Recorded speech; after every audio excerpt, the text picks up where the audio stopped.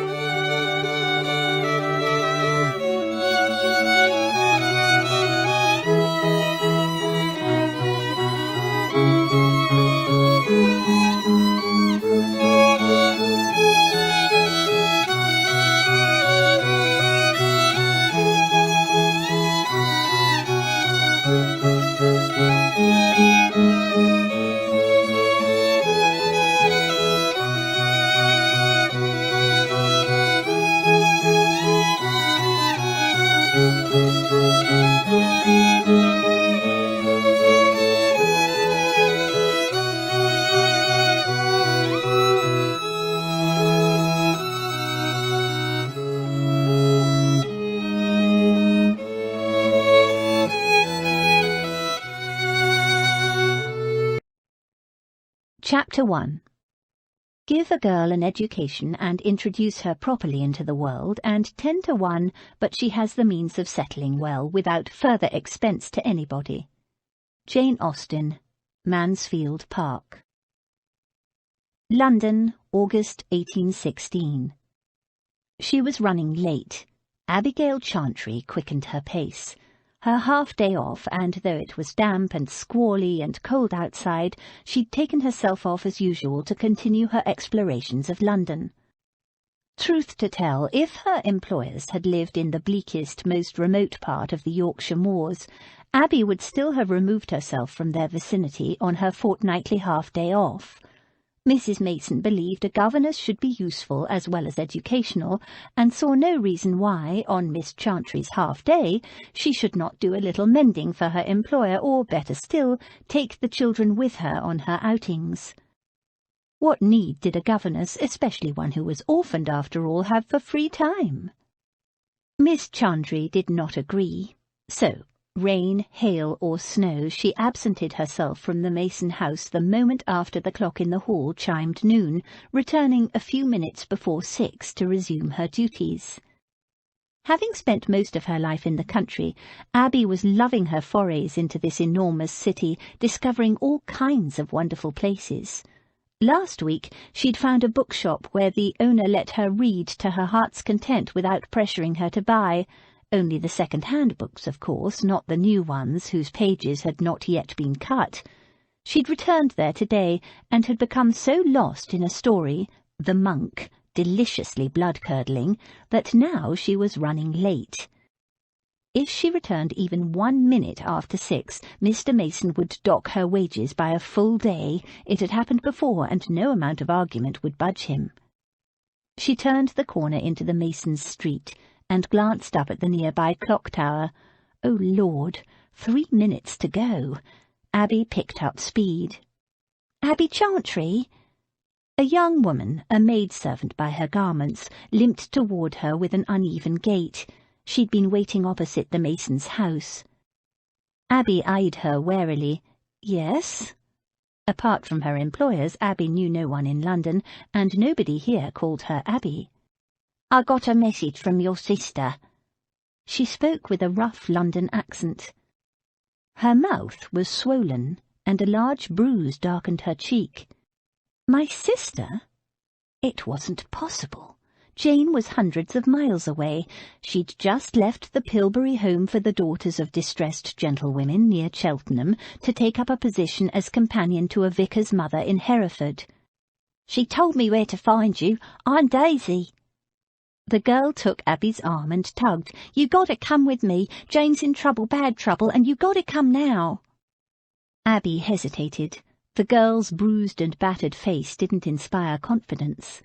The newspapers were full of the terrible crimes that took place in London, murders, white slavery, pickpockets and burglars. She'd even read about people hit over the head in a dark alley, stripped and left for dead just for their clothing. But Abby wore a dull grey homemade dress that practically shouted governess. She couldn't imagine anyone wanting to steal it, and she was thin, plain, and clever rather than pretty, which ruled out white slavers. She had no money or valuables, and, apart from the Mason family, she knew no one in London, so could hardly inspire murder. And this girl knew her name and Jane's, and Abby's address. Abby glanced at the clock. 1 minute to 6. But what did the loss of a day's wages matter when her little sister was in London and in trouble? Jane was not yet 18. "All right, I'll come." She gave in to Daisy's tugging, and they hurried down the street. "Where is my sister?" "In a bad place," Daisy said cryptically, stumping rapidly along with an ungainly gait.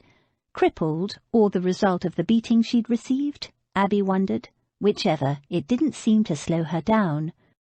"What kind of bad place?" Daisy didn't respond.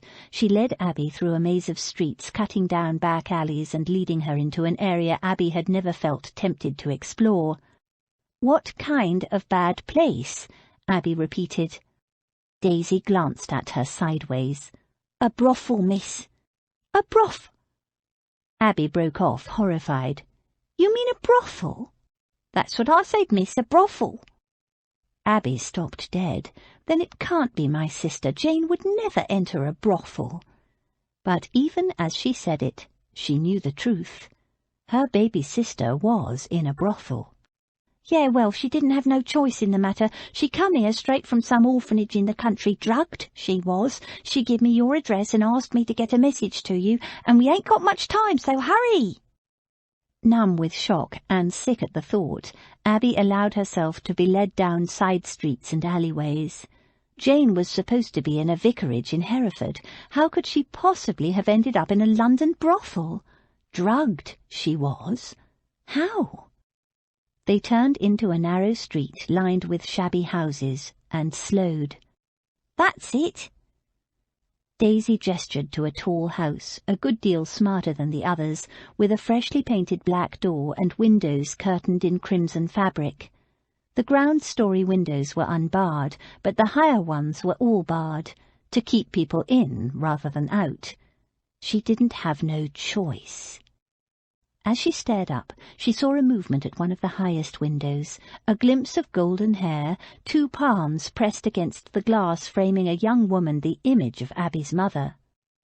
Abby hadn't seen her sister for 6 years, but there was no doubt in her heart. Jane!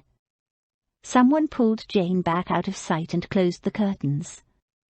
Her sister was a prisoner in that house. Abby hurried across the street and started up the front stairs. Daisy grabbed her by the skirt and pulled her backward. "No, miss!" Her voice held so much urgency it stopped Abby dead. "If you go in there asking questions now, it'll only make things worse. You might never see your sister again." "Then I'll fetch a constable or a magistrate to sort out this matter." "Do that, and for certain sure you'll never see your sister again. Mort, him who owns this place and all the girls in it now," she jerked her chin toward the upstairs, "he pays blokes to warn him. Before any constable can get here, your sister will be long gone." Abby felt sick. "But what can I do? I must get her out of there." "I told you, miss, we got a plan." The sound of carriage wheels rattling down the street made Daisy look around.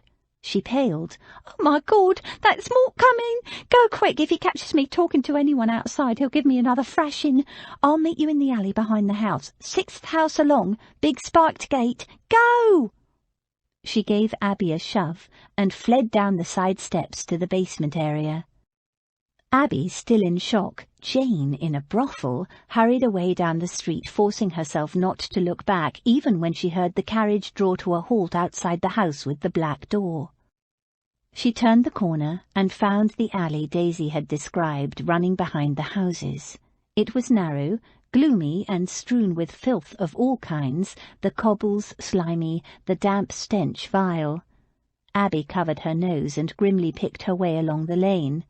From time to time something squelched underfoot, but she didn't look down. Whatever she'd stepped in, she didn't want to know. All that mattered was getting Jane out of that place. She counted along the houses and came to the 6th, set behind a tall brick wall, the top of which was studded with shards of broken glass.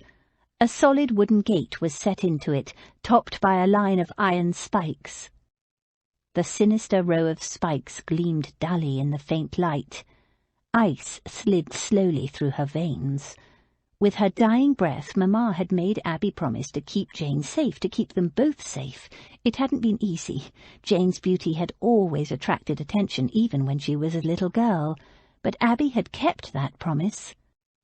Until now. Jane was imprisoned in a brothel. Abby raised a hand to her mouth and found it was shaking. Her whole body was trembling. How long had Jane been there?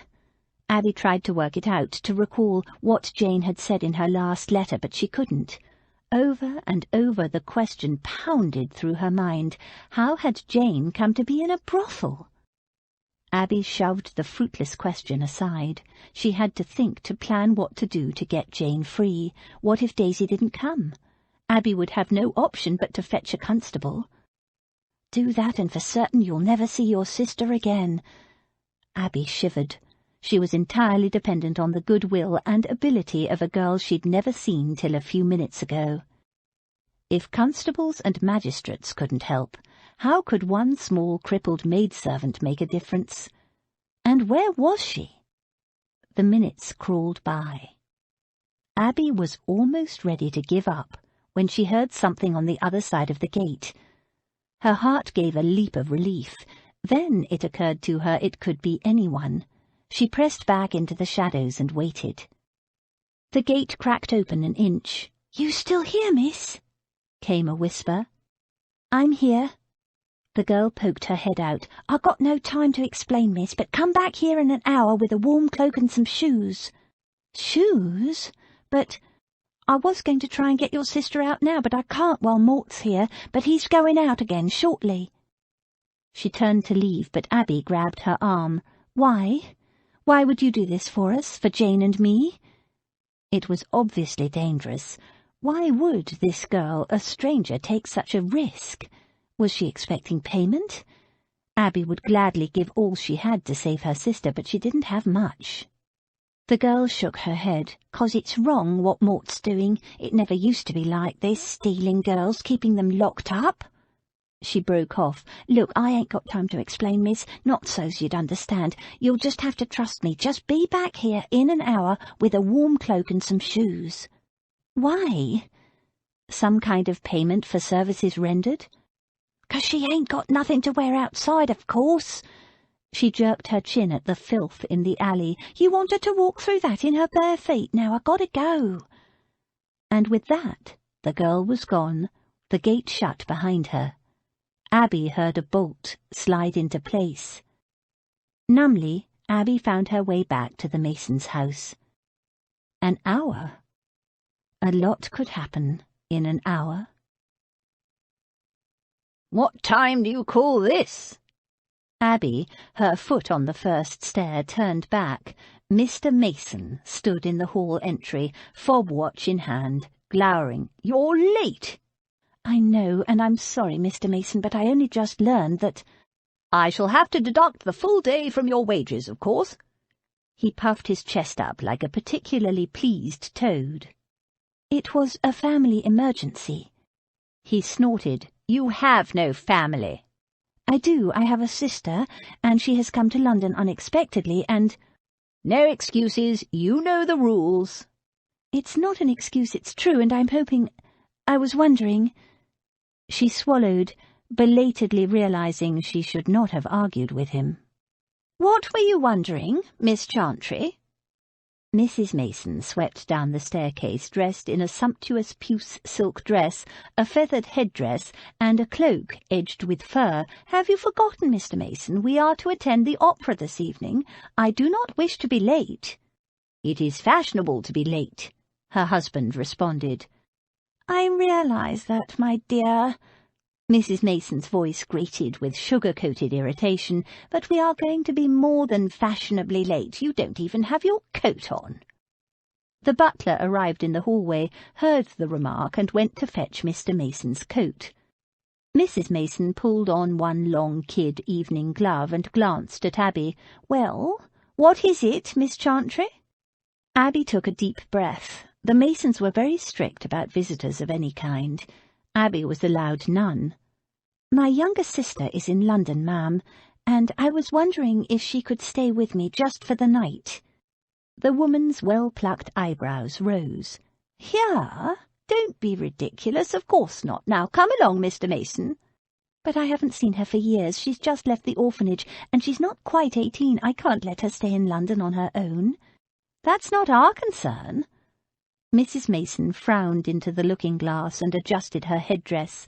"A stranger sleeping in the same house as my precious babies?" She snorted.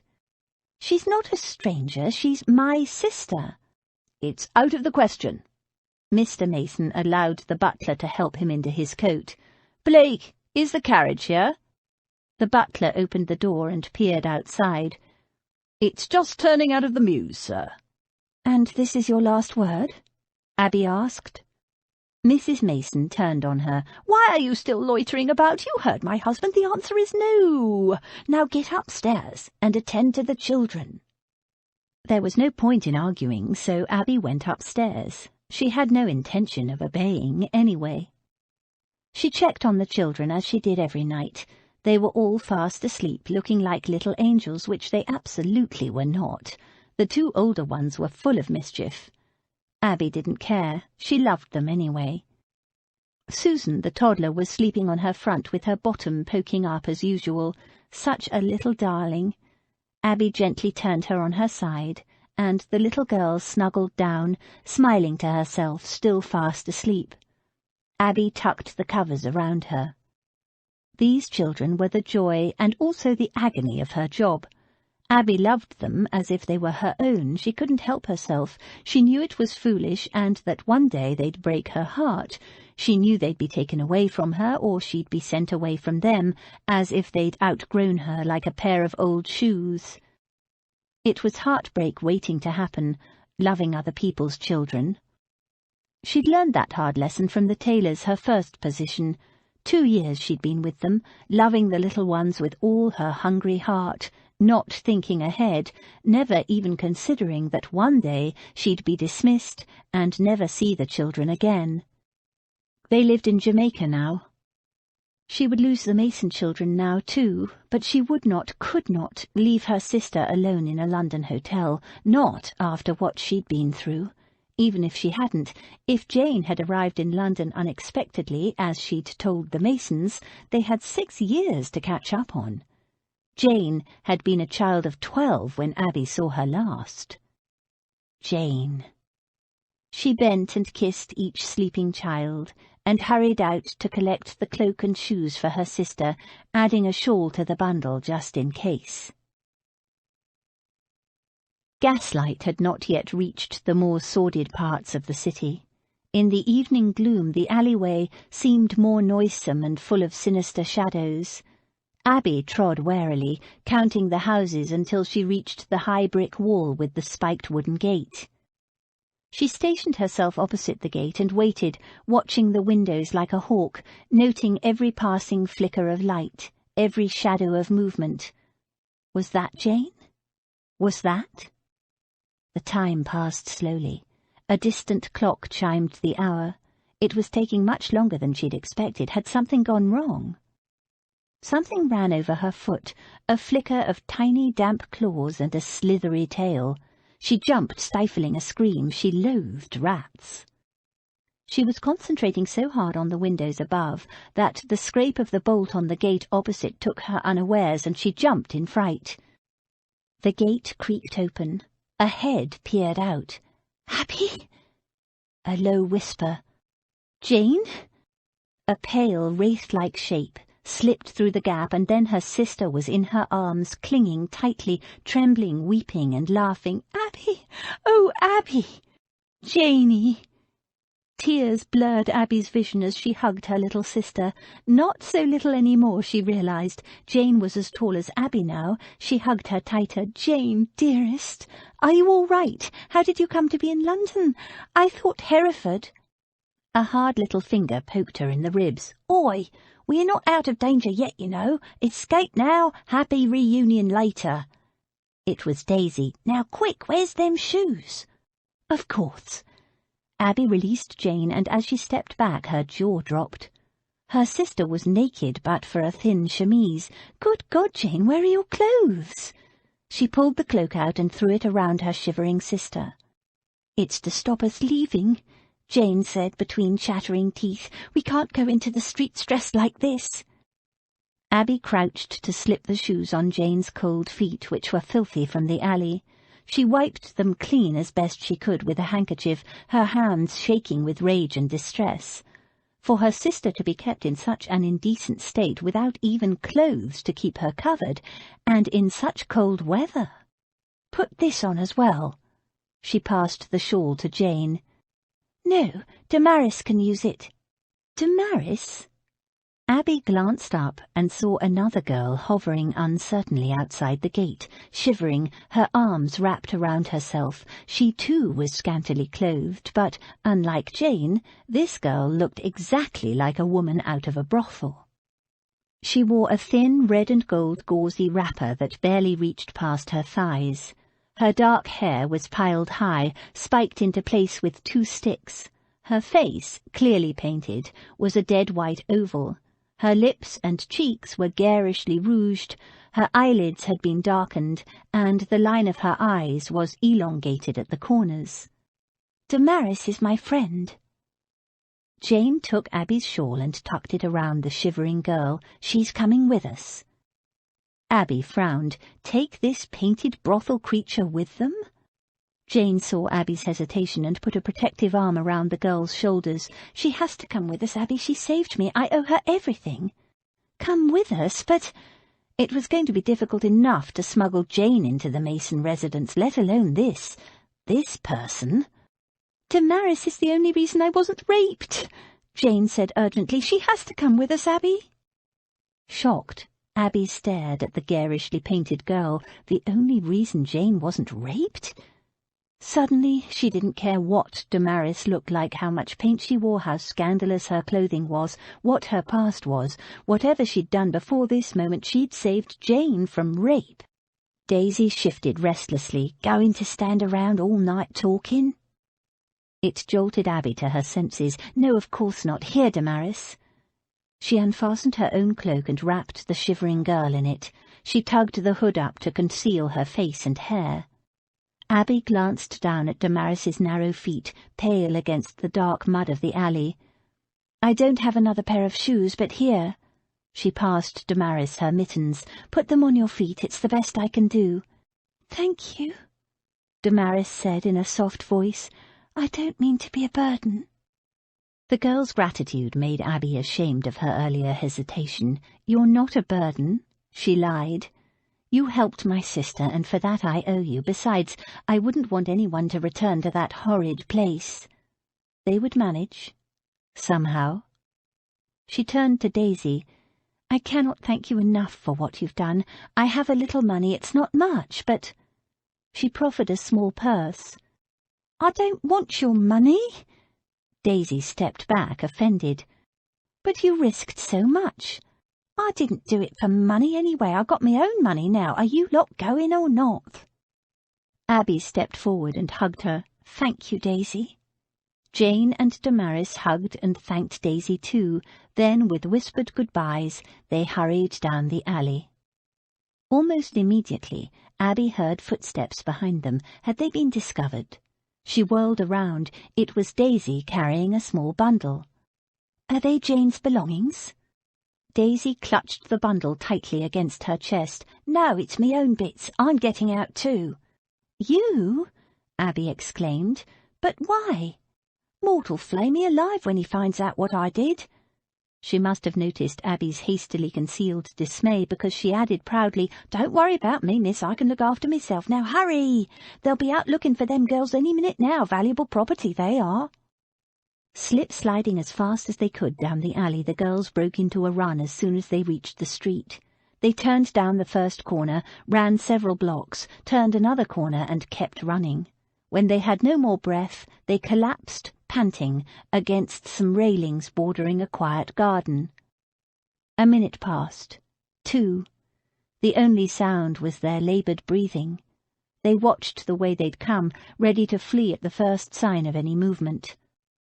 But no one came. Nobody was following them. They'd escaped. "Right, I'll be off then," Daisy said gruffly when they'd caught their breath. "Good luck to you." But Abby couldn't let her go like that. "Where will you go? Do you have family?" Chapter 2. A young woman of inferior birth, of no importance in the world, and wholly unallied to the family. Jane Austen, Pride and Prejudice. "Wait here until I can let you in." Shivering, the girls waited next to the front entrance of the Mason house, while Abby entered through the servants' entrance down the side steps. The other servants had gone to bed. The butler was just locking up for the night. He gave her a curious look as she came in, but all he said was, "Just in time." While he was still occupied, Abby sped to open the front door.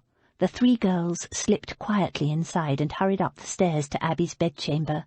When Abby shut the door behind them, there was a moment of complete silence. Then, "We did it!" Jane exclaimed, hugging Damaris, who was half laughing, half crying in reaction. "Softly, softly," Abby cautioned them, hugging, laughing, and weeping a little herself. "We mustn't let anyone hear us." Jane hugged Abby again, then sat on Abby's bed with a thump as if her legs had collapsed. "We're safe, Damaris," she whispered. "Safe." "I know. I can hardly believe it," Damaris whispered back. "I keep thinking that any minute someone's going to throw open that door, and it'll be Mort come to fetch us back." She glanced at the door and shivered. "I told you my sister would help us." "Yes, without her and Daisy. Thank you both," Damaris whispered fervently. "Oh, Daisy, you were so brave." Jane leaped up to embrace Daisy again. Daisy squirmed and protested and wriggled out of the hug as soon as she could. Abby had 1,000 questions, but the girls needed a bath and something to eat. A proper bath wasn't possible, not at this hour, not for a governess, and not without raising a lot of unwelcome curiosity downstairs. But warm water in which to wash and bathe their chilled and dirty feet, that she could manage. She fetched towels and a kettle of steaming hot water from the nursery. "Give 'em here, miss," said Daisy, relieving her of her burden. "A wash is just what the doctor ordered. Them two is frozen." "No wonder with the little they had to wear, and Daisy, please call me Abby." "Is there anything to eat?" Jane asked. "I'm starving." Even as Jane spoke, Abby's own stomach rumbled and realized she hadn't eaten since the apple she'd had for lunch. "I'll see what I can get." All was quiet downstairs. Abby crept to the kitchen. In the pantry she cut 6 slices of bread and a large chunk of Wensleydale cheese, Jane's favourite. She filled a large cup with fresh milk, took a handful of ginger nuts from the biscuit tin, and slipped 2 oranges into her pockets. A large meat pie, freshly baked, still warm and untouched, sat on a shelf in the larder. She cut a generous slice. There would be hell to pay in the morning, but Abby didn't care. The pastry was light and flaky, and the filling oozed out a little, fragrant and delicious. Her stomach rumbled again. "Is that all?" Abby whirled around. Blake, the butler, stood there. I'm hungry," Abby said with a defiant air. Servants were not allowed to eat outside meal times. The butler sniffed. "Give it here." He took the knife from Abby's resistless grasp, sliced a much larger chunk of pie, fully 1/3 of it, and slid it onto the plate. "Might as well be hanged for a sheep as a lamb." Abby gave him a puzzled look. He quirked an eyebrow. "Your sister won't thank you if the 2 of you have to share that mingy little slice." "My sis—" Abby gasped. "How did you know?" He snorted. "I heard the Masons refused to let her stay, heard you open the front door after you came in tonight, and put 2 and 2 together. How many years is it since you've seen your sister?" 6. "Then it warrants a little celebration." He placed a bottle of wine and 2 glasses on the tray. "Be careful, the cork is only lightly replaced." He saw Abby's amazement and winked. "Old Skinflint docked your wages a full day, didn't he? So take it in kind." "It's very good of you, Mr. Blake. Thank you," Abby whispered, a little overwhelmed by the unexpected kindness. She carried the tray upstairs, feeling a little guilty. What would he think if he knew that as well as her sister she'd smuggled in 2 complete strangers, and that all 3 of them had come directly from a brothel? By the time she returned, the girls had washed and changed into Abby's warm flannel nightgowns. "You don't mind us borrowing your things, do you, Abby?" Jane asked. "Of course not, silly. Now, here's supper."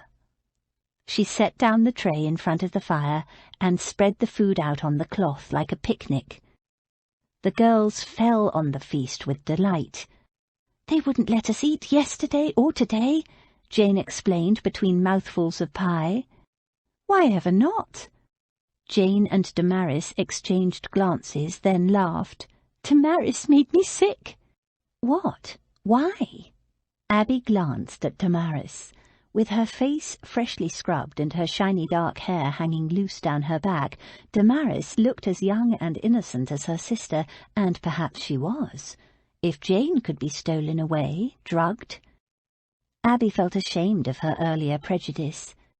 "It's how she saved me, Abby. She made this nasty-tasting tea, and soon I felt terrible, and when they took me down for the auction, Auction? Yes, for my first time. Men will pay a lot for a virgin, apparently, so they hold an auction," Jane said matter-of-factly. Sick outrage filled Abby's throat. What happened? Jane shuddered. It was horrible. All these men staring, and me with hardly anything on. They just let me have a length of gauze, like some Greek statue, but suddenly the stuff Damaris gave me worked, and I threw up, all over the men standing in front. She chuckled. The starers. I was feeling too sick to notice, really, but they were furious, and so was Mort. He gave Damaris a whipping.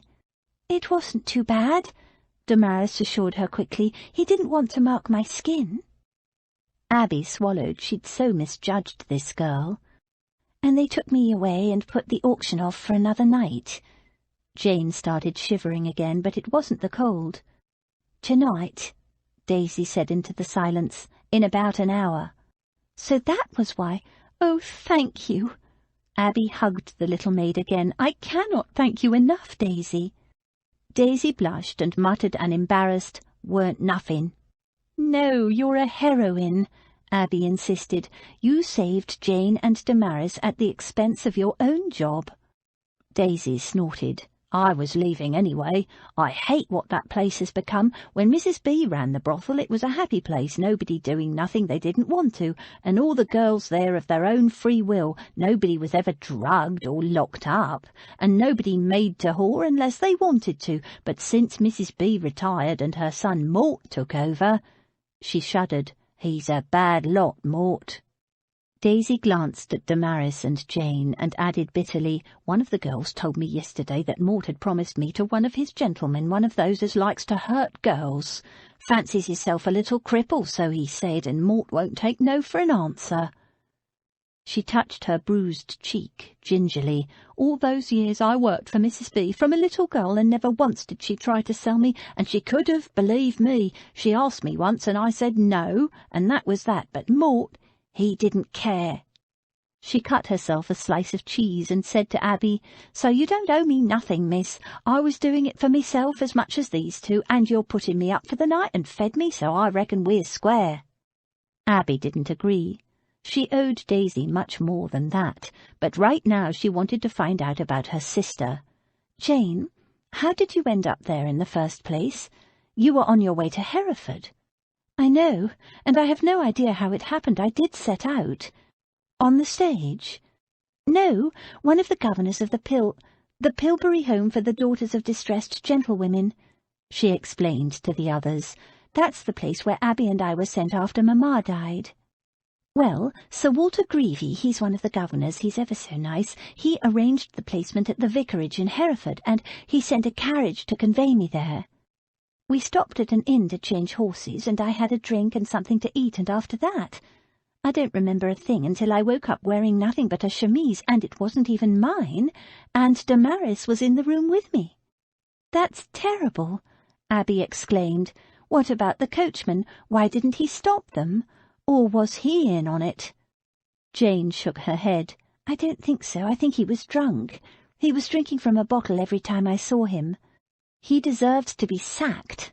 Abby turned to Damaris. "Were you kidnapped too?" She looked away. "My situation was different." She looked uncomfortable. Abby bit her tongue, annoyed with herself for embarrassing the girl, but Daisy chimed in unexpectedly. "Mort bought her off a ship a couple of days before your sister come in. I saw them bring her in after dark. She was struggling, weren't you, miss?" "Not that it did me any good," Damaris murmured. "Mort wasn't too happy with her," Daisy said. "Sickened the day she arrived. He was worried she'd brought some foreign illness in, but you're a sneaky one, aren't you?"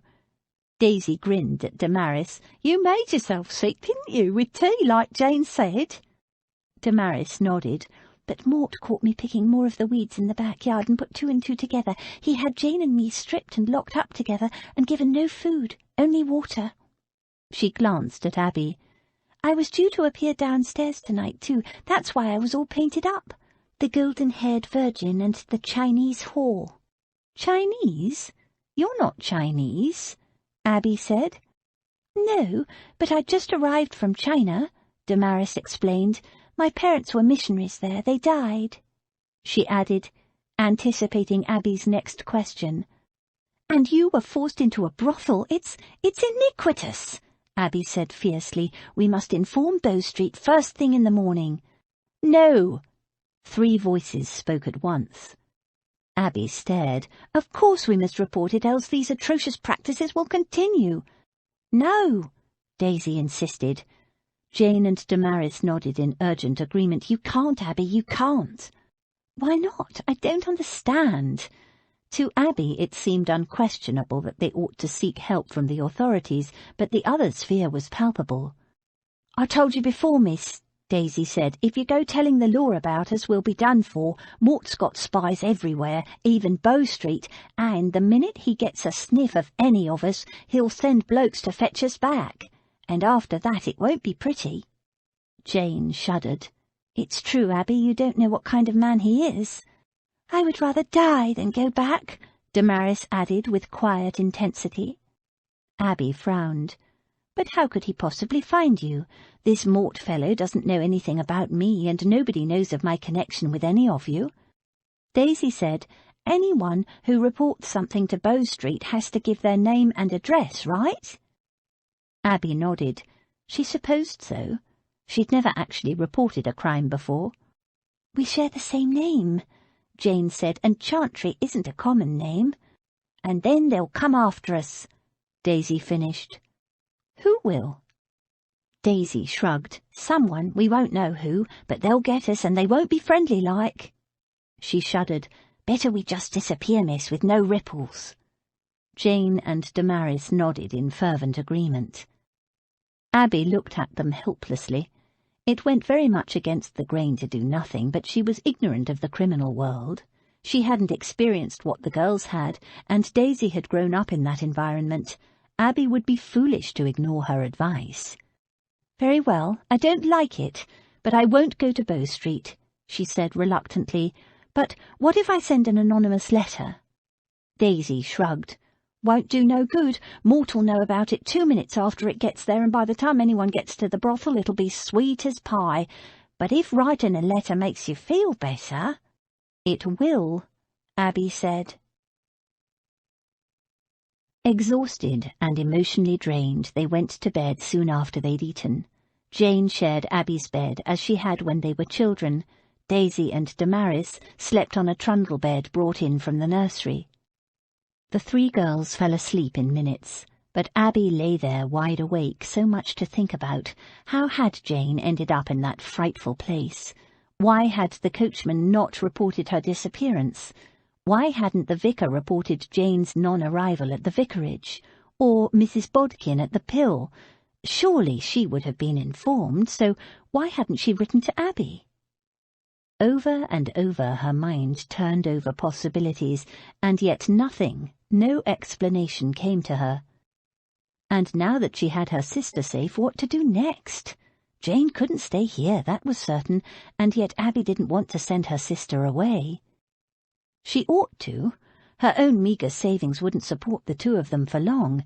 It would be the sensible thing to send Jane back, either to the Pilbury or to the vicarage in Hereford, to take up her position as a companion. Jane started up from her sleep, whimpering in fright. "Hush, love, it's all right," Abby soothed.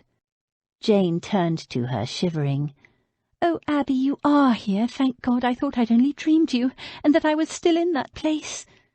She wrapped her arms tightly around Abby. "I've missed you so much, big sister." "I've missed you too, little sister." Her eyes blind with tears, Abby kissed the crown of Jane's head. "You're safe now, love, so go back to sleep." She stroked her sister's hair as she had when Jane was a little girl, until Jane's breathing slowed and she was asleep. One thing was settled, Abby thought as she finally drifted off to sleep in the wee small hours of the morning. There was no question of sending Jane anywhere. They'd stay together as a family. Somehow Abby would manage it. My sister and her companion and maid were set upon and robbed. Abby stood in the morning-room, explaining to Mr. and Mrs. Mason why 3 strange women had been discovered in her bedchamber. Mrs. Mason had come to Abby's room to demand something, and found them. Jane and Damaris, dressed in Abby's clothes, waited with Daisy in the hallway. Abby continued, "They'd just arrived in London, and with no money, no baggage, and nowhere to go. What was I to do?" "You had no right to bring them into my home," Mr. Mason said. "You know my policy on staff visitors." "It was an emergency," Abby said calmly. She was skating on thin ice, and her position was on the line, but she refused to apologize. "I will also need to take some time off this morning to see my sister settled. She is not yet 18, and a stranger to London." "No, you've just had a half-day and returned from it late," Mr. Mason said in a bored voice, and returned to reading his newspaper. "Yes, but this situation is both unexpected and urgent. I need at least half a day to make arrangements." "No," said Mr. Mason from behind his newspaper. His wife nodded in self-righteous approval. "I would ask you to reconsider," Abby said quietly.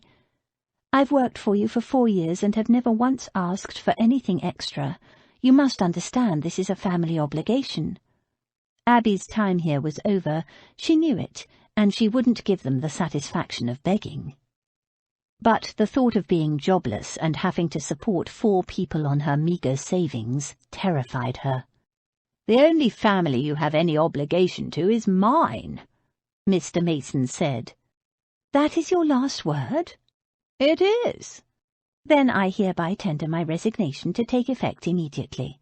"What?" Mrs. Mason gasped. Mr. Mason lowered his paper. "You cannot." "You've left me no choice," Abby said, amazed at how calm she sounded. "I will leave this morning as soon as I have packed my things." "Leave? But what about the children? Who will take care of them?" Mrs. Mason demanded. "They're your children. You look after them. You might even get to know them, poor little things." Abby turned on her heel and marched from the room. Behind her, Mrs. Mason squawked, "Don't you dare turn your back on me! I'm not finished with you, young woman. Do something, Edwin! I've never in my life been treated to such insolence. Come back here, Miss Chantry!" Abby kept walking. She would miss the children desperately, but she had no choice. "What are we going to do?" The 4 girls had gathered in the small bedroom they'd rented in a respectable lodging house. It was their first evening as independent women. "Find a job," Daisy said. "Find a place to live. I can't afford to stay here." "I think we should stay together," Abby said. She'd given it a lot of thought during the night. Daisy said in a cautious tone, "What, all of us? Me included?" "Yes, all of us," Abby said firmly. "Mamma used to say a woman without family is so vulnerable, and she was right. Alone, each of us is vulnerable, but together we can be stronger like a family." "4 orphans, 1 family," Damaris said. "I like the sound of that." "I like it too." Jane held out her hands. "Let us take hands then, and make a vow to become as sisters to one another." "Sisters? I can't be your sister," Daisy objected. "Why not?" "'Cause you're all quality-born and I'm just a foundling from the gutters." She hesitated, then added, "I can't even read." "I'll teach you," Abby and Damaris said at the same time, and laughed. "Yeah, but—" "Daisy, darling, if it weren't for you we wouldn't even be here," Jane pointed out, "so come along and swear." So, with the heady air of freedom firing their blood like a sweet and potent wine, they vowed to be as sisters to one another, to become a family. They toasted their pact with weak tea, and then returned to the question of what they were going to do. The answer was the same for each of them. Get a job, earn a living. The question was how. Eventually Abby said, "What if you could have whatever you want?" "Oh, yes." Jane, who was drooping over the edge of the bed, sat up eagerly. Abby and I used to play that game when we were children, what we'd want if we could have things exactly as we'd wish, she explained. Abby smiled. It doesn't hurt to dream. Dreams had long been Abby's friend. Jane clasped her hands and thought for a moment. I want to have a come-out like Mamma did. Remember the stories, Abby? She'd go to dances and balls and picnics and plays and concerts and everything. I want that. I want to go to balls and wear pretty dresses and dance with handsome men, and one of them, he'll be tall and handsome and rich, of course, will make it his business to attend all the same balls that I go to, and he'll ask me for the supper dance and the last dance of the evening, and then he'll ask for my hand. Abby's eyes were misty, just like Papa did with Mamma, she said softly. Jane nodded. Except Papa wasn't rich. I know it's not possible, of course, but that's what I want, Abby. What Mamma had. And what do you want? Abby smiled. That's what I want for you too, Jane. And she swore her sister would have it one way or another. No, I mean for you, what do you want? Don't you want the same? Of course I do, Abby said lightly. To not be lonely ever again, to feel loved and wanted, to have someone to talk over her worries with, and maybe even to lift the burden of care from her shoulders. Who wouldn't want that? And children. She ached for children of her own, children she could love as much as she wanted to, children nobody could take from her. But these days Abby had few illusions about her marriageability. Lawrence had seen to that. She turned to Damaris. What do you want? Damaris didn't even pause to think about it. I want a home of my own, a place where I belong, truly belong, a small cottage, a cat, a dog, some chickens. Do you want to get married? Jane asked. No man would want me now. You don't know that, Jane said, and anyway, how would he know? You don't have to tell him. You don't have to tell anyone. It wasn't your fault. Abby frowned. Damaris was acting as if, I thought you hadn't been. No, not at the brothel, but... A blush rose to her cheeks and she looked away and said in a hard little voice, I'm not a virgin. Her face in the candlelight glowed, framed by her long dark hair falling straight as rain to her waist. If I ever gave myself to a man again, and I doubt I ever would, I'd wish to give myself wholly, without reservation, with nothing between us, not even secrets. But that won't happen, so... She shrugged. There was a long silence. Then Jane turned to Daisy. And you, Daisy, what's your dream? Me? Daisy swallowed. Girls like me don't have no dreams. But a blush slowly rose on her face. Yes, you do, Daisy. Go on, Abby prompted her. Yes, tell us, Daisy. Nah, you'll think it's stupid. No, we won't. Daisy's pale, freckled face was almost beet red by now. Promise you won't laugh? We promise. Daisy looked down and picked at her fingers, seemingly debating whether to say anything or not. After a moment she climbed off the bed and collected the bundle she'd brought with her from the brothel. It's why I brought me bits. She unknotted the outer cloth and onto the bed, spilled a tangled glory of ribbons, braids, old lace, sequins, strings of buttons, offcuts of satin and velvet, taffeta and other fabrics, even a few strips of fur. In a gruff little voice she mumbled, I want to make dresses, real pretty ones, to me own design. I want to own me own shop, a place where the quality come to buy their clothes.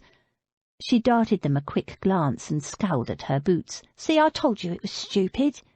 It's not stupid at all, Abby said quietly. Jane nodded. Yes, it's a lovely dream, Daisy, and those pieces are beautiful. Daisy is a talented seamstress, Damaris told them. Daisy looked up in surprise. Damaris went on.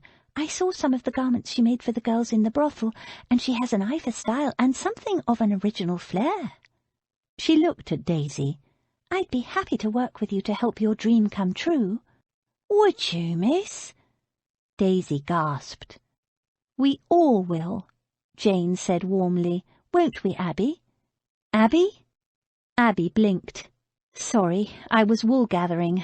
I was thinking of something," she said slowly, "about our various dreams." "Tell us," Jane said. She turned to the others.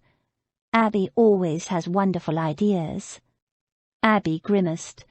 "I don't know about wonderful, but I was thinking, it's going to be hard to meet handsome gentlemen of the respectable sort in London."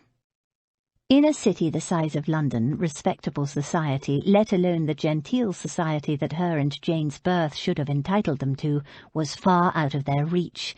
They could promenade at the fashionable hour in the park, and that was about it. And if any offers from gentlemen were forthcoming, they wouldn't be the respectable type at all. What if we went to Bath? She let the thought sink in a moment. Anyone can visit the pump room. And all sorts of people, from dance instructors to duchesses, go to take the waters there, Jane said. And any respectable person with the price of admission can attend the public assemblies, Abby finished. In Bath, among the old and infirm, Jane's youthful beauty and innate sweetness would stand out. She had a much better chance of meeting respectable gentlemen and receiving a respectable offer. She looked at Daisy. "But if we are to dazzle handsome gentlemen, we'll need beautiful clothes, and how better to make a splash in Bath society than to have these two beautiful young ladies?" She waved a graceful hand at Jane and Damaris, who bowed graciously back, dressed by a most exclusive, exquisite, and original dressmaker. "I love it!" Jane exclaimed. "I can make the clothes, miss. I promise I can," Daisy said breathlessly. Damaris nodded. "But we'll need money." "I know," Abby said. "We'll need to work until we earn enough to hire rooms in a fashionable part of Bath, and it'll be easier to find work in London. Besides, Bath society would shun them roundly if Jane or her sister were known to have had anything so vulgar as a job." "So it's a plan?" she asked. The others nodded. "We ought to drink to it," Daisy said, and lifted her cup of weak black tea. They all clinked cups. "To the plan." Before she went to bed, Abby wrote some letters. To the vicar in Hereford, to Mrs. Bodkin, the matron in charge of the... Chapter 3. Her mind was all disorder. The past, present, future, everything was terrible. Jane Austen, Mansfield Park. 6 weeks later. "You can't, it's too risky," Damaris hissed. "What if you're caught?" "I don't have a choice," Abby whispered back. "We haven't a penny, and the doctor won't see her otherwise." She glanced across to where her sister now tossed and turned on a straw pallet on the floor of their attic room, her normally bright golden hair dull in the pale moonlight. Jane lay oblivious. She was muttering, delirious, on the edge of death. On another pallet beside her, Daisy slept. It was her turn. The two girls and Abby had been tending Jane for 2 days now, taking it in turns to sleep. All their bright dreams lay shattered. Work had been harder to get than they'd thought, food more expensive, rent dearer. Only Damaris had regular work, painting plates in a pottery. She'd be paid at the end of the week, but Jane was sick now.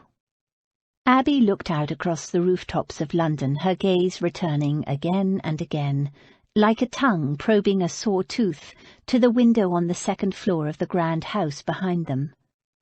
The window was open, as it had been every day and night since they'd moved there. A 17th-century mansion on the Strand. What might it contain? A few small valuable items nobody would miss? Nobody was in residence, only a skeleton staff. At night, no lights shone in the main part of the house, only in the domestic quarters where the servants were. That open window was temptation, a taunt, an open invitation. All evening, ever since the idea had come to her, Abby had found herself mentally plotting the course she could take, down the drainpipe, along the top of the wall, up to the second floor with the aid of another drainpipe, and then it was just a stretch to the open window. Was it breaking and entering if a window was already open? She shook her head. Semantics. Whatever she called it, the punishment if she were caught was transportation, or worse. But if she did nothing... She glanced across the room. "Oh, Papa, forgive me," she whispered. All those years of anger she'd felt toward him for getting himself killed, for leaving it to 12-year-old Abby to somehow hold the family together, Mamma fading before their eyes with some dreadful wasting illness, and little Jane only 6 years old. Now Jane twisted on her pallet, muttering with fever, hovering on the edge of death, and Abby understood what had driven Papa to do what he did. Desperation. Because if the risk paid off... She turned back to the window, the first dry night in a week. Clouds scudded by, riding the light breeze. The moon cast shifting shadows. Perfect conditions. Fate beckoning. Fate twisted on such frighteningly slender threads. She pulled on the breeches she'd borrowed earlier in the day. It was just a matter of screwing her courage to the sticking place. "So you're really going to do it?" Damaris whispered. Abby nodded. "I'll be back soon. Take care of her." "Good luck, Abby." Damaris returned to Jane's bedside. With damp palms, Abby raised the sloping attic window and climbed out onto the roof. She paused, her gaze sweeping the horizon. Chimney pots, a few still smoking gently, and the sharp angles of rooftops as far as the eye could see. Between the houses she could see the silver gleam of the river, could smell it on the breeze. How many years since she'd climbed a tree? Surely one didn't forget. She carefully inched along the sloping slate roof until she reached the drainpipe. It was old and rusty in places. Pray that it would hold. Clinging to the pipe, she climbed down to the next level, then edged her way along until she reached the place where the back of the building met the side wall. It was just a matter of stepping between the shards of glass embedded in the wall. Lucky her feet were narrow and her balance good. She had rehearsed this in her mind. She could do it. Taking a deep breath, she set out across the back wall. The brisk night wind sliced through her thin garments. It was supposed to be summer, but it was cold. So cold. She ignored it. Steady, stay steady, 1 foot after the other, watch out for the glass, don't look down. Pounding heart, shallow breaths, don't think about the height, the broken glass. Balance was all. It was no different from walking on a line drawn in chalk. Nearly there, 3 more steps, 2, and then she was on the other side. Just 1 small jump to reach the other house now. She jumped, teetered, and clung to the wall, her fingernails scrabbling at the stone in desperation. Steady now. Deep breaths. See, it was easy. Now 1 last climb, the pipe that ran up right beside the open window on the 2nd floor. The sash window was stiff, but she managed to push it up some more. She leaned in, listened, checked. Not a sound. A bedchamber. She could see the heavy hangings of the bed, an ornate wardrobe, a dressing table, no sign of life. She swung 1 leg over the sill, heaved, and she was in. She crouched a moment in the darkness, waiting for her eyes to adjust to the gloom, breathing deeply until her racing heart slowed. Now to seek what she had come for. She crept toward the dressing table. "Have you come to kill me?" The hoarse whisper coming out of the darkness almost stopped Abby's heart. She swung around, scanning the room, braced to flee. Nothing moved, only shadows lit by the faint shimmer of moonlight from the windows where she'd pulled back the curtains. No sign of anyone. "I said, have you come to kill me?" It came from the bed, sounding more irritated than frightened. "No, of course not," Abby whispered back. She tiptoed closer to the bed, straining her eyes in the darkness. What she'd taken for a bundle of clothes piled on the bed was an old woman lying awkwardly, fallen between her pillows, her bedclothes rumpled in a twist. "You're a gal, wearing breeches, but I can still tell you're a gal." "Yes." Abby waited. If the woman screamed or tried to raise the alarm, she'd dive out of the window. It was risky, but better than being hanged or transported. "You're not here to kill me?" No. Pity. Abby blinked. Pity? A dog in my state would be put out of its misery with a bullet. There was a pause. You don't have a bullet, do you? Said with an edge of hopefulness. No, and even if I did, I wouldn't shoot you. She couldn't shoot anyone. The old lady sighed. So you're just here to steal? Yeah. Abby bit her lip. The bald truth of it made her uncomfortable. I doubt there's anything left to make it worth your while. By now, Abby's eyes had adjusted to the gloom. The old woman was right. The room contained a lot of heavy furniture, thick with dust, and not very much else. No polished silver bibelots or small valuable ornaments, no strings of jewellery, and just one painting on the wall, a watercolour fairly amateurish of a young boy. Nothing that a desperate young woman could slip into a pocket and steal away with, not even a valuable rug on the floor. No rug at all, only dust. From the outside this house had looked quite grand, if rather old. But the place reeked of neglect. Abby wrinkled her nose. That wasn't all it reeked of. The old woman stank. Clearly she'd been bedridden for some time, and whoever was taking care of her, well, if anyone ought to be shot. Could I have some water? Of course. Abby filled a glass from a jug on the side table. The old lady reached for it, a trembling claw of a hand. Here, let me help you. Abby slid an arm beneath the old woman's shoulders, raising her so she could drink, holding the glass to her lips. She was all bones and skin, as light and frail as a bird. She drank thirstily the whole glassful. "Thank you," she said with a gasp, and subsided weakly. "I needed that." Abby smoothed the pillows and tugged the bedclothes into a more comfortable arrangement. The old lady watched her from huge sunken eyes that glittered in the faint light. "Odd sort of burglar you are, breeches aside." Abby didn't reply. She refilled the glass and set it on the table next to the bed, moving a tea tray out of the way. "Beginner, are you?" Abby said nothing. For an old sick woman she was very acute.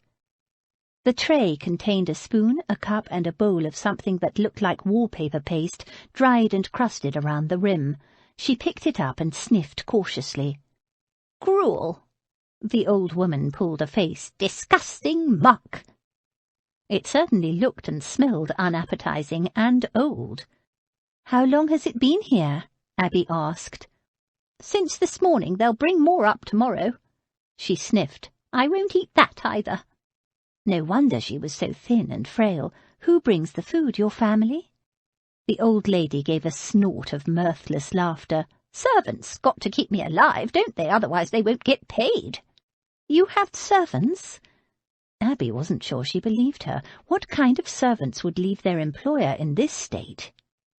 She tiptoed to the door, opened it, and peered out into the corridor. The chill night air hung still and silent, no sign of life. The floor was thick with dust here, too. She crept down the corridor and looked into the next room. It smelled musty and unused. The furniture sat shrouded in dusty Holland covers. She checked every room along the corridor until she came to the stairs. All were the same, neglected, dusty, unused. There couldn't be servants. Nobody had cleaned here in months. She returned to the old woman's bedchamber. "Is there anything else I can get you before I leave, Mrs.?" The old lady held out her hand in a courtly gesture. "Davenham. Lady Beatrice Davenham, my dear. How do you do?" Abby took the old lady's hand, started to introduce herself. "Miss," and just in time recalled her circumstances. "How do you do? I'm sorry, Lady Beatrice, but I can't tell you my name." "Perfectly understandable, given your current profession. So, what are you going to do?" "Do?" For a moment Abby couldn't think what she meant. "Well, you didn't climb in my window just to bring me a glass of water, did you, Miss Burglar?" "Oh, that, I don't know." Despair filled her throat. What was she going to do? "Jane." "You weren't born to this life. You've got the accent of a lady." Abby bit her lip. So why take such a risk? You must be desperate. Abby shrugged. She wasn't going to admit or explain anything. Lady Beatrice might be physically incapacitated, but she was very sharp, and Abby, even though she hadn't yet stolen a thing, had committed a serious crime. All for nothing. There was nothing here to take. Sick dread washed over her. If she couldn't get the money for the doctor, she had to get back to Jane. Lady Beatrice, I have to go now, she whispered, for all the world as if she were taking leave after paying a morning call. A 3 a.m. morning call. She hesitated. Is there anyone I could contact for you? The doctor, perhaps? How long since he was here? A doctor would surely come for a titled old lady, even if she had no money. Surely. Lady Beatrice shrugged thin shoulders. Weeks? Months? Don't remember. What about family? Is there someone I could contact on your behalf? No family left, just my nephew Max in India or the Spice Islands or some such foreign place. I could write to him if you had an address. She dismissed Max with a wave of her hand. It wouldn't make any difference. He's been gone for years. He hasn't even written in I don't know how long. Friends, then? You must have friends you could call on for help? Lady Beatrice snorted. I haven't had a caller in, I don't remember, months. Everyone's forgotten me. A sliver of pale moonlight caught the gleam of a tear as it slid slowly down the withered cheek. She scrubbed it fiercely away. But I don't need anyone. I'm all right as I am. Abby didn't bother to contradict her. It was obvious to both of them that Lady Beatrice was far from all right, but a person's pride was to be respected. Surely there's someone I could write to. There's no one. I'll die soon enough, and then I'll be no trouble to anyone. A sigh wheezed out of her. I'm sorry your visit was in vain, Miss Burglar. She lifted a wizened claw, held it up against the faint light from outside, and looked at her fingers as if puzzled. Don't know where my rings went. You would have been welcome to them. Thank you, Abby whispered, patting the old lady's hand. Now I really must leave. Goodbye, Lady Beatrice. Take care. Goodbye, my dear. Thank you for calling on me. As gracious as if Abby had indeed made a morning call. Morning. It was almost dawn. Birds were waking, chittering noisily in the half-dark. They said people often died just before the dawn. Mamma had. Her throat tight with dread, Abby rapidly made her way down the drain-pipe and back across the wall. She raised the attic window and wriggled back inside. Damaris, wrapped in a shawl against the chill, crouched beside Jane's pallet. Jane was no longer tossing or muttering. She lay on her pallet, still and silent. As Abby dropped to the floor, the other girl rose and turned toward her. Her face was wet with tears. A fist closed around Abby's heart. Oh, no. Oh, Jane. Her fever's broken, Damaris whispered. She's sleeping. She's going to be all right. The illness that had come on so rapidly went almost as fast, and by the end of the next day Jane had woken from a long, healing sleep and was able to sit up and talk and drink a little soup. Unfortunately, Damaris had let slip to Jane and Daisy what Abby had done. Jane was shocked. Abby, you didn't! You went out to steal? Abby glanced at Damaris, who mouthed a slight apology. Abby shrugged. You were so ill I had to do something. You climbed across all them rooftops over that wall in the dark? Daisy shook her head, half in admiration, half disapproving. I never would have believed it, miss. I thought you was respectable to the backbone. Abby flushed. She'd thought so too until recently. Respectability is a lot easier when you have money. But what if you were caught? Jane said. We had no money, Jane. I had to do something. Have you forgotten what happened to Papa? What if you'd been shot? And all for nothing? She dashed a tear away. Abby bit her lip. There was no way to explain how desperate she'd felt. Jane had only a hazy memory of her illness, and now, even for Abby, with her sister's eyes bright and clear instead of clouded with fever, that desperation felt almost like a bad dream. Promise me you'll never do such a risky thing again, Jane said. Thank goodness nobody saw you. Abby dropped her gaze, but not quickly enough. Jane gasped. Abby, no, someone saw you. Who? An old lady, Lady Beatrice Davenham. But it's all right, she won't tell. How do you know? Jane demanded. Did she see you climb back in here? Damaris asked. She'll report you, Daisy said. We'll have to leave this place. No, truly, she won't tell a soul, Abby assured them. She even offered me her rings, only she didn't have any. So she's balmy? Daisy said hopefully. No, quite the opposite. At least, she seemed so to me at the time, but the more I think about it, the more I wonder if she might be deluded after all. She told them about Lady Beatrice, and I can't tell whether she's living in that big old house alone, ill and poverty-stricken, or whether she really has got servants who are neglecting her dreadfully. Someone gives her gruel, but it's awful, and she doesn't eat it. Nobody cleans her room, it's thick with dust, and they certainly don't wash her. She stinks, and, if there are servants, they leave her in the dark from dusk until dawn, and her water jug was not even on the bedside table within reach. There was a short silence. Then Damaris said, You liked this old lady, didn't you? Abby nodded. I don't know, something gallant about her. You should have seen the way she introduced herself. She glanced at her sister. It could have been the Queen's drawing-room, Jane. She was so elegant and assured, but she's desperately unhappy. She asked me to shoot her, to put her out of her misery. The girls fell silent. Daisy frowned. You're not thinking of doing something stupid again, are you, Miss Abby? I mean, we can't even help ourselves at the moment. Abby sighed. I know. Things are desperate enough for us without taking on anyone else's troubles. But I can't stop thinking about her. At least we all have one another. She's alone and ill and bedridden and in desperate trouble. You can't go back there, Jane said quickly. I can't leave her like that, Jane, Abby said. I just can't. If you'd seen her, you'd feel the same. Jane gave her a troubled look. But what can you do? I don't know yet. I'm going to call on her tomorrow and see what I can find out. Then I'll think of something. Nothing illegal, Daisy warned. Abby smiled. For a girl with such a shady background, Daisy was remarkably straight-laced. No, I promise. Once had been nerve-wracking enough. And what are we going to do? Damaris said quietly. It's obvious the plan to go to Bath won't work. We're worse off now than we were 6 weeks ago. They fell silent. Damaris said, I have no claim on any of you. If I leave— And me, Daisy added. I'm nothing to any of you either, just— No, Abby cut her off.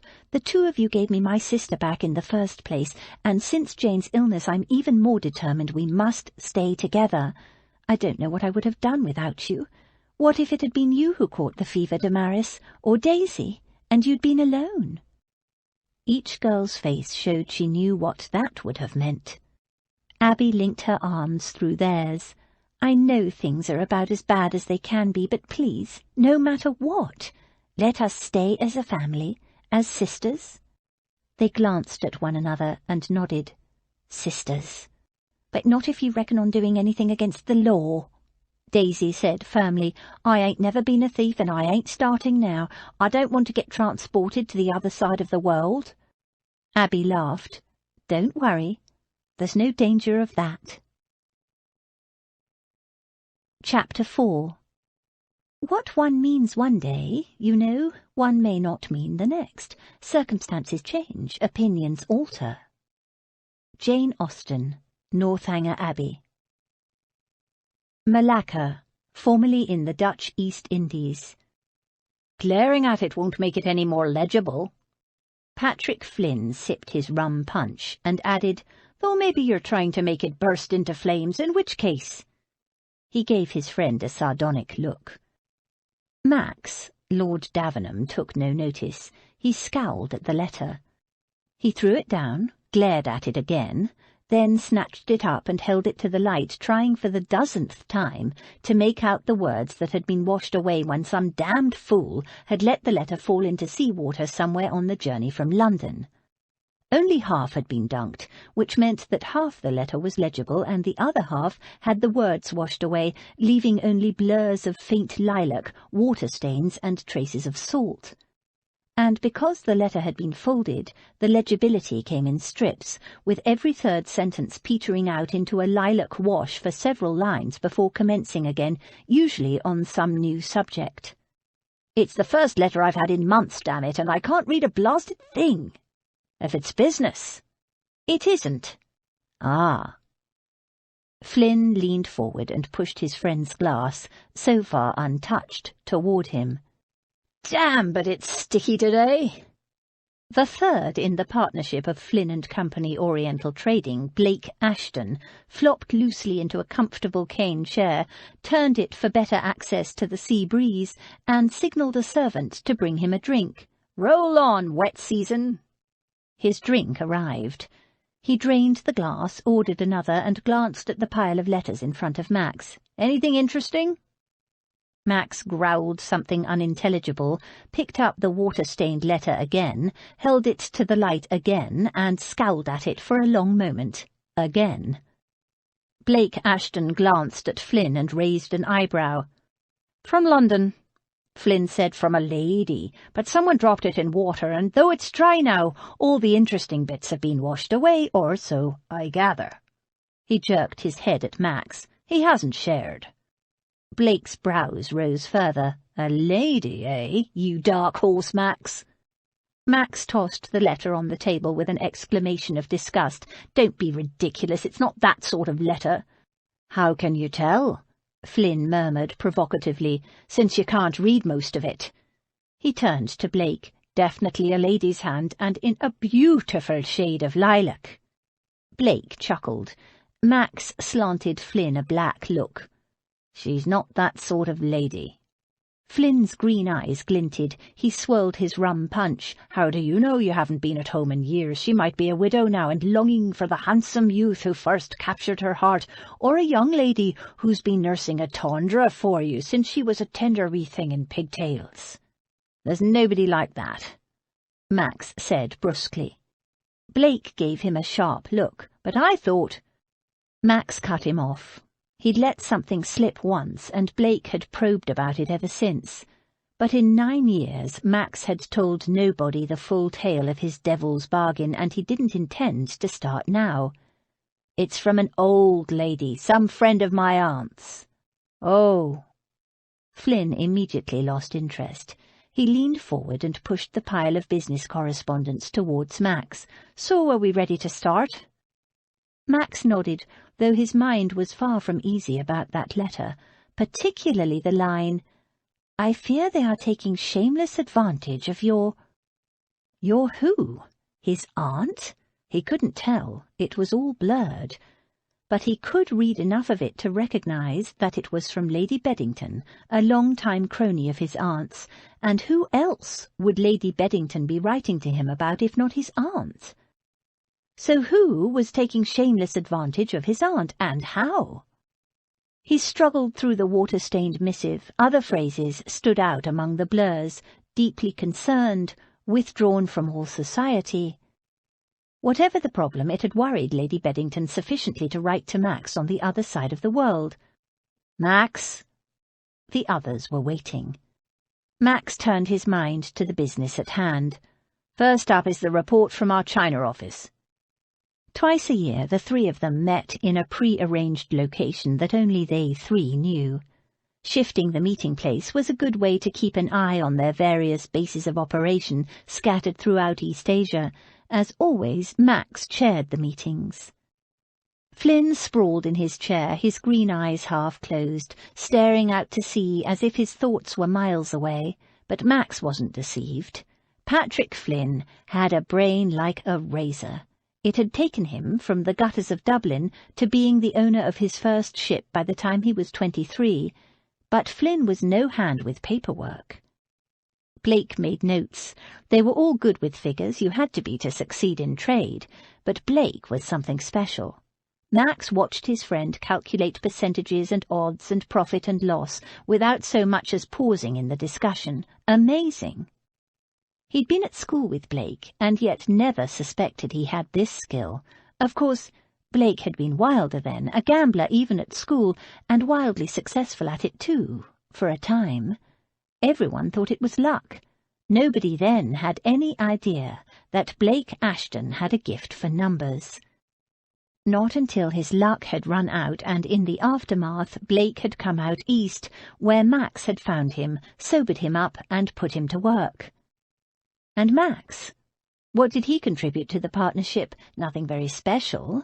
Mainly connections to people back home with money to invest, and a habit of seeing the bigger picture, taking a long-term strategic view of things.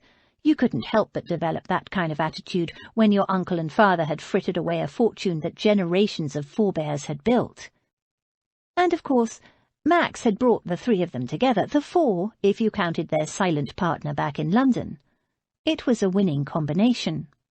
In a little over 4 hours they completed their immediate business, and Flynn yawned, stretched, and said, "So, Ash, lad, what's the current state of the company?" Blake made a few notes, checked, then read out a figure that made them all blink. He grinned. "I triple-checked it. It's correct. We've had a good year." "A bloody good year," Flynn murmured thoughtfully. They packed away the documents, and Max gave the signal for lunch to be brought out. Servants scurried around, setting out platters of fresh, juicy prawns and crab, plain boiled with tangy dip for Blake and Finn, grilled in their shells and fiery with chilli for Max. As well, there were skewers of spiced nutty chicken, dumplings of various kinds, slivers of melt-in-your-mouth duck, a tangy salad of green mango and herbs, golden noodles in a luscious sauce, and mounds of fragrant rice. And champagne, because Max had expected a good result, though not such a spectacular one, and possibly a life-changing one. They ate on the terrace overlooking the bay. Ignoring the view of the brilliant blue sea and the ships dancing at anchor, they ate more or less in silence, dividing their attention between the food and the extraordinary result of the meeting. The company was more solidly grounded than ever, and there was profit to spare. Huge profit. Last year he'd paid off the last of the debts. All that was left to pay was the interest. And the pound of flesh. He'd been given 10 years. He'd done it in 9. Time for major decisions. But though he was elated at the company report and was enjoying the food and champagne, Max's mind kept drifting back to that letter and what it had said about his aunt, or what he thought it might have said. Deeply concerned. She was his only close relative. He didn't count the mother he hadn't seen since he was 10. She was dead now anyway. His aunt had more or less brought him up, and she was getting on now. What was she, 70, older? She never would tell him her age.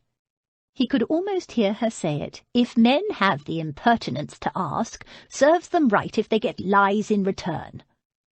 Max had been gone a long time, years, and if his only relative was his aunt, all his aunt had was Max. And Lady Beddington was worried enough about her to write to him.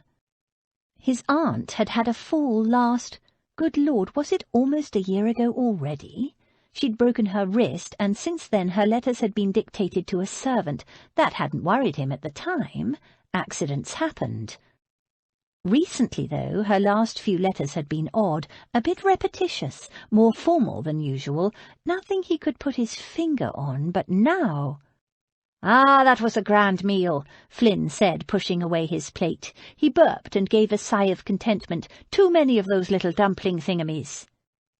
Suddenly Max realized what had disturbed him about his aunt's last few letters. They were too bland, too polite. His aunt was never polite. Not the burp after a meal kind of impoliteness. Her conversation was pithy and irreverent, full of entertaining gossip and scathing commentary. Her last letter was so bland as to be dull, and she'd even finished with advice for him to take care of himself and to wrap up warmly. Wrap up warmly? She'd never fussed like that, even when he was a scrubby schoolboy. The aunt he knew would die before writing that kind of drivel. Deeply concerned. "So," Flynn said, "where do we go from here?" He meant we the company, but "I'm going to London," Max said abruptly. It was a full year before he'd promised to return, a year less of the freedom he'd cherished in the last 9 years, but it couldn't be helped. Flynn's eyes gleamed with interest, but he said nothing. "London?" Blake exclaimed. "Whatever for?" "I'm worried about my aunt." "Why? What's the matter?" "Her letters are too polite." Max scanned the ships in the bay. 5 of the 8 currently at anchor belonged to them. "Any of them bound for London?" Blake nodded. "Devon lasses, and Dublin lass too, but she's slower." "A grand little lady all the same," Flynn said. Dublin lass was his first ship, and he was very fond of her. "Devon lass it is, then," Max said. "Sailing on tonight's tide?" Blake nodded, his expression bemused. "Yes, but you're sailing tonight because your aunt's letter is too polite?" He glanced at the empty bottle of champagne. "Are you sure that wine isn't tainted?" Blake hadn't touched alcohol in years. Max gave him a dry look. "You've met my aunt, Blake. Would you describe her as polite?" "Hardly." He glanced at Flynn. "Full of piss and vinegar, Lady Beatrice. Burn your ears with some of the things she comes out with. Marvellous old bird." Max said, "So her last letter was full of polite nothings and ended with the advice to wrap up warm. Wrap up warm." Blake frowned. "Don't she realise it's the tropics?" "She didn't dictate that letter. Something's wrong, so I'm going to London to find out what it is and fix it." "I'm of a mind to come with you," Flynn said. "You?" Max stared at him in amazement. "Good God, why?" "I've been thinking for some time that once the company was doing all right, I'd like to settle down before I was 30. He spread his hands. "The company is doing grand, and I'll be 30 next July." Blake's mouth dropped open. "You mean marriage?" Flynn gave him a tranquil smile. "I do." Max asked casually, "To an English girl?" Flynn gave him a sidelong glance. "And why not?" Max shrugged. "I just thought, you being Irish—" "There's nothing in Ireland for me any longer," Flynn said softly. His whole family had been wiped out by cholera when he was 11, the others knew. "An English lady will do fine for me, a proper fine lady." "You might find it difficult," Max said bluntly. "A lot of English aren't fond of the Irish." "Well, I'll not be marrying any of them then," Flynn said, unperturbed. "I've got where I am by always going for the finest available, and I don't see why I should change my ways in finding a bride. I want the finest lady available, an English lass, a blue blood, with a title, or a daddy with a title." He glanced at the others. "You don't think I can afford it? Didn't young Ashton just tell us all we're rich?" Max shrugged. "You have the blunt, I know, but English aristocrats don't take kindly to rich men of no particular background sniffing around their delicately raised daughters, let alone rich Irishmen." "You don't think I'm good enough, is that what you're saying?" An edge of belligerence entered the conversation. Max snorted. "Don't be stupid. If I had a sister, I'd give her to you gladly. You'd make any woman any lady. A fine husband, I know, but I know what kind of man you are. Nobody in England does. How do you imagine you're going to meet any fine ladies?" Flynn chuckled. "I'm thinking I'd get my good friend Lord Davenham to introduce me around, and then there's our silent partner. What's his name? The Honourable Freddie ... Monckton Coombs. Another friend of Max's from school." "Aye, a fine gentleman of ancient family, you said, so that's 2 of you. Of course you might need to give me the odd tip on how to go on like a gentleman, dress and such." Max regarded his friend with what he hoped was a grave expression. Flynn was a quite good-looking fellow when he was cleaned up. Currently, however, he looked more like a pirate than a gentleman, even down to the gold ring in his ear. His thick black hair hung down over his eyes, and black bristles covered his chin, making his admittedly good teeth gleam when he smiled, a crooked slash of white. Flynn's dress would never be described as restrained elegance. He favoured the flamboyant over anything, Max reflected. Today, Flynn wore tight black breeches, a red muslin shirt with flowing sleeves, and an emerald green waistcoat embroidered with striking red and black designs. Somewhere in his sea trunk, Flynn even kept a purple coat, which he produced for special occasions. "Freddie will be delighted to introduce you to his tailor, I'm sure," Max agreed smoothly. Blake choked and tried to turn it into a cough. Blake had gone to school with Freddie too. "Excellent." Flynn turned to Blake. "And what about you, Ash? Want to make a threesome of it? Come to England with us. Find out why Max's aunt has turned all polite on him. Apparently 'tis a terrible affliction, politeness in aunts. And help find me a fine lady bride." "Thank you, but I won't ever return to England," Ash said, turning abruptly away. "There's nothing for me there." Max frowned. "But your mother and sister—" Blake cut him off with a freezing look. "There's nothing for me in England." Flynn said, as if changing the subject, "Right then, all we need to do now is decide where we're meeting next and when. So, since you and I will be in England, Max, not to mention our fourth partner, the Honourable let's make it London in October." "Damn it, I just said—" Max cut Blake off. "The motion on the table is that we meet in London next October. All in favour?" "Aye," Flynn said. "Aye," Max said. He glanced at Blake, who hadn't voted. "Carried by a majority of 2. London in October it is." "Daisy, do you have a veil I could borrow?" Abby asked later the next afternoon. She'd worked all morning at a nearby tavern, scrubbing in the scullery, and was due back again in the evening, but in the meantime she had an hour or 2 to herself. Daisy picked through her collection and pulled out a length of charcoal grey gauze from her bundle of bits. "Will this do?" "Perfect. It's even better than black, for it matches my dress."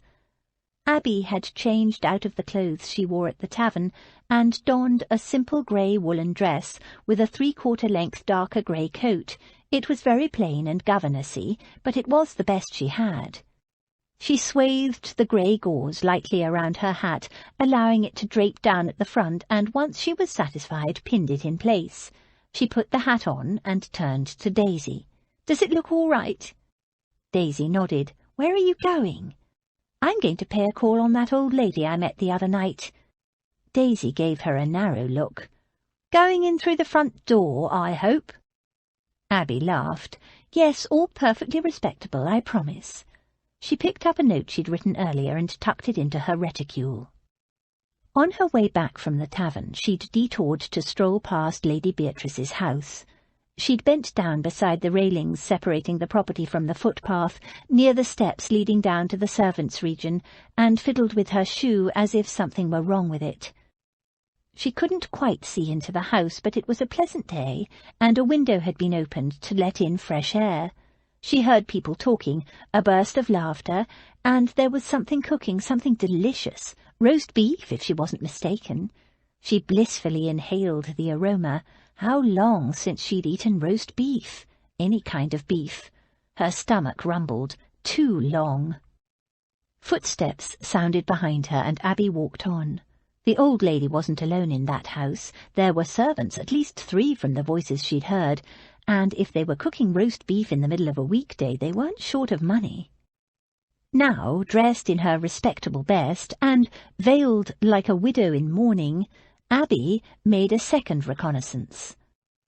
She marched up the front steps of Lady Beatrice's house and rang the doorbell. She could hear it jangling in the hall. A moment later, the door opened. A butler scrutinized her with languid indifference. His formal black coat strained across a well-rounded stomach. Flesh bulged over his tight, slightly grubby white collar. His hair was oily and combed over a thinning scalp. His face was flushed, his eyes were red-rimmed, and his large pawed nose glowed. A drinker, Abby thought, and going steadily to seed. She lifted her chin and waited. "Yes, madam, how can I help you?" He addressed a point above her head and slightly to the right, giving Abby the impression that she was perhaps 3 levels above a cockroach in importance.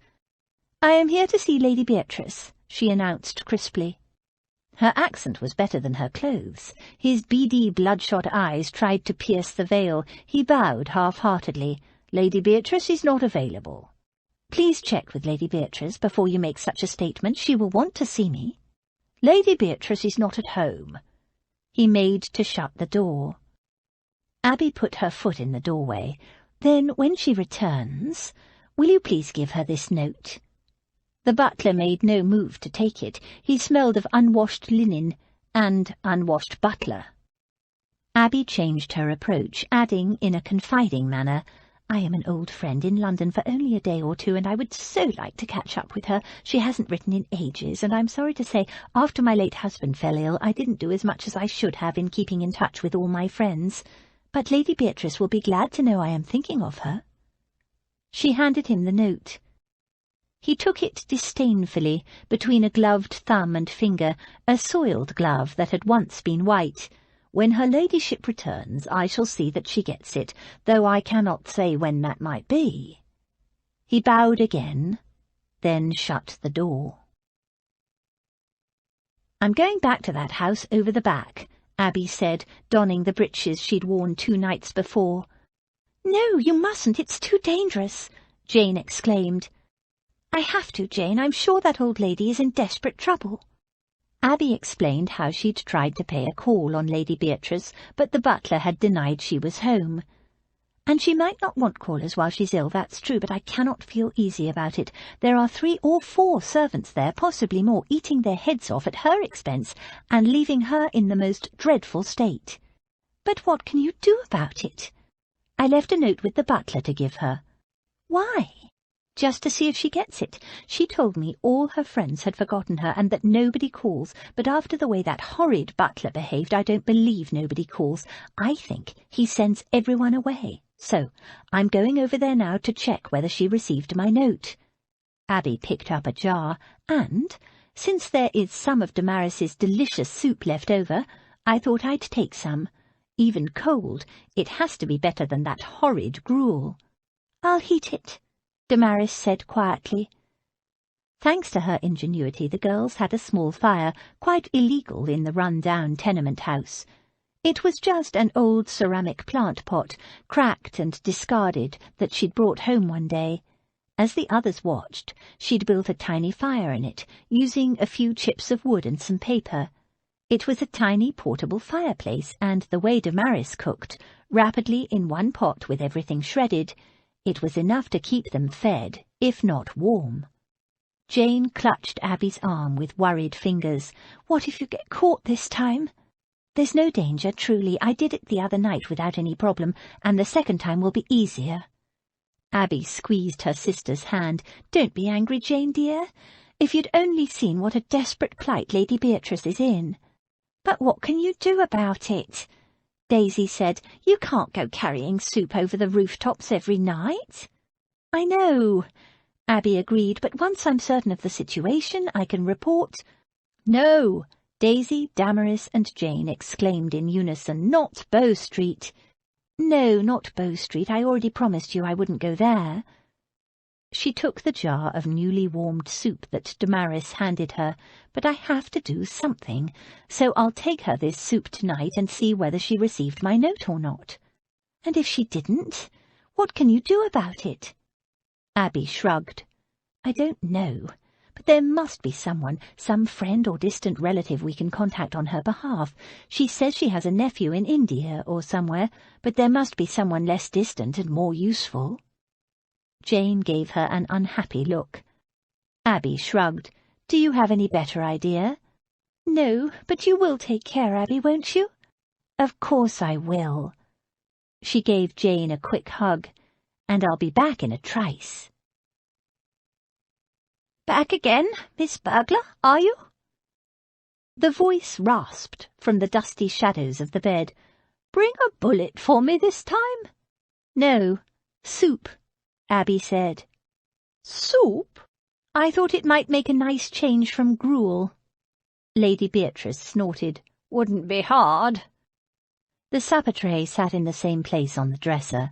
The bowl of gruel, as before, was untouched, congealed, and unappetizing. Its surface was crusted and dry. A spoon and cup sat beside the bowl of gruel, unused. Did nobody care whether the old lady ate or not? Abby unwrapped the jar of soup and set it on the bedside table. "It's not very hot, I'm afraid, but it's quite tasty. We had it for supper." "We? Who are we?" "My sisters and I." "Sisters? Tell me about them." "Let me help you to sit up." Abby slid an arm under the old lady's shoulders and slipped a couple of pillows behind her back. "There, that's better." "Matter of opinion," Lady Beatrice grumbled. "How long have you been here? In bed, I mean?" "Weeks, months, I don't know. What does it matter?" the old lady said pettishly. Abby unstoppered the jar and poured some soup into the cup. Lady Beatrice looked at it with suspicion. "What's in it?" "Vegetables, mainly. They couldn't afford meat. Damaris made it. It's delicious and nourishing, and it will do you good." "Damaris? Is she your cook?" The old lady's hand was shaking violently. "No, my sister." Abby held the cup to the woman's mouth. "She's a friend, really, but we've sworn to be sisters." "I don't like vegetables." Lady Beatrice pressed her lips together like a child. Abby drew the cup back thoughtfully. Perhaps Jane was right. "Jane? Jane who?" "My sister, my real sister. She said I shouldn't risk my neck to bring soup to a stranger." "Stranger? I'm not a stranger. We were introduced last night, at least I was," the old lady added pointedly, "and I'm not the one who has pretend sisters." "Then drink the soup, and I'll tell you my name, my real name, and how Damaris became Jane's and my sister." Not for nothing had Abby been a governess for the last 6 years. The old lady gave her a sour look, and, with every evidence of reluctance, took a mouthful. She rolled it cautiously around in her mouth, then swallowed. "Humph! Not bad for vegetables. Now, your name, miss?" "It's Abigail Chantry." Abby fed the old lady another mouthful. "Of the Hertfordshire Chantrys?" "I don't know much about Papa's side of the family," Abby said evasively, and continued feeding the old lady. "Where is your father? Does he know his daughter gads about in men's breeches at night and breaks into houses?" "Papa's dead. He died when I was 12. Mamma died the following year," she added, anticipating the next question. "Jane and I are alone in the world." "Except for this Damaris person who makes soup, the pretend sister?" "Yes, except for Damaris and Daisy, who are both our sisters now. They are orphans too." As she fed the old lady the soup, Abby answered her questions, telling her a little bit about each of them, though not how they all met. "There, that's the last of the soup. Don't you feel better for it?" "I do, thank you, my dear, but the company was as much a tonic as the soup. I like the sound of those girls. Wouldn't mind meeting them." "That brings me to the other reason for my visit. Did you have any callers this afternoon?" Lady Beatrice said wearily, "I told you, nobody comes to call any more." "Did you not even receive a note?" "A note? No, of course not. Who would send me a note?" "I would." Abby said, "I did." The old lady frowned. "When?"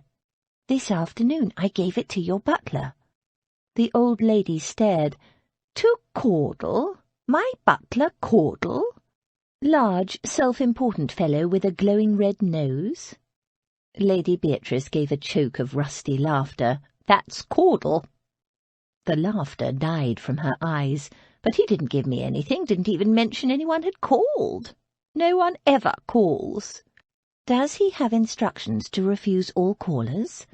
"No, of course not." Lady Beatrice glanced down at herself, seeming to take in the grubby nightgown, the rumpled bedclothes. "I couldn't receive callers in this condition, but with a little warning I could make myself presentable, and as for a note, I could always accept a note." "I thought as much," Abby murmured. "That's why I made the call this afternoon, to check. Your butler is the reason you haven't had any visitors. He turns them all away, says you are not at home, and he doesn't deliver your mail to you." "But why would he do such a thing?" Abby didn't know why, nor did she care. As far as she was concerned, all of Lady Beatrice's servants gave atrocious service, and it clearly started with the butler. A butler set the tone for a house. "Who supervises your servants while you are ill?" Lady Beatrice shook her head. "Who pays them?" "Man of affairs. Forgotten his name." She gave a vague wave of her hand. "Little fat fellow with pince-nez. It used to be his father, but his father died." "Think," Abby urged her. "I cannot keep coming to visit you at night, and you cannot go on much longer as you are." "Why can't you come back?" "Because it's dangerous, and because the place we are living in, the house over the back from you, is going to be demolished in a few weeks, and we have to move, so think. There must be someone I can contact to let them know that your servants are neglectful and you need better care." There was a long silence. "Why do you care?" "I just do, that's all, so think. An address is all I need. Can you remember where he lives, this man of affairs?" Lady Beatrice prodded her gently. "Seems to me you have plenty to be worried about on your own account without fretting about a stranger." "You're not a stranger," Abby corrected her with a smile. "We've been introduced, remember?" Lady Beatrice gave another rusty laugh. "Minx." "Your man of affairs, the fat fellow with the pince-nez?" Abby prompted after another long silence. "Have you thought of his name yet? Or where his office is?" "No." The old lady gave her a long, thoughtful look. "You could always come and live with me. You and your sister and those two others. Plenty of rooms here." Abby blinked. "Live with you?" She struggled to take it in. Lady Beatrice nodded. "Why not? This house is empty." "But—" Lady Beatrice waved a bony hand. "Pish-tush to your butt, silly gel. Damned good idea. You need a home. I always wanted daughters." She sighed. "Never was blessed with children." "But you don't know anything about us." The old lady snorted. "Aiming to take advantage of me, are you?" Abby gave the old lady a troubled look. "Well, yes. If we are to come and live here, it would indeed be taking advantage." Lady Beatrice snorted. "Aiming to do me harm, I should have said." "No, of course not." Abby gave the dirty room a scornful glance. "We'd take a lot better care of you than those servants for a start." "I know it, and this arrangement will suit both our needs, so will you come?" "Do you really mean it?" It was the answer to all her prayers. "Never say anything I don't mean," said Lady Beatrice. Abby took a deep breath and closed her eyes. She wrestled with her conscience for a moment, but it was no good. She couldn't possibly accept this miraculous offer under false pretenses. She sat back down on the bed. "I can't accept your offer." "Nonsense." "Without explaining exactly how I met Damaris and Daisy, and where they and Jane were before I was reunited with my sister." "Pshaw! Do you think it makes any difference to me where they were?" "I think it will," Abby said. Lady Beatrice regarded her thoughtfully. "Then if you must, Miss Burglar, go ahead. Tell me your tale." The old lady listened carefully as Abby told her the whole story, from her mother's death onward. Abby left nothing out. Pilbury Home for the daughters of distressed gentlewomen, becoming a governess, meeting Daisy in the street, the escape from the brothel, the plan to go to Bath, the struggle to make ends meet, and Jane's illness, which had prompted her desperate attempt at burglary. The old lady peppered her with questions as she went, and at the end said, "So you and your sister don't have a penny between you, but even so, you took in—" Chapter 5. It isn't what we say or think that defines us, but what we do. Jane Austen, Sense and Sensibility. "The carriage will be here at 2. "Carriage? 3 shillings to take us around the block? We've only just been paid and you want to spend it on carriages? Squandering money, if you ask me. We could walk there in 5 minutes." Daisy grumbled. "Not to mention the waste of hiring trunks and bandboxes when we've got nothing to put in them." "We need to arrive in style, and being well-connected young ladies, we must have luggage. Abby explained, "and we're not coming from 5 minutes away. We will have travelled all the way from Cheltenham." "Cheltenham?" Daisy sniffed.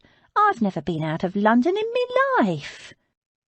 She'd been carping and grumbling ever since Abby had explained the plan to everyone that morning. It wasn't like Daisy. "Whatever is the matter with you, Daisy?" said Abby, deciding to take the bull by the horns.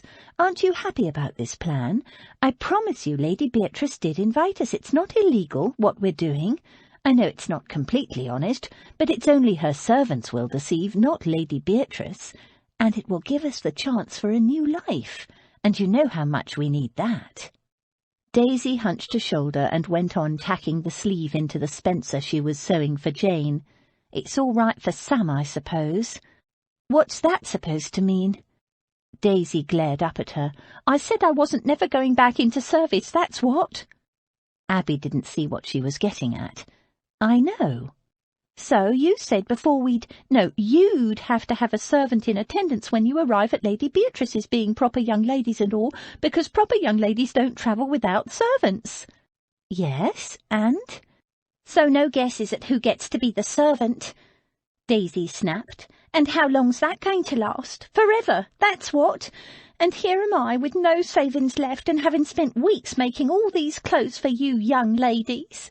And now I've got to be a servant again." Abby put her arms around the girl. "Oh, Daisy, why didn't you say something sooner?"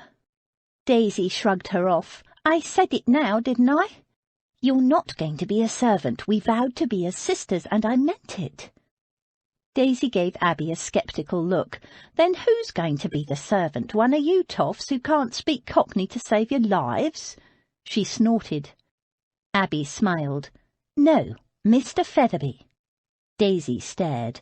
"Mr. Featherby? Hewitt Featherby? The poncy old bloke who lives on the second floor, lives with his friend the boxer?" Abby nodded. "That's the one. He used to be in service as a butler, I think, so this morning I talked to him and he's agreed to do it." "Be the servant?" "Yes. He's a very dignified man and will lend us exactly the air of respectability we need." Mr. Featherby, too, had worried about what they were doing. Abby had assured him it wasn't illegal, since Lady Beatrice had invited them, but had admitted it would involve a certain level of deception, and that she feared Lady Beatrice's butler would deny them entrance. Mr. Featherby had seemed to think that amusing. Daisy considered that for a moment. "Then what do I do?" Abby gave her a puzzled look. "The same as the rest of us, of course. Be one of Lady Beatrice's nieces." Daisy's brows shot up. "Me? Be the niece of a proper titled lady? I can't do that." "Of course you can." Daisy shook her head. "No one will believe we're sisters, miss." "They won't if you keep calling me miss," Abby told her. "Now stop worrying and finish Jane's sleeve. Lady Beatrice's niece cannot arrive from Cheltenham wearing a spencer with only one sleeve." Daisy shrugged and returned to her sewing, but Abby could hear her humming a popular tune as she sewed, "We're Bound for Botany Bay," a song about convicts being transported. At 1:45, just as Abby had finished ticking off the list of things that had to be done, there was a knock on the door. It was Mr. Featherby. "I've brought my friend William to help," he said. "I presume there is luggage to be carried." "Oh, thank you, Mr. Featherby." "Just call me Featherby, Miss Abby," he said firmly. "Servants are not granted honorifics. And call William, William." William nodded at Abby.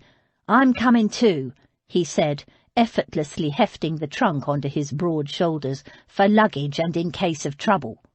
"Oh, there won't be any trouble, naturally not," Featherby assured her smoothly. "But for some reason, William's mere presence seems to bring out people's cooperative tendencies." Abby could well believe it. Featherby was a man of medium height, smooth, dapper, and smartly dressed, if you didn't look too closely at the not-quite-frayed cuffs, and the suit, beautifully pressed, but worn and shiny from use. William, a former boxer, was huge, with shoulders as wide as an axe-handle, and a thuggish-looking face shaped by years of being battered in the ring, but he had a sweet smile. The two men had helped the girls out several times, and Abby had no hesitation in trusting them. William winked at her. "No trouble, miss. Them days is behind me now." He glanced at Featherby. "Did you tell her, Hewitt?" "Tell me what?" "There was someone asking about you last night," Featherby said. Abby frowned. "Asking about me?" William nodded. "Asked for you by name, he did. Asked me if a Miss Chantry lived here, and did she have a blonde sister with her." Ice trickled down Abby's spine. "And what did you say?" "I told him no, of course," William said. "I hope that was right, Miss Abby." Abby breathed again. "Perfect, thank you, William." "But I don't know who else he might have asked, miss. Not everyone is discreet. And he was offering an incentive." And William rubbed his thumb and fingers together, making the universal sign for money. Abby took a shaky breath. "Well, we'll be gone in a few minutes, and I hope you won't tell anyone where we've gone." "We wouldn't dream of it," Featherby assured her with a slight bow. The other girls arrived, carrying their things. "Now, Miss Jane, may I relieve you of this? You're still looking a trifle pale and wan. And this, Miss Damaris?" He lifted the covered basket from Jane's arm, took a bandbox from Damaris, and followed William downstairs. "Thank you," Abby said, blinking. Featherby had taken charge, just like a real butler. Below, the wheels of the carriage sounded on the cobbles. "Ready?" she said to the others. They nodded. "Then let's go." She could do this. She could. "What if it goes wrong, Abby?" Jane sat in the corner seat of the chaise, hugging her basket nervously. She'd recovered rapidly from the fever, but still tired very easily, and when she was tired, she tended to become a little emotional. Abby hugged her and said soothingly, "It won't. Just follow my lead." All day, Abby had maintained an outward air of calm and confidence, but now the butterflies in her stomach felt like birds trying to escape. The news that there was someone looking for them hadn't helped. Could it be that man Mort? And if so, how had he traced them here? Jane's basket emitted a long, unhappy yowl, followed by a series of mews. "Oh, Jane, you didn't bring that wretched stray and her kittens, did you? I told you." Jane clutched the basket tighter. "I couldn't leave them behind, Abby. They'll pull down this building any day now, and what will happen to Puss and the kittens? The kittens are not yet big enough to fend for themselves." Damaris added, "And from the situation you described at Lady Beatrice's, there's bound to be mice in the house, Abby." Abby sighed. Even as a toddler, Jane had brought home stray animals. Very well. The mother cat will probably run off anyway. Cats never do what they're told. Just keep them in that basket until we find out whether Lady Beatrice likes cats or not. The chaise turned the corner and rumbled to a halt at the front of Davenham House. William jumped down from the back of the chaise and let down the steps. Then Featherby alighted and, with immense dignity, handed Abby and the three girls down. Abby took a deep breath and rang the doorbell. After a moment or two, the door opened, and the butler stood there. His chin was greasy, and a spot of gravy quivered on his waistcoat, as if he'd been interrupted in the middle of a meal. "I wish to see Lady Beatrice Davenham," she said crisply. Thank goodness she'd worn a veil last time. He glanced at her, at the girls standing behind her, and at Featherby standing impassively by her side. "And you would be—" "Miss Abigail Chance," she amended, deciding on the spot that another name would be safer. Someone was looking for a Miss Chantry and her sister. "I am Lady Beatrice's niece, and these are my sisters, Miss Jane Chance, Miss Damaris Chance, and Miss Daisy Chance." She stepped forward, removing her gloves, hoping he didn't notice how her hands were shaking, acting as if being granted entry were a matter of course. The butler stood squat and large in the entrance and bowed in an oily manner. "Lady Beatrice is not at home." "Nonsense, she's expecting us. Now step aside. Caudle, is it not?" He looked rather taken aback that she knew his name. "We've come all the way from Cheltenham, and my sisters and I are in need of rest and refreshment." Caudle swelled up like a toad. "Lady Beatrice made no mention of this to me." "I cannot help that. The arrangements were made some time ago. No doubt it slipped her mind. She has not been well, I believe."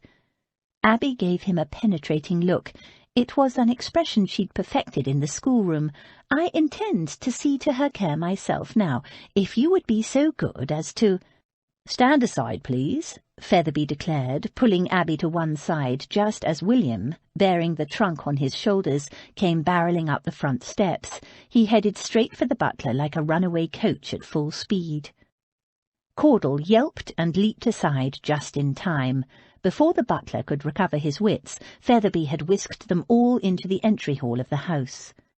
Shoving a valise, a bandbox, and a yowling basket into Caudle's nerveless grasp, Featherby whipped off Damaris's cloak, draped it over the flustered butler's arm, and bowed to Abby in a smooth movement. Miss Abby. Abby wanted to hug him. Instead, she seized the moment. "Thank you, Featherby." She hurried toward the stairs, saying over her shoulder, "Caudle, please arrange for the stowing of our luggage and see to some refreshments. My sisters and I are parched.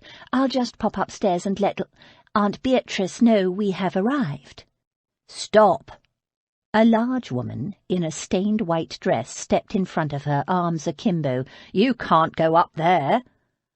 Her hair straggled down from beneath a grubby cap in lank, ratty curls. Sighing inwardly, Abby tried to stare the large woman down. "And who might you be?" "Mrs. Caudle," the woman replied in a belligerent tone, "cook and housekeeper of Davenham House, and you can't go up there." "Why not?" "Lady Beatrice can't be disturbed. She's ill." "Then, as a dutiful niece, I must go to her at once." Abby tried to dart around the woman. The cook moved sideways in a swift blocking movement. "She don't want to be seen when she's not at her best." "Nonsense, I'm her niece, not a guest. I warn you, I don't mean to be denied, so stand aside and let me pass." "I'm under orders not to let—" "Ow!" The cook, hopping on one leg, bent to rub her ankle. She glared at Daisy, who had kicked her hard on the ankle. "Waste of time arguing with her kind," Daisy told Abby. She jerked her head upward. "Go on, then." Abby raced up the stairs. She hurried to Lady Beatrice's bedchamber, knocked, and entered. The old lady was lying in the bed, almost exactly as Abby had left her the previous night. She struggled to sit up, and Abby helped her. "So, you came after all, Miss Burglar. I wasn't sure you would." "Yes, I've come, and I hope when you invited me you meant it," Abby said, moving to the window to draw back the curtains and let in some light, "because I've brought my sister and my friends, and have claimed we're all your nieces, even Daisy, who's now terrified of you, and Jane has brought a cat and her 3 newborn kittens, and I've had an argument with your butler and your cook because they didn't want to let us in or let me come up here. Only Daisy kicked your cook, so here we are." She dusted off her hands. The curtains were filthy, turned and faced the bed. Lady Beatrice was smiling.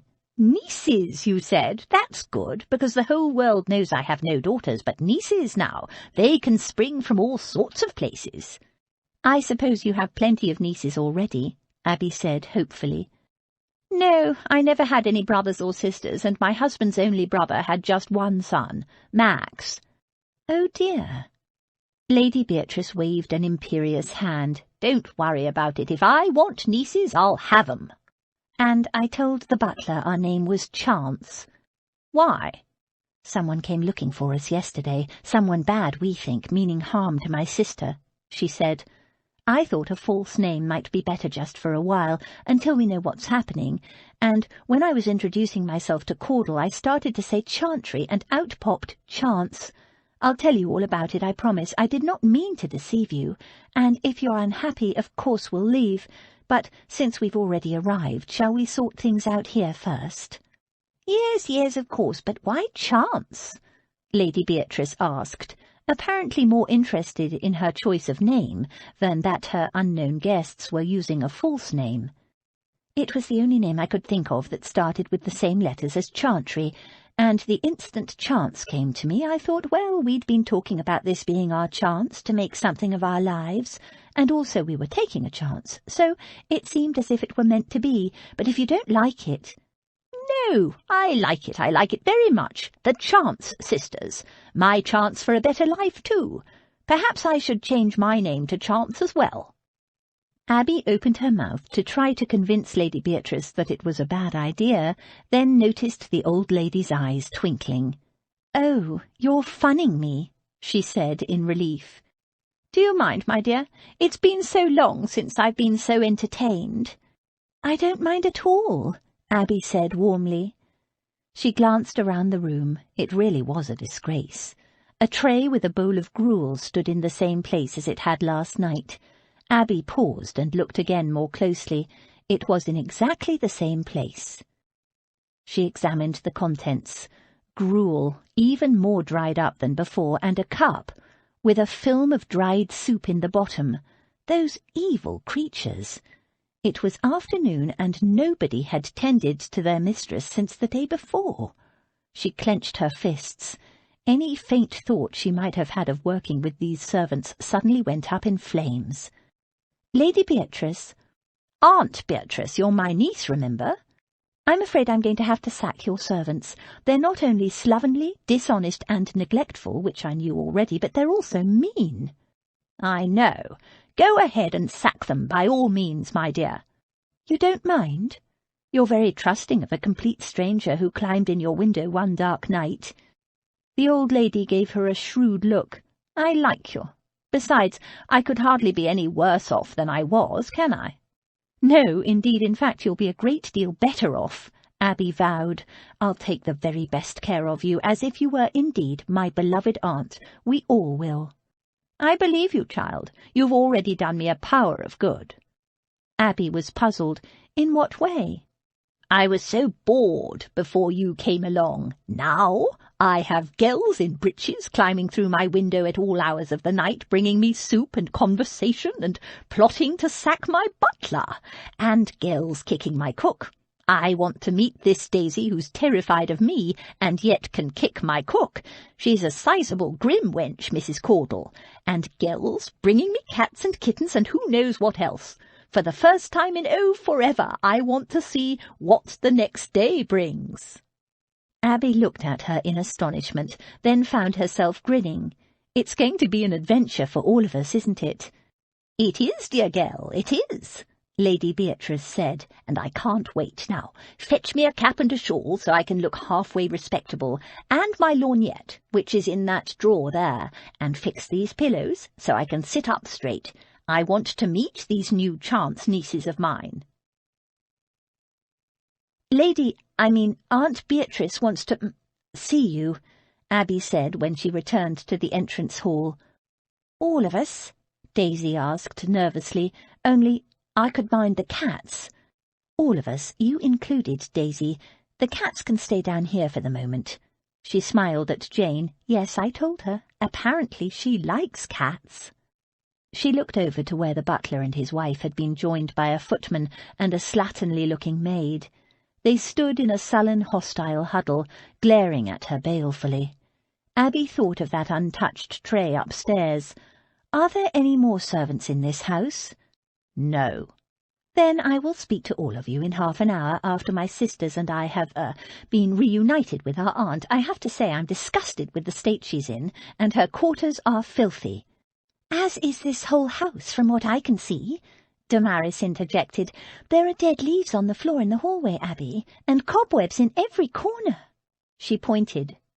"There's not enough staff here, that's the Mrs. Caudle began. Abby turned on her in a rage. "How dare you try to justify yourself to me? I have seen with my own eyes your appalling neglect of your mistress. You've taken advantage of her illness in the most iniquitous way, and you ought to be—" Her gaze took in all four of them. "You all ought to be flogged for the way you've treated her. I have no doubt you've cheated her out of money as well as care, and I'm going to see that you get what you deserve." She took a deep breath and tried to calm herself. "But first, my sisters are wanted upstairs." Featherby and William stood quietly to one side of the hall, observing the procedures. "Mr. Featherby," Abby said, stressing the honorific deliberately, "may I leave you in charge here?" He bowed. "Of course, Miss Chance." "Come, girls," she said, and stalked upstairs. They followed in shocked silence. When they were out of sight of those below in the hall, Jane whispered, "Abby, I've never seen you so angry." Abby took a shaky breath and gave Jane a rueful smile. "Wait until you've met Lady Beatrice. You'll understand why." She knocked again and entered. "So, these are my nieces." Lady Beatrice scrutinized the girls lined up at the end of her bed. "This is Jane, the one you said was a beauty. Been ill, have you, young lady?" She glanced at Abby. "I thought you might be exaggerating, but you're right. She is a beauty, even if she's still a mite peaky from the sickness." To Jane, she said, "We'll have all the gentlemen making cakes of themselves over you, missy. Will you enjoy that, eh? Will you?" "Yes, Lady Beatrice," Jane answered promptly. "It sounds delightful." The old lady chuckled and turned her attention to Damaris. "And you're the maker of that soup, eh? You're not exactly plain yourself, my girl. The two of you together, one so fair and the other with such lovely dusky locks. Oh, the gentlemen'll be making cakes of themselves, to be sure. They'll be hard-pressed to choose between you." "I'm not looking for a husband, ma'am," Damaris said quietly. Lady Beatrice regarded her thoughtfully. "Don't want to get married?" Damaris blushed and shook her head. "Perhaps what you need is a good lover. Then you might change your mind." Damaris blushed deeper, and Lady Beatrice chuckled. "Oh, this is going to be entertaining now, gal." She levelled her lorgnette at Daisy. "You must be Daisy, who kicked my cook. Is that true, young woman? You kicked my cook?" Daisy's chin came up at that. "Yes, I did," she said defiantly, "and I'd do it again if I had to. That woman's a nasty, greasy old cow." And then she suddenly recalled she was talking to a titled lady. Your ladyship," she added in a mumble, and curtsied. Lady Beatrice watched the curtsy with a critical eye. "I'll teach you how to do that properly later. There's a trick to it if you have a bad leg. So, Miss Daisy, do I understand from Abby here that you made these clothes you're all wearing?" "Yes'm," Daisy muttered. "Jane, come over here and turn around so I can get a good look," she ordered. Jane did a slow pirouette. Lady Beatrice scrutinized her outfit through the lorgnette. "Now, Damaris." Damaris did the same. "And Daisy." Daisy, a sullen look on her face, turned in a reluctant circle. Lady Beatrice was silent for a moment. Then she said, "The sleeve of that Spencer is coming unpicked." She pointed to Jane. Daisy made an irritated exclamation and hurried over.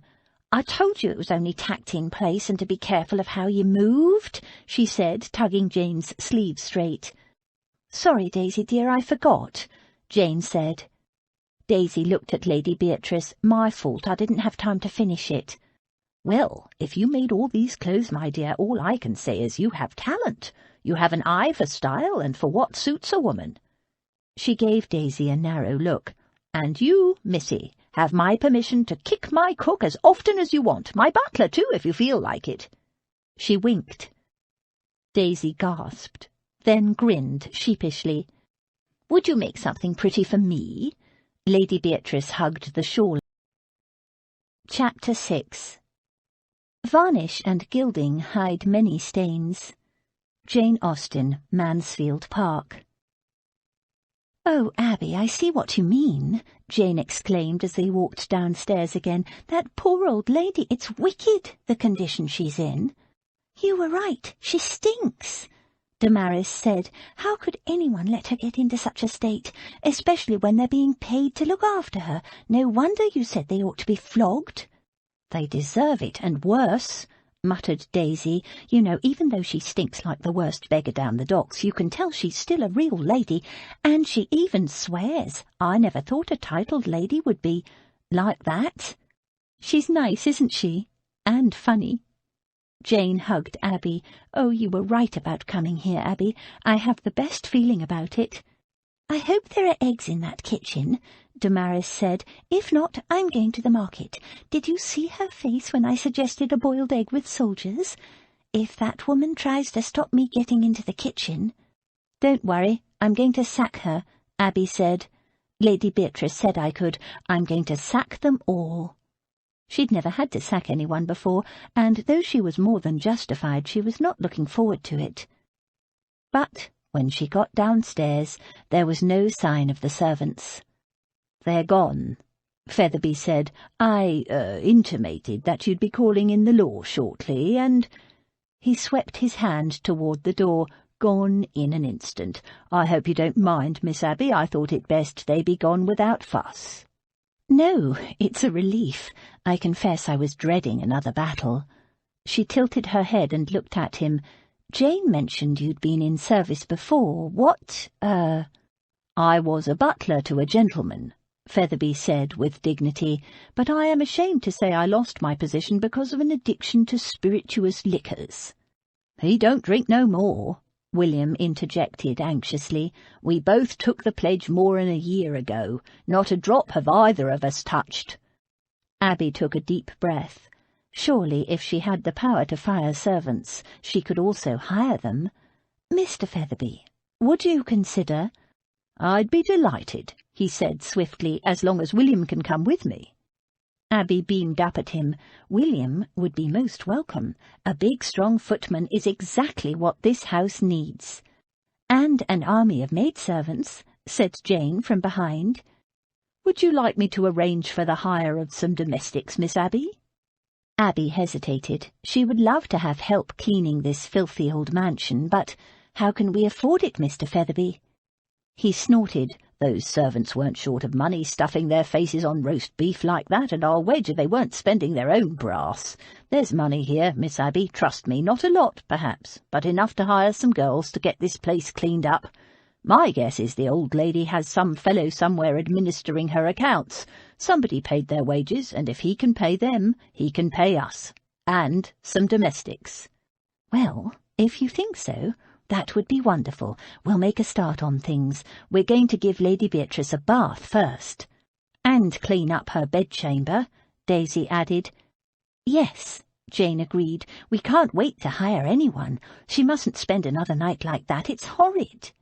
"But before we do anything," Abby said, "it's occurred to me that since she's ill, before we move her or anything, we ought to have her examined by a physician. Only how are we to pay?" "Oh, nobody expects the aristocracy to pay on the spot," Featherby said. "They send a bill. We won't need to find the money until the end of the month at the very least. I'll see to a doctor at once." But when they found Lady Beatrice's former physician, his very superior assistant, informed them that the doctor would not be able to come, not until tomorrow at the very soonest, or perhaps the day after that. He was, he informed them loftily, one of the most sought-after physicians in the land.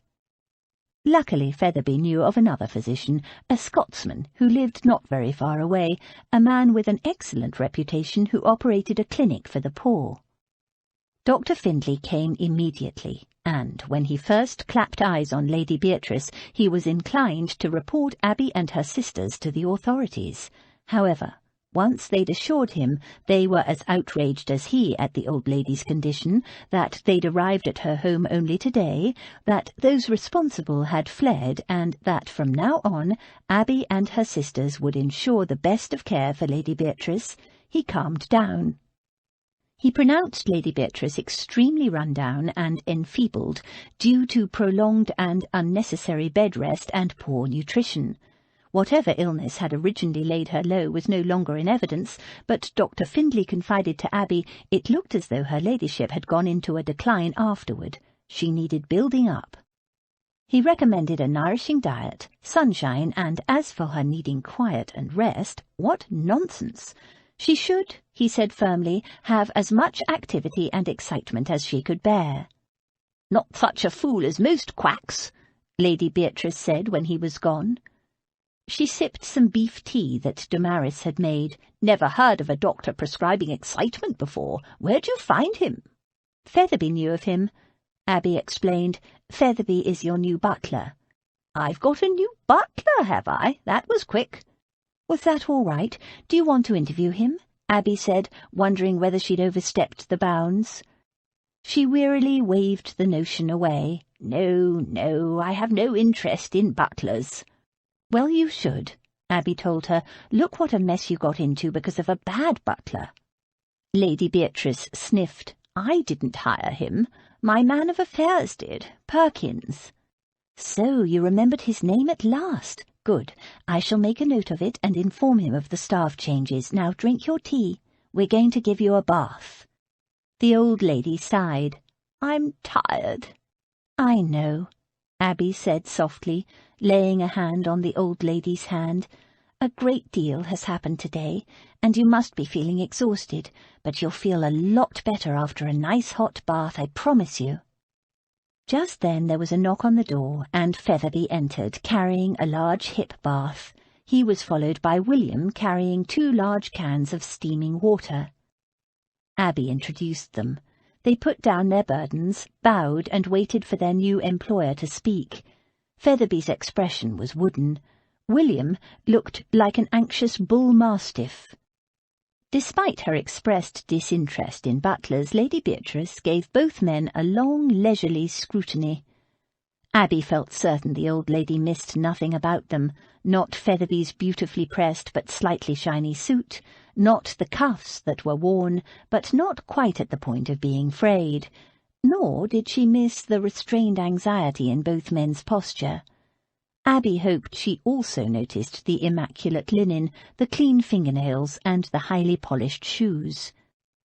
She and the other girls were not the only ones desperately needing a second chance. "So, you're my new butler, are you?" she said at long last. Featherby bowed again. There was a long silence. Then she sniffed. "Well, go on, then. I suppose that's my bath. Don't want the water getting cold." William let out the breath he'd been holding. A quiver of emotion passed so swiftly across Featherby's face that if Abby hadn't been looking for it, she would have missed it. He picked up the bath, hesitated, then said, in a low, heartfelt voice, "Thank you, Lady Beatrice. You won't regret it. I promise you." They set up the bath in the small dressing-room that adjoined the old lady's bedchamber. William hurried off to fetch more hot water and returned with Daisy, bearing a sponge and towels. "And I found this soap and some bath salts. Smell lovely, they do," she told Lady Beatrice cheerily. Abby looked at her in surprise. Was Daisy actually volunteering to act the maid? Daisy must have read her thoughts. "Thought you might need me help," she said in a low voice. "It's going to take 2 of us to get her in that bath. I don't reckon she can walk without help, do you? Besides," she added with a wink, "I reckon I've seen more naked bodies than you've had hot dinners." Lady Beatrice could barely stand unaided. She'd been too long bedridden, the doctor had told them, but there was nothing physically wrong with her limbs. They struggled to hold her upright until, "Here, let me," William said, and gently scooped up the surprised old lady and carried her into the dressing-room. Before she could utter a word, he'd set her carefully on a chair and left the room. "While you're taking your bath, we'll tidy up out here, my lady, make it nice and comfortable for you," Featherby said, and shut the dressing-room door. Almost immediately, thumps and bumping sounds started coming from the other side of the door. "Whatever are they doing out there?" the old lady muttered. "Just tidying up," Abby murmured soothingly as she undid the grimy grey nightgown. She'd been dreading this procedure. It was necessary, but thank goodness for Daisy, so matter-of-fact and unembarrassed. They peeled the old lady's soiled garments off her and gently lowered her into the warm water. She was like a shriveled, plucked chicken, so thin and frail Abby was shocked anew. "This is going to make you feel so good," Daisy murmured, soaping up the sponge. "I'll give you a good scrub from this end, and Abby will wash your back and shampoo your hair." From outside came more bumping noises. "What the deuce is that? Tidying up? More like a herd of elephants stampeding around out there," the old lady said irritably, but under Abby's gentle pressure she leaned back in the hot water, closed her eyes, and gave herself up to their ministrations. Abby tried to untangle the strings of long iron-grey hair. It was horribly matted. She glanced at Daisy with dismay. "Lady Beatrice, I think we're going to have to cut your hair," Abby said. The eyes flew open. "Cut my hair? I've never cut my hair in my life." "Time you tried something new." Daisy was up to her elbows in water, scrubbing unmentionable old lady parts without turning a hair. Abby tried to soften the blow. "Short hair is very fashionable at the moment, and it will be so much easier to look after." "Most ladies can't carry it off," Daisy declared. "Short hair only suits women with good bone structure." She squinted critically at Lady Beatrice. "You got good bones." Lady Beatrice gave her a shrewd look. "Don't try to butter me up, young woman. I never trust the word of people with their hands on my privates. Just do what you have to do." Abby fetched some scissors. "I'll just trim it, and later on Jane will cut it properly for you. She's very good at cutting hair." She snipped and snipped. Matted clumps of wet grey hair fell to the floor. Lady Beatrice observed them sadly. "I used to have beautiful hair. Russet, like autumn leaves at sunset. My crowning glory as a girl." "Red, eh? You could go red again if you wanted," said Daisy, scrubbing energetically. "You mean dye? Ouch! Must you scrub so vigorously, young woman? I'm not a horse, you know. You mean dye my hair?" "Dye? Nay, I mean restore your natural colour." Abby grinned to herself. Daisy was showing signs of a born saleswoman, a useful skill in a budding modiste. "The girls in the—" She glanced at Abby. "Some girls I used to know used this stuff. Henna, it's called. You can get it down the docks. And it brings out the natural red highlights in your hair. Stinks like a sailor's armpit, but the smell don't stay and the colour comes up lovely, and it makes your hair real soft and shiny. Now, there you are, my lady. All done now. Just a rinse off and you'll be lovely and clean and smelling like a rose." They helped the old lady to stand, and Abby poured the last of the clean water over her. Then they wrapped her in bath towels and sat her on the chair while they dried her and dressed her in a clean nightgown.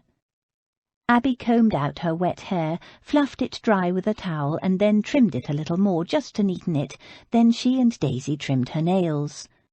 "You got nice feet," Daisy commented. "Most old ladies don't. You ought to paint your toenails." "What am I, a whore?" muttered Lady Beatrice. Daisy shrugged. "Who'd see?" Lady Beatrice snorted, but peered critically down, watching Daisy's ministrations. Finally, they were finished. "There now, don't you feel better?" Abby said. "I feel tired," Lady Beatrice grumbled, but she patted Abby's hand. "You're good girls, both of you. Not many would have done that for a stranger." "Stranger?" Daisy had been tidying up the towels. "Who are you calling a stranger? I've had me hands on your privates, remember?" Lady Beatrice choked, then laughed until the tears ran down her cheeks. "Now that," she gasped, when the laughter had run out, "has done me a power of good. But now I need my bed."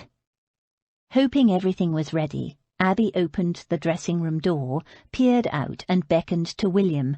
Perfect, she thought, as she glanced around the room. William came in, carefully picked up Lady Beatrice and carried her to her bed.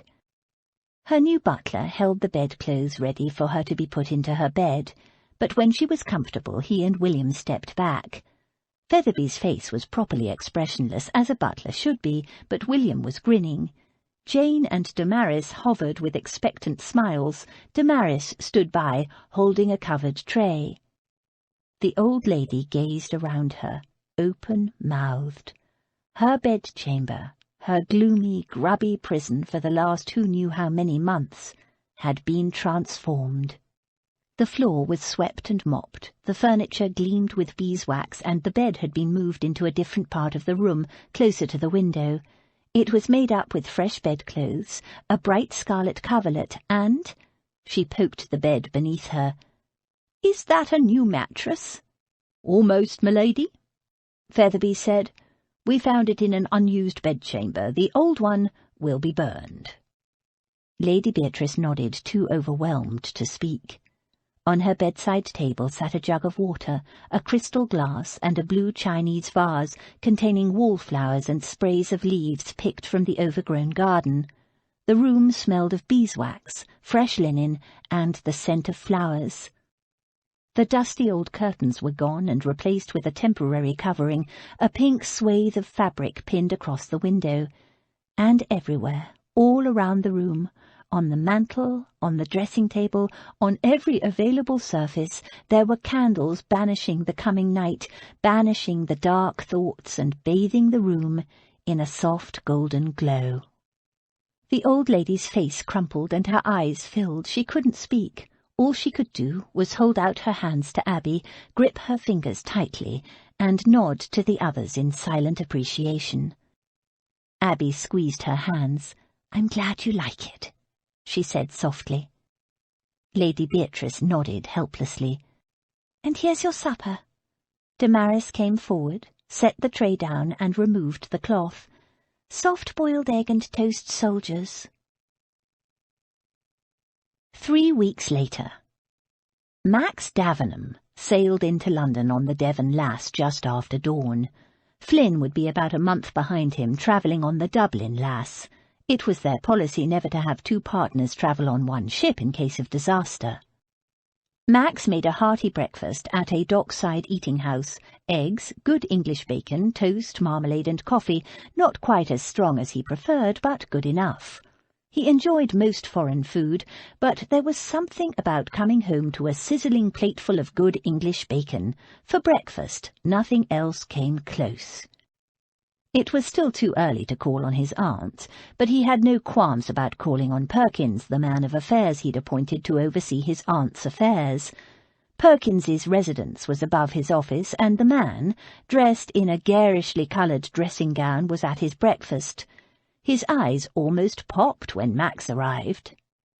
Max didn't know this Perkins.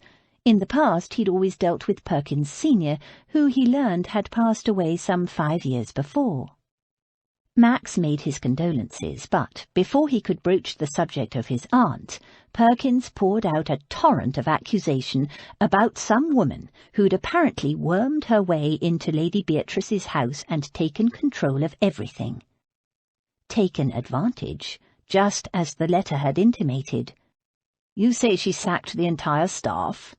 "Every last one of them, my lord, from the butler down, sent them all packing." "A woman you've never seen before?" "Yes, my lord." "Without so much as consulting you?" "She did, speak to me about it, but it was after the event. She had already sacked the staff." Perkins bristled with indignation, and when I queried the propriety of her doing that, the lady expressed some rather strong opinions about the quality of staff I'd hired in the first place, and I assure you, my lord, they had the finest references. "Blistered your ears, did she? A harpy, I take it," Max said in an indifferent tone. This Perkins wasn't half the man his father had been. Old Perkins would never have let a woman get the better of him. "Indeed, my lord, you have the right of it. No woman has ever spoken to me in such a manner. She informed me in the boldest way that she had employed all new staff." Max's brows rose. "At her own expense?" Perkins gave an apologetic wince. "No. She came here to ensure they were paid from the same source as the previous staff, out of Lady Beatrice's allowance. She also made arrangements for payment for herself and her sisters." "Oh, she did she? How much?" Perkins named a sum that made Max narrow his eyes. "Is that all?" It was quite a modest stipend. He would have expected 3, even 4 times the sum. "What's her game?" "I cannot say, my lord." Perkins gave a longing look at his plate of congealing eggs. Max saw the look. He wanted to rub the man's fat face in his blasted eggs. "You say she claims to be some kind of relative of my aunt?" "Lady Beatrice's niece, yes." Max snorted. "My aunt has no nieces. I'm her only relative." "I know that, sir." The man's eager fawning set Max's teeth on edge. Yet you did nothing to prevent this impostor from taking over my aunt's home, sacking her staff and replacing them with who knows what kind of servants." Perkins swallowed. She bore a note from Lady Beatrice. "Show me this note." Perkins hurried out and returned with the note in a moment or two. Max scrutinised it. It was not the same writing as those other letters, the overly polite ones. This note did look like his aunt's hand, though a little spidery and uncertain. Max had never known his aunt to be uncertain about anything. "Did you ascertain from my aunt that she wrote this note, and that all was well with her?" Max said with an edge of steel. Perkins fiddled with his cutlery. "I confess when I called 3 weeks ago I was unable to gain entry to the house. That so-called butler she appointed had the cheek to tell me Lady Beatrice was indisposed and not receiving visitors when I called, and he was supported by a veritable Goliath of a footman. Well, naturally I had no intention of starting a vulgar brangle on her ladyship's doorstep." "And this was what, 3 weeks ago? And you haven't called since?" Max inquired coldly. Perkins twitched and began to mumble some feeble excuse. Max cut him off. "So you left my elderly and possibly ill aunt in the hands of what you are certain is an impostor and her hired minions?" Perkins shifted uncomfortably. "Well, what could I do? I have not the authority." "The authority? Damn it, man, in my absence you had complete authority over the staff of Davenham House." Max thumped the table with his fist, making the crockery and Perkins jump. "The arrangement I made with this firm was that your father would assist my aunt in all financial and other matters, including the supervision of household matters on her behalf. And since your father's death, his responsibility devolves to you. So how the devil have you let some blasted female impostor march in and assume command of my aunt's affairs?" "She's a very difficult woman." Perkins gave a helpless shrug that made Max want to thump more than the table. "I'll just bet she is." The man was a fool. Whether or not he was a rogue was yet to be seen. "Bring me the account books." Perkins scurried to fetch them. Max tucked them under his arm and rose to leave. Perkins eyed him with dismay. "But, my lord, I shall need those." "Not any more you won't," Max said crisply. "My arrangement with this firm is hereby terminated. I shall send my own man around to make all the arrangements, after he's gone over the books in detail." Ignoring Perkins's babbled pleas and excuses, Max left the house and hailed a cab. He dropped the account books off at the London office of Flynn and Company Oriental Trading, with a note to Bartlett, the head man there, that he'd be back later. So much for waiting for a decent hour. He would call on his aunt this very minute, and her so-called niece. Difficult woman indeed. Max knew exactly how to handle women, difficult or otherwise, a firm hand. That was all that was needed. Abby had just left Lady Beatrice's room and was coming down the stairs when she heard the front doorbell jangling in the hall below. A visitor? At this early hour? She heard Featherby answer. A deep voice said, "I wish to see Lady Beatrice Davenham." Abby peered over the balcony, but she couldn't make out more than a tall, dark shape in the doorway. Featherby said something, presumably a denial. It really was too ridiculously early for a morning call, but then the visitor snapped, "No, I don't care to return at a more convenient hour, damn it." There was the sound of a scuffle, and she ran down the last few steps to the landing in time to see Featherby fall to the floor and a tall, dark-haired stranger push past him and enter the house. Before she could gather her wits, he'd crossed the hallway and was racing up the stairs toward her, taking them two at a time on long, powerful legs. "Stop!" Abby braced herself, flinging her hands out to bar his way. "You can't come up here." She fully expected him to shove her roughly aside as he'd shoved Featherby, but amazingly he stopped. She had an impression of a hard, chiselled jaw, a bold nose, a firm, compressed mouth. And he was tall. Even standing 3 steps below her, he was taller than she. Her heart was pounding. What sort of a man would shove his way into a lady's house with so little ceremony, at this hour of the morning? He was casually dressed in a loose dark blue coat, a white shirt, buff breeches and high black boots. His cravat was carelessly knotted around a strong tanned throat. Despite the almost civilized clothing, he looked like some kind of marauder. His jaw was unshaven, rough with dark bristles. His thick dark hair was unfashionably long and caught back carelessly with a strip of leather. Grey eyes glittered in a tanned face. A dark Viking. Surely no Englishman would have skin that dark, burnished by years under a foreign sun. "Who's going to stop me?" He moved up one step. She didn't move. "I am." The angle of his high hint of Viking cheekbones was underscored by a thin scar on his left cheek. It gleamed pale against his tan. His eyes drifted over her in a leisurely masculine examination that scorched her to the skin even though she was wearing one of her thick grey governess gowns that morning. A shiver ran down her spine. He looked like a man who knew exactly who he was, who knew what he wanted and took it without apology. "Really? You?" He seemed amused. He moved up another step, a step closer, a step taller. "Yes, me." Just one step remained between them. Abby braced herself. She was shaking. She refused to let him see how intimidating she found him. She would not retreat. Lady Beatrice was counting on her. William would be here soon. Featherby would have gone to fetch him. She thought she could see a lurking smile in his grey eyes, as if he were amused that she thought she could stop him. There was brazen masculine challenge there as well as he took another step. Now they were almost touching. In an instinctive reaction she put her hands on the broad, deep chest to push him back. Her palms tingled.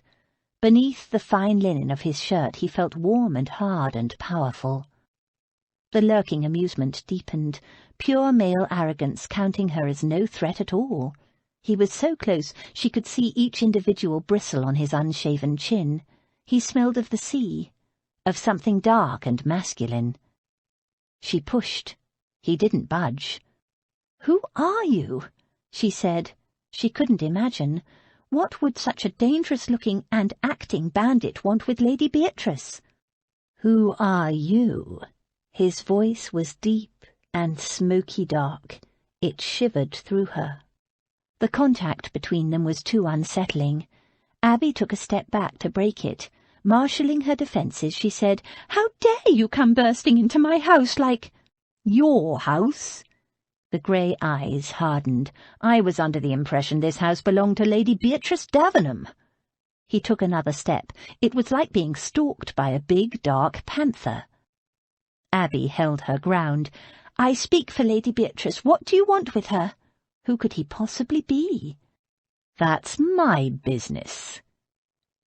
His grey eyes narrowed to a slash of ice in his tanned face. 2 slashes.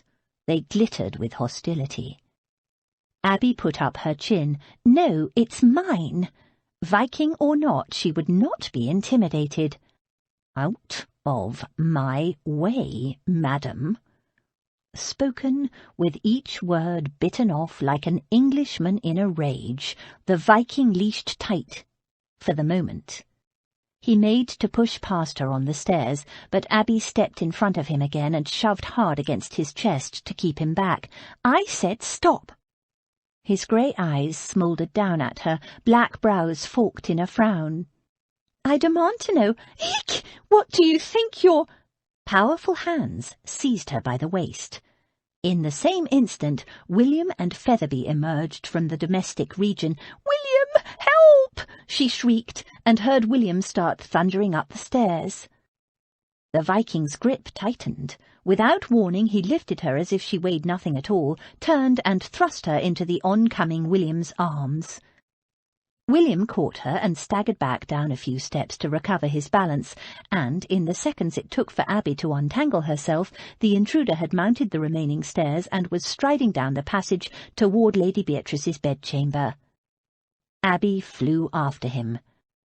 She reached him just as he threw open the door to Lady Beatrice's bedchamber, entered, and stopped stock still.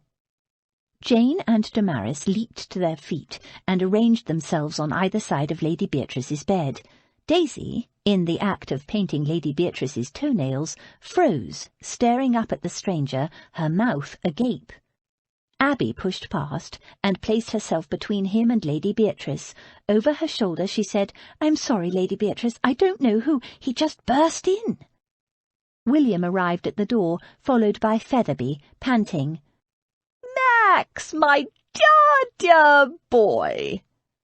Lady Beatrice, beaming, held out her hands to the Viking, just as William and Featherby were about to seize him. "You're home at last."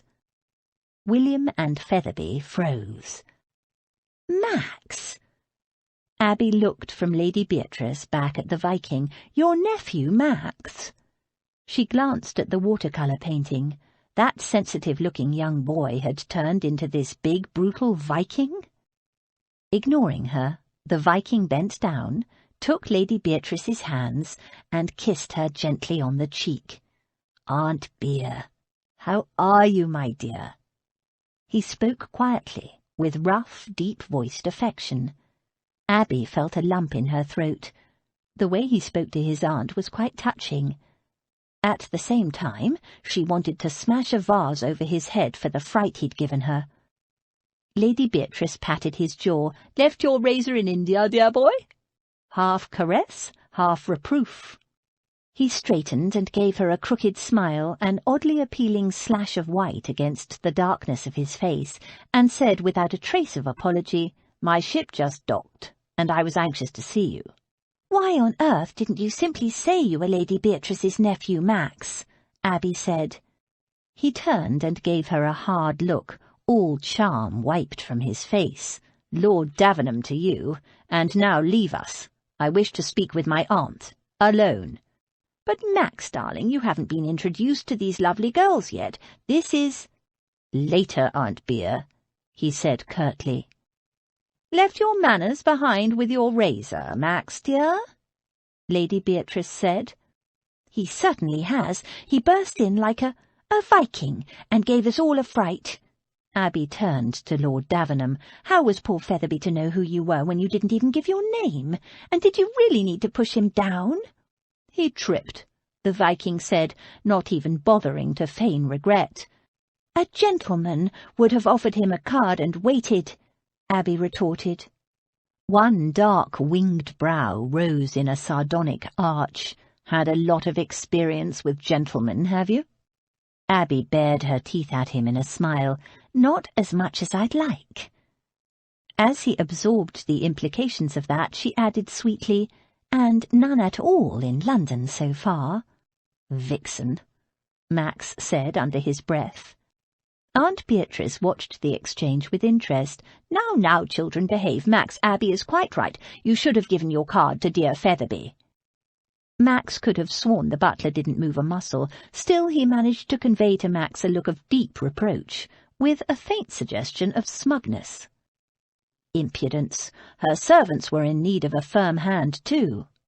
His aunt snapped her fingers. "Max, pay attention. I want to introduce you to these charming girls. This is Miss Abigail Chance." He knew who she was, with her wide, innocent eyes and bold, pretty mouth, the woman who'd taken advantage of his aunt. She was younger than he'd expected from the description Perkins had given, prettier too, but then harpies came in all shapes and sizes. Slender as a willow, but stubborn from the jutting of that chin, well, he knew that from the way she'd confronted him on the stairs, stood up to him in a manner that had amused, even charmed him at first, until he realized who she was. In that drab gown he'd taken her for a maidservant or companion, not the manipulative little baggage he knew her to be. "Miss Chance." Max gave the woman a curt bow. He wanted to throttle her. She knew it, too, for those speaking grey-green eyes sparked with bright challenge as they met his. One glimpse at Aunt Bea had told him that for all the seeming luxury of her bedchamber she'd suffered badly, and not for a short time. She'd aged shockingly. Her face was thin and drawn, and bore an echo of suffering and malnourishment that he'd seen before in the beggars of Asia. The beggars of Asia. His magnificent, arrogant, beloved aunt? She was a ghost of her former self. And this pretty, composed young woman with her creamy, smooth skin and her clear grey-green eyes was the cause of it. Miss Chance. Miss Chance, more like it. She made him a curtsy, a study in insolence and indifference. Her sister, Miss Jane Chance. A girl just out of the schoolroom, a pretty blonde who blushed and smiled as she curtsied and said her how do you do. Max made her a curt bow. He had no interest in schoolgirls. Miss Damaris Chance, another sister. Max bowed. Miss Damaris curtsied and murmured a greeting, but did not meet his gaze. An oval face, dark eyes, and long sable hair. A secretive expression. Full sister to the blue-eyed blonde? He doubted it. And Miss Daisy Chance. The little one painting his aunt's toenails gold. She had an angular heart-shaped face, and the kind of pale skin that had never seen country air. She bobbed a crooked curtsy and said in a broad Cockney accent, "Pleased to meet you, my lord." Max didn't bother to hide his scepticism. The idea that this girl was a sister to the others was laughable. They at least sounded like ladies, even if they were harpies in disguise. He quirked a brow. Sister?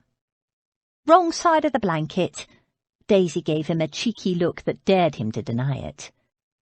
Miss Chance put an arm around the girl's shoulders. But she's still our sister. The blonde and the brunette stepped up too, glaring at him in a united front. "My nieces, Max," said Aunt Beatrice with a smile that had a lot in common with the look the little Cockney had given him, lying through her teeth and daring him to deny it. "But why? Damn it, Aunt Beat—" "Later, Max," she said airily. "Thank you, girls. My nephew and I have much to catch up on. Featherby, perhaps a cup of tea in half an hour." Max waited with folded arms as the girls bustled about gathering things. Magazines and bits of lace and fur and fabric lay scattered all over the counterpane, and examining him surreptitiously from beneath lowered eyelashes. No sidelong glances from Miss Chance. She met his gaze full on, with brazen confidence. Butter wouldn't melt in that soft little mouth. She'd be out on her ear by the end of the day, he vowed. She passed the tray that had been resting on his aunt's knees to the butler, the remains of her breakfast, sweet pastries and hot chocolate, his aunt's usual breakfast, something that hadn't changed, some small comfort in that. Guilt lashed at him. Aunt Bea looked so worn and old. Why hadn't he listened to those twinges of concern earlier? The butler passed the tray to the footman, who was like no footman Max had ever seen. He looked more like an aging prize-fighter, not a successful one either, by the damage done to his face. The kind of hoodlum you wouldn't want to meet down a dark alley, now working as a lady's footman, his aunt's footman, thanks to Miss Chance. A motley crew indeed. What hold did they have over his aunt? He glanced again at Miss Chance. No sign now of the little virago who'd challenged him on the stairs. With his aunt she was all soft pretty words from a soft pretty mouth, gentle ladylike manners hiding a heart as hard as nails. If he didn't already know she was the kind of woman who'd take advantage of an old lady when she was ill and helpless. Why the hell had his aunt claimed them as her nieces? Was it some sort of blackmail? Or threat? The women were still fussing over the bits of fabric, sorting them in a manner calculated to annoy him. "That will do," Max snapped. "Collect it later." He moved to sit on his aunt's bed. As he did so, 5 women and a butler shrieked. "What the—" Lady Beatrice snatched up a tiny white kitten from the spot where Max had been about to sit and cradled it to her bosom. "Max, you could have killed her." "Well, how was I to know you'd taken to keeping cats? I thought it was a bit of fur." "It is attached to a kitten. This is Snowflake, and over there is his brother, Marmaduke." A small tortoiseshell kitten emerged from under a magazine, regarded Max, and yawned extravagantly. "Say how do you do, Max?" Max stared at her. He was not about to talk to a kitten in front of a gaggle of giggling girls.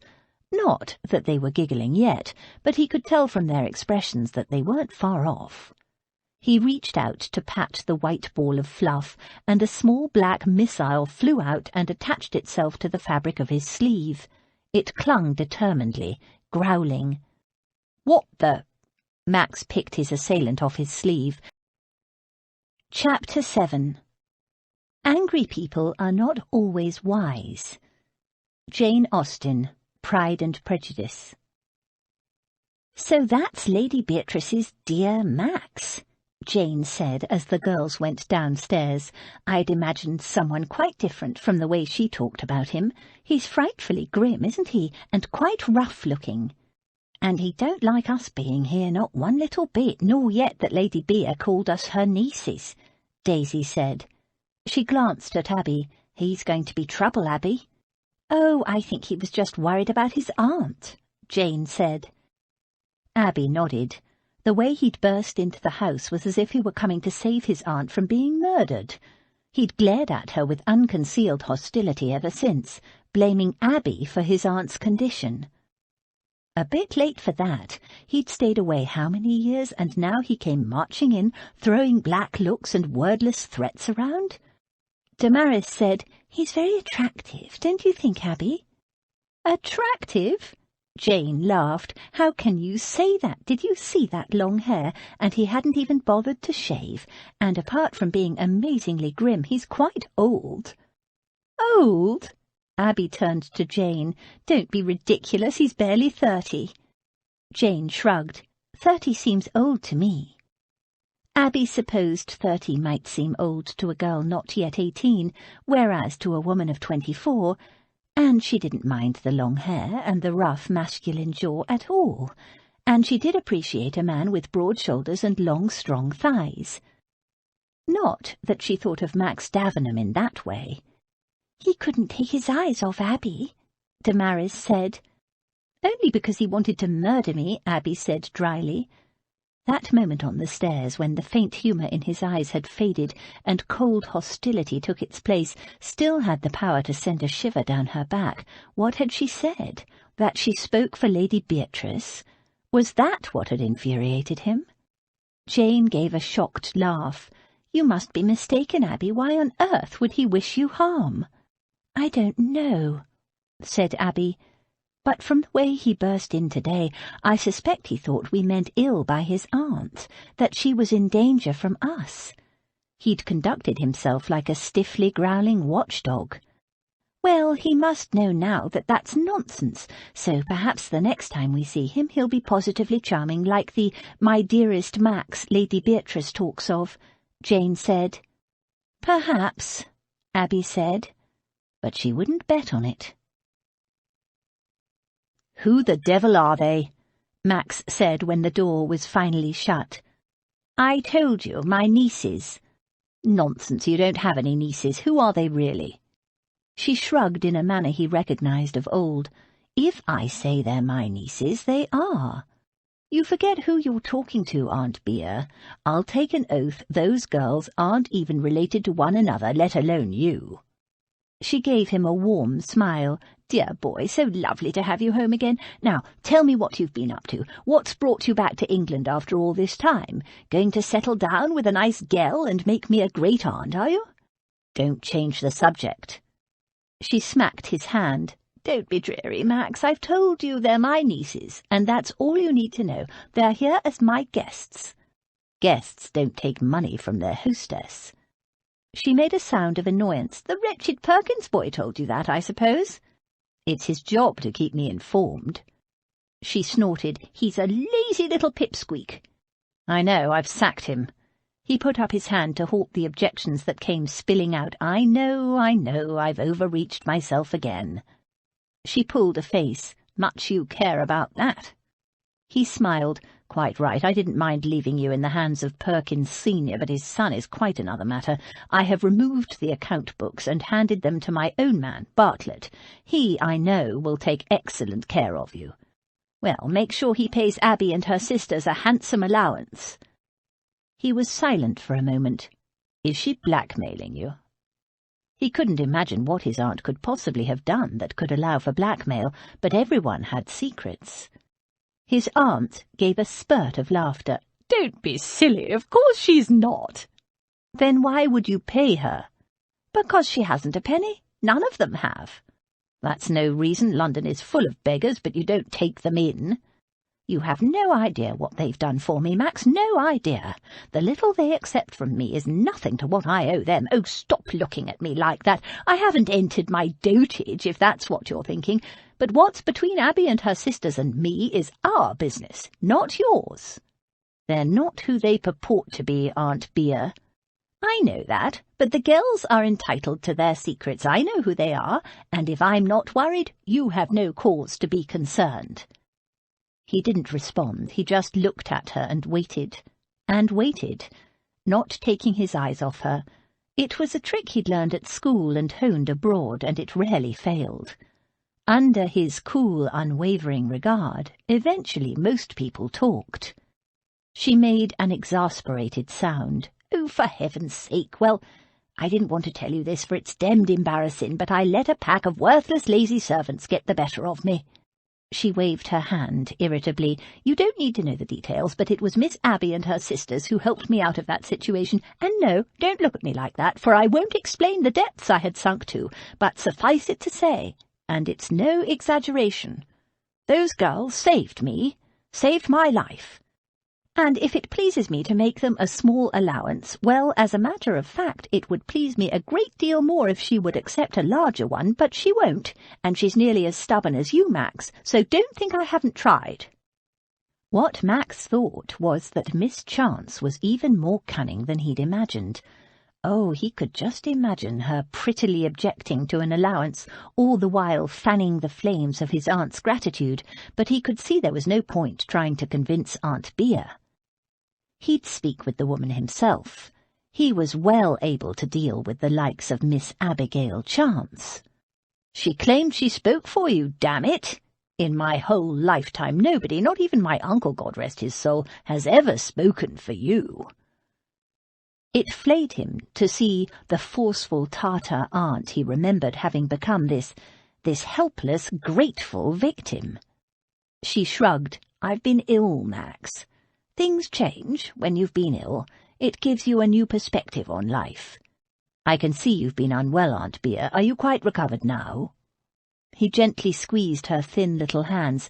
Damn it, she was so frail. Guilt lashed at him. "Better than I was, certainly, and the sickness that laid me low has passed, according to the doctor, but I can't walk any more, Max." "What?" His gaze shot to the shape of her legs under the coverlet. "What do you mean you can't walk? Did you have an accident, break a—" No, nothing like that. It's just that I've been sick and in bed for so long. Now don't look like that, dear boy. It's not your fault. I'm slowly regaining my strength, and the girls are helping me. They make me exercise several times a day, following the doctor's instructions to the letter, curse them. It's not at all amusing, and William carries me wherever I need to go." Suddenly, the reason for the powerful, thuggish-looking footman became less sinister. Max said slowly, "Why didn't you let me know?" She gave him a puzzled look. "That I'd been ill, but I did." He shook his head. "I haven't had a letter from you in nearly a year, not directly from you. Only the letters your maid has written for you since you broke your wrist, all formal and polite nothings, and not one mentioned the kind of illness that would keep you in your bed." She gave him a puzzled look. "I never broke my wrist or hurt it in any way, and I never dictated any letters to you. I wrote 'em all myself." She snorted. "Catch me letting a maidservant read my private correspondence." "Are you saying you wrote me letters yourself, and they never got mailed?" She made a helpless gesture.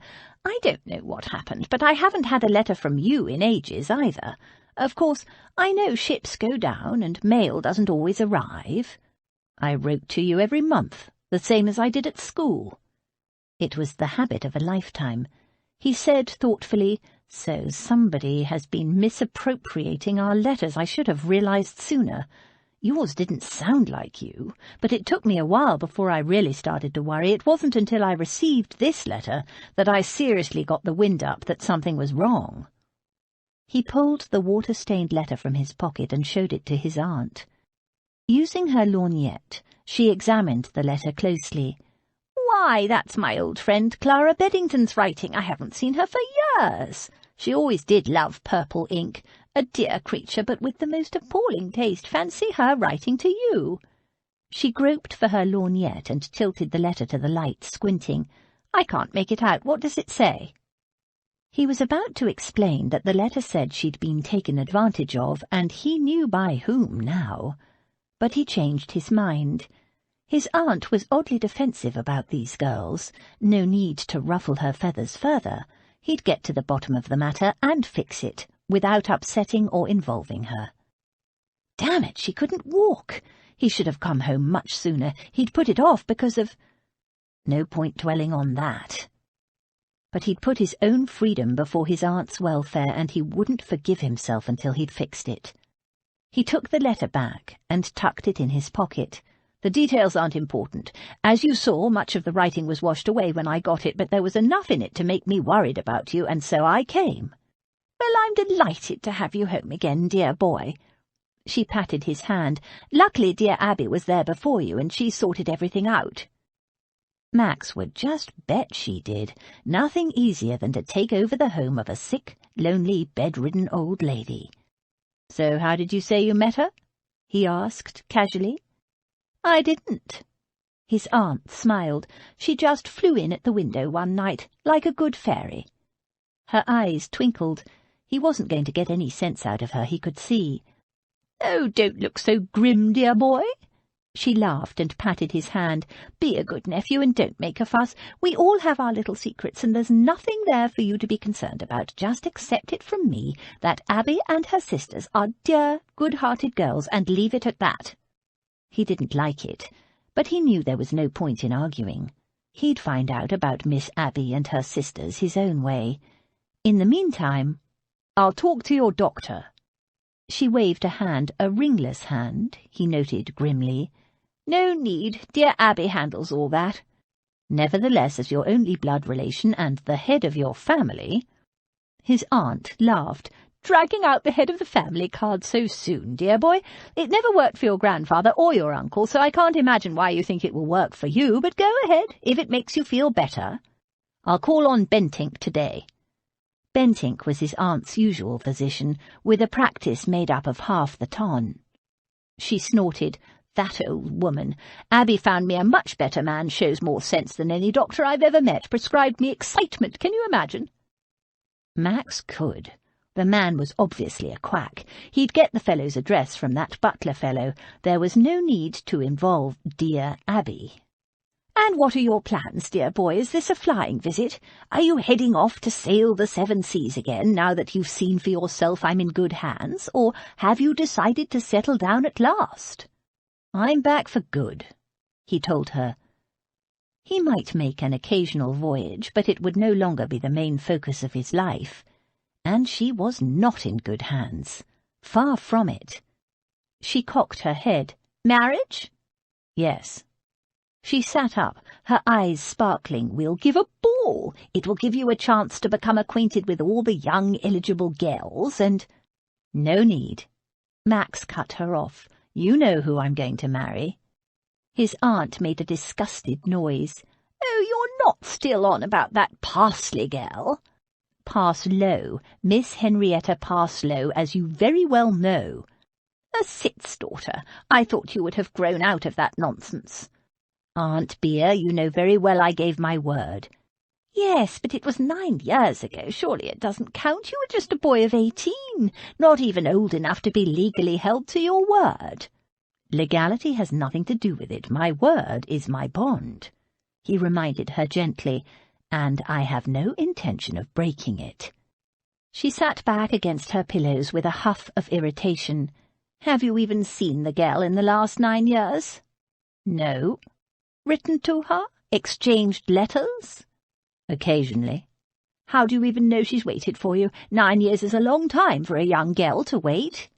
She'll have waited. She sniffed. She wants the title. You don't think I'm worth waiting for? Max asked, unruffled. He knew very well what his aunt thought. She gave him a severe look. Not for 9 years. It's not reasonable, and if you'd loved the girl, she wouldn't have had to wait. She wagged a finger at him. If I'd loved a man, I wouldn't have let him spend 9 years gadding about the globe. Max didn't doubt it. His situation, however, was different. I wasn't gadding, he pointed out. I was repairing the family fortunes. She flapped an impatient hand. The question is, do you love this girl? Does she love you? If you haven't seen her for 9 years, you can't possibly know if you still want to marry her. Want had nothing to do with it. Love is not the only basis for marriage. You mean it's for money? She demanded. I thought you'd repaired the family fortune. I have. Then if it's not love or money, what other reason is there to marry a cit's daughter? I gave my word. Max stood up. Now I have business to attend to, but we'll talk more later. He kissed his aunt on the cheek and promised to look in on her again before dinner.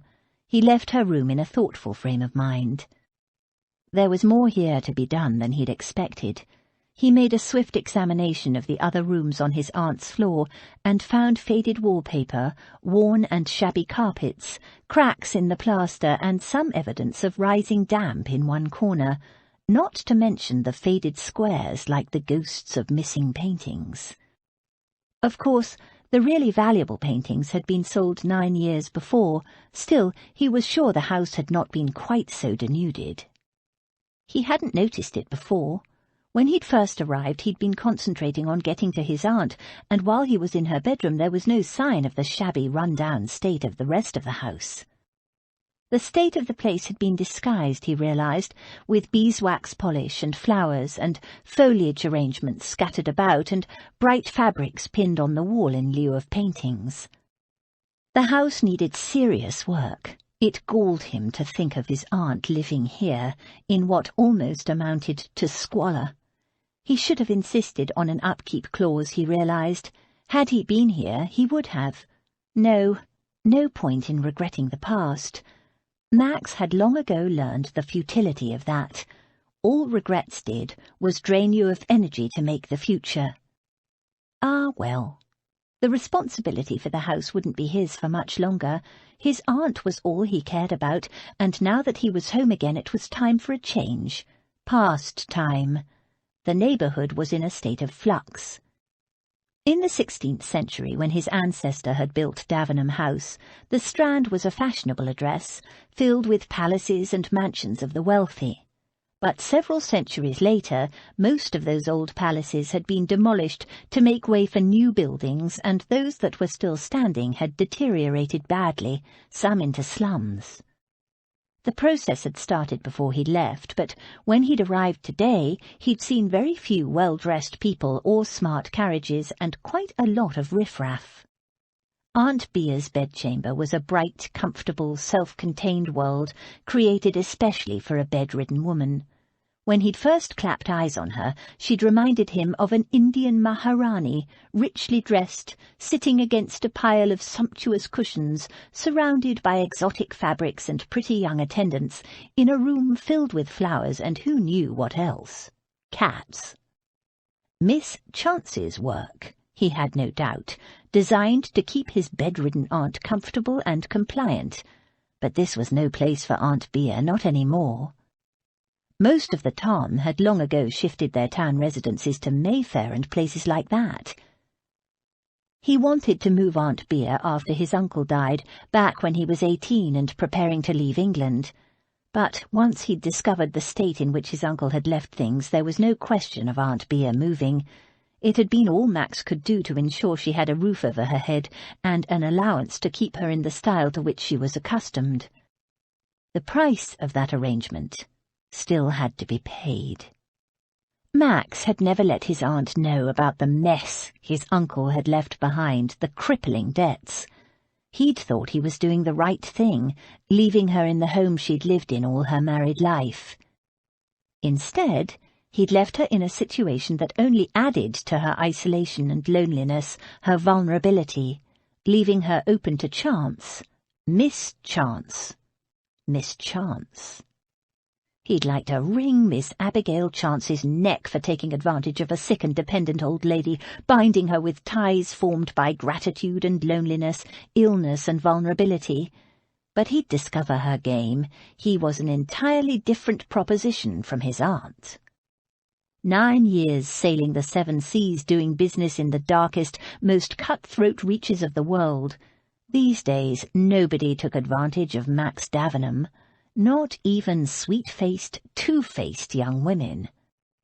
But first, to deal with this quack and get his aunt some proper medical attention. Abby was in the entry hall, heading for the front door, when Lord Davenham appeared on the landing. Unfortunately, she'd advanced just far enough into the hall to make retreat impossible, not without appearing craven. It wasn't cowardice, she told herself. She simply had no desire for private conversation with his still hostile lordship, not while he was spoiling for a fight, which he so obviously was. The question was, how much did he know? Would he know Abby had climbed in his aunt's window intending to steal? And what about the brothel?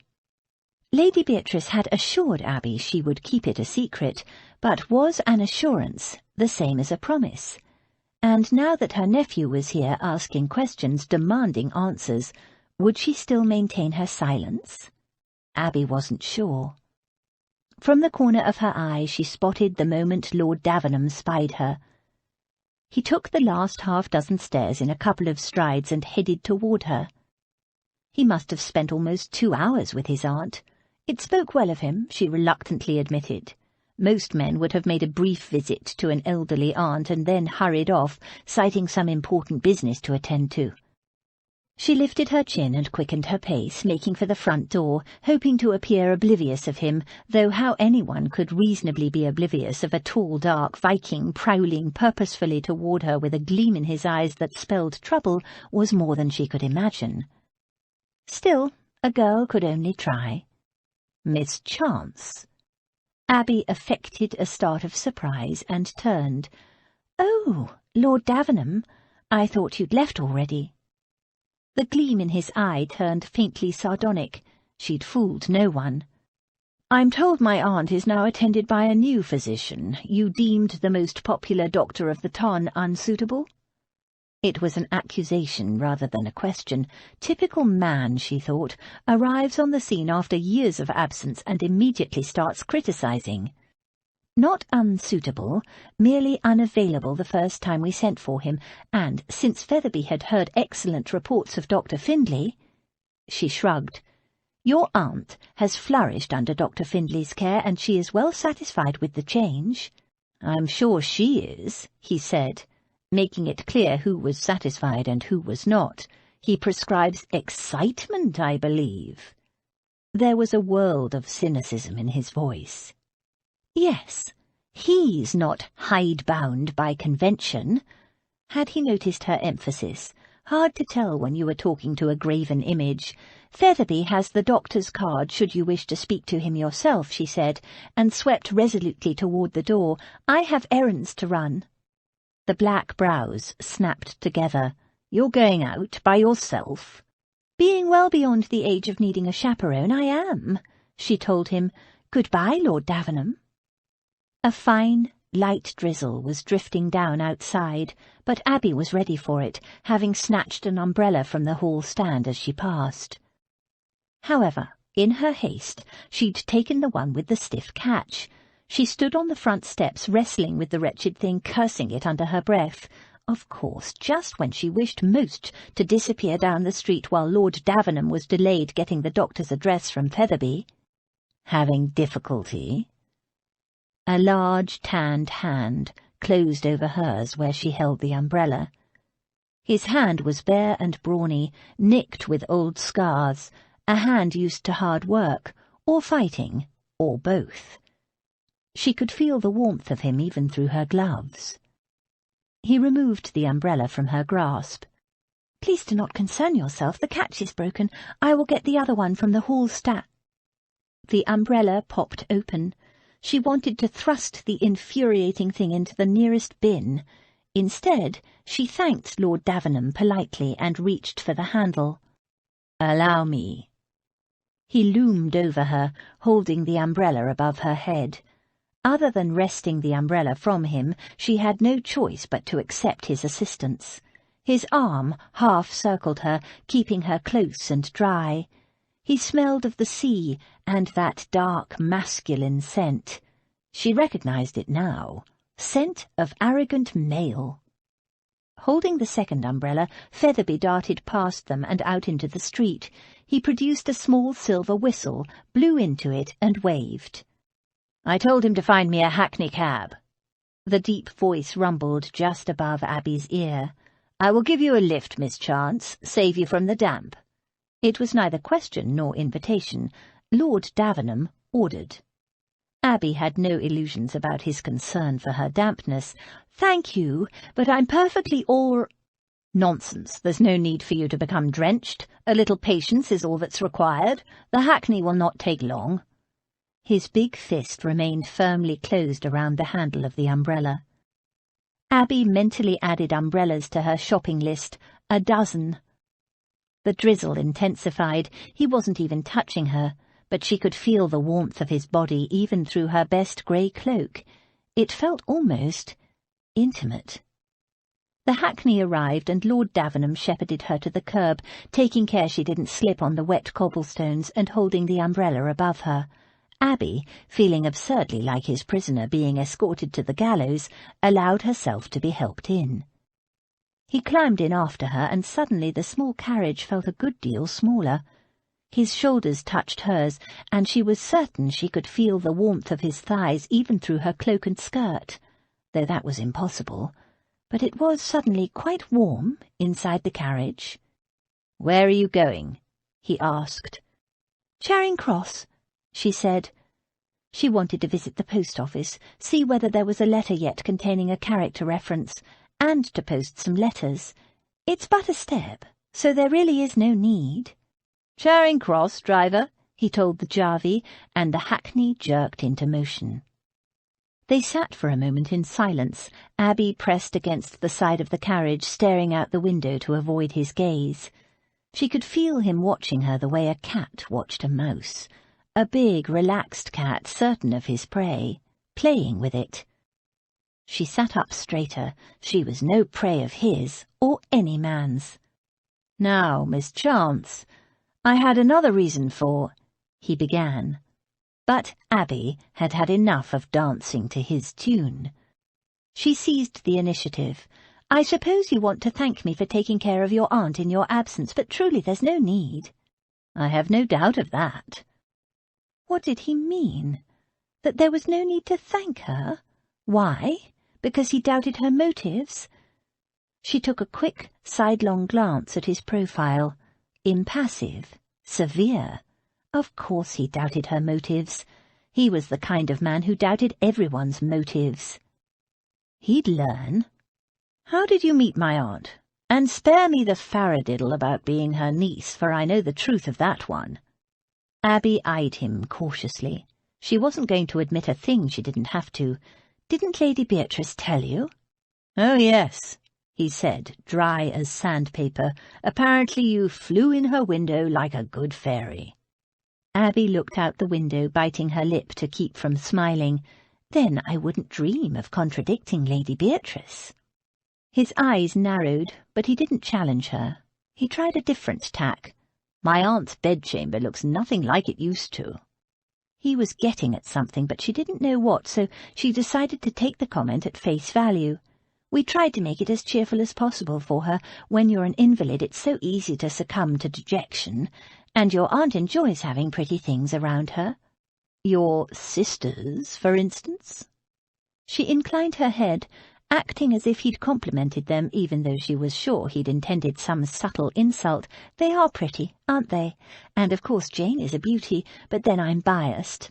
And they do make very good company for your aunt. It's beneficial for a recovering invalid to have youth and high spirits around, and they enjoy her company too. You're an expert in the care and constitution of invalids, are you? That edge of cynicism was beginning to annoy her. She met his gaze squarely. Not an expert, but my mother was an invalid for more than a year when I was young, and I took care of her, so I do have a little experience. And where is your mother now? She died. Abby stared out the window.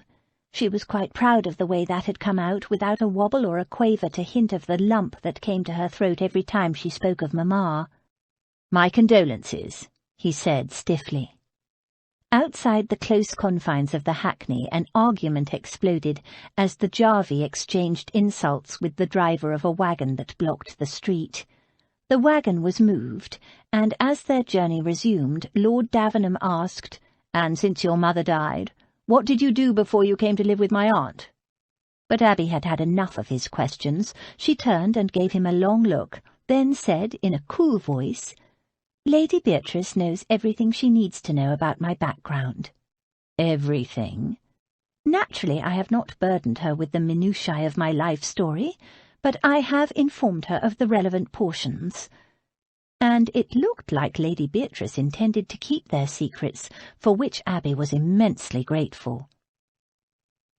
"Speaking of portions, explain the stipend you and your sisters receive from my aunt's widow's jointure." She stiffened. Lady Beatrice insisted on that, but I assure you we earn our keep. You may snort, but I run the household, and though we have since employed a cook, Damaris is the one who most often manages to tempt your aunt's appetite. Recovering invalids often lack Yes, we know about your great knowledge of the care of invalids. She did not respond. "I apologize," he said. "I did not mean—" "It doesn't matter," she said in a brittle voice. "You were asking about the stipend. Jane is your aunt's companion. Well, we all perform that role, but Jane can happily sit and chat and read novels and magazines all day long if your aunt wishes it. She's a sunny-natured girl and keeps your aunt cheerful and entertained." "And the little one with the bad leg?" "Daisy? Oh, Daisy reminds your aunt she is a woman." "A what?" She gave a half-smile at his tone. "A man, no doubt, cannot imagine how good it feels to a woman to wear pretty clothes, to feel feminine and desirable, especially a woman who's—" "An invalid." His lip curled faintly. She could see he put no value on such things as cheerful company, pretty clothes, or tempting food, but they were important. She knew it. She refused to be intimidated by that hard gaze. "I was going to say a woman in the autumn of her years, but yes, an invalid also needs to be reminded she's an attractive woman." "And how does Daisy create this miraculous effect?" "She makes clothes, wonderful clothes. You saw the green and pink gauze and embroidered satin bedgown your aunt was wearing today." "The one designed for a woman half her age, and for a different class of female altogether." Abby itched to smack him. "Indeed, clearly it's wasted on a man like yourself, who cares nothing for his own appearance. Now, if you've finished interrogating me—" The carriage was approaching Charing Cross, and she moved to knock on the window to signal the driver to stop. Max caught her wrist before she could do it. "Not yet. I haven't finished with you." She struggled and tried to pull away, but he held her effortlessly in a light, firm grip. The gloves were off now. "Let go of me," she said in a low, furious voice. She raised her other hand, but he caught that too, and then they were almost chest to chest. "I have no interest in what you have to say." "No, you wouldn't want to know what I think of the kind of harpy who takes advantage of a sick, lonely old woman. The truth is ugly, but hear it you will." His face was bare inches from her, his eyes slits of icy contempt. "Harpy!"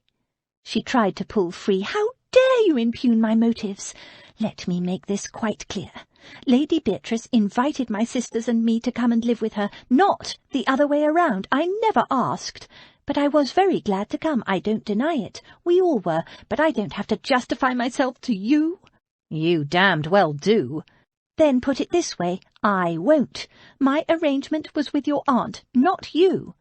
She is in no fit state to make decisions. Rubbish! She might not be able to walk at the moment, but there's nothing wrong with her brain. You're a very high-handed young woman, aren't you? He shook her wrists. Worming your way into my aunt's life, taking over her home, sacking her servants, appointing your own in their place, dismissing the physician who'd attended her for the last 20 years, treating her home and possessions as your own, and don't think I haven't noticed all the things that are missing, even her rings, damn it. You can't pull the wool over my eyes, young woman. I'm not a feeble old lady ripe to be fleeced and hoodwinked. He loomed over her, his chest just touching her breasts, his storm-filled eyes dark with some kind of unknowable emotion. "You're hurting me," she said coldly. It wasn't true, but Abby didn't care. She was in a rage now. His gaze dropped to her mouth, and for a long, breathless, incredulous moment she thought he was going to kiss her, which his next utterance proved was ridiculous. "I'd like to strangle you," he growled, releasing his grip on her and moving back. "You deserve it, and more." She shook herself like an angry cat and rubbed her wrists, her eyes sparkling with anger. "I should haul you and those others off to the nearest magistrate, but that would distress my aunt. But what if I offered you a handsome sum to leave my aunt's home and never return?" "What, and leave her in your capable hands?" She made a contemptuous noise. "You're the one who hared off to India for nearly 10 years, leaving her to rot." "Leaving her to rot?" The grey eyes were flinty with rage. "I did nothing of the sort. When I left her she was as fit as a flea, a leader of the ton, with a dozen servants to take care of her, a man of business to oversee her domestic affairs, and a horde of friends." "Oh, that's all right then. I'm glad your conscience is clear. It doesn't matter, I suppose, that the servants were appalling, robbing a sick old lady blind, keeping her in the most atrocious conditions, and denying her friends admission until they drifted away, leaving her even more helpless. Or that your so-called man of business never came near her from one end of the year to another, allowing the servants even more freedom to abuse her trust. And what about the fashionable doctor, who never bothered to inquire after his patient of 20 years, even though she'd been terribly ill the last time he saw her?" He stared at her, his face unreadable, his eyes chips of ice. Abby stormed on. "You all left her to rot, every single one of you, and that's why you can't bear to have me and my sisters there, because we didn't.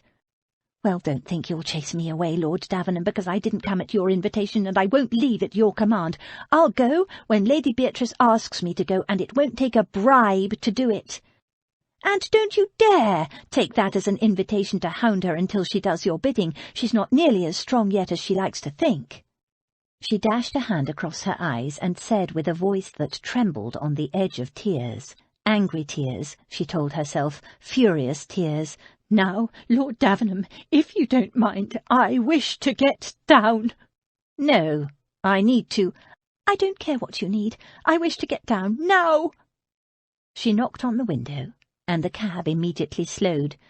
"You will find Dr. Findlay, Lady Beatrice's physician, in the white building on the corner over there." She opened the door before the hackney had come to a complete halt, and jumped lightly down. Behind her, Lord Davenham shouted something, but Abby ignored him, hurrying away without a backward look. Hateful, horrible man. Max watched her thread her way through the traffic with a straight back and a swish of indignant skirts. She'd left her umbrella behind.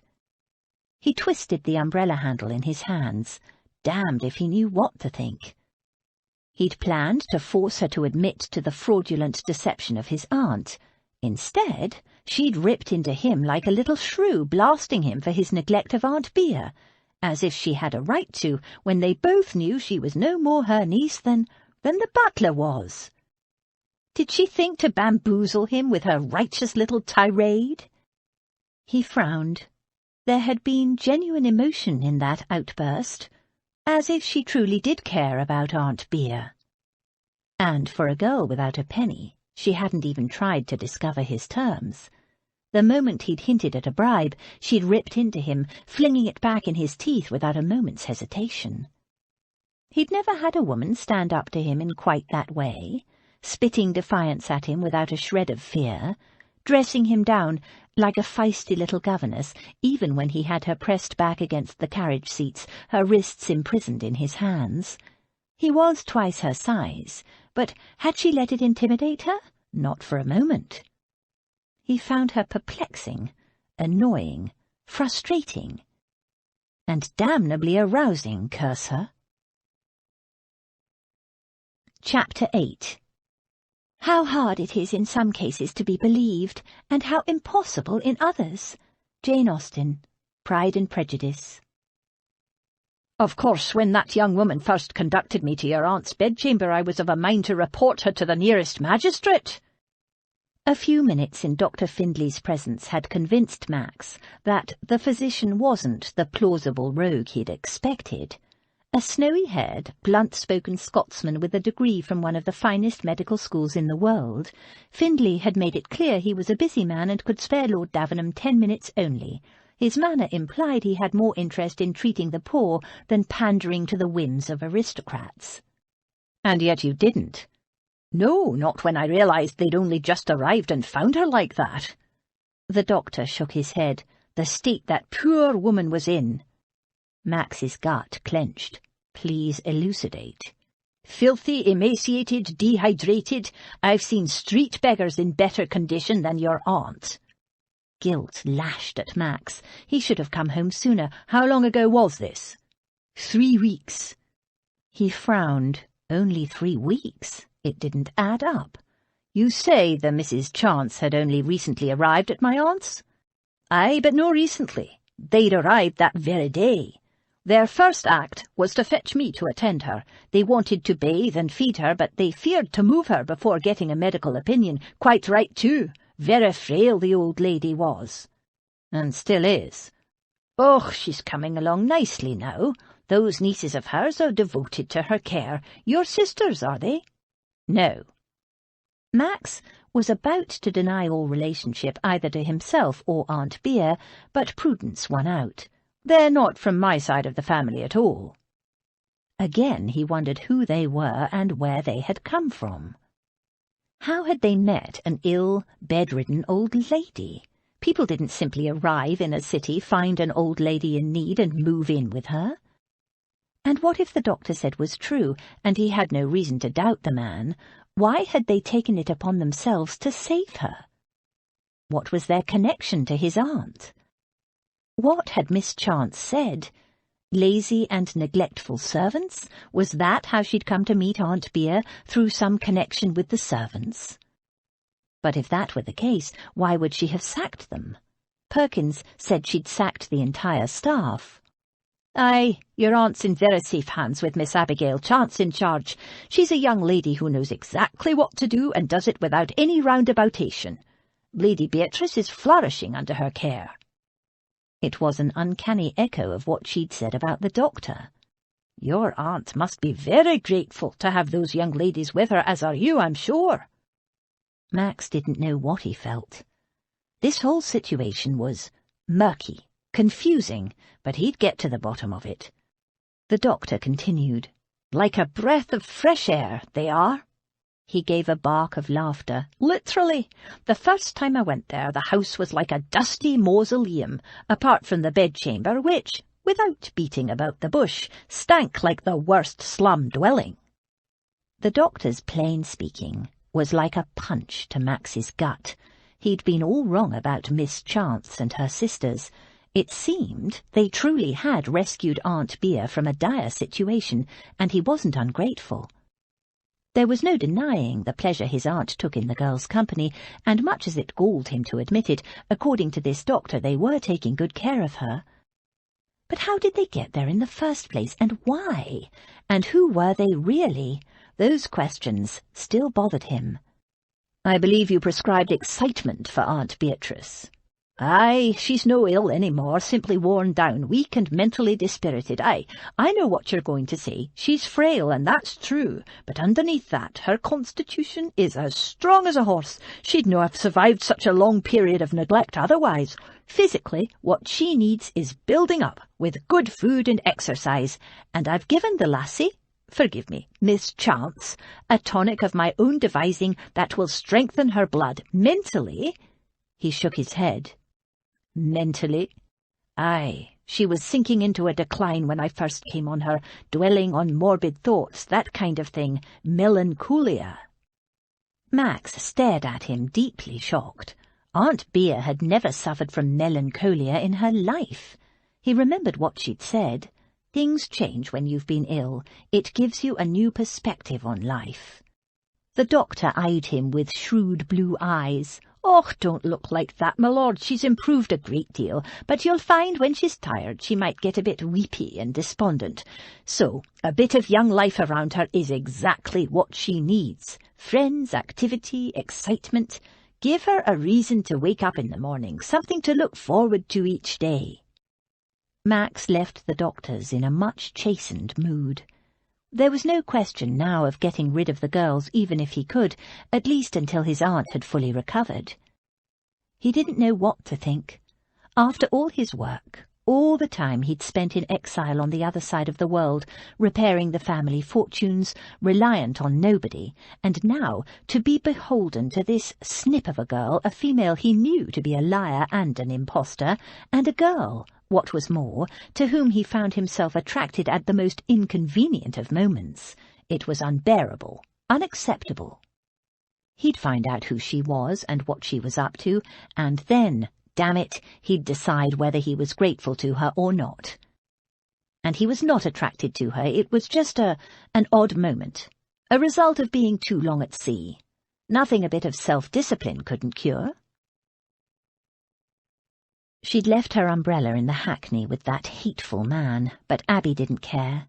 She lifted her face to the sky and let the cool, misty drizzle mingle with the few angry tears that had escaped. Wretched, suspicious man. Of course, he had a right to wonder about her motives. She was a stranger, after all. But it was just like the way he'd first arrived, barging in like a Viking raider, assuming the worst. Couldn't he simply have asked, like any civilized man would?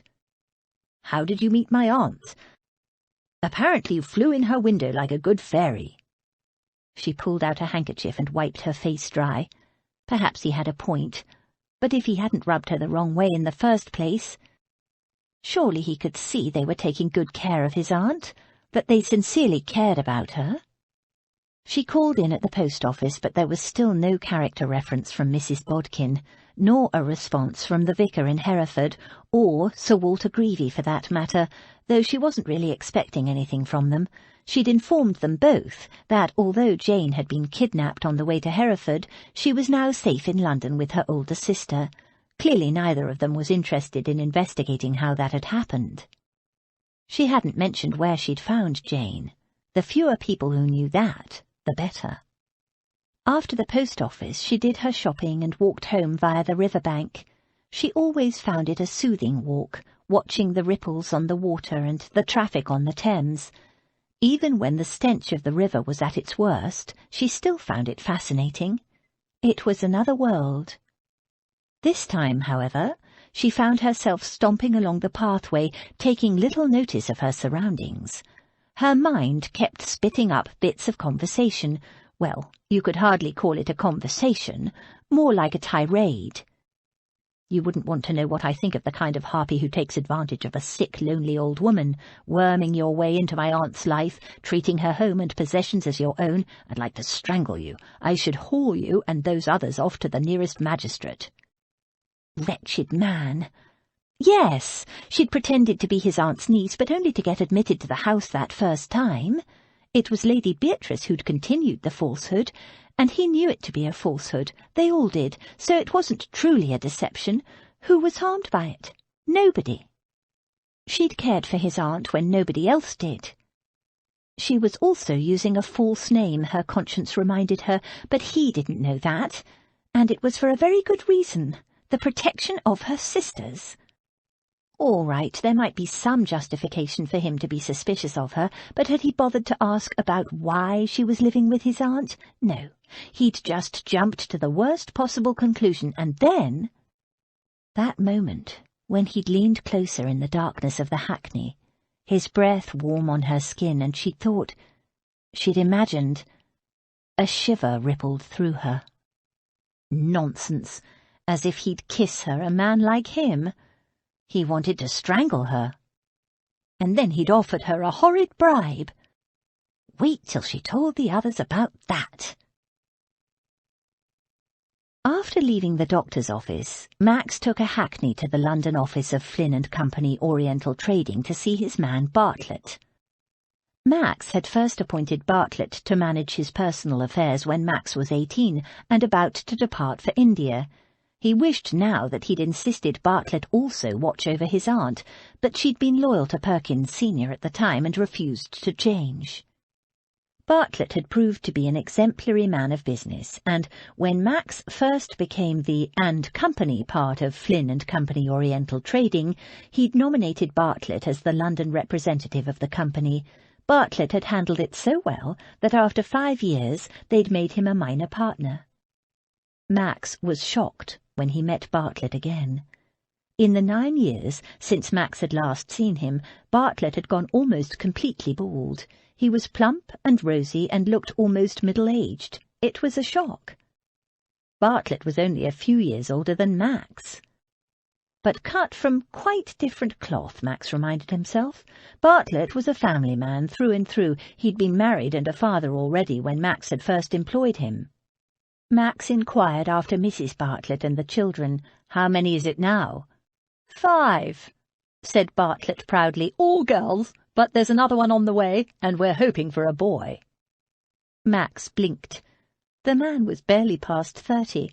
Max tried to imagine himself with 5 children. 6. He couldn't. That fate awaited him in the future, the near future. He thrust the thought aside and got down to business. Once the company business was dealt with, not that there was a lot, it was all in excellent order, Max raised the question of the books he'd confiscated from Perkins. "I've only had time for a quick glance through," Bartlett said, "but even so, there are a few obvious discrepancies." "Discrepancies?" "The servants appointed by Miss Chance, for instance." Max stiffened. "Yes?" "There don't seem to be enough." Max gave him a sharp look. "What do you mean?"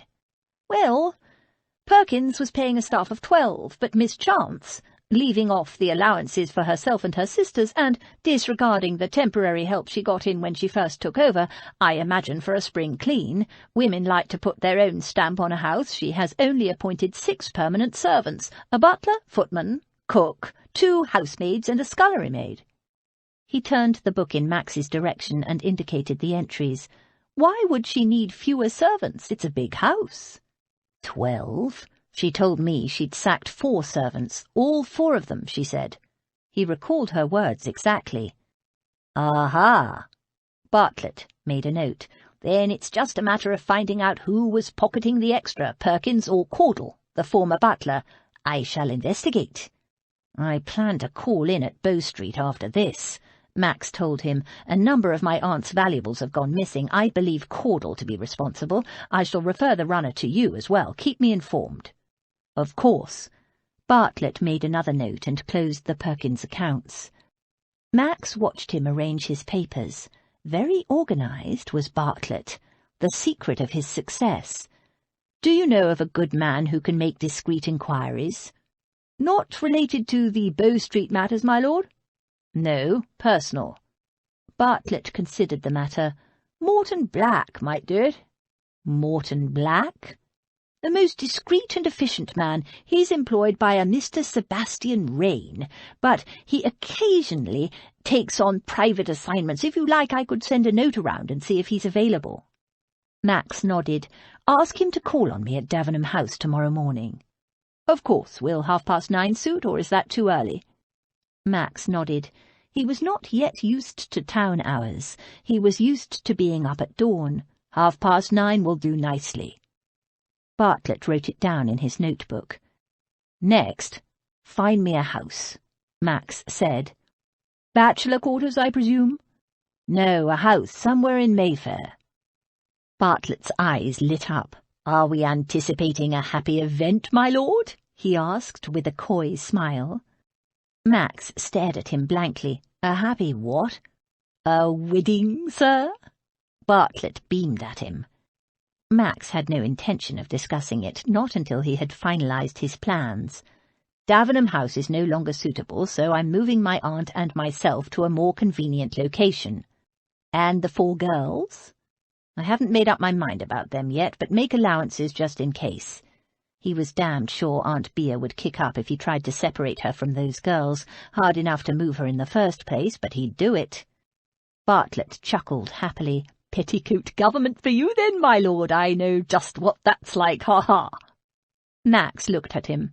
Petticoat government over his dead body. Just find the house. The jolliness disappeared from Bartlett's face. Quite so, my lord. Do you wish to buy or lease? Buy, for preference, but if nothing suitable is available, then a lease will do for the moment. I want my aunt out of Davenham House as soon as possible. I see. Speed is of the essence. Bartlett made a note. I take it Lady Beatrice is happy about the move. Max grimaced. She doesn't know about it yet, but whether she wants to or not, she's going to move. But first, find me the house, something modern, spacious, and in the first style of elegance. Make a short list, and I'll make the final decision. Of course, my lord, I shall do my best to find something worthy of her ladyship. And do it quickly, Max said as he rose to take his leave. The sooner the better. He wasn't looking forward to the fuss Aunt Bea would make about leaving Davenham House, but she'd do it, he vowed. Next, Max made a visit to Bow Street. He gave them the particulars of his aunt's former servants, especially the man Caudle. The fellow didn't seem particularly skilled at covering his tracks. A Bow Street runner would soon run him to earth. Max was far from confident that Aunt Bea's stolen possessions would be recovered. Most of her jewellery had long been copied in paste before being sold by her spendthrift husband, but he'd never been able to get her to give up her rings. They'd been the genuine article. Still, as long as Caudle was caught and punished to the full extent of the law, he'd be satisfied. He couldn't have the fellow punished for his real crime, his neglect and abuse of Aunt Bea. A trial on those grounds would be too publicly humiliating for her, but theft, embezzlement, and fraud would do nicely. He didn't mention the Mrs. Chance to the Bow Street runner he briefed. He'd leave Miss Abigail Chance and her sisters to Morton Black to investigate. Outside Bow Street, it took him 15 minutes before he was able to hail another hackney cab. He was getting fed up with this. He needed his own carriage. A visit to Tattersall's was in order. But first, he'd pay a call on his oldest friend, Freddie Monckton Coombs. "He called you a harpy and accused you of taking advantage?" Jane echoed. "How dare he?" The 4 girls had gathered in Abby's bedchamber. She was telling them about her quarrel with Lord Davenham in the hackney. They were all satisfyingly indignant on her behalf. "And then he said he'd offer me a handsome sum to leave his aunt's home and never return." There was a sudden silence. "How much?" Daisy asked. Abby blinked at the question. "I don't know. It never occurred to me to ask." "But you said it was a handsome sum," Jane said. "Yes, they were his actual words. He didn't give any specific figure." She waited for the outburst of indignation. Didn't they understand the insult? "It was a horrid bribe," she said. There was an awkward silence. Abby looked at each of them, and understanding slowly dawned. "You think I should have accepted? Taken his bribe? Admit that we have indeed been doing something wrong? Confirm his vile opinion of us?" The silence stretched, and Abby read the shameful truth in their eyes. "I know it's not very nice of him, Abby, but we need the money," Jane said. "We're still planning to go to Bath, aren't we?" Abby stared at her, crushed. They thought she'd done the wrong thing. They thought she should have swallowed the insult and taken the money. Instead, she'd flung it back in his teeth without even considering them. A handsome sum might buy a cottage for Damaris, help Daisy begin her business, fund Abby and Jane for a season in Bath. "After all, Lady Beatrice won't need us now that her nephew is here to look after her," Damaris said. And if he doesn't want us here, it is his house. And it's not as if Lady Beer can introduce us to society," Jane added. "Everyone knows she has no nieces." "And we're using a false name," Daisy reminded them. She'd never approved of the false name, even though she accepted its necessity. "So we'll probably have to leave soon anyway," Jane finished. "And a handsome sum would have helped. You needn't think of it as a bribe, Abby. Why not look at it as a farewell gift, a thank you for helping Lady Beatrice?" Because it was a bribe, Abby thought, but she didn't say it. Her sister's disloyalty shattered her. No, not disloyalty, she decided. Thoughtlessness. They were young and eager to get on with their lives. Jane, in particular, was desperate to meet young men and fall in love, and Abby couldn't blame her for that in the least. In fact, she rejoiced in the knowledge that Jane had emerged from that vile place unscathed. None of them cared what Lord Davenham thought of them. All they were thinking of was their future, and they'd lived so close to disaster for so long that they were willing to snatch at any chance. Just as she'd risked everything to burgle this house. "Well, it's too late now," she said.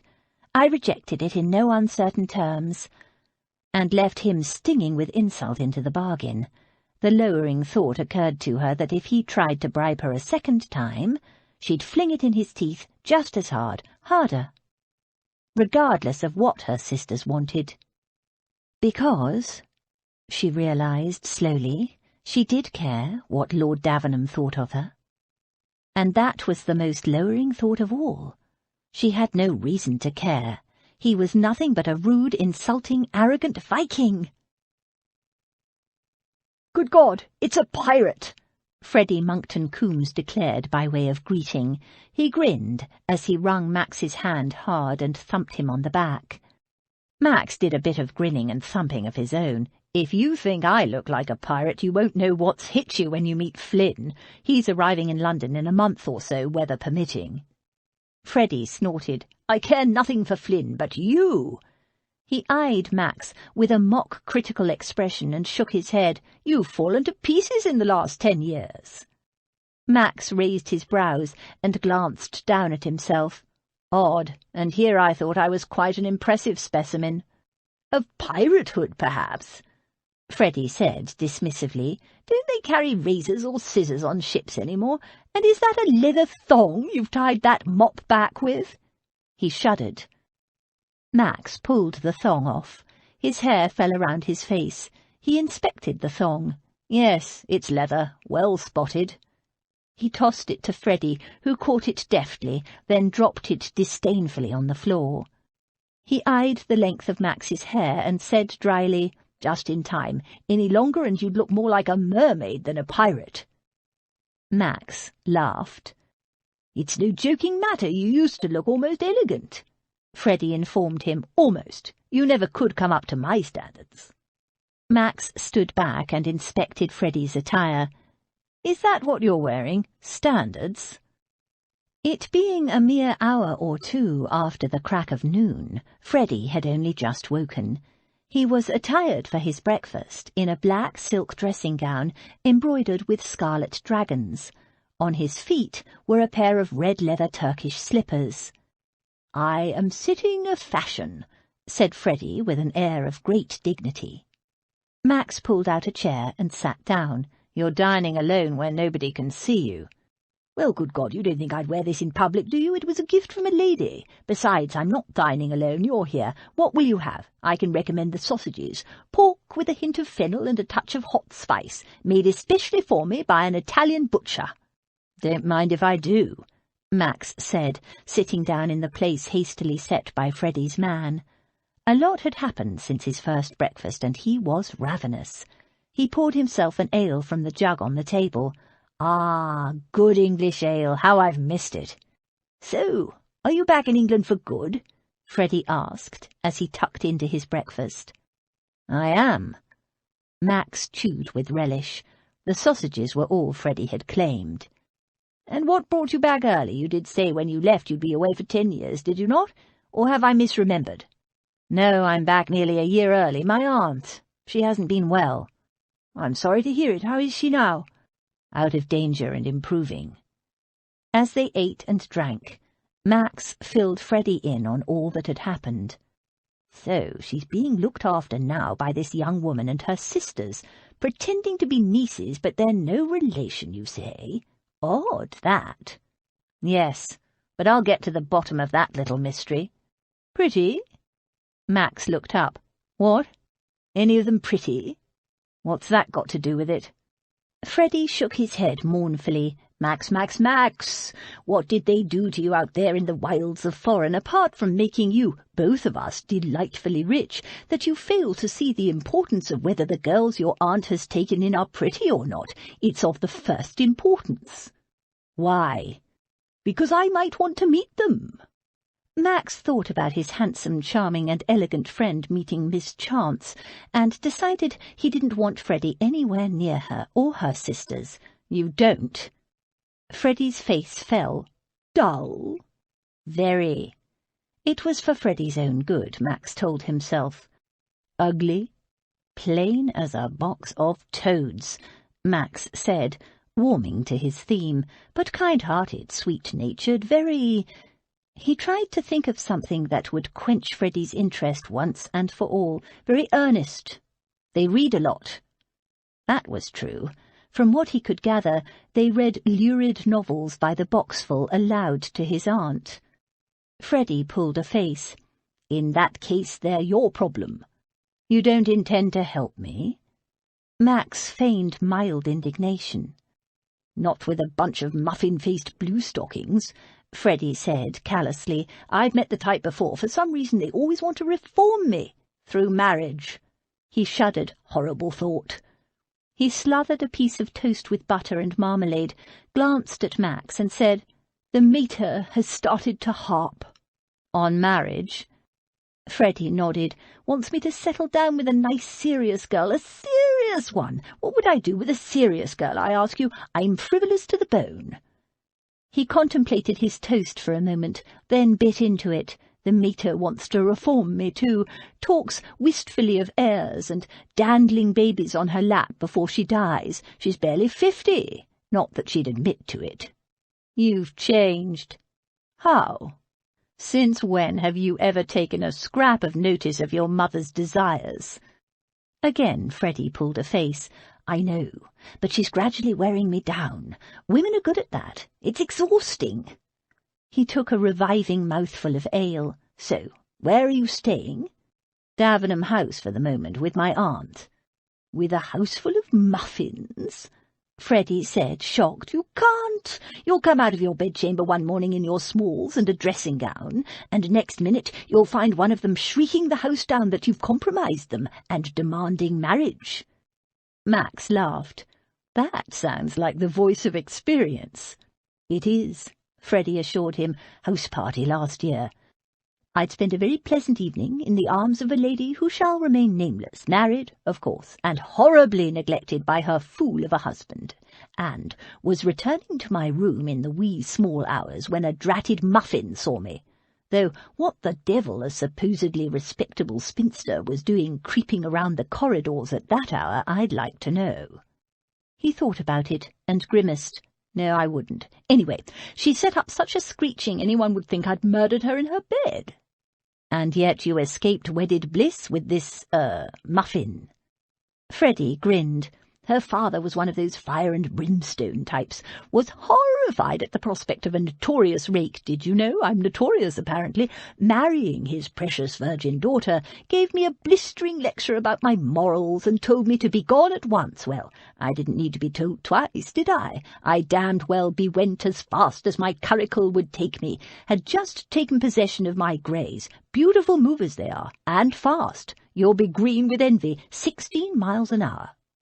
Max threw back his head and laughed. It was so good to see Freddie again. "That reminds me, I'm in need of a carriage and pair. I've no transport. Want to come with me to Tattersall's tomorrow?" "Delighted to, but if it's a pair you want. Simpson is selling his matched bays. Poor fellow is rolled up. Lovely goers, nearly as good as my greys. Certainly better than anything coming up at Tattersall's. I'll take you to see them tomorrow if you like. Make a day of it. They're at his place out at Richmond." "Excellent," Max said. "So, why aren't you putting up at the club?" "Can't. Haven't been a member for nearly 10 years. Freddie looked appalled. Chapter 9. A woman, especially if she have the misfortune of knowing anything, should conceal it as well as she can. Jane Austen, Northanger Abbey. "Jane tells me you're planning to go to Bath soon. You're not leaving me, are you, Abby?" Lady Beatrice demanded later that afternoon. Abby had brought her a cup of tea and some fresh-baked ratafia biscuits, and when she entered the room Jane had hurried out with a slightly guilty expression. Now Abby knew why. "That's not quite true," Abby began. "Jane is just—" "Frightful place, Bath. Went there once. People claim the water's a good-for-you pack of nonsense. Nothing that tastes so foul can possibly be good for you," the old lady declared. "Give me good red claret every time. In my youth, Bath used to be all the rage. The influence of Beau Nash, you know, even though he was dead by then. But these days I hear they let anybody in." Abby smiled. "Actually, that's why we thought of going there in the first place." Lady Beatrice raised her lorgnette. "To mingle with riffraff?" Abby had to laugh at her outraged expression. "Not quite, but we did think we'd have a better chance there. Bath society is limited enough that Jane can meet eligible gentlemen.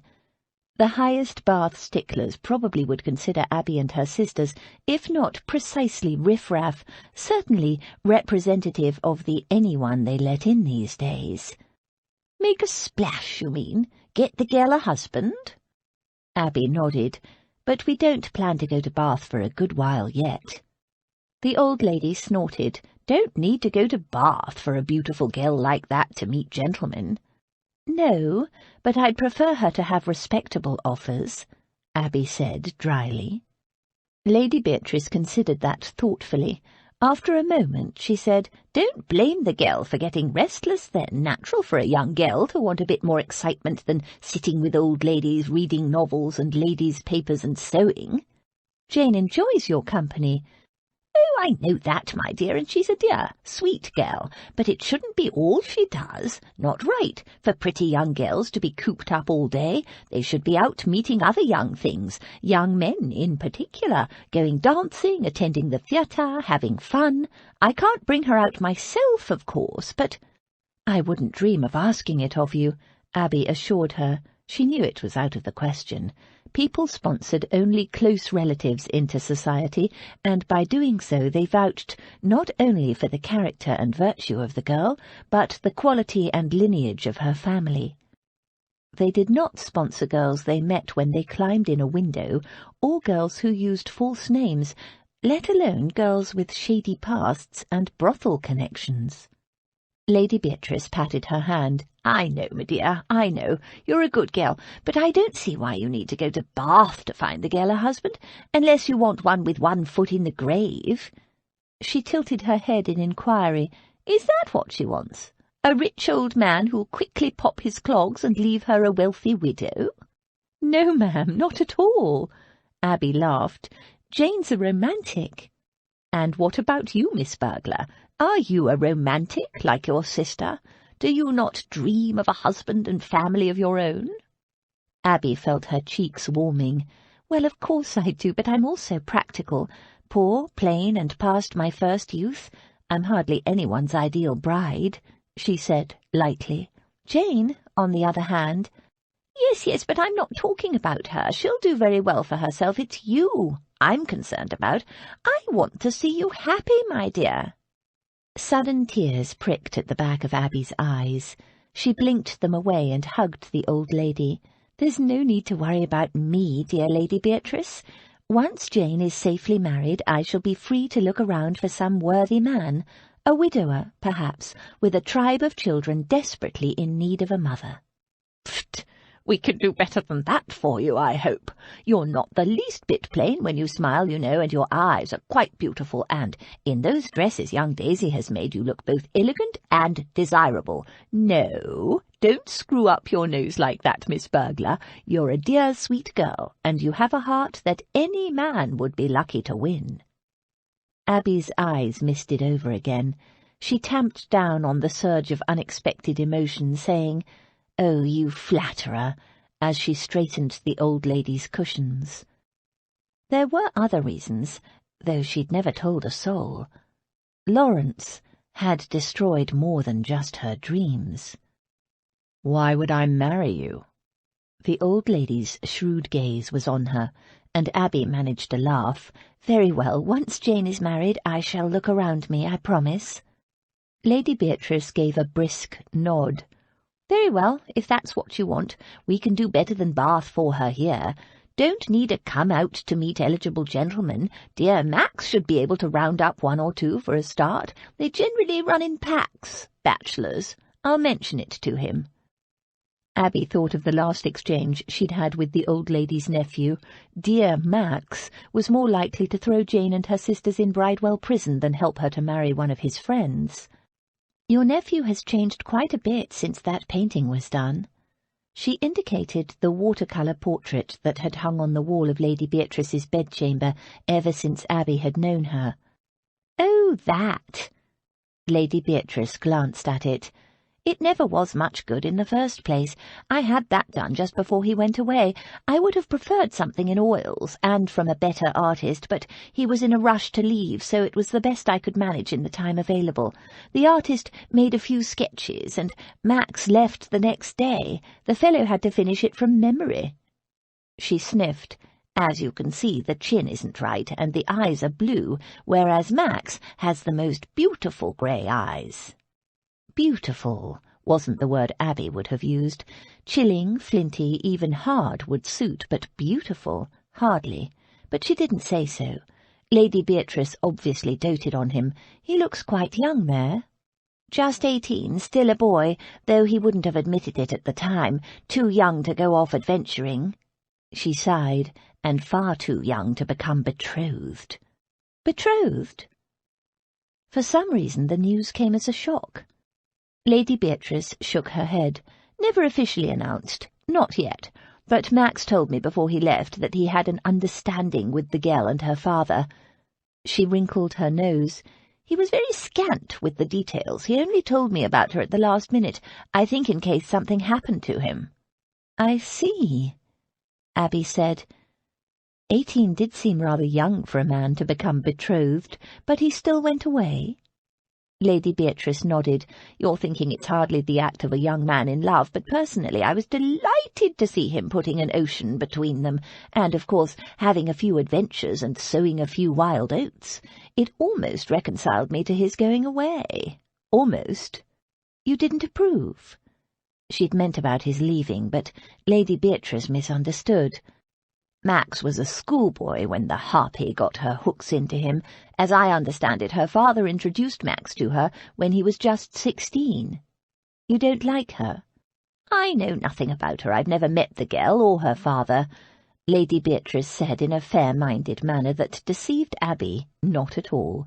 "Max made me promise not to contact either of them while he was away, unless, of course, the worst happened, which, thank God, it didn't.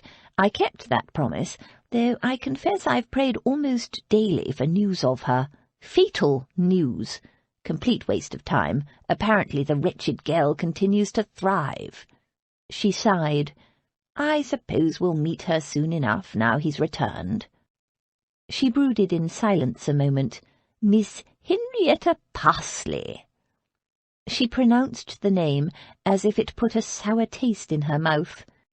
An unusual name. The old lady sniffed. "We don't know them." Abby wondered whether she was speaking for herself or for the entire upper 10,000 of the ton. "A northern family, I'm told. Parsley is some kind of a merchant or manufacturer or coal heaver or some such person. Max met him in a manufactory," she said, as if it were some den of iniquity. How unusual. Was it something to do with school? It was an odd place for a 16-year-old gently reared boy to be. Lady Beatrice shrugged.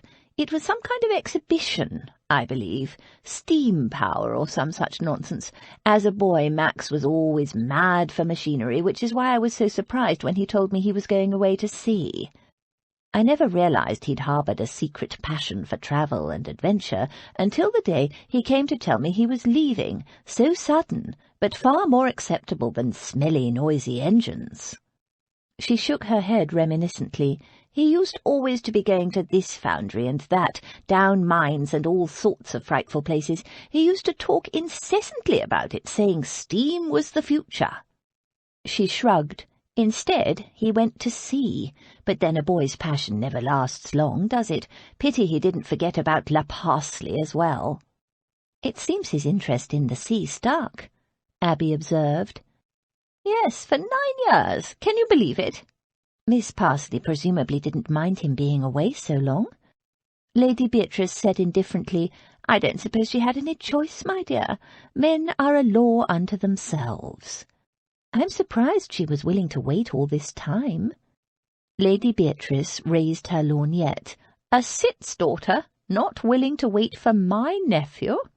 Of course, I'm sure she cares for him very much, Abby said soothingly. She'd have to love him to wait for 9 years. Abby felt for poor Miss Parsley, spending her youth waiting. Lady Beatrice made a rude noise. Cares for his title more. Oh, I don't know what the wretched girl thinks, nor do I care.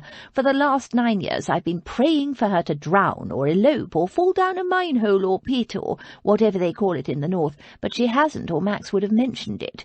But enough of the wretched creature. I don't even want to think about her, or about the fact that Max will no doubt want me to arrange his wedding now he's back. Abby looked again at the portrait of Lord Davenham. She'd seen it 100 times before and wondered about Lady Beatrice's nephew, but he was just a theoretical nephew to her then. Now he was very real, big, arrogant, and insulting.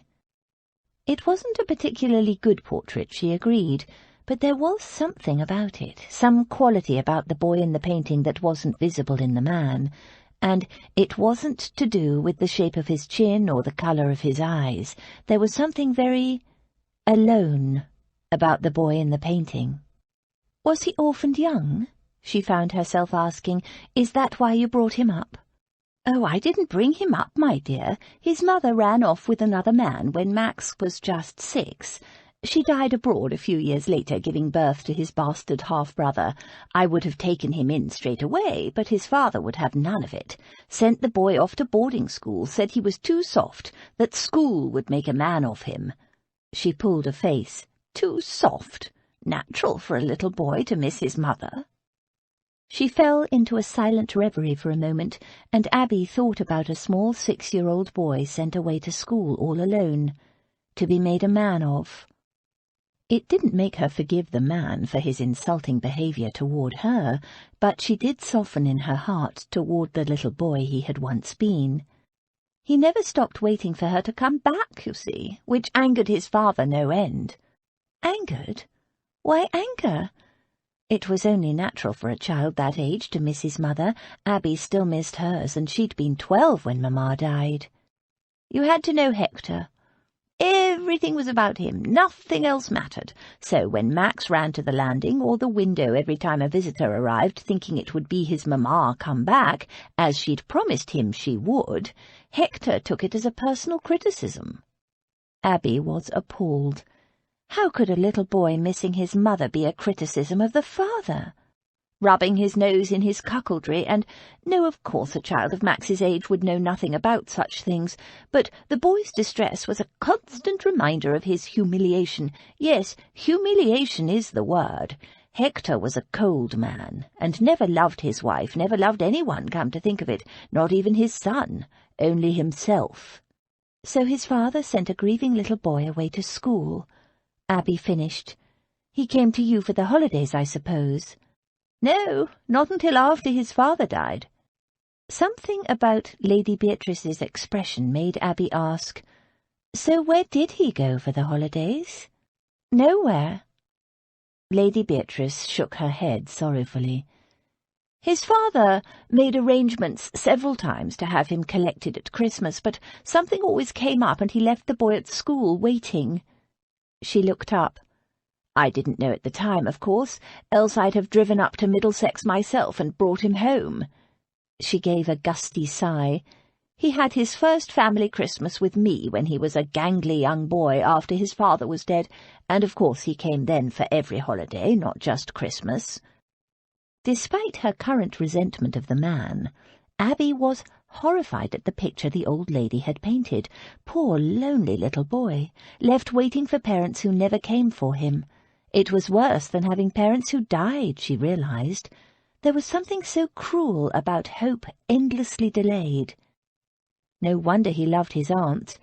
And yet why had he left her for so many years? "And of course all those years of broken promises," Lady Beatrice continued, "is why he sets such store on keeping his word now. It's one thing you can always depend on my nephew to do, keep his word, which is why he'll marry that little harpy, curse her." She grimaced. "Now can you ring for that maid of mine, Abby dear? I want a bath, and ask Daisy if she can spare me a moment. I'm going to go down for dinner this evening, and I want to look my best for Max. The dear boy got a bit of a shock when he saw me today." Abby looked up. "He's coming back tonight?" "Of course. He said he'd be back before dinner. His first night home and my first time dining downstairs, so I want to make sure everything's as it should be. Ask Featherby and Cook to step up too, will you? No time to go to a lot of trouble, but I want to make sure we serve some of his favourite dishes." "I could make the arrangements for you," Abby offered. "I know, my dear, but this is something I want to do for him myself. For once you and your sisters can stop fretting about me and this house and go off and make yourselves pretty. I'd like to make this a meal to remember." Abby went downstairs, a little troubled by what she'd learned. The image of a sad little boy waiting endlessly at the window clashed powerfully with her impression of the unshaven, long-haired Viking who'd stormed up the staircase and lifted Abby right off her feet, stealing the very breath from her body. And then there was the cold, cutting accuser who'd torn her character to shreds in the carriage and offered to bribe her. Which one would she see at dinner? If he even came. "This is fun, isn't it?" Jane commented. "My first proper dinner in company outside of the Pill, that is." She looked at the others and explained, "The Pilbury Home for the Daughters of Distressed Gentlewomen. It's where Abby and I lived after Mamma died." They were all seated in the drawing-room, dressed in their best. Lady Beatrice looked frail but magnificent, in a startling purple satin gown that Daisy and her maid Sutton had taken in for her. Daisy sat beside her, clutching her sherry glass in a nervous fist. She'd never dined in formal company either, but unlike Jane, she wasn't at all looking forward to it.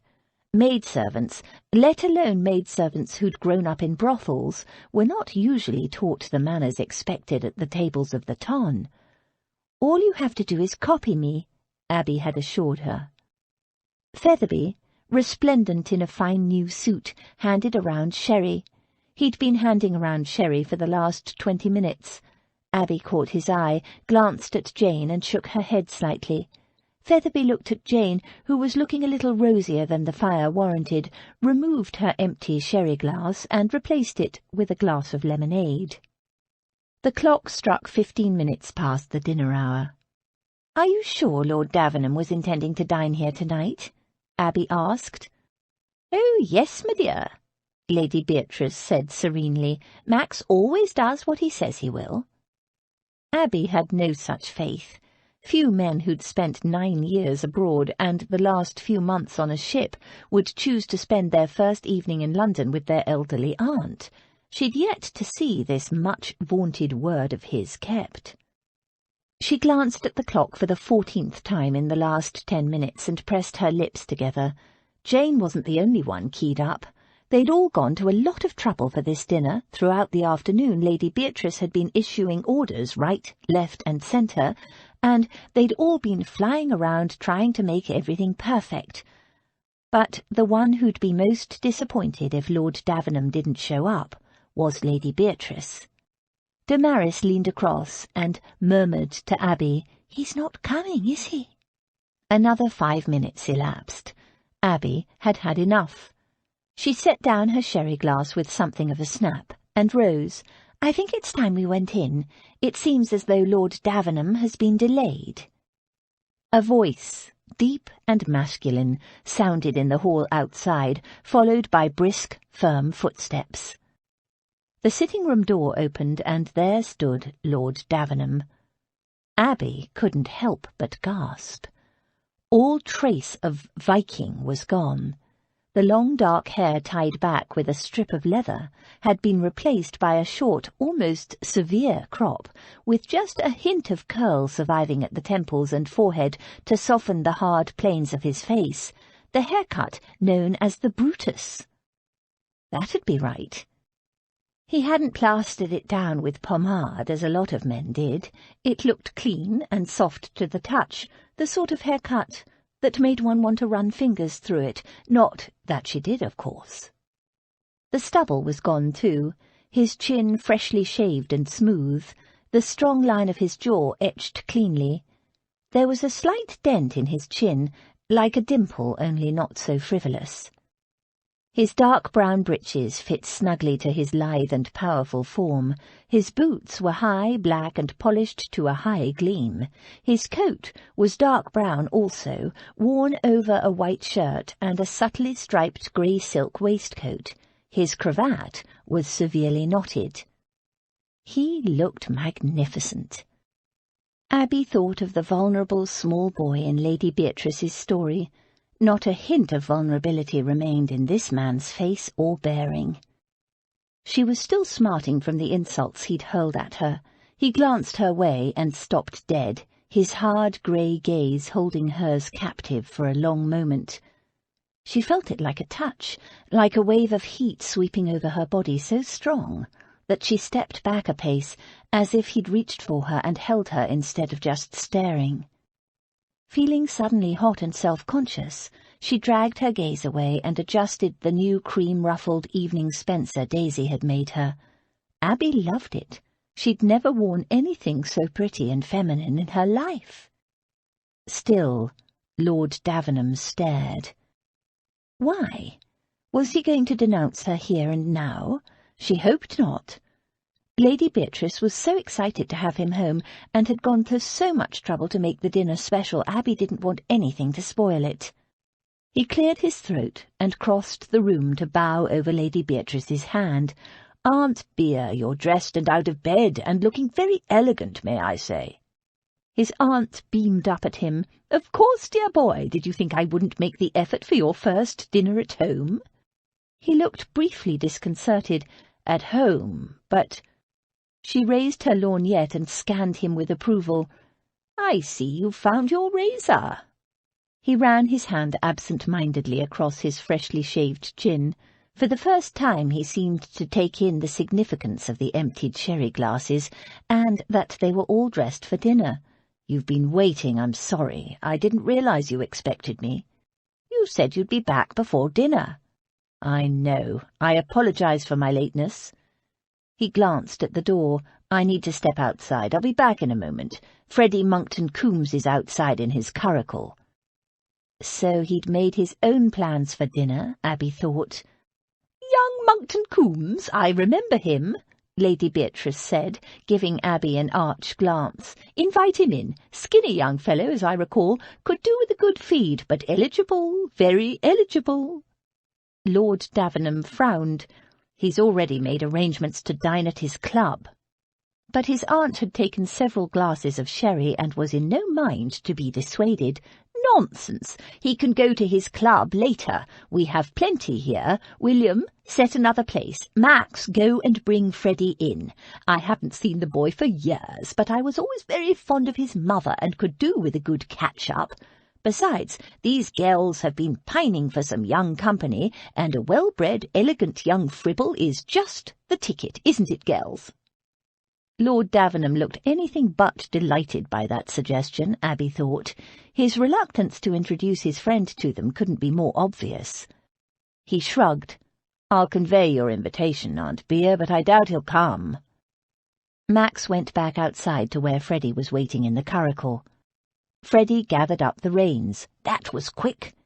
"Sorry, but my aunt is expecting me to dine with her this evening." "On a tray in her bedchamber?" Freddie pulled a face. "No, she's made an effort to dress and come downstairs for my first night home in England, and I won't disappoint her. We'll have to put off that dinner at the club for another time." Max paused, then added, "She asked me to extend the invitation to you." "With the muffins?" Freddie inquired darkly. Max repressed a smile. "With the young ladies, yes." Freddie shuddered. "Not on your life, you're on your own there." "Coward." "To the bone," Freddie agreed. "And if you end up walking down the aisle with one of them leg-shackled for life to a muffin, don't say I didn't warn you. Stand back." Chapter 10. Seldom, very seldom, does complete truth belong to any human disclosure. Seldom can it happen that something is not a little disguised or a little mistaken. Jane Austen, Emma. The table was heavy, ornate, and outmoded, and even with all its leaves removed, it was still too large for 6 people, unless they wanted to shout and wave instead of converse, a sign of the more social, more formal past of the house. The butler had solved the problem by placing them all at one end, with Aunt Bea at the head, Max on her right, and beside him Miss Jane and Miss Damaris. Miss Chance sat opposite him on Aunt Bea's left, with Miss Daisy beside her. "As many of your favourite dishes as we could arrange at such short notice," Aunt Bea told Max as he seated her. She'd insisted on walking the dozen or so steps into the dining room, though she'd had to be supported by Max on one side of her and dear Abby on the other. Her frailty still shocked him. "Roast beef with Yorkshire pudding, I'm sure you never got good English beef while you were away, and steak and kidney pie, recall how you used to love that, and potatoes baked in butter and cream and green beans, oh, and Westphalian ham, you know you enjoy that," she added, as the servants placed a giant ham on the table, followed by a dish of chicken in some kind of creamy sauce, a tureen of soup, a bowl of fresh green peas, and a jelly. "It's wonderful, Aunt Bea, thank you." He hadn't actually noticed the food. Now, as he looked at the array of dishes being set out on the table, he couldn't help but be touched that she'd remembered. These had been his favourite dishes when he was a schoolboy and came to Aunt Bea for the holidays. His tastes had changed somewhat since then. These days he preferred spicier food, but the dishes before him evoked a nostalgia in him that he couldn't help but enjoy. "And wait till you see what we have for pudding. Bread and butter pudding, a lemon tart, another fruit jelly, and a syllabub." She turned to the girls. "My nephew always was a sweet tooth." Max smiled. That hadn't changed all that much. Aunt Bea turned to Miss Chance, who'd hardly said a word. "I told you, didn't I, Abby, that I knew what would please my nephew best?" "You did indeed." Miss Chance smiled warmly at his aunt, but didn't so much as glance in Max's direction. She was still angry with him for what he'd said in the carriage. Max couldn't entirely blame her. He didn't know her motives, or why she was posing as Aunt Bea's niece, but he now accepted that she'd intervened in a dreadful situation and saved the old lady, and for that he owed her, and he always paid his debts. "The dear girl wanted to save me the trouble, but I enjoyed it. Ah, potage Gracie," said his aunt, as the footman entered with a large soup tureen. "Potatoes, leeks, carrots, celery and cream. I know it's a winter soup, but this ridiculous weather is cold enough to justify it, and you always used to enjoy it." "Aren't you having any?" Max asked, as the footman went to serve him. His aunt should be served first. "No." She pulled a face as the butler placed a bowl of creamy greenish liquid in front of her. "Apparently I have to have potage crème de compost." Max frowned. "Crème de what?" "Compost." She shrugged. "Well, that's what I call it, and it's perfectly apt, I assure you. It's full of weeds, some witch's brew of Damaris's. Oh, I grant you she puts in butter and cream and does her best to make the vile stuff palatable, but it's still just weeds." Max turned to Miss Damaris. "Weeds?" "It's the same as our soup, only with a lot of extra herbs, including nettles and young dandelion leaves," she said, quite composed. They help cleanse the system, strengthen the blood, and stimulate the appetite. It's very good for you, Miss Chance said, clearly aiming to draw his fire.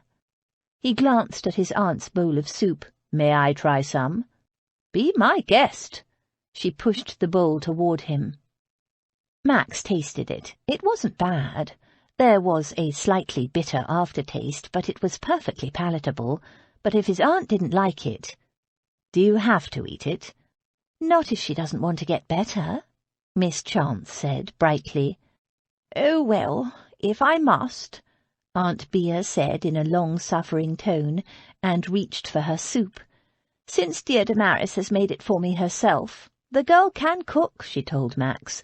The very day the girls arrived, she made me my first decent meal in months, boiled egg with toast soldiers, and that's not all. She cooked for the entire household for nearly a week until Featherby found cook for us. Indeed, Miss Damaris, that's an unusual skill for a lady, Max said. Aunt Bea was drinking her soup quite happily, he saw, encouraged by Miss Chance, who broke open a warm bread roll and buttered it for her. She was, he saw, very attentive to his aunt, almost protective. He just wished he knew why. Abigail Chance wasn't the person referred to in Lady Beddington's letter. The Scottish doctor had sung her praises, and Max could see she took good care of his aunt, and Aunt Bea was clearly very fond of her and the other girls. But why someone like Miss Chance should interest herself in the affairs of an aristocratic old lady who Max was sure had no connection to her, and how she'd met his aunt in the first place, was still a source of unease. Max didn't believe in altruism. In his experience, people usually had secret, less than admirable motives. My father gave me a very broad-ranging education, Miss Damaris said. And Miss Jane, do you cook too? Max asked her. Heavens, no, the girl laughed. We never learned anything useful at the Pill, did we, Abby? Her sister looked daggers at her across the table, but Miss Jane was oblivious. The Pill? Max prompted. The Pilbury— She gasped and turned to Damaris in surprise. Max guessed it was a sharp elbow to the ribs, then looked at Abby. Oh. Blushing, she started drinking her soup. The Pilbury house? Home? Whatever it was, Miss Chance didn't want her sister to speak of it, which meant Max was very interested indeed. He turned back to Miss Damaris. So you two must have had different fathers. She blushed and mumbled something in the affirmative. And yet you are both called Chance. He let that dangle in the silence for a long moment, then added, How very singular. Isn't it just? Miss Abby said with a glittering affability that fooled no one. But then life is singular, isn't it? Daring him to make something of it. Max smiled. There was a short silence as the servants cleared away the soup bowls and replaced them with dinner plates. I'm afraid Miss Chance is a little cross with me, Aunt Bea, Max said as the butler served him from a dish of freshly carved roast beef. He was rewarded with a flash of grey-green as Miss Chance darted him a narrow glance. We had an exchange of views this morning. Abby, is that right? You're cross with my nephew? Apparently this delighted his aunt. Not at all, it's not his fault, Miss Chance said smoothly. It was not forgiveness in any way, shape, or form. It was bait. Max waited. What isn't his fault? Miss Chance finished serving herself from a dish of green beans. That he's lived in wild and uncivilized parts for so long he's forgotten how a gentleman should conduct himself. Her sisters gasped. His aunt gave a startled glance at Max, then let out a crack of laughter. And what do you say to that, dear boy? Nothing, Aunt Bea. I believe I was 12 when you taught me that a gentleman never contradicts a lady. He looked at Miss Chance and added, in public. Unconcerned, she speared a green bean and ate it. And what was your exchange of views about? Aunt Bea pursued. Her sisters tensed and watched him covertly. She'd obviously told them everything, but hadn't mentioned it to his aunt. Why not? It would have been to her advantage. But Miss Chance said nothing. Clearly she didn't intend to disclose their quarrel at all, even when invited to. Instead, she ate a second bean, slowly. "I do believe," Max said, just as the bean slid between her lips, "that I owe Miss Chance an apology for some of the things I said." Her eyes widened. She choked. Max waited until she'd stopped coughing and had drunk the rest of her champagne. "I said some harsh things, Miss Chance. I was mistaken, and for that I apologize." "Handsomely said, my boy," his aunt said approvingly. "A credit to your upbringing. That would be me," she added to the girls at the table. "Now, Abby, what do you have to say to that?" "I accept your apology, Lord Davenham," she said quietly, but made no attempt to apologize for the things she'd said to him, including the accusation that he'd left his aunt to rot, which still rankled. So she was not wholly reconciled. That was fine with Max. He was still suspicious of her motives and her background. "I believe you've visited a great many interesting places, Lord Davenham," she said as Featherby removed her plate. "Would you tell us about them?" "Oh, please, Lord Davenham," Jane chimed in, clearly eager to make up for her earlier faux pas. "I'd love to hear about your adventures, wouldn't you, Damaris?" "Yes, indeed," Damaris murmured obediently. He glanced at Daisy and waited for her to express her passionate desire for a traveller's tale, but perhaps nobody had nudged or kicked her, for she continued to concentrate wholly on her dinner. Actually, he saw, she was concentrating on managing her cutlery, scowling over it, with sideways glances every few minutes to watch how Miss Chance was managing hers. With elegant assurance and complete lack of self-consciousness, he noted. She'd been well brought up, as had the other two. The second course was brought out. Crumbed sweetbreads, a fish dish, and a predominance of sweet dishes that his aunt had promised. "Well, Max," his aunt demanded, "are you going to tell us about your travels?" So, for the rest of the meal, Max entertained them with travellers' tales about some of the more interesting and exotic places he'd been, and some of the adventures he and his friends had had.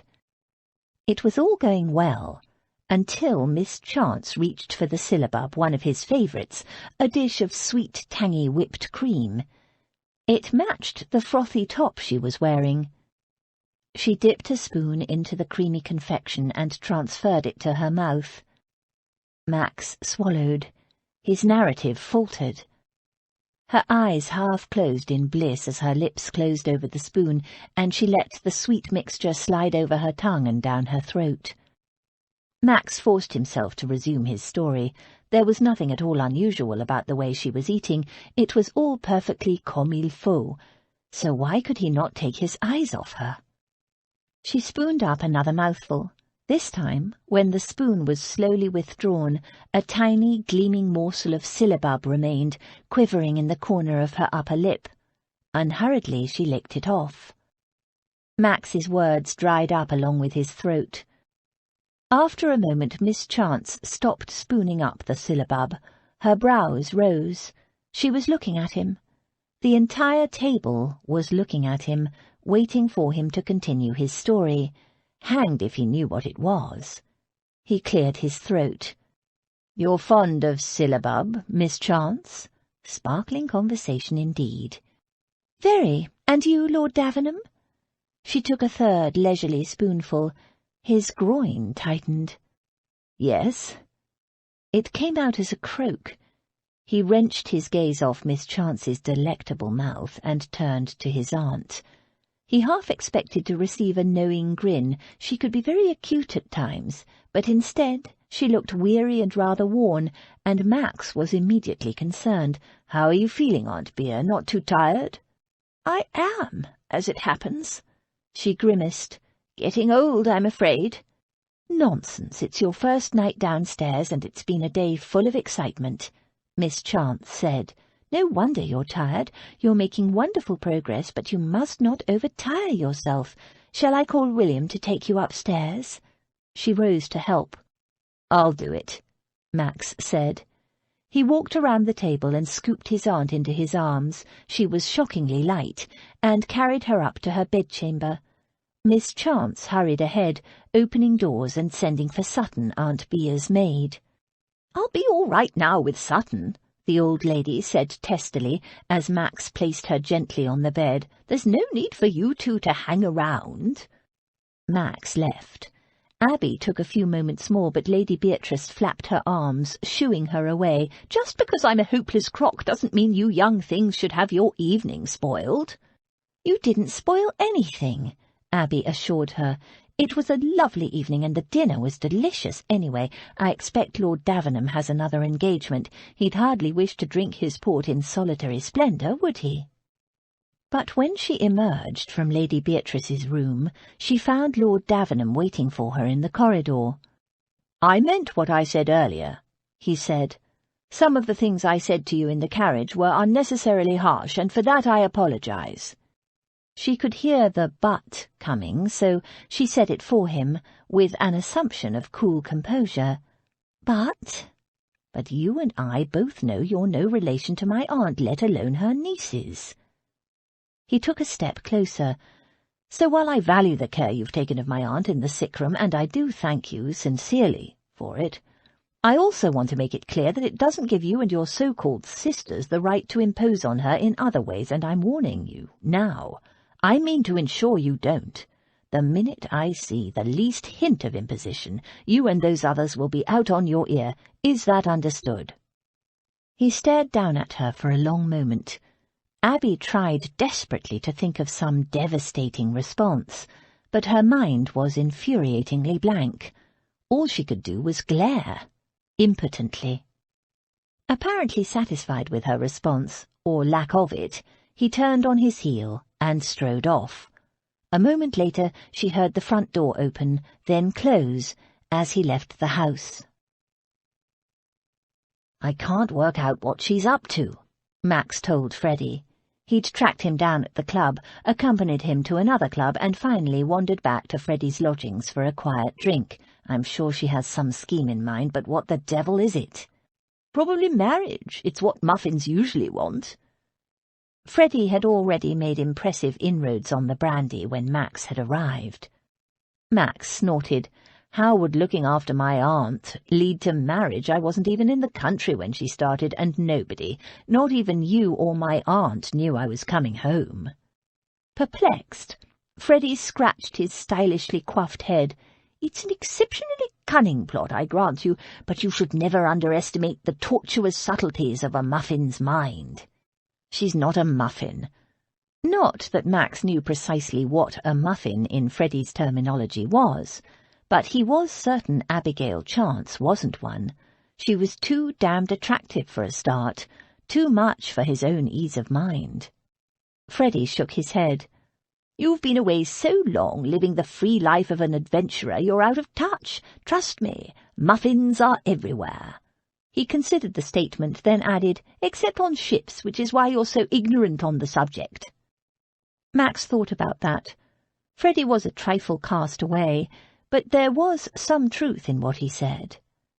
Max had been out of the company of Englishwomen for the last 9 years. In fact, given that he'd been 18 when he left and hadn't had much experience with women, Englishwomen at least, he could be said to be almost completely ignorant of the species. "So what do you think?" Freddie swirled the brandy in his glass, observing the candlelight through it. "It's about gratitude." "Gratitude?" Freddie nodded wisely. "Knows you're fond of Lady Bea. Thinks if the old lady's fond of her, you'll pop the question." Max snorted. "That's the stupidest thing I ever heard of. Marry someone because my aunt likes her. Not saying it's what you'd do, saying it's what a muffin would think." "Nonsense. She'd be a fool if she expected marriage for such a reason, and she's no fool. Nor is she a muffin, whatever that is." He walked over to the fire, really it was ridiculously cold for summer, and stirred up the coals with the poker. She's getting bed and board from my aunt and a small allowance, and if that's all it was, I'd understand it, but she takes real trouble with my aunt, far above and beyond what it would be reasonable to expect any servant or paid companion to do. A stranger seeing them together would imagine them to be mother and daughter or grandmother and granddaughter, aunt and niece, as his aunt ludicrously claimed. Maybe that's what she wants, then. What, to be a granddaughter? It's how women think. Freddie insisted, very family-minded females. But that's ridiculous. She can't. She's not. They're not my aunt's family. That's my whole point. You don't just walk up and move into someone's family. Freddie shook his head. Max, the trouble with you is for the last 9 years, well, most of your life, come to think of it, you've lived in a masculine world. You're used to logic, reason, sense. Females don't think like we do. They're emotional. That was true enough. When the mood took her, Aunt Bea was quite impervious to logic. Max poked the fire savagely, sending sparks dancing up the chimney. For instance, the other day the mater wept at me. Max blinked. It didn't sound like Freddie's mother. Of course, he hadn't seen her in years, but his impression of her had always been that of a brisk, no-nonsense woman, a noted society hostess who'd managed to fire off all of Freddie's sisters successfully. Assure you, she produced actual tears. As if that's going to make me hoof it down the aisle with some suitable female. I ask you, can you see me leg-shackled for life to someone suitable? It doesn't exactly spring to mind, Max agreed. Not logical, you see. If it was my father now, he'd simply issue an order. And you'd obey? Freddie considered that. No, I'd probably do exactly what I've always done.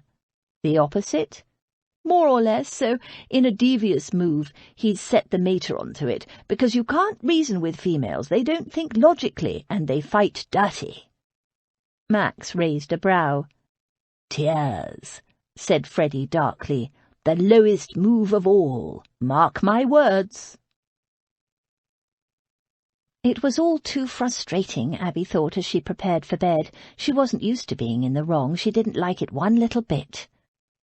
She removed her clothing swiftly, folding each garment neatly. The situation and the man made her so cross.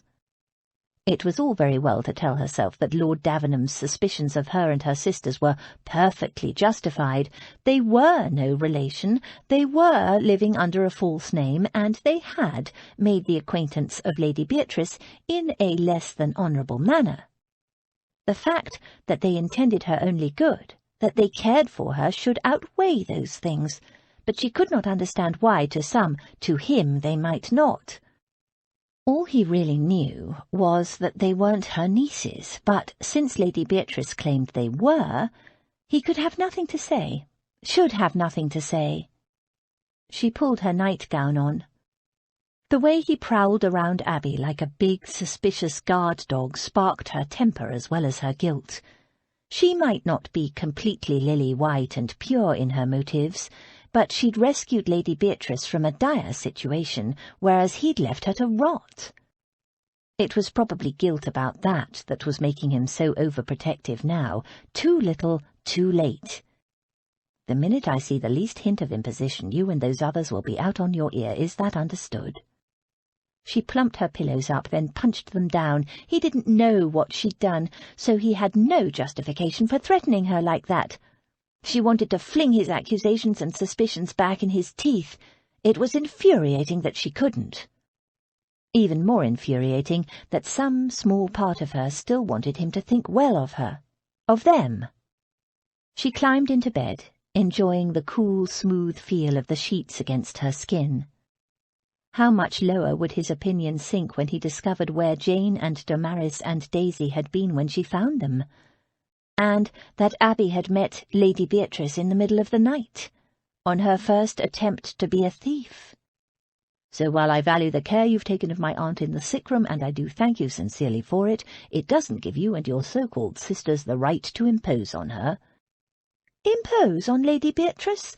Even as she resented the accusation, guilt pricked at her. Yes, They lived in Lady Beatrice's house at her expense, and accepted a small allowance from her, but they earned every penny. Abby was very clear in her mind about that. She wished now she had accepted Lady Bea's more than generous offer of payment. Well, no, she didn't. It was an offer made out of loneliness and fear, a kind of bribe to make them want to stay with her, and no matter what his high and mighty lordship thought of her, she wouldn't take advantage of a sick, scared old lady. Abby punched her pillow again. It would have served him right if she had. She snuggled down under the covers. The trouble was, deep down, in her secret heart of hearts, she did hope for more. Not to impose on Lady Beatrice precisely, but certainly to take advantage of the situation, not the woman. If only she could think of a way to do it. There must be a way for Jane to meet eligible men. The minute I see the least hint of imposition, you and those others will be out on your ear. Is that understood? Lord Davenham could toss them out at any moment. Oh, his aunt would object, but would he take any notice? He was the arrogant, autocratic type, a Viking dressed as a gentleman. They didn't have enough money, or clothes, for Bath yet. There must be a way to get Jane to meet eligible men, there must. Most people counted sheep to go to sleep. Abby lay in the big warm bed, counting possibilities. But once she drifted off to sleep, it wasn't dreams for Jane that disturbed her. It was a big, dark Viking, with steely grey eyes, hunting her down. There was nowhere to run, no place to hide. Every way she turned, he was there, stopping her, trapping her, judging her. She woke up sweaty, her pulse pounding, her nightgown twisted around her waist. She sat up, drank the water in the glass by her bedside, and lay down again, with firm instructions to herself that she was not to dream, that she needed a clear head in the morning, and that she needed to think, not to dream. Lord Davenham had no part in her dreams. She knew better than that. Yes, he was tall and strong and ridiculously good-looking, and something about him made her heart beat faster, but she didn't even like him much. He certainly didn't like her. Besides, he was betrothed. She'd been down that path before with Lawrence, though she had no idea he was betrothed at the time. Shame shimmered through her. She never wanted to experience that again. Chapter 11. There is a stubbornness about me that never can bear to be frightened at the will of others. My courage always rises at every attempt to intimidate me. Jane Austen, Pride and Prejudice. Max woke early and in a bad mood. He was randy as hell, having passed a restless night full of erotic dreams, most of which involved him licking syllabub from a pair of delectable little breasts, and then progressing downward. He needed exercise, a good hard ride. He rose and dressed in riding clothes. He'd hire a horse from the livery stables around the corner and ride off his frustration that way. Damn the wench. A couple of hours later he returned, feeling slightly less tense, though not enough to banish the memory of those damned dreams. Consequently, he was still irritable. The livery stable hack was a slug. He'd have to buy a decent horse. He hurried upstairs to wash, shave, and change. He could smell bacon and toast cooking. He'd feel better after breakfast, get the taste of syllabub out of his mouth, his mind. Morton Black would be here in an hour. He'd get to the bottom of the mystery that was Miss Chance and her sisters. Max lathered up his shaving brush. It prompted an unfortunately erotic image. Max swore. Morton Black was a grave-faced man with a wooden leg, the latter a legacy of Napoleon and his minions, Max assumed. After a few questions about the people Black had worked for before, and the kind of tasks he'd carried out, Max was satisfied that the man was discreet and capable. "It's a delicate matter," he told Black. "My aunt has taken into her home 4 young women of unknown background, Miss Abigail Chance and Mrs. Jane Damaris and Daisy Chance. My aunt is claiming, for some peculiar and irrational reason of her own, that they are her nieces, but she has no nieces. No close relatives at all, in fact, other than myself." "I see," Black murmured, writing down the names. "I wish to learn who these young women are, where they have come from, what they were doing before they came to my aunt, and, of course this would be purely speculative, what they intend." Black nodded. "The oldest one, Miss Abigail Chance, is their leader. The others all look to her. If Chance is her surname, and I cannot be sure of that, it is not, I believe, the surname of them all. Miss Damaris let it slip that she had a different father, yet they claim her as a sister, not a cousin, and Miss Daisy proclaims without embarrassment that she was born a bastard, yet she too goes by Chance." Black made a note. "Any other information, my lord?" "At dinner last night, Miss Jane Chance let slip that she and Miss Abigail once lived in a place she called the Pill, the Pilbury something. She didn't complete the name, but it occurred to me it could be some kind of institution. I have no idea if the others lived there as well." He sat back in his chair. "Do you think you can track them down? It's not much to go on, I know." Morton Black gave a thin smile. "I'll do my best, my lord." The butler ushered Morton Black to the front door. A few minutes later the man returned bearing a note on a gleaming silver salver. Max raised his brows. "Silver? And still here?" "It was very dirty, my lord, and easily overlooked." Max opened the note. Excellent. His man Bartlett had found 2 houses fitting his lordship's requirements.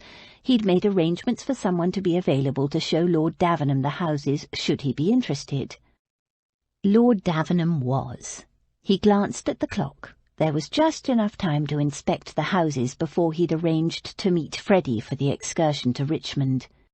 He scrawled a quick note to Bartlett and handed it to the butler for delivery. "See that it gets there immediately."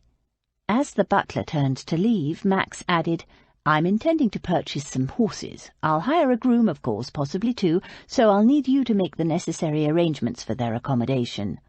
"Of course, my lord. I believe there are grooms' quarters in the stable building in the mews at the rear of the house. I shall have them prepared. And would you wish me to have the stables swept out and prepared as well?" "Do we have the staff for that?" He was very well aware that indoor servants would be most affronted to be asked to do a groom's work. "I shall hire someone for the job, and William will supervise." "Good man." Max headed upstairs to fetch his coat. His day was improving. With any luck, by the end of it, he'd have a house and his own transport. As he passed his aunt's bedchamber, he heard a gurgle of laughter. It was not his aunt. The door was ajar. Max paused to listen. "Curse you, you dreadful girl!" Aunt Bea sounded most put out. What the devil was going on? Miss Chance, there was no mistaking that warm, spiced honey voice of hers, replied, "Please yourself, but you know the consequences." Aunt Bea made an irritated noise. "You have no heart, young lady." Again that soft gurgle of laughter. "I know." "So you're determined to torture me, you callous creature?" "I am." "What if I tell my nephew that you're bullying me shockingly?" "Go ahead, see if I care." That was all Max needed. He shoved open the door. "Aunt Bea?" His aunt was sitting up in bed, dressed in a fetching dressing-gown, ruffled, pink, and frivolous, quite unsuitable for an elderly woman. On her bedside table sat a tray containing the remains of her breakfast, the shell of a boiled egg, a pot of chocolate, a few flakes of sweet pastry. A couple of kittens, Snowflake and Marmaduke, lay in a sleeping tangle in her lap. She did not present a picture of a woman being callously tortured. "Max, there you are!" his aunt exclaimed. "Tell her!" Max glanced at the her in question. Miss Chance rose from her chair beside the bed, laid a book down on the counterpane, and said calmly, "Good morning, Lord Davenham. I trust you slept well?" Dressed in the simple grey gown of the morning before, she nevertheless managed to look fresh as a spring morning. Her hair was drawn back in a loose knot, with soft tendrils feathering at her temple and nape. She looked nothing like Max's image of a callous torturer. But looks were often deceptive. "What's the problem here?" he asked. "No problem. I've been reading to your aunt, that's all, and now I've finished." "Ha! Tell him where you finished," Aunt Bea snapped. Clear grey-green eyes danced with laughter, just before the end of the chapter. "It's outrageous," his aunt grumbled. "Nobody finishes reading before the end of a chapter." Max looked from his aunt to Miss Chance, then back again. He had no idea what they were talking about. Miss Chance took pity on him. "It's quite an exciting point in the story, and I'll be very happy to finish reading it to your aunt once she's walked to the window and back." "Walk to the window?" "As the doctor said she must, several times a day, if she's to gain the full use of her limbs again." Ah, now he understood. "I see. Well, in that case, ow!" He looked down to where a small, disreputable scrap of black fluff had leaped out of nowhere and attached itself to Max's knee, with tiny, very sharp claws. It began to climb him like a tree. He bent and carefully pried the creature from his leg, unhooking one small claw at a time. He raised the kitten to eye level, narrowed his eyes sternly at it, and said, "That is no way to greet your namesake, or indeed anyone, and breeches are not for climbing up." The kitten narrowed its eyes back at him, and started to purr. Max placed it on the bed with its brother and sister, where it immediately pounced on its brother and started a fight. "Atrocious manners," Max informed it, and turned back to the matter at hand. His aunt was grinning openly. Miss Chance had her lips well primmed and under control, but her eyes danced with laughter. Damn! His dignity shot to pieces by a tiny scrap of black fluff. Oddly, catching the warm light in Miss Chance's eyes, he didn't mind. Then she smiled, his breath hitched, and for a moment his mind blanked completely. He was a betrothed man. "Carry on," he told Miss Chance crisply. "Good morning, Aunt Bea." "Featherby, you shouldn't be telling me this. You shouldn't eavesdrop on Lord Davenham's private conversations. It could cost you your position." Featherby looked unconcerned. "A good butler knows everything that goes on in a house, Miss Abby, so don't you fret about me. Besides, William and I owe you everything." "It's very kind of you, truly, and I appreciate the good intentions, but please don't risk your job on my behalf again." "Don't you want to know what he wanted Morton Black to do?" Abby sighed. "You know I do." He drew her aside. When he finished relating what he'd overheard, Abby looked at him in dismay. "It won't take Mr. Black long to find the Pilbury home, and then our names will come out, Jane's and mine, that is." "Is that such a bad thing?" She frowned. "Not really, I suppose. It's the rest I worry about. The worst. But I doubt Mr. Black can discover that." "Does the old lady know about the brothel, I mean?" Abby stared at Featherby in shock. "You knew?" He smiled. "I told you, a good butler knows everything. William told me about it before we left the other place. One of the girls, young Daisy, I think, let it slip. But don't worry, Miss Abby. Wild horses couldn't drag it out of us. But have you told the old lady?" "Yes, before we moved in here. I couldn't accept her invitation and leave her in ignorance of the worst." Featherby gave her a benevolent smile. "I wouldn't expect anything else of you, Miss Abby. Such a true lady you are. Well, as long as Lady Beatrice knows, you're all right then. It's her house, and she's not going to let Lord Davenham kick you out. You can be sure of that." Abby swallowed. "I hope not." She paused. "Speaking of our previous residence, have you or William ever been back there?" "You mean, have we heard whether anyone has come looking for a Miss Chantry and her sister again?" Featherby shook his head. "William says not. He keeps his ear to the ground, does William, and nobody's come asking questions since that time I told you about, the day we left." "Does anyone there know where you and William live?" No, William's very discreet. In any case, most of the former tenants have moved. It's mostly vagrants who live there now. The demolition is imminent. Everyone assumed that's why you girls left too. William put it about weeks ago that you'd gone to live with relatives in the country. That travelling chaise was remarked on by a few people. The tension in Abby unravelled a little. So nobody is looking for us? Nobody, Featherby assured her. Only Morton Black. What are you doing? Lady Beatrice interrupted Abby's reading. She raised her lorgnette and peered in the direction of Daisy, Jane, and Damaris.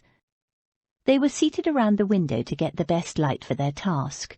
The return of Lord Davenham had made them all aware of the precariousness of their situation, and the first priority was to sew the dresses to be worn at Jane's season in Bath. "What do you mean?" Jane asked. "I thought you girls were sewing, but looks to me like you're unpicking. Seen Abby doing it often enough." Abby was the worst seamstress, which was why she mostly read aloud. "But all three of you, making a mistake at the same time?" "Oh, that," Jane laughed. "We're unpicking a dress." "I can see that, Miguel, but why?" "To use the material, of course," Daisy said. Lady Beatrice tilted her head as if she'd misheard. "To what?" "It's how we get the fabric for all our clothes," Damaris explained. "We buy, well, it's usually Daisy who does the buying. She knows all the best places and has the best eye for what she can use or not." "You buy what?" "Old clothes." "You mean you make your dresses from old clothes?" Lady Beatrice exclaimed. "We can't afford to buy material new," Daisy said. "The fabric is the most expensive part of any dress. I can get half a dozen old dresses for the price of one length of new material, and depending on what they are, I might get as many as 3 or 4 new dresses out of them, or a dress and a pelisse." "But you can't wear other people's old clothes." "Where do you think I got the material for that?" Daisy pointed to Lady Beatrice's pink and green dressing gown and said proudly, "2 dresses I got down Petticoat Lane and some of me bits and pieces." "My dressing gown? Made from rags cast off by strangers?" The old lady recoiled, casting a horrified glance down at herself, as if her favourite garment had suddenly turned into a pile of old rags, reeking and crawling with vermin. Abby laughed at her expression. "Everything is perfectly clean." "Rags? They're not rags," Daisy said, clearly offended by the slur on her shopping abilities. "I only buy the best, me. I'm very choosy." Unconvinced, the old lady sniffed. "It's true," Daisy insisted. "Some people get rid of a dress after 1 or 2 wears. 1 sometimes, if they've spilled something and their maid is too stupid or too lazy to get the stain out." "Old clothes worn by complete strangers," Lady Beatrice muttered crossly, smoothing her hand over her dressing gown. She was obviously torn. "No choice, me lady," Daisy said. "Beggars can't be choosers."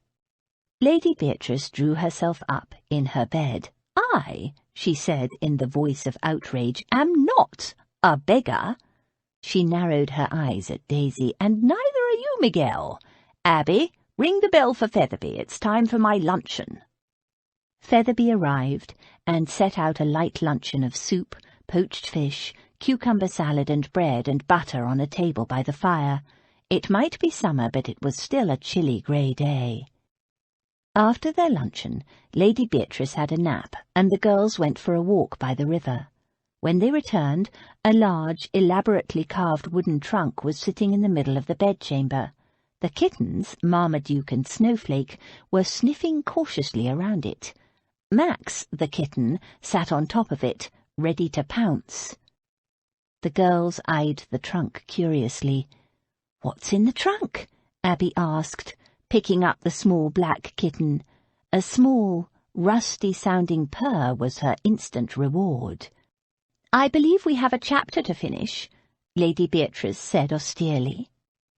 Abby hid a smile, passed her the kitten, picked up the book, and continued from where she'd left off before luncheon. The others eyed the trunk curiously, but continued work on their garments. While she was reading, Featherby and William carried in 2 more large trunks and placed them with the first. These were leather, well worn, and embossed with the Davenham coat of arms. "Will that be all, m'lady?" Featherby asked. "Yes, yes." She waved them off imperiously and gestured to Abby to keep reading. Abby did, but nobody's attention was on the story. What was in the trunks? Lady Beatrice was being very mysterious. Finally, Abby reached the end of the chapter and closed the book firmly. "Time for your exercises." The old lady eyed her speculatively. "Don't you want to know what's in the trunks?" She did, of course, but after you've done your exercises. Lady Beatrice snorted. "You're a hard woman, Abigail Chance." But she handed the kittens to Abby, pushed back the bedclothes, and swung her legs over the side of the bed. Jane and Damaris put her slippers on, then helped her to stand. She waved them off. "I can do it." She walked to the window and back 3 times, a little wobbly, it was true, and the last was more of an exhausted totter to the bed, but her progress was noticeable. "Getting better, aren't I?" "You'll be waltzing by Christmas," Abby said warmly. The girls tucked her back into bed, and when she'd caught her breath, the old lady said, "Go on, then, open them. The carved cedar one first, and put everything on the bed so I can see." Jane opened the cedar chest. It contained dozens of parcels wrapped in tissue. She unwrapped the first one and gasped in wonderment as a length of brilliant blue and silver silk slithered from her fingers. "Oh, my God!" Daisy murmured as she unwrapped another length, this one of ruby silk as fine and delicate as anything any of them had ever seen. Damaris said nothing as she unwrapped a length of heavy cream silk, embroidered on the border with fine knots of roses, but her eyes widened. She stroked it with lingering fingers. "Here." Lady Beatrice passed a parcel to Abby. Opening it, she found a cashmere shawl of scarlet and blue and green and gold. "Put it on," Lady Beatrice ordered. Abby swung it around her shoulders. It was so light and soft and fine. It settled around her body like warm snow. "It's the most beautiful thing I've ever seen. My nephew sent me all these things when he first went away. Parcels used to arrive on a regular basis, all kinds of strange and beautiful things. He sent the chest, too." "Cedar," Abby said, inhaling the clean fragrance from the shawl. "I'm amazed it wasn't stolen. The chest alone is worth a lot of money, and as for this shawl—" Shawls like this sold for £100 or more. Lady Beatrice nodded. "These all came before Caudle came to work for me and before I got sick. I forget why I had the chest placed in the attic in the first place. I didn't even recall it was there, but obviously it's been in some dark corner gathering dust for years. It was the other trunks I sent Featherby and William up for, and when they brought this down I nearly wept." She turned to where Daisy was holding up a length of fine shimmery rose fabric. It had an elaborate gold-embroidered border. "Pretty, isn't it? That's a sari or some such thing from India. The women wrap themselves up in it and call themselves dressed. And there's jewellery too," she added, as Jane unwrapped a jangly silver necklace. "Just trinkets, nothing an English lady would wear except for a masquerade ball, but pretty. Shame I didn't put the good stuff in this box. Might have had some jewels left." "It's very pretty, though." Jane held it up against her throat and admired it in the looking-glass. "There should be letters somewhere to go with each item," Lady Beatrice said. "See if they're in there, will you, Abby?" Abby dug around in the chest and found tucked in at the side a packet of letters tied with a ribbon. It was quite a thick packet, all addressed with the same firm hand. "Put them here." Lady Beatrice patted the bedside table. "We'll read them later. My nephew was always a good letter-writer." Abby was surprised. Lord Davenham hadn't seemed to her to be the kind of man who'd send his elderly aunt beautiful things, let alone take the trouble to write regularly. She recalled his anger when she'd accused him of leaving his aunt to rot. But if he cared about her so much, why had he stayed away for nearly 10 years? "So what's in the other trunks?" Jane asked eagerly, after they'd examined and exclaimed over every beautiful item in the cedar chest. Lady Beatrice smiled. My youth. Abby opened the first leather trunk and lifted out the tissue-wrapped gown that lay on the top. A deep rose satin with a faint cream stripe and dozens of tiny embroidered roses. The skirt was very full and gathered to a tiny waist. With it came a bodice that looked as if it would be amazingly tight, almost like wearing a tube. She shook it out of its folds and held it up, looking from the dress to Lady Beatrice, trying to imagine her wearing it. "You are wondering about the pink clashing with my red hair, I suppose," Lady Beatrice said, "but recollect, we all wore our hair powdered in those days." "This is beautiful," Daisy said, shaking out a dress in apple-green silk trimmed with white gauze and knots of ribbon. "Oh, yes, that one." Lady Beatrice gazed at the dress fondly. "I wore that one at a ball given by the Duchess of Salisbury. Ah, what a night that was! I danced until dawn." "Who did you dance with?" Jane asked. "Everyone," she said with satisfaction. "I was no beauty, but I was never a wallflower. I remember—" "Oh, you don't want to listen to an old lady boring on." "Yes, we do," said Abby, "and it's not the slightest bit boring." Jane joined in. "Yes, please go on. Our mamma used to tell us stories about her come-out, and I loved them." "Well, if you insist." The girls gathered around. It became quite warm in the ballroom, and one young man enticed me onto the terrace to cool down. Oh, it was all perfectly respectable at first. There were plenty of others doing the same. She sighed, but this man had a rather naughty reputation, and we danced on the terrace, and soon we found ourselves alone. She gave them a mischievous look. Without my realizing it, he'd danced me off the terrace and down the garden path, in more ways than one. She sighed. My first kiss. My mother scolded me roundly for disappearing, of course, but oh, it was worth it. She stroked the green dress. That man kissed like a dream. She sat up. And I wore the most divine pair of shoes, green silk with pearls and diamond buckles. Diamond? Daisy gasped. They were paste, of course, but the pearls were real. They should be in the trunk, too. See if you can find them. Daisy felt around and came up with several odd-shaped cloth bags. She pulled them open, and a pair of shoes fell out. She opened bag after bag, and soon nearly a dozen pairs of shoes lay tumbled on the bed. The girls exclaimed over the old-fashioned shoes. "Look at those heels!" Jane exclaimed. "They're so high. However did you manage to dance in them?" Lady Beatrice laughed. "Try them on and see for yourself." Jane eagerly pulled off her own low slippers. A scene out of Cinderella ensued, with Jane, Abby, and Damaris all trying and failing to fit in the tiny, exquisite shoes. "Your turn, Daisy," Jane said. No point in me trying," Daisy said, pulling a face. "Look stupid I would, clumping along all lopsided in them things." But she looked longingly at the pretty shoes. "Nobody here would think any such thing, young woman," said Lady Beatrice sternly, "and if you don't try them on you'll always wonder if they would fit. So you have a limp. What does that matter?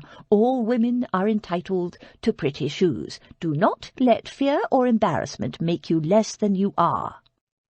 Daisy shrugged and pulled off one of the heavy boots she habitually wore.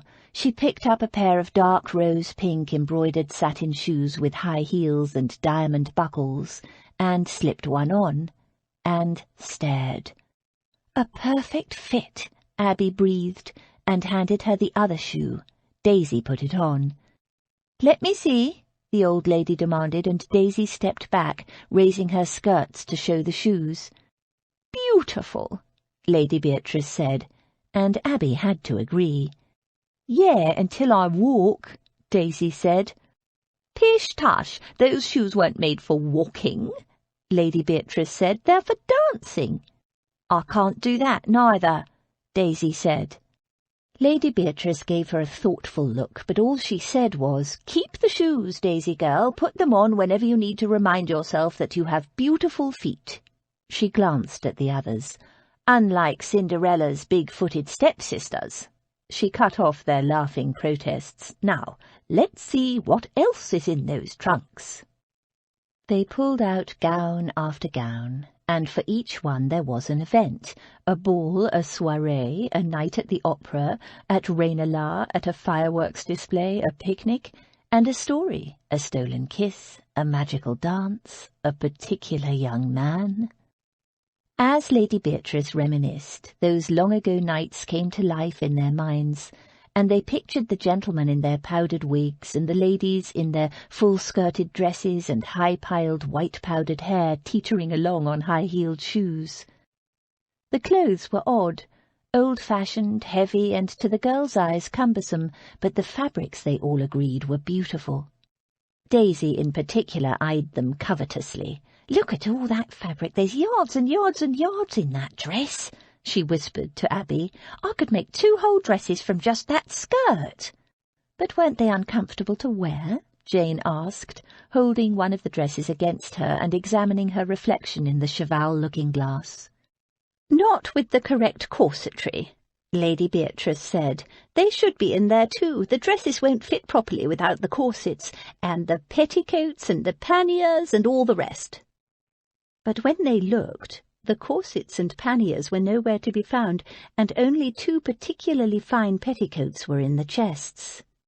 "They'd make beautiful summer dresses for all of us," Daisy whispered to Abby.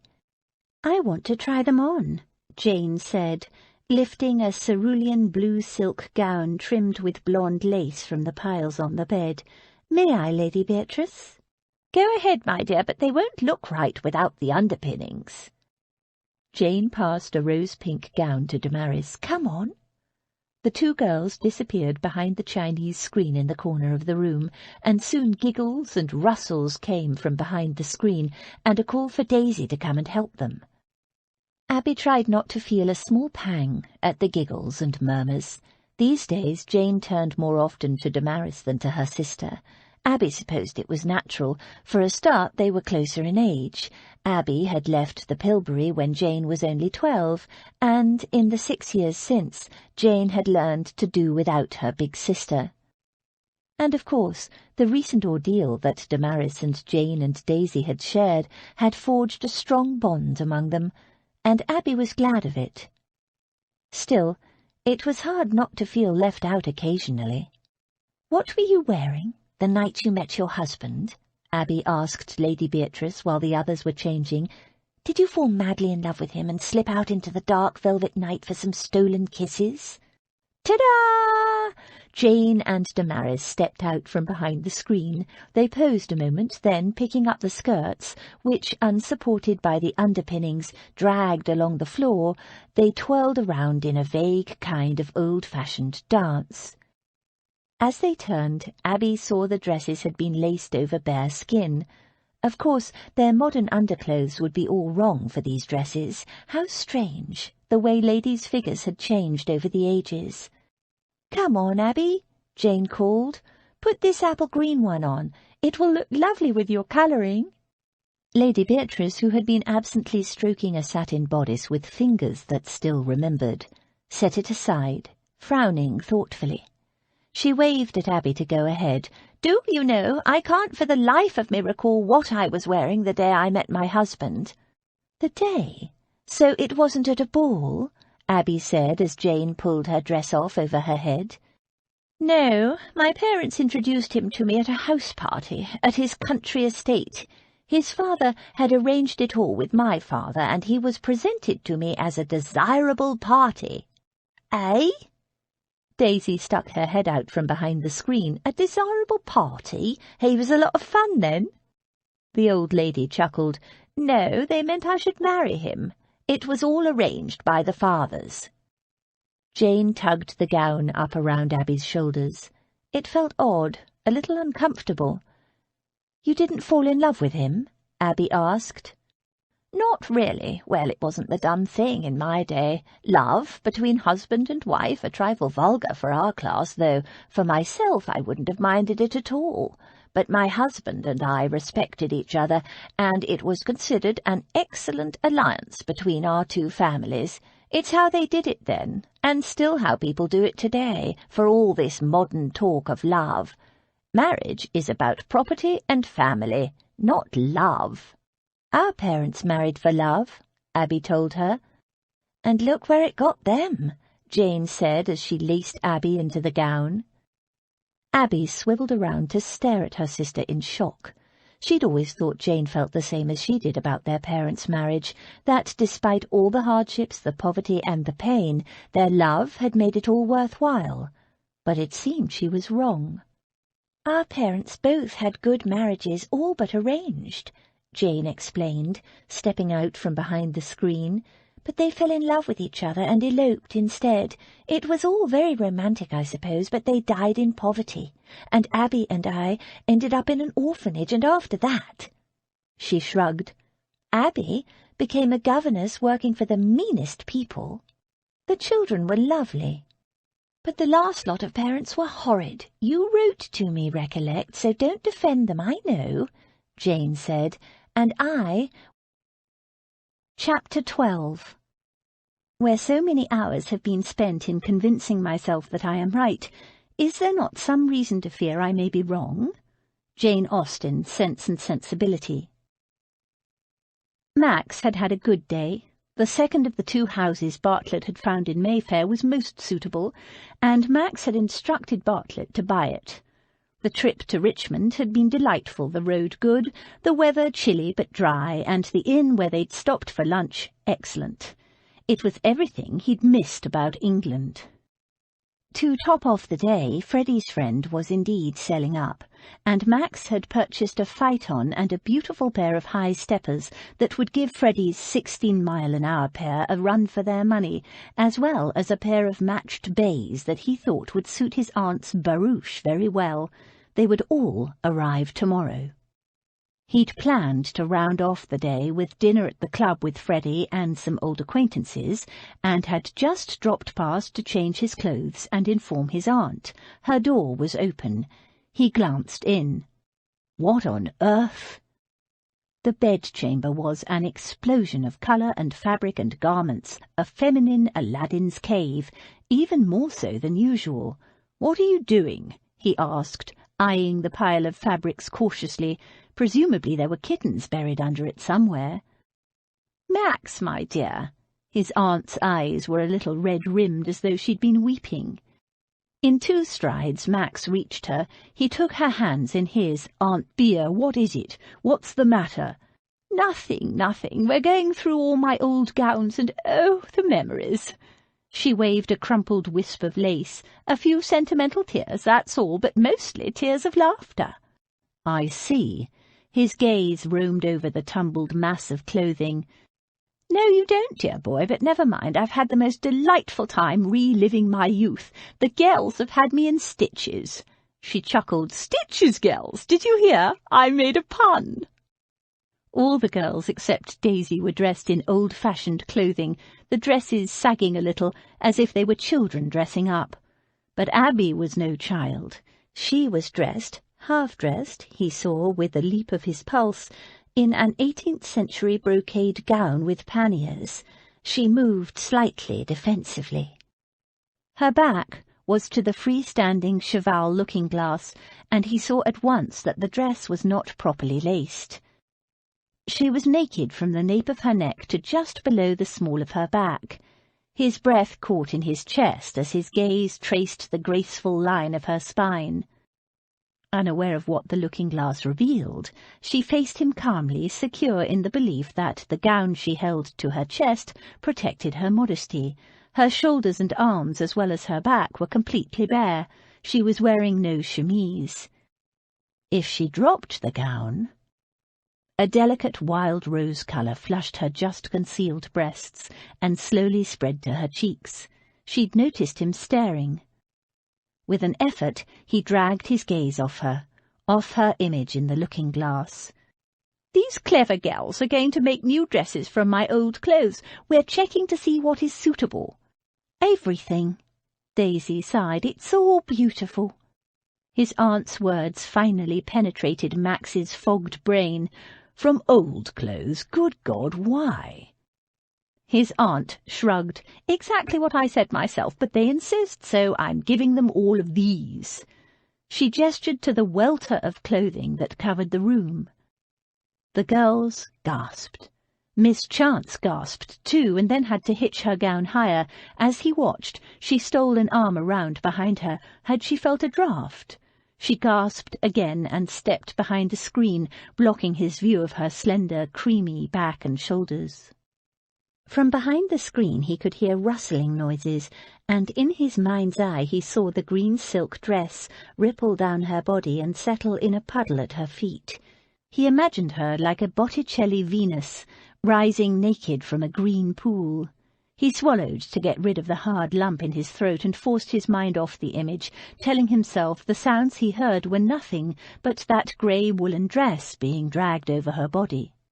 "Oh, clothes, for God's sake! I have a silk warehouse, Aunt Beer," Max said irritably. "Anything you need you can take from there."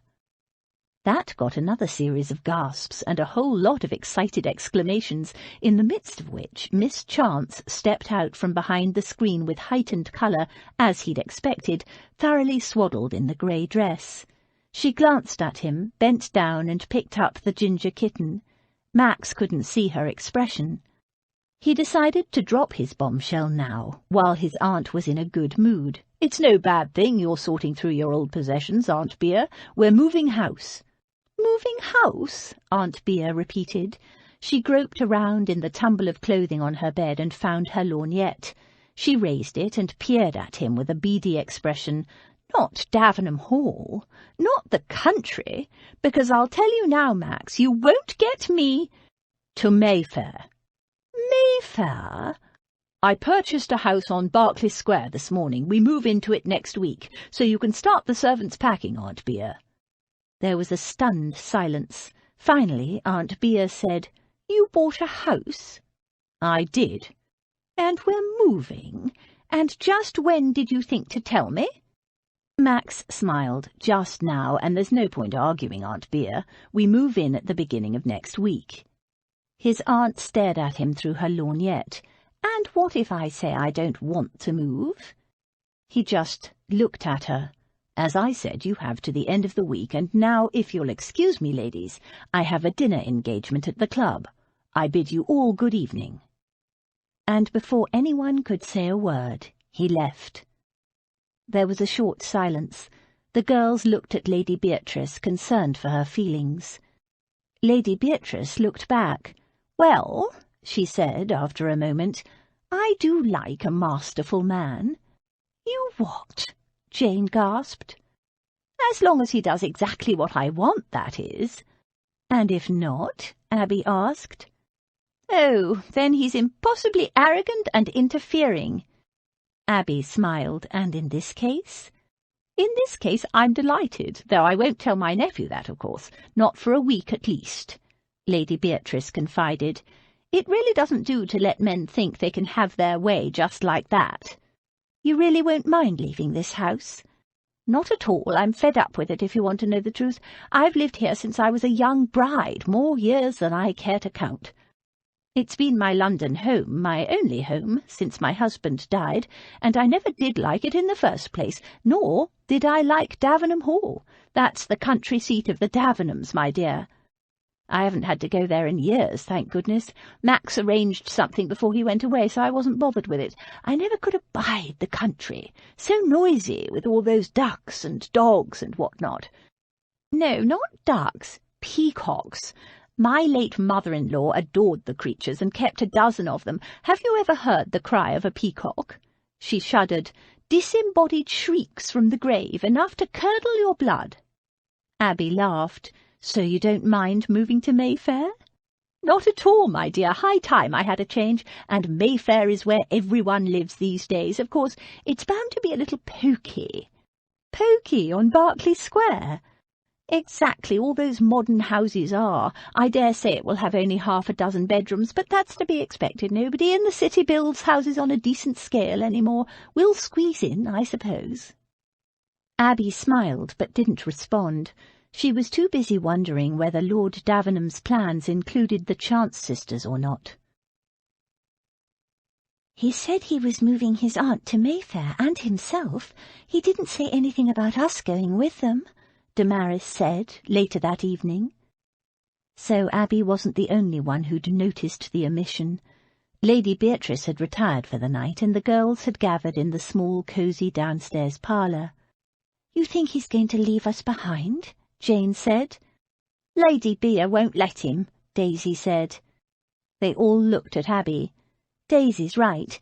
Lady Beatrice won't let us go without a fight, but it does change everything." "I don't see why," Jane said. "It will be his house, and what he says goes if he wants us gone." There was a long silence, broken only by the sound of the fire crackling in the grate. "Do we have enough saved to go to Bath yet?" Damaris asked. Abby shook her head. "With the dresses Lady Bea gave us, we'll have enough material for the clothes we need," Daisy said, "but it'll take a lot more than a week to make them." "Did you hear what he said about the silk warehouse?" Jane said. "Don't get your hopes up. That was for his aunt, not us," Abby said. "New silk. I wonder what that'd be like," Daisy murmured. "I've never made nothing from new, never cut into anything that hasn't been worn before." "You'll just have to talk him round, Abby," Jane said. "Me? What makes you think he'd listen to me?" "He likes you." "Nonsense." Jane shrugged. "You don't see the way he looks at you when he thinks you're not looking." "It's true, Abby," Damaris said. "I believe he desires you." "Desire is even better. When a man desires you, you have him on a string." "Jane, where did you pick up such notions?" As if she didn't know. Jane gave her a knowing look. "You don't need to look at me like that. I knew that much even back at the Pilbury." "Well, I wouldn't have the first idea how to influence Lord Davenham, even if he did desire me, which I very much doubt. He is betrothed, recall. And if he did desire her, well, Abby knew where that path led. It was playing with fire she knew to her cost. For all Jane's worldly talk of desire and leading men about on strings, she was still basically innocent and heart-whole. Jane hadn't a clue of the dangers involved, of the pain that could result. Abby might be attracted to Lord Davenham, but she'd never act on it. A man's desire was not anything Abby wanted to evoke again. She'd been badly burned once, and never wanted to feel such pain again. But talk, reason, argument, that she could do. "I'll talk to him tomorrow," she promised. Later, as they were preparing for bed, Abby sought her sister out. She was still a little disturbed about what Jane had revealed when they'd been discussing marriage earlier. "I thought you remembered Mamma and Papa being happy together." "Well, I think I do, but mainly I remember you telling me how happy they were." "Because they were happy, and they loved us both very much." Jane nodded. "I know." "Then why wouldn't you want that for yourself?" Jane gave her a rueful look. "Because they're just stories, Abby. All I really remember about Papa is being lifted up by him and feeling so safe and tall in his arms, and his smile. But I remember Mamma's stories about her come out and the balls and everything, because you used to tell them to me when we were in the pill. What I mainly remember of Mamma is her being sick and coughing all the time." Abby looked at her in dismay. "Don't you remember anything else about them? Anything good?"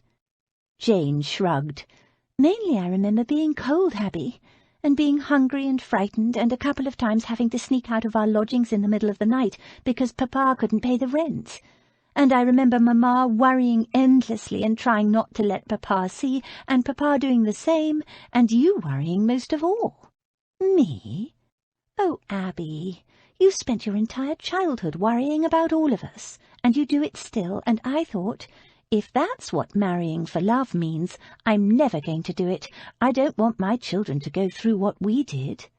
"I never thought," I didn't realize you were so aware of all the bad things. You were so small.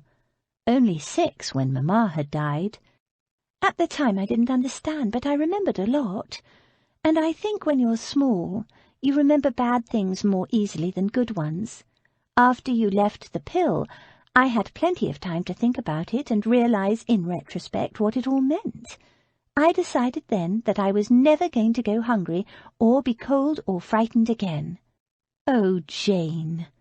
Abby hugged her sister, and then you were kidnapped. Jane gave her a determined look. Yes, and it has to mean something that I escaped from the brothel unscathed against all the odds. And in that attic room I could have died of that fever, but I didn't. That's when I made up my mind once and for all. We've got one chance in life, Abby, and I mean to seize what I can to make mine better. She grasped Abby's hands in hers. Mamma was given a pretty face, and she wasted it. I'm not going to waste the only gift I've been given. Somehow I'm going to marry well and get myself a better life, and, big sister, I'm going to take you with me. Abby hugged Jane tightly. She didn't agree with her. Loving Papa was the right thing for Mamma, no matter what the cost. To believe otherwise was a betrayal of them and their love. It was the one certain thing in her childhood, and if she didn't believe in that, well, she couldn't believe in anything.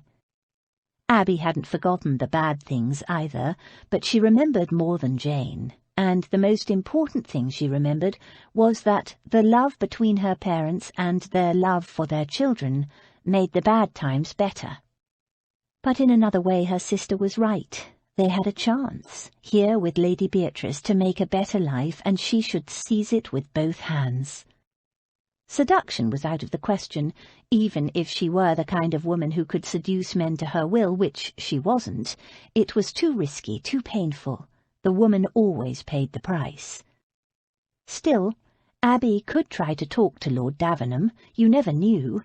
He might listen, though she doubted it. She might not be the seductive type, but she did have brains. If only she could think of a plan. Lady Beatrice spent the morning after Lord Davenham's surprise announcement writing notes to all her old friends, informing them that she'd been ill, but was now well on the way to full recovery, and from the following week onward would be in residence at her new home in Berkeley Square, where she would welcome callers. The last 2 words were heavily underlined, and thus would carry, Abby suspected, almost as much weight as a royal decree. The first batch of notes had barely been delivered when late that afternoon the front doorbell rang. A few moments later, Featherby carried in a calling card on a silver salver. Lady Beatrice inspected it through her lorgnette. "Clara Beddington!" she exclaimed with delight. "One of my oldest friends. Show her in, Featherby." To the girls she said, "Good thing I decided to dress and come down this afternoon. Wouldn't do to have Clara see me lolling about in bed. Terrible gossip, Clara." She tidied her hair, straightened her beautiful cashmere shawl, and sat up straight. Featherby announced the visitor. "Lady Beddington, m'lady." A small, plump woman, trailing several shawls and a sumptuous fur, entered excitedly.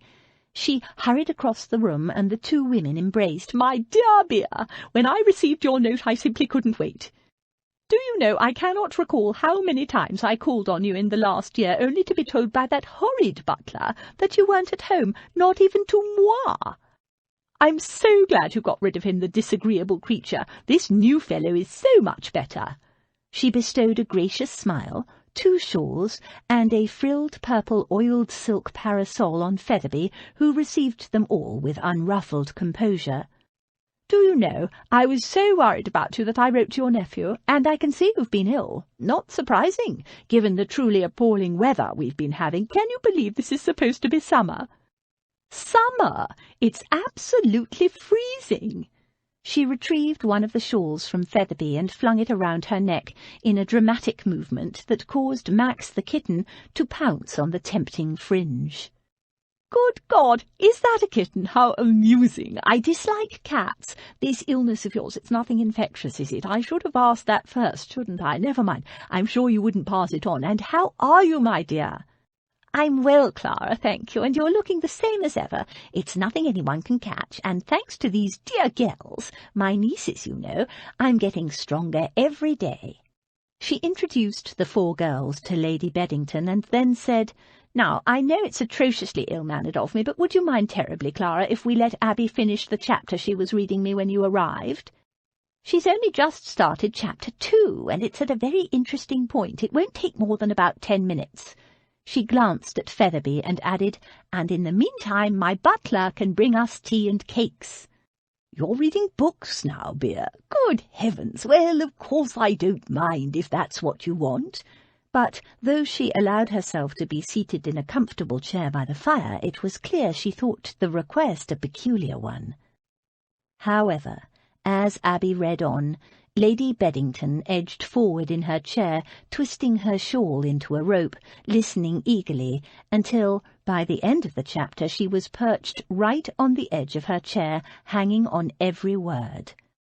When Abby finished the chapter, Lady Beddington fell back in her chair, exclaiming, "Bless my soul! I never knew a book could be so entertaining." "I know," Lady Beatrice said. "Before these girls came to live with me, I can't remember when I last read a book. All the books I'd ever been made to read were dreary improving things, full of morals and lessons and homilies or facts. And that's when I could understand the dratted things. But Abby and the girls always find the most thrilling tales, and the only thing that's improved when we're finished is my mood." "I wish I'd read the start of that one," Lady Beddington said. Abby held out the book to show her the title. "You could always buy a copy or borrow it from a circulating library." Lady Beddington squinted at the cover, then shook her head, dislodging her shawl. "No point, my dear. I can't read much of anything these days. Eyesight ain't what it was." "I know," Lady Beatrice agreed, "which is why these girls are a godsend." "And you read so well, Miss Chance, as entertaining as a night at the theatre, I do assure you." Featherby arrived with the tea and cakes, and Abby and the girls retreated to leave the 2 old friends to catch up. A couple of hours later, Abby was summoned to return. "Lady Beddington is going to stay for dinner, Abby dear." Abby smiled at their visitor. It was clear her visit had done Lady Beatrice a lot of good. "How delightful! Do you wish me to speak to cook and—" No, Featherby can see to that. Lady Beddington has a special request for you. Go on, Clara." Lady Beddington hesitated, fiddled with the fringe of her shawl, and then said, "My dear Miss Chance, would you mind very much reading me the first chapter of that delicious book?" Abby stared at her in silence for a long moment. An idea had popped into her mind, a crazy, possibly ludicrous idea.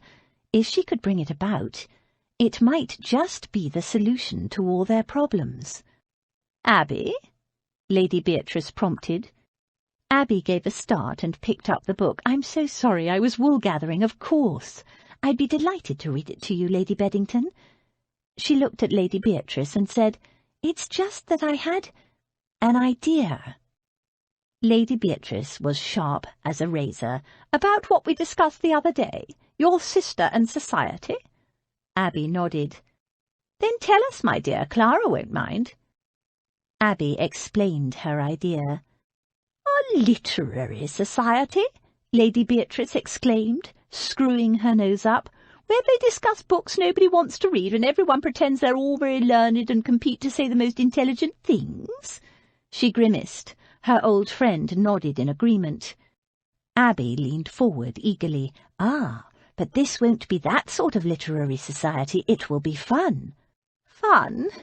Lady Beatrice asked doubtfully. "It'll be much the same as we already do. One of us will read a chapter at a time aloud, and then we'll have conversation, tea and cakes, just as we usually do." Lady Beatrice's eyes narrowed. "No clever remarks? No looking for metaphors and themes and hidden dratted meanings?" "Not if you don't want them," Abby said. "It will be your literary society after all, and you will make the rules." Lady Beatrice clearly liked the sound of that. "Just for the story, then, and the company?" Lady Beddington asked.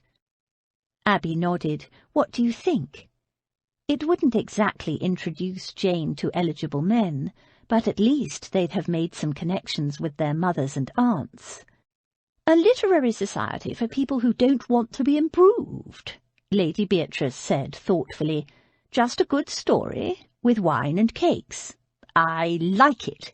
She looked at Abby and added, "The kind of thing an eligible young man could be prevailed on to escort his mother to." Abby grinned at her optimism. "I'm not so sure of that. It's not really a young man's cup of tea." "Nonsense. We only need to get them here the first time. Once they meet those pretty girls, they'll be fighting to come back." Abby laughed. "I like your optimism." "So when do we start? Officially, I mean," Lady Beatrice said. "I'll send out invitations to start with." "And I'll spread the word," Lady Beddington said. "Oh, this will be fun, dear." Lady Beatrice rubbed her hands. "It will indeed. I think it's a splendid idea, Abby. And, Clara, I don't think we should mention this to my nephew. He has a tendency to fret and is sure to say it will be too much for me, which of course it isn't." She winked at Abby. "Now, my dear, Clara's waiting for you to read that first chapter, and then it'll be time for dinner." Well, it's been a delightful evening altogether," Lady Beddington declared as the dinner was drawing to a close. "I can see what you mean about these girls enlivening the house. I wish I had nieces who came up with delicious schemes, but I don't have any." She stopped, thought for a moment, then turned a perplexed face to Lady Beatrice. "Thought you were an only child, Bea, or are the girls your late husband's nieces?" Abby waited for Lady Beatrice to reply. A courtesy aunt was how she and the others had decided to deal with Lady Beatrice's continuing assertion that they were her nieces, the kind of aunt who was a dear friend of the family and called aunt for affection, not blood. Abby glanced at Lord Davenham. He leaned back in his chair and regarded his aunt with a sardonic, "Let's see you explain this" expression. "No, of course not," Lady Beatrice said. "They're no relation at all to Davenham or to dear Max." Lady Beddington looked confused. Then, "They're my half-sister's girls, of course, Griselda's." "Griselda?" Lady Beddington blinked. "Griselda?" Abby and Jane exchanged glances. "Griselda?" Max frowned. "My mother's child by her second marriage," Lady Beatrice said smoothly. "Aunt Beatrice, will you have some of this delicious asparagus?" Max interrupted. What the devil was she playing at? "Thank you, no, I detest asparagus." Lady Beddington persisted. "I never knew your mother married again." "She didn't." Max fixed his aunt with a stern look. "No, not immediately," she agreed placidly, "though you shouldn't be airing our dirty linen, dear boy. Still, we are among friends, are we not? And, in the end, they did marry just in time for Griselda to be born. It was very romantic and perfectly respectable." She beamed at Miss Chance. Lady Beddington shook her head. Well, I had no idea. I always thought she died shortly after you married Davenham." "She did." Max leaned forward. "Have you attended the opera recently, Lady Beddington? I believe the current Mozart is held to be very good." He had no idea what was playing at Covent Garden. He didn't care, as long as the subject was changed. "No, Max, dear, it's no use trying to conceal the facts any longer. Mamma ran off with an Austrian count," his irrepressible aunt responded, carefully spearing a single green pea. "My father divorced her, of course, and had it all hushed up. Papa gave it out that she'd died." She had died. Max had seen the grave. He frowned at Aunt Bea. This was getting out of hand. She smiled at him sweetly and ate the pea with an air of triumph. "It was so romantic. The Count was terribly handsome, of course, one of those tall, golden-haired Austrians with eyes of ice blue. He was utterly mad about my mother. Griselda took after him. Jane has her hair and eyes." Jane choked. "Is that so, Miss Chance?" Lady Beddington said. Miss Chance hesitated, glanced at Max, her expression a mixture of amusement and helplessness, and said to Lady Beddington, "Jane is the very image of our mother." Aunt Bea's glance drifted to Damaris's dark hair, and Max leaned forward and tried to catch her eye, hoping to head off the next outrageous lie, but she had the bit between her teeth and was running with it. "Griselda married a Venetian, a Marchese. That's Italian for Marquis, my dear," she explained to Daisy. "Tall, dark, and divinely good-looking, too. The women in my family have always been lucky that way, marrying the handsomest of men. Dear Damaris has her father's features and colouring." "What was this Italian Marchese's name?" Max asked sardonically. He glanced at dear Damaris, who had developed a sudden fascination with the weave of the damask tablecloth. Her face was hidden, her shoulders were shaking. "Venetian, dear boy, not Italian. They don't like it when you get them mixed up. Venice is the place with the canals," his aunt explained kindly. "And his name, this divine Venetian?" There was a short silence. His aunt's gaze went momentarily blank as she tried to think of a suitable name. Then, "Angelo," she said airily. "I meant his surname," Max said with silky satisfaction. She arched her brows. "Why, Chance, of course." "Very Italian-sounding name, Chance," Max said dryly. His shameless relative didn't bat an eyelid. "Well, naturally in Venice it's pronounced Chancelotto." At this point Miss Abby choked, but here we anglicise it to Chance, those Italian names being quite hard to pronounce. "Venetian." "Quite so, dear boy. I'm glad you're paying attention." "Oh, believe me, I'm fascinated. It's like something out of a novel." Max noted that Miss Abigail, too, was now enthralled with the tablecloth, as was her sister, Miss Jane. Miss Daisy was watching the whole thing with jaw agape, as well she might, he thought grimly. "Isn't it just wonderful things, novels, as Clara has just discovered? Have some more asparagus, dear boy. You look a little liverish." "Well, I'm amazed," Lady Beddington said, "and to think I've known you all these years, Bea, and I'd never even heard of your half-sister Griselda."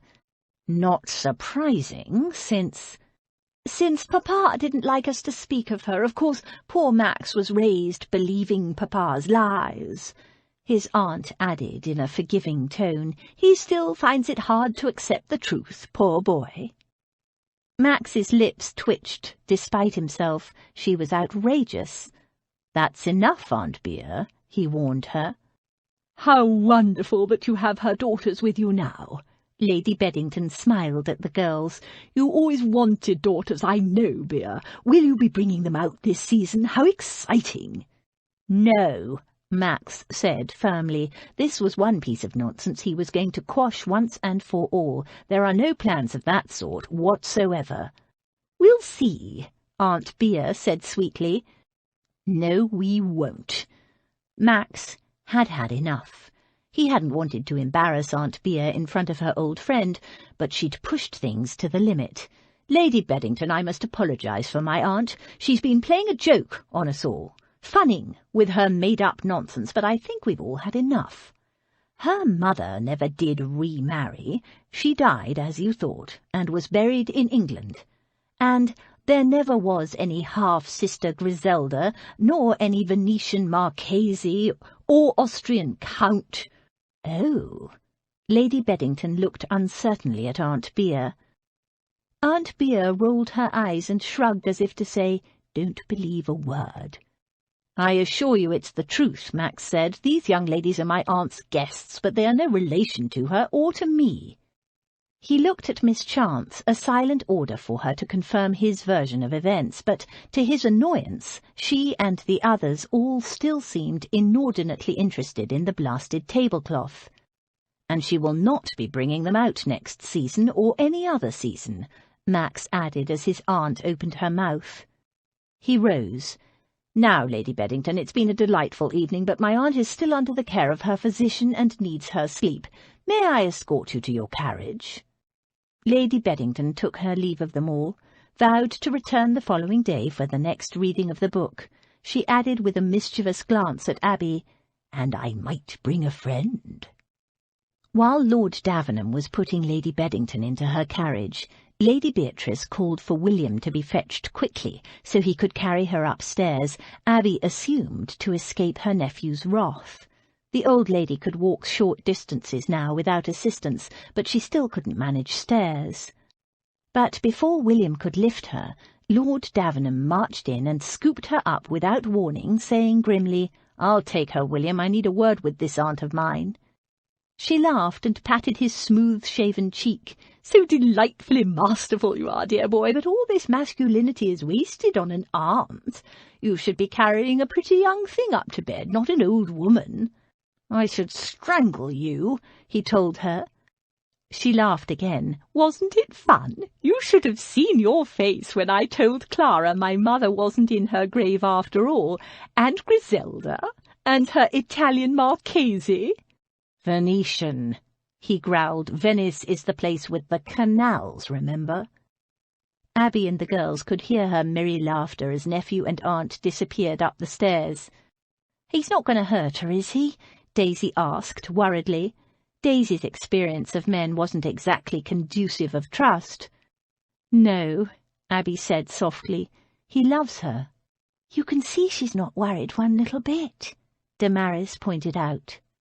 Daisy shook her head. "I never would have thought that a proper lady like that would tell such barefaced whoppers in company." "Yes, I must say he took it very well," Jane said, "don't you think?" "Very well," Abby agreed, her voice trembling a little. She met Jane's gaze. "But really, Chancelotto!" She started laughing. Jane giggled. "You can talk. You said I was the living image of Griselda." "I did not. I said you take after our mother, and that's perfectly true." "Yes, our mother, Griselda Chancelotto."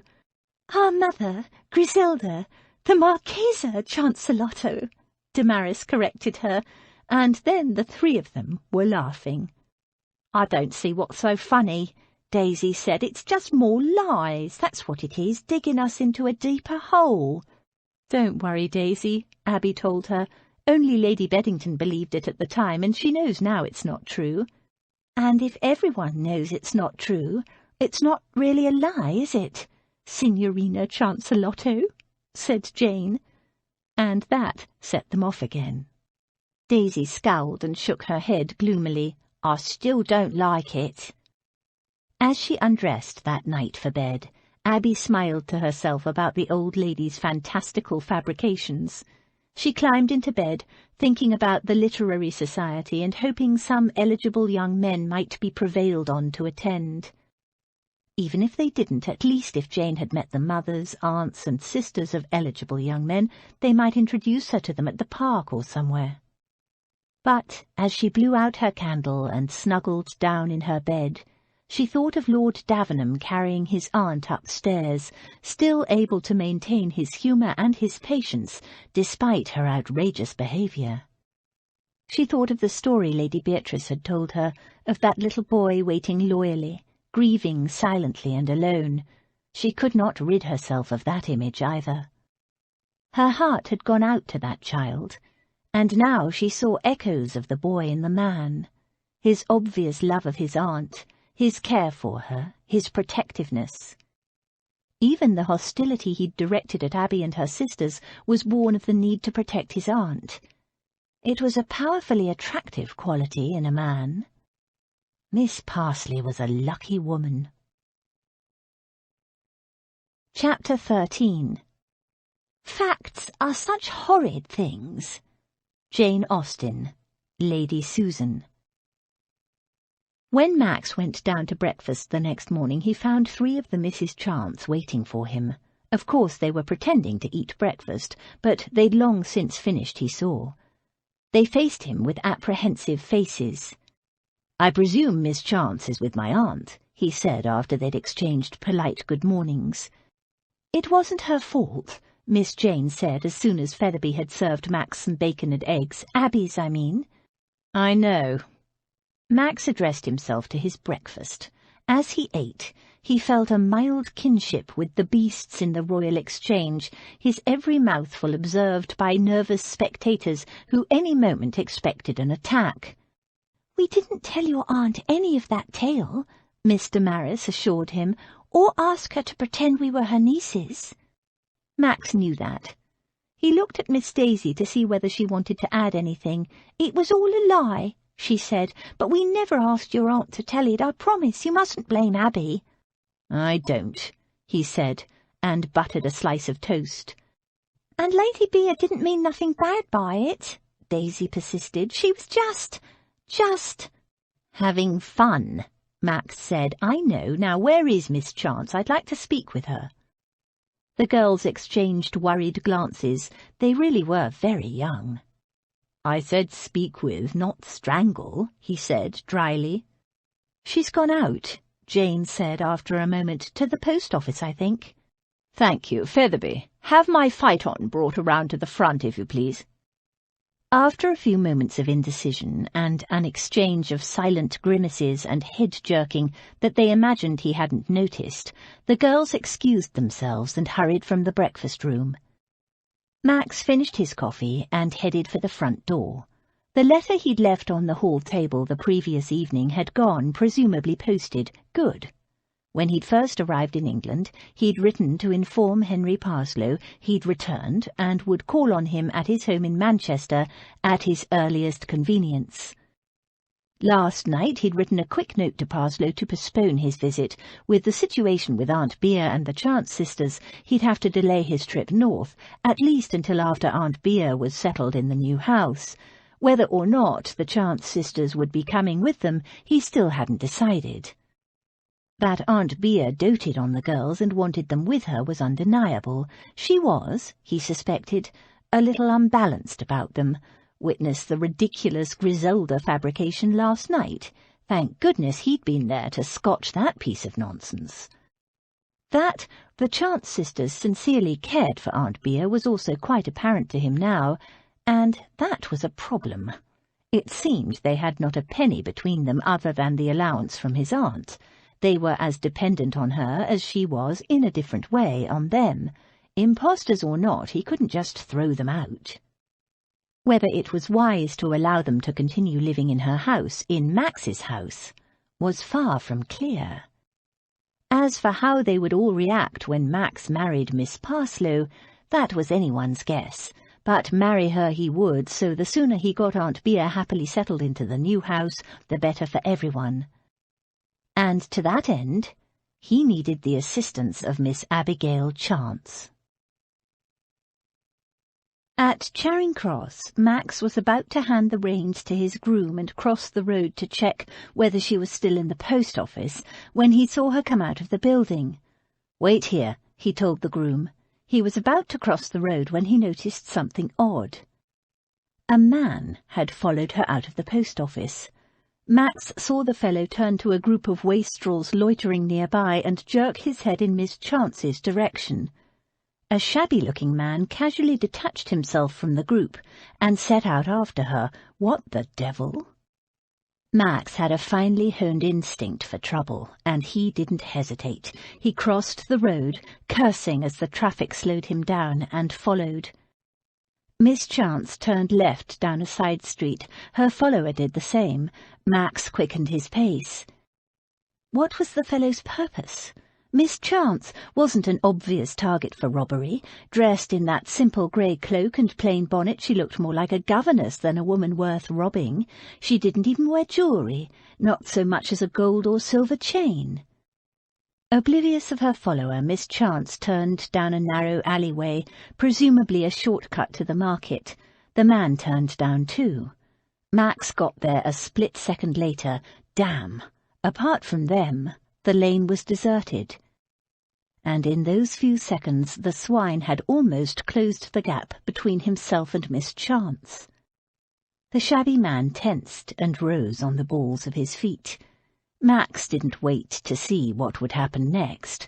With a shout, he flung himself forward and grabbed the man's coat. Miss Chance whirled. "Hey!" The man swung around, a knife in his hand, and slashed out at Max without warning. Max tried to dodge it, but felt a glancing blow. "Run!" he shouted at Abby. He didn't see her go. He couldn't take his eyes off the man with the knife. The man had a pasty, rat-like face. "Stay out of it, you bastard," he snarled. "'S nothing to do with you." The knife glittered in his hand. It was a long, wicked-looking blade with a carved bone handle. "The woman is with me," Max growled. Ratface gave a grunt and a philosophical shrug. "Fair enough, governor." He held up his hands pacifically and seemed about to back away. Then, abruptly, he lunged at Max again, going for his throat. But Max was ready for it. As the knife flashed toward him, he dodged and at the same time chopped down on the man's wrist hard. The blade clattered to the cobblestones. Max followed through with a swift punch to the gut and another to the throat, and while the fellow was still gasping for breath, shoved him hard against a wall. "Why are you following her?" The man struggled and spat an obscenity. Max punched him again. "Look out!"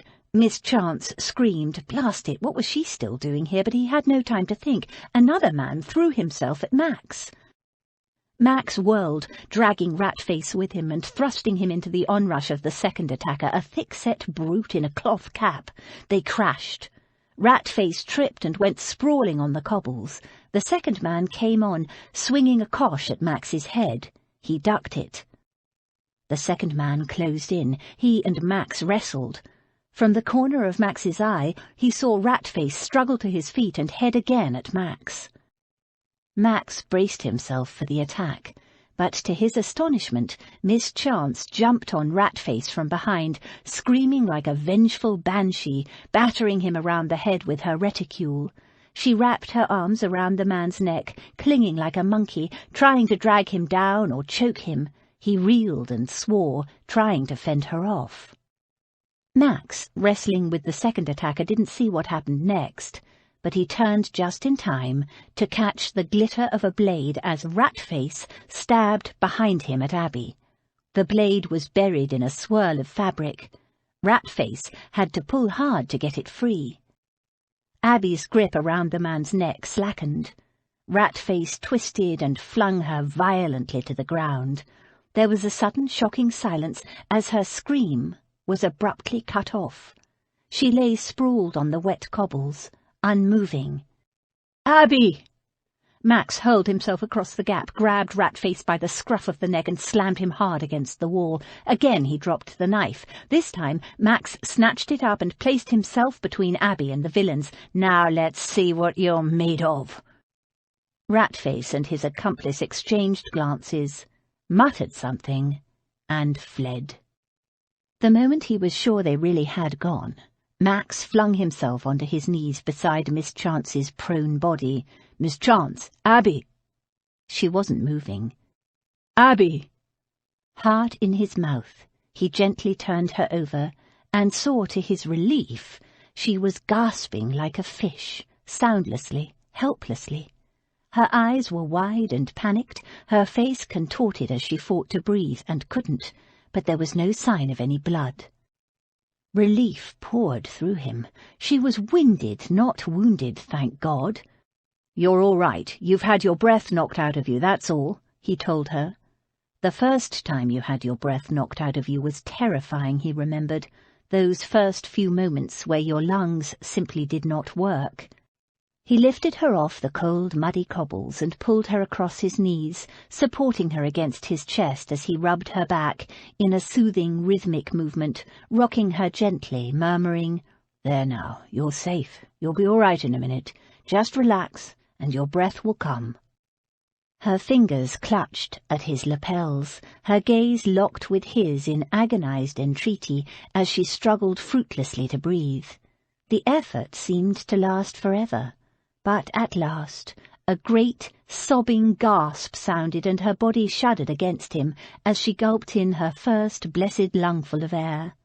Again and again she dragged in great breaths of air until the panicked reaction began to fade.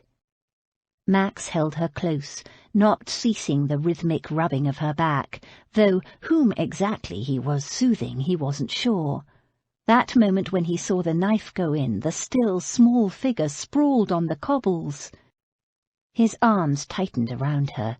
He needed to feel her warm, living body against him. She rested quietly, trustfully against him, her eyes closed, catching her breath, fighting to calm the shivers that racked her body. "They've gone," he told her. "You're safe, I have you now." He looked down at her. She looked white and shaken, her small, sweet face pinched in a way that put an ache in his chest. She'd lost her bonnet in the affray. He carefully smoothed the hair back from her forehead. A bruise was darkening just above her eyebrow. There was a raw-looking scrape on her chin. But there was no blood. He'd checked as thoroughly as he could, but could find no sign of a wound. It was a puzzle. He was sure he'd seen the blade go in, and Ratface had definitely had to pull to get it out. But somehow, by some miracle, he'd missed her. Thank God. Abby knew she should make an effort to move. She really should. She could breathe again now, and the trembling had subsided to a manageable level, and her heartbeat... Oh, her heartbeat. There was no controlling that. He'd saved her, fought 2 men for her, stood over her with a knife, facing them, her Viking protector, and now, the way he held her. She didn't move, she couldn't even make herself want to move. Like a child who squeezed her eyes tighter shut, not wanting to wake from a dream, believing as children did that the dream could be made real if only she kept her eyes closed and just didn't move. The rhythmic soothing of the jangled nerves of her spine, tangible warmth, tangible reassurance, the deep, murmuring voice, a bedrock of security. She pressed her cheek against his chest. It was so broad and strong she wanted to climb right inside it and stay there forever, stay like this forever, in his arms, breathing in the scent of his body, damp wool, a hint of cedar, fresh linen, and the dark, entrancing scent of man, the warm breath of him stirring against her skin. "How are you feeling now?" he asked. And she wanted to weep, wanted to laugh, to cling to him in undignified desperation, to prolong the moment, the dream, the illusion. "Miss Chance?"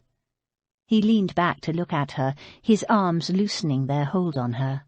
The cold draughts of self-awareness slipped between them, chilling her body, and she was, once more, the spinster governess. "Your forehead is bruised, and you have..." Cupping her jaw in one hand, he gently tilted her face. "A scrape on your chin, but is that all?" A pulse throbbed in his cheek. It drew her gaze like a magnet. She couldn't look at him, not yet. "Abby?" "You saved me," she whispered, and glanced up, and found herself drowning in the smoky mystery of his gaze. His eyes darkened. He seemed to hesitate, then slowly, agonizingly, almost as if it were against his will, he lowered his mouth to hers. Their lips brushed. It was just the faintest breath of a touch, barely a caress, but she felt it clear to her toes. A deep shiver passed through her. He drew back with an arrested expression. He muttered something under his breath that she didn't catch, and then he was kissing her deeply, ravenously, pulling her hard against him, cradling her head in his hands, tilting her face the better to sear her soul. His mouth was hot, the taste of him dark and intense, addictive. She clung to his shoulders, kissing him back with everything in her, years of aching loneliness burning away under the assault of his passion, savouring the taste, the feel, the power of him, the hunger in him to match the hunger in her. His kisses were rough and tender at the same time, deep, as if he were taking her inside him the way she'd gulped in air a few moments before, as vital and necessary as life. She speared her fingers into the thick, cool darkness of his hair, still damp from the rain. She was afire, heat shimmering across her skin, coiling in hot shudders deep within her. Then, with no warning, it was over. He wrenched his mouth from hers, a stricken look in his eyes. "I apologize, that shouldn't have happened." Abby stared at him in dazed disbelief. For a moment, all was still, silent. No sound except for two people breathing hard, and the thud of her hammering heart. She felt raw, new-hatched, her skin so sensitive it was as if the moist, cool afternoon air could pass right through her. And then, suddenly, they were sitting on the damp cobbles of a laneway in the middle of London, the sounds of traffic, of wheels rumbling over cobbles, of hawkers crying out, of reality, rolled over them like a wave. Gulls screamed overhead, following the river, fighting over scraps. It can't happen," he said. His chest was heaving, he was panting, his lips still slick from her kisses. He pushed her away just a little, enough to put a few inches between them, but it might as well have been a mile. The shuttered flatness of his grey gaze told her that. "I'm betrothed," he said tightly. Shame scalded her, shaking, clumsy. She scrambled to her feet, brushing herself down, picking up her bonnet, her reticule, tidying herself with shaking hands, looking at the walls, at the cobblestones, at the gulls wheeling and screaming to the sky, anywhere but at Max Lord Davenham.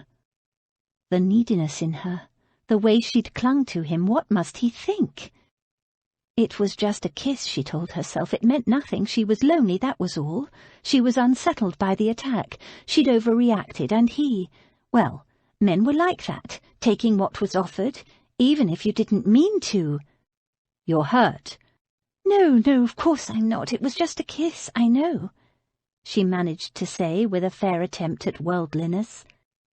"No, I mean," he gestured, "there's blood on your back." She tried to look, found a smear or two of blood on her skirt at the back, but she didn't feel injured. Not unless mortification drew blood. "Let me see." He twisted her around. "There's blood on your back, but I can't see any wound." "I can." She carefully lifted his sleeve. "You're the one who's wounded, not me." "Me? Nonsense." And then he saw it, the slash in his sleeve, the blood soaking it, dripping slowly onto the cobblestones now that they were standing up. "Well, I'll be damned." It was the hand he'd rubbed her back with. He'd bled all over her back and hadn't even noticed. "Didn't you feel it? Doesn't it hurt?" He shook his head. "It didn't before, but now— yes, I can feel it now." She began to unbutton his coat. He fended her off. "What do you think you're—" "I'm going to check on your wound. I can't see it with the coat on." "It's nothing, a mere scratch." "You're bleeding." She started to tug at his coat, trying to ease it from his. Chapter 14. I may have lost my heart, but not my self-control. Jane Austen, Emma. Max's phaeton and groom was still waiting around the corner. In silence, Max helped Abby, he couldn't think of her as Miss Chance any more, into the vehicle, climbed up beside her and picked up the reins. "Are you sure you should drive with that injured arm?" she asked. "I'm fine." He signalled to the groom to release the horses, flicked the reins, and, as the groom jumped on at the back, the horses moved off. Two questions worried Max. Why had she been attacked? And why had he kissed her in that unbridled manner? And though the first question was the more important, it was the kiss he couldn't get out of his mind. Why the devil had he kissed her at all? He had no idea. It had been a purely instinctive response, but to what? The danger? The woman in his arms? Or had he simply meant to comfort her? What a noble fellow he was! His conscience mocked him. No, it wasn't comfort, though that was part of it. It was just, she'd looked up at him with that expression in her eyes, and he hadn't been able to resist. Just a taste, he'd reasoned.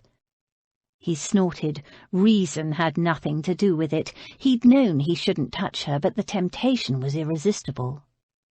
And then he'd just touched his mouth to hers, the barest brush of lips against lips, and wildfire leaping up between them, a sizzle of recognition deep in his being. He remembered staring down at her, shocked at the power of such a brief exchange. He remembered telling himself he shouldn't, that he was betrothed, that this young woman was a mystery, an enigma embroiled in dangerous matters, but all the arguments he could muster were as the chattering of birds, and he couldn't stop himself from bending once more to take her mouth with his.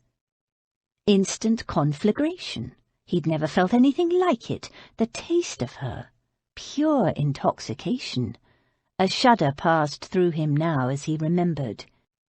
He slipped her a sideways glance. Had she noticed? Was she too remembering? Had she too felt the conflagration? She sat bolt upright on the seat beside him, looking ahead, her face pale and still, her reticule clutched firmly in her lap. His hands tightened on the reins. He had no business remembering, no business kissing her in the first place. He was a betrothed man, and he took his promises seriously. Not once in his life, not even as a boy, had he ever gone back on his word, and he wasn't going to start now. It was just a kiss. Only a kiss. He had to put it from his mind, focus on the danger she'd just escaped. Why the devil had that fellow attacked her? He was no simple cut-purse, Max was sure. He glanced at her reticule, then glanced again. "That's one mystery solved," he said. She started as if her thoughts had been miles away, and turned to him. "What do you mean?" He nodded toward the reticule. "I was sure I saw that knife go into you. The villain had to tug to retrieve it, but it was that." She looked down and made a small exclamation. "It's been cut." She opened the reticule, examined the contents, and took out a small leather-bound book.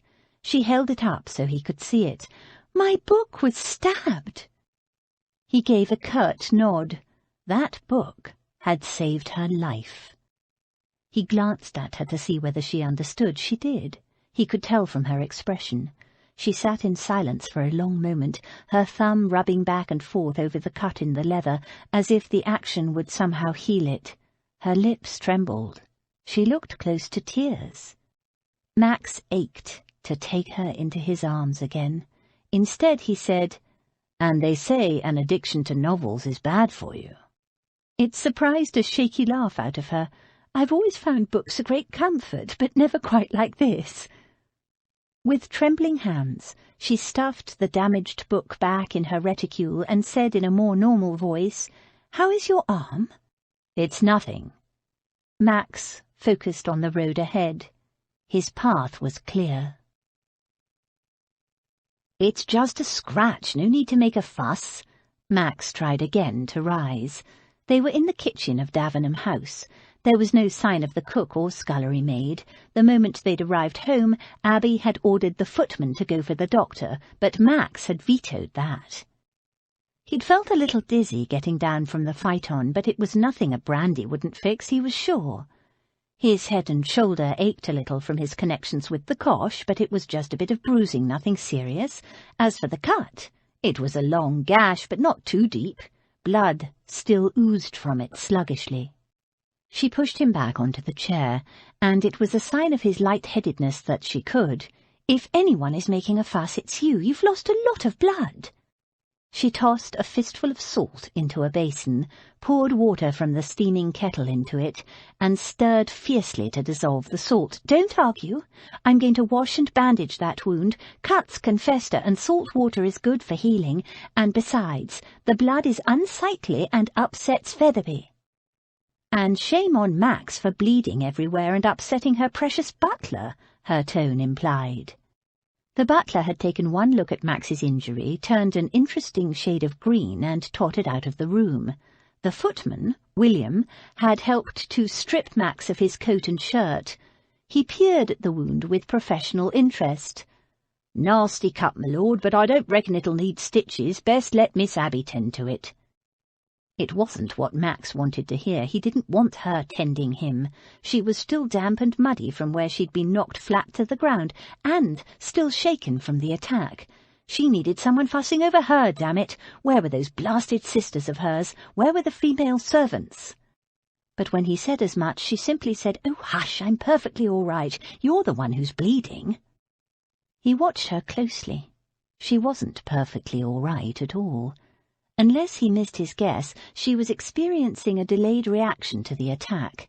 She was trying to cover it with feminine bluster, but her hands were trembling and so were her lips. To distract her, Max said brusquely, "Look, I have a great deal to do today. I don't have time for this." He looked around, seeking some masculine support, but the butler was nowhere to be seen, and the footman had borne away Max's bloody shirt and coat. "There's no need to look at me like that," she said. "I'm sure I don't care if you prefer to bleed to death on the floor. I'm only doing this because for some reason your aunt is fond of you." "You're upset, I know." "Oh, whatever gave you that idea? I enjoy knife-wielding thugs coming after me, and having a man nearly killed in my defence is positively delightful." She broke off, pressing trembling fingers against her lips, and more than anything, Max wanted to take her into his arms, to hold her slender body against his. For comfort, because he hated to see women in distress. Only he couldn't. He'd already done enough damage. He wasn't free to put his arms around her. It wasn't only the attack that had upset her, he knew. It was the kiss. It still hung in the room between them. "I'm sorry." She threw up her hands. "Will you stop saying that? You've made it very clear, more than clear, that it was a mistake." "It's not that I didn't want." She glared at him and went back to stirring salt, furiously. He tried again. "It's just, I'm betrothed." "I know. The kiss meant nothing, less than nothing." For some reason that annoyed Max. "Do you often kiss men?" "Only after I'm attacked in the street by men with knives," she flashed. "Does your fiancé know you kiss other women?" There was no answer to that. Max glowered. She swished around the room, fetching scissors, ripping a piece of clean linen into lengths for a bandage, setting a pot of salve and a length of gauze on the table beside him. She poured the hot salt water into a bowl, then paused, sighed, eyed him ruefully and said, "I'm sorry, that was unforgivable. I'm very much aware that I owe you my life, and I'm very grateful." Max gave a gruff nod. "And I owe you mine, so we're quits." "I didn't do much." He cut her off. "You were very brave. I don't know any woman who would have tried to stop a knife-wielding villain, so don't argue." His words came out more harshly than he'd intended, so he added in a milder tone, "Are you sure you're not hurt?" "A couple of bruises, nothing more," she assured him. Her gaze dropped fleetingly to his naked chest. He felt it, like a soft, warm caress. "And you're right," she added softly. "It would have been better if the kiss hadn't happened, but it wasn't your fault." "It wasn't anybody's fault." Though he'd apologized for it half a dozen times, in his heart of hearts, Max couldn't find it in him to regret the kiss, not for a moment. His eyes dropped to her lips, her soft pink mouth, and the hunger rose again in him to taste her just one more time. It had to stop. He dragged his gaze off her. "I'll make you some willow bark tea. It will help with the headache." She fetched a jar of willow chips and poured boiling water over them. He was just being gallant, Abby thought. She knew how greedily she'd responded to his kiss, how eagerly she'd pressed herself against him, run her fingers through his hair, let her tongue tangle and dance with his, and gloried in it. All the time knowing he was betrothed to another woman, a woman who'd waited for him for 9 years. 9 years! She knew whose fault it was. She'd given him an opening and he'd taken it, as men were wont to do. How long would it take her to learn that it was for the woman to keep her head, for the woman to set the boundaries, for the woman to remember who was the plain spinster and who was the handsome lord? It was Lawrence all over again. Only worse. She'd never felt with Lawrence what she'd felt with Lord Davenham in that alleyway. The bitter lesson whatever it was with Lawrence all those years ago had taught her, the lesson she'd thought she'd never forget, never be able to forget, had just dissolved at the first touch of Lord Davenham's mouth. Because of the attack? They said danger heightened desire. If so, the danger was past now, and so hopefully would be the desire, though it didn't feel like it with him sitting there, his shirt off, and those sombre grey eyes watching her as she moved about the kitchen.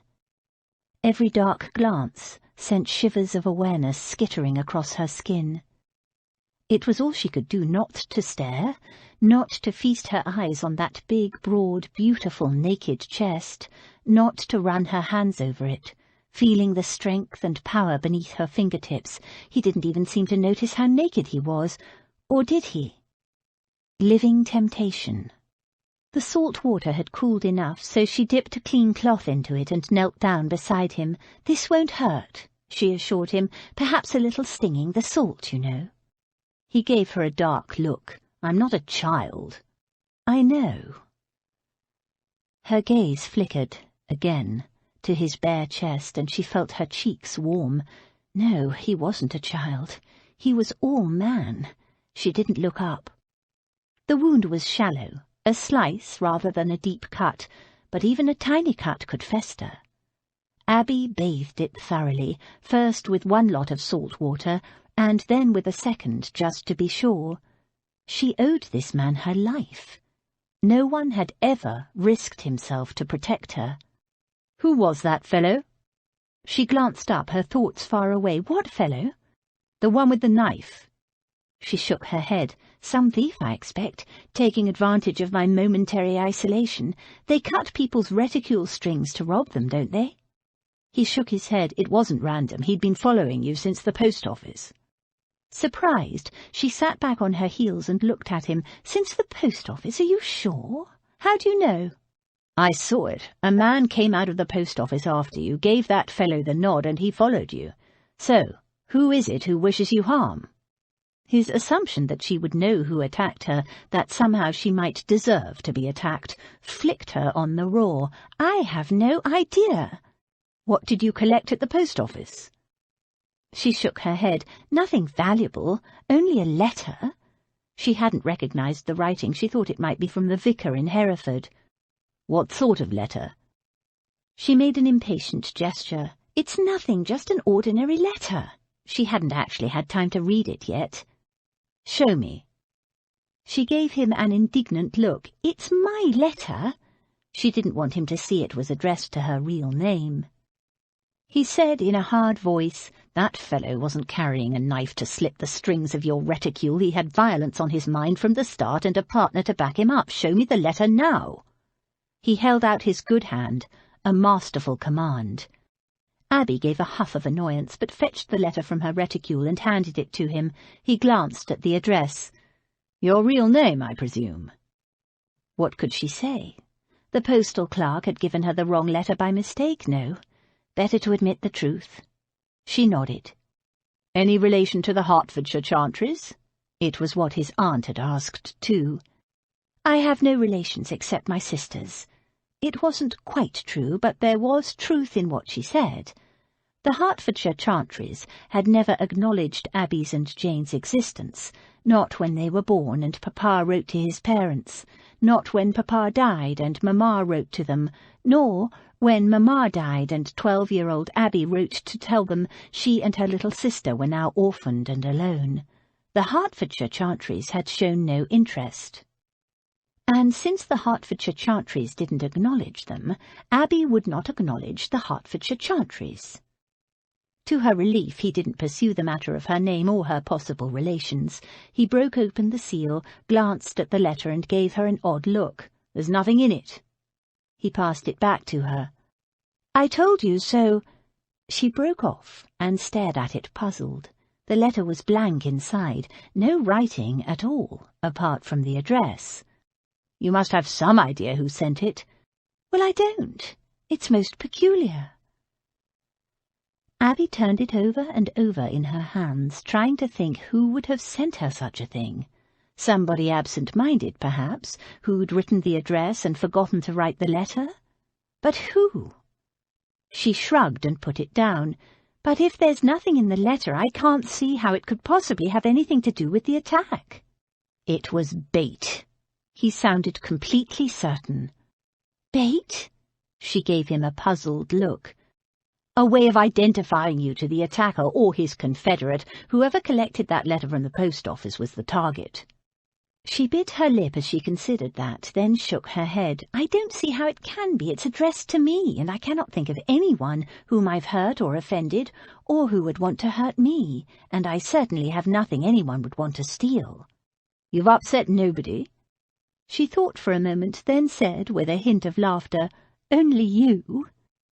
His eyes gleamed, and Abby instantly regretted her small joke.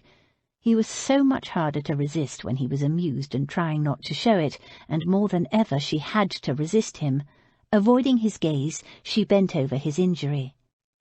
Carefully, she spread salve on the wound, laid a pad of gauze over it, and began to bandage it with a clean, freshly ironed cloth. A thought suddenly occurred to her. Could he possibly be right? Might it really be something to do with her? Something about the brothel, the man Mort? Even as the idea occurred to her, she dismissed it. How could Mort know anything about her? Tell me, he said quietly. She gave him a startled look. Tell you what? What's worrying you? You know, or at least suspect, don't you? Who's behind the attack? I can help if you tell me. But I don't know. Truly, I have no idea. It was the truth, but she felt her cheeks heating anyway. She finished bandaging him and packed the medical detritus into a basket. You're not... he began. But before he could finish, the kitchen was inundated, Abby's sisters bursting it at one door, and the cook and scullery maid carrying shopping baskets coming in at the other. They surrounded Abby and Lord Davenham, exclaiming over the blood, the bandage, and the bruise on Abby's face, asking questions and all talking at once. Through the noise and bluster, Abby's gaze met Lord Davenham's. He wasn't finished, she saw. He was certain she knew more than she did. A moment later, Featherby and William arrived, bearing clean clothes for Lord Davenham. Featherby took one horrified look at Max's indecently naked chest, not in front of the young ladies, my lord, and urged him from the kitchen. Max went gladly. With all the females loudly exclaiming and carrying on, it was like being in the middle of a flock of distressed parrots. He caught her eye as he left. The olive branch had been offered. It was now up to her. Truth to tell, he was glad to leave, to have some time alone. He needed to, what was it army men called it? Regroup. Barriers had dissolved. A bond had sprung up between them, an intimacy. He knew her scent now, her taste, how her body felt curled against him, and how her hands felt on his bare skin. How she kissed, with an eager generosity that he would not easily put from his mind. But it would not do. He was betrothed, and he'd never broken a commitment in his life. As Max was heading upstairs to change, he said to Featherby, I want you to hire 2 more footmen, strong ones. The butler and footman exchanged concerned glances. Do I understand you're not satisfied with William's work, my lord? Not at all, Max said. I want 2 extra footmen. Featherby frowned. For any particular purpose, my lord? To accompany the young ladies whenever each of them venture outdoors, and at other times make themselves generally useful. You fear another attack? I don't know. Miss Chance seems to think it was a random occurrence. You disagree, my lord? Max flexed his bandaged arm thoughtfully. She was targeted. The butler looked concerned. Targeted? She was followed from the post office. Do you know anything? A reason why a man with a knife might come after Miss Chance? The butler gave him a troubled look. I can't think of any reason at all, my lord. Max didn't quite believe him. There was something the butler wasn't saying. Loyalty is all very well, Featherby, but those girls could be in danger. Featherby sighed. If I knew anything that would help, my lord, I would share it with you. I am immensely fond—" He caught himself up. It was not for butlers to express fondness. "I owe everything to Miss Chance, and be assured, my lord, William and I would die to protect her and the other young ladies." It was not a satisfactory answer, but Max knew enough about men to know he wouldn't get any more out of Featherby. The man knew something, but whatever it was, something to the young lady's discredit perhaps, he wasn't prepared to share. Presumably it was not useful in the matter of their protection. He didn't doubt the sincerity of the man's devotion to Abby. "Miss Chance," he corrected himself. "Barriers. Can I leave the hiring of the footman to you, or shall I get Bartlett to see to it?" Featherby bowed slightly. "I will see to it, my lord. William has acquaintances who can handle themselves if there is trouble." "No roughnecks," Max warned. Featherby looked shocked. "Of course not, my lord. They shall be all that is proper, I guarantee it. Dress 'em in livery. I want to send a clear message that Miss Chance and the young ladies are under my protection." "Very good, my lord." "It must have been a cut-purse," Abby concluded. It was the only answer she could think of for the attack. "I don't see how it could have been one of Mort's men." The four girls were drinking tea in the back parlour. Lady Beatrice was upstairs taking a nap. She didn't yet know about the incident with the knife. If her nephew wanted her to know, he could tell her, Abby decided. She didn't want to distress the old lady unnecessarily. "If he followed you from the post office," Damaris suggested, "it does argue a deliberate targeting of you, rather than a random attempt at theft. What do you think, Daisy? Could it be Mort?" Daisy wrinkled her nose thoughtfully. "Mort don't like anyone to get the better of him, especially females, so I wouldn't be surprised if he sent a blade after us. He's a nasty piece of work, but why would he send anyone after Abby? How could Mort even know about Abby? The rest of us, maybe, but not Abby." They exchanged glances. There was a long silence. Nobody had an answer. Damaris glanced at Abby. "The letter was addressed to you as Abigail Chantry?" "Yes." Jane leaned forward. "What did Lord Davenham have to say about that?" Abby shook her head. "Not a thing." "So he didn't notice?" Jane suggested hopefully. Abby grimaced. "He noticed all right, and I had to admit it was my real name." "What did he say to that?" "Nothing." And that disturbed her. He'd accepted it a little too easily. Why hadn't he asked why she was living with his aunt under a false name? Did he know already? How? From Lady Beatrice? Unlikely. So did he not care? Or did he have some other plan in mind? Damaris continued. "And the letter was blank inside?" Abby nodded. "Lord Davenham called it bait, a way of identifying me, though why anyone should want to identify, let alone harm, me, is more than I can fathom." "So who knows you use that particular post office for your mail?" Damaris asked. "Someone knew you'd collect that blank letter." "Nobody," Abby said.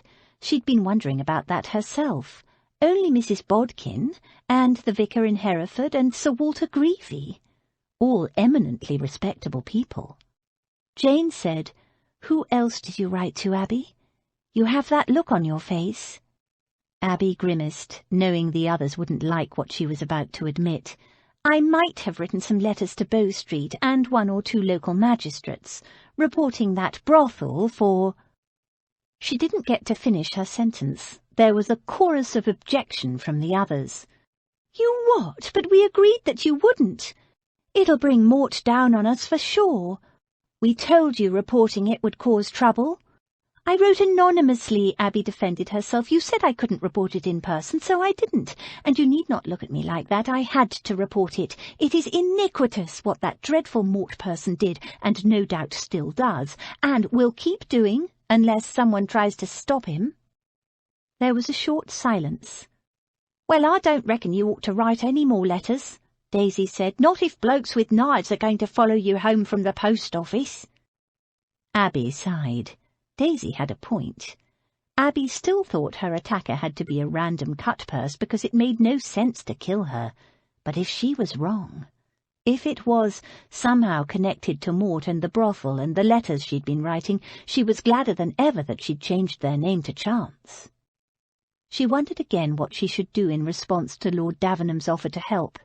The interruption to their conversation had been timely. It gave her more time to think.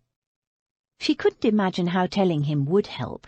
She had no idea who'd sent that man with the knife, if anyone had, but one thing she was sure of. The moment Lord Davenham learned that 3 of the 4 girls his aunt had taken under her wing had come from a brothel, all 4 of them would surely be out on their ears. Worse, Jane's reputation would be ruined forever. She'd never be able to make a respectable marriage. Abby couldn't risk that. Abby snuffed out the candle. It had been a long, eventful day, and she was so glad, finally, to slide down into the comfort of her bed. It wasn't every day a girl was attacked by a man with a knife, then rescued by a man she'd assumed up till now was her enemy, and then kissed almost senseless by that same man. She and the other girls had decided not to tell Lady Beatrice about the attack. If her nephew wanted to tell her, he could. They would not distress the old lady. As the day wore on, the aches and pains of Abby's bruises had made themselves more strongly felt, and by the afternoon she was thinking of asking Featherby to draw her a bath, when Lady Beddington arrived with a friend, Mrs. Murrell, in tow, eager to hear the next instalment of the novel, which, of course, was what Abby had hoped for, but still, Lady Beddington had been insistent that Abby must read. It was all Abby could do to focus on reading the story, but she managed, now that she'd had her bath and was ready to draw a veil over the events of the day. But as the darkness surrounded her, she found herself reliving in her mind the moment when she'd found herself held tight in his arms. If she closed her eyes hard enough and lay very still, she could almost feel the corded muscles of his arms, the jagged breathing and the thud of his heart in the broad, deep chest, her cheek pressed against that chest, safe, protected, a haven against the world. And that moment when she'd turned her face to him and, no, not him, Lord Davenham, she told herself, refusing to allow herself even the intimacy of thinking of him simply as him, as if there were no other. For Abby there was no him. It was fear and reaction and loneliness speaking. She knew that. And to let herself dream that it was anything more was not just foolish, it was dangerous. She'd been down that road before with Lawrence, and at the end there'd been only heartbreak and humiliation. It was her own fault, she'd realized. She had a great capacity for self-deception. She'd learned that at 19. And if she let herself dream foolish dreams of Lord Davenham, it was her own fault if she was hurt again. When? And if she read anything into that kiss, anything except reaction to danger and masculine opportunism, it would serve her right. Had Lawrence taught her nothing? At 19, she'd at least had the excuse of youth and innocence, ignorance. She'd been 18 months out of the Pilbury, away from her sister and all her friends of the last 6 years. As a governess, she had no friends. She was neither servant nor member of the family. If the Taylor family had lived in a city, she might have made friends of other governesses, but they lived in the country outside of a village. The only adults she saw, apart from the household, were the people at church, and even so she was in charge of the children and had no time to talk. She ached with loneliness. Oh, she had the children, and they were all that made her life bearable. She'd poured all her love into caring for them, teaching them, but it wasn't enough. She'd craved adult conversation, friendship, intimacy. And then Lawrence had come. Mr. Taylor's son by his first marriage, 24 years old and fresh down from his work in the city. She'd heard him mentioned, of course, the oldest son, Mr. Taylor's heir, but somehow she hadn't expected him to be a man. Mr. Taylor's children by his second wife were all under 10. Lawrence had come up to the nursery that first afternoon to visit the children, he'd said, but his eyes were all for her from the very first. He'd made her laugh that first day, had entertained her with tales of his life in the city. She'd been absurdly flattered. He seemed so sophisticated, so worldly. On the second afternoon he'd coaxed her into taking the children for a walk, and once again they were away from the house, had tucked her arm through his like a gentleman did with a lady, not the governess, strolling and chatting, telling her about his life, his dreams. Like a ripe plum she'd fallen head over heels. On the third evening he'd come up to wish the children good night, to see them tucked up safe in bed, and he'd sat with her as she read them a story and watched till they drifted off to sleep. He'd kissed her then, in the hallway outside the children's rooms, her first kiss, and if it wasn't quite as she'd dreamed a kiss would be, the second and the third were better. He'd placed his hand on her breast that night, and she'd pushed him away, shyly, virtuously, a little alarmed by the speed with which the courtship was proceeding. Courtship? It was what she thought, of course. Over the next few days they'd walked and talked, and at every opportunity Lawrence had stolen kisses and secret caresses. Abby had tried her best to keep him in bounds, but he adored her, he said, and had no control where she was concerned, and when they were married, when they were married. One night, just as she was drifting off to sleep, her bedroom door had opened, and Lawrence slipped inside, dressed only in his nightshirt. "What are you doing? What do you think? No, we mustn't. You mustn't." "Oh, yes, my dear, we must. You've kept me waiting long enough." And he'd lain on top of her and started kissing her, pulling her nightgown up, ignoring her objections, touching her where nobody had ever touched. She'd struggled and tried to stop him, but only half-heartedly, because she loved him after all, and he wanted her so desperately, needed her, loved her. He told her so repeatedly as his hands groped and thrust. She must have cried out, for a moment later her bedroom door slammed open, and his father stood there shouting, pulling Lawrence off her, shoving him out into the corridor in his bare feet, calling Abby a slut and a whore. She was finished here. The next morning, as Abby was packing her few meagre possessions, Mrs. Taylor came to see her. Lawrence was betrothed, she'd explained, but young men had needs. The same thing had happened with the last governess, too.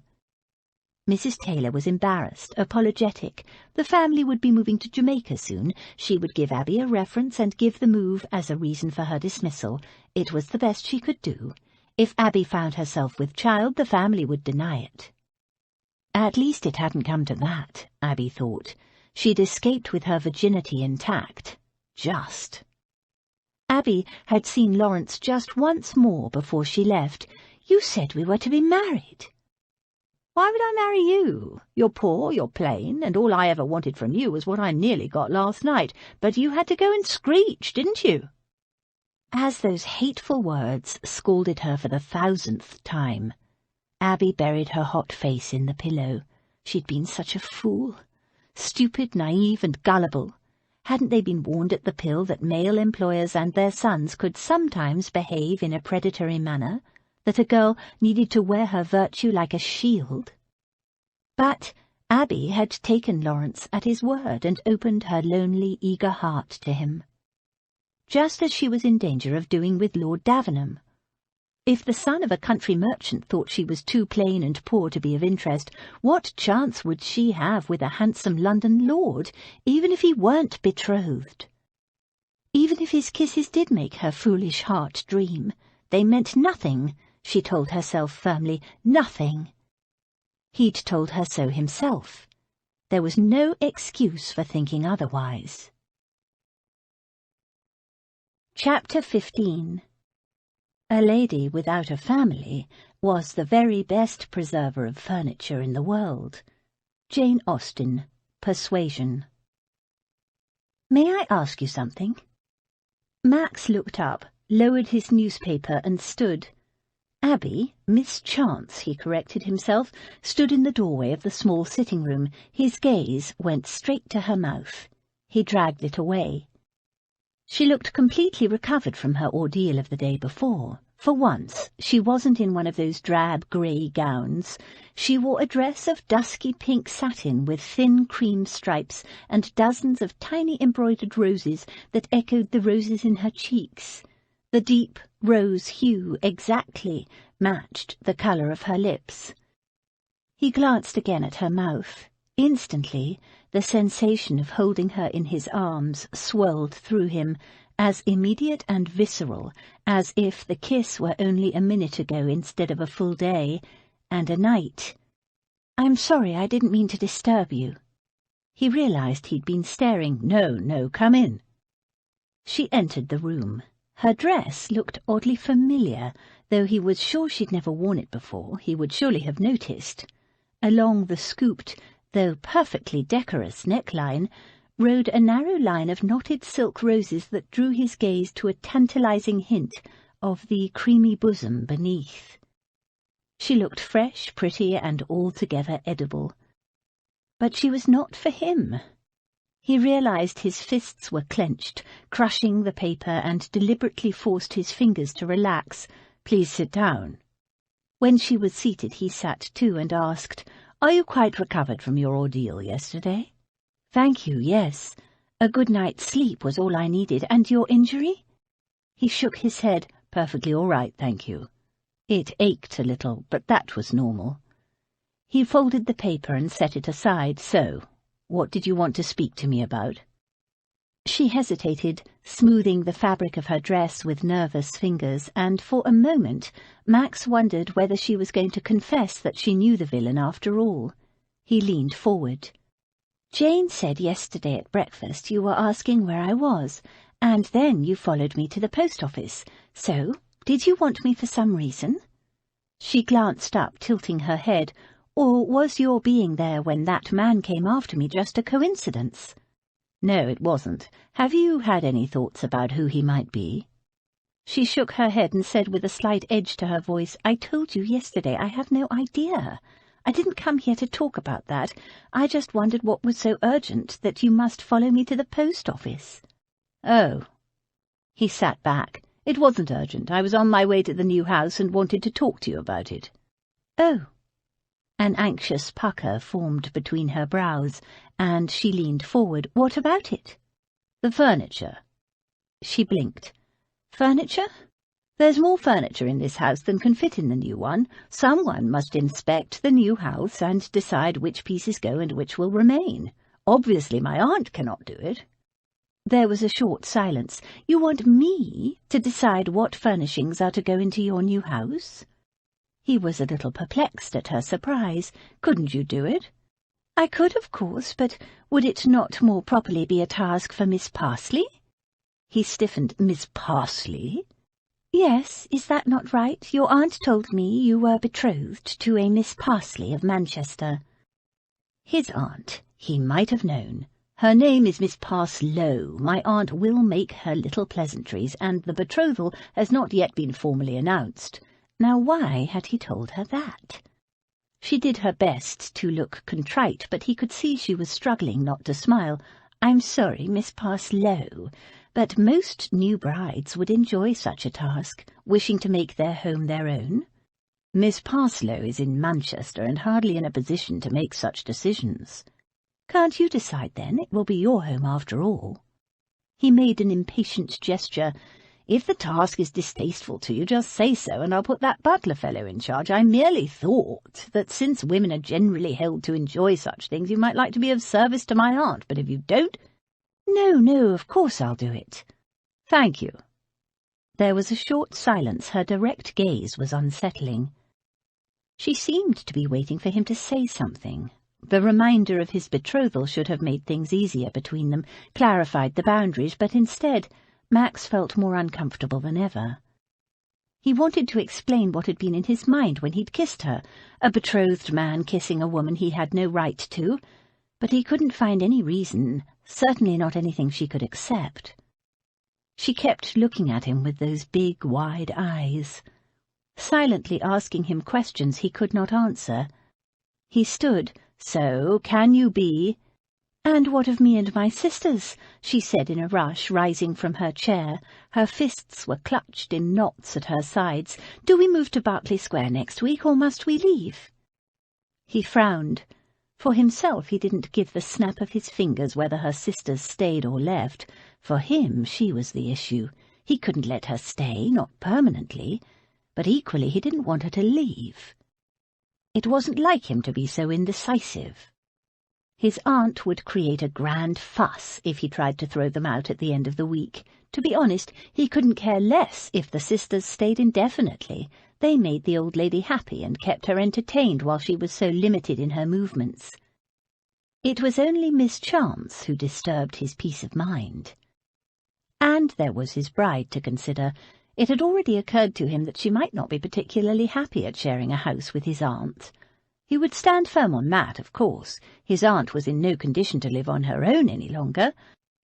But would any new bride welcome into her home 4 pretty and vivacious young women who were no relation to the groom or his aunt? Max didn't even have to ask the question.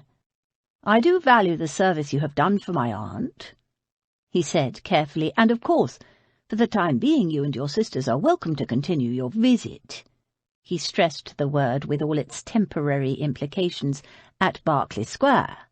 "But," she prompted, "the visit must come to an end before my marriage. After that date my bride will take on the care of my aunt." A glimmer of humour lit her eyes. "I'm sure Lady Beatrice will enjoy that." Before he could respond, she added, "And when is your marriage to be?" "It's not yet been decided," Max told her. "As soon as the move to Berkeley Square is accomplished, I'll go to Manchester and finalise the arrangements." He glanced at her and added, "Spring, I expect. Isn't that when most brides like to get married?" He was not looking forward to it at all. "I see." That anxious pucker was back, marring the smooth line of her forehead. Of course she'd be worried about her future. She and her sisters seemed to be wholly dependent on the stipend from his aunt. When they left, he'd bestow on them a handsome sum, not a bribe, as he'd offered her that first day, but a reward for the care of his aunt. He didn't like to think of them, struggling or worrying about money, perhaps a cottage as well as a sum of money. Would she accept such a gift from him? He remembered her anger the last time he'd suggested such a thing. No, she was prickly with pride. When the time came, he'd make sure it would look like a gift from his aunt. In the meantime, he could ease the worst of her anxieties. "Naturally you will be paid for your trouble in helping with the matter of the furniture." "There's no need for that," Abby began. "There's every need," he said in a clipped voice. "You are an employee of my aunt, and this is outside of your usual duties." "But I am not." "You accept a wage from her, do you not?" It wasn't a question. Lord Davenham was underlining her status as an employee, a servant. Any warm feelings Abby might have had for the man dissolved. She was not an employee, but there was no word for what she was. Friends didn't accept a stipend for their friendship, neither did guests. Abby did what she did for Lady Beatrice because she cared about her and wanted to help, not for money. If she'd had any choice, she wouldn't have accepted any payment at all. But she had no choice. It was horrid being so poor. You couldn't even afford pride. "You're quite right," Abby said crisply, hoping her chagrin did not show. "If you wish to pay me for the service, I won't argue," though it would choke her to accept it. "You don't know what I'm offering yet." "I don't care what you're offering," she flashed. He tilted his head. "You don't intend to haggle?" Was he deliberately provoking her, Abby wondered. There was a gleam in the hard grey eyes that she found a little disconcerting. "Do you wish me to inspect the house or not?" "I do." He picked up his leather driving gloves and rose. "Immediately, if it suits you. We'll take my carriage." She hesitated. "Can you drive with that arm?" He said brusquely, "Yes, of course. Shall we say in 10 minutes? Is that enough time for you to get ready?" "Of course." She hurried away to fetch her pelisse and hat, and to regain her temper. She would not allow him to provoke her again. 8 minutes later, Abby hurried back toward the stairs, pulling on her gloves. As she passed the sitting-room, Lady Beddington and her friend Mrs. Murrell waved and called a greeting.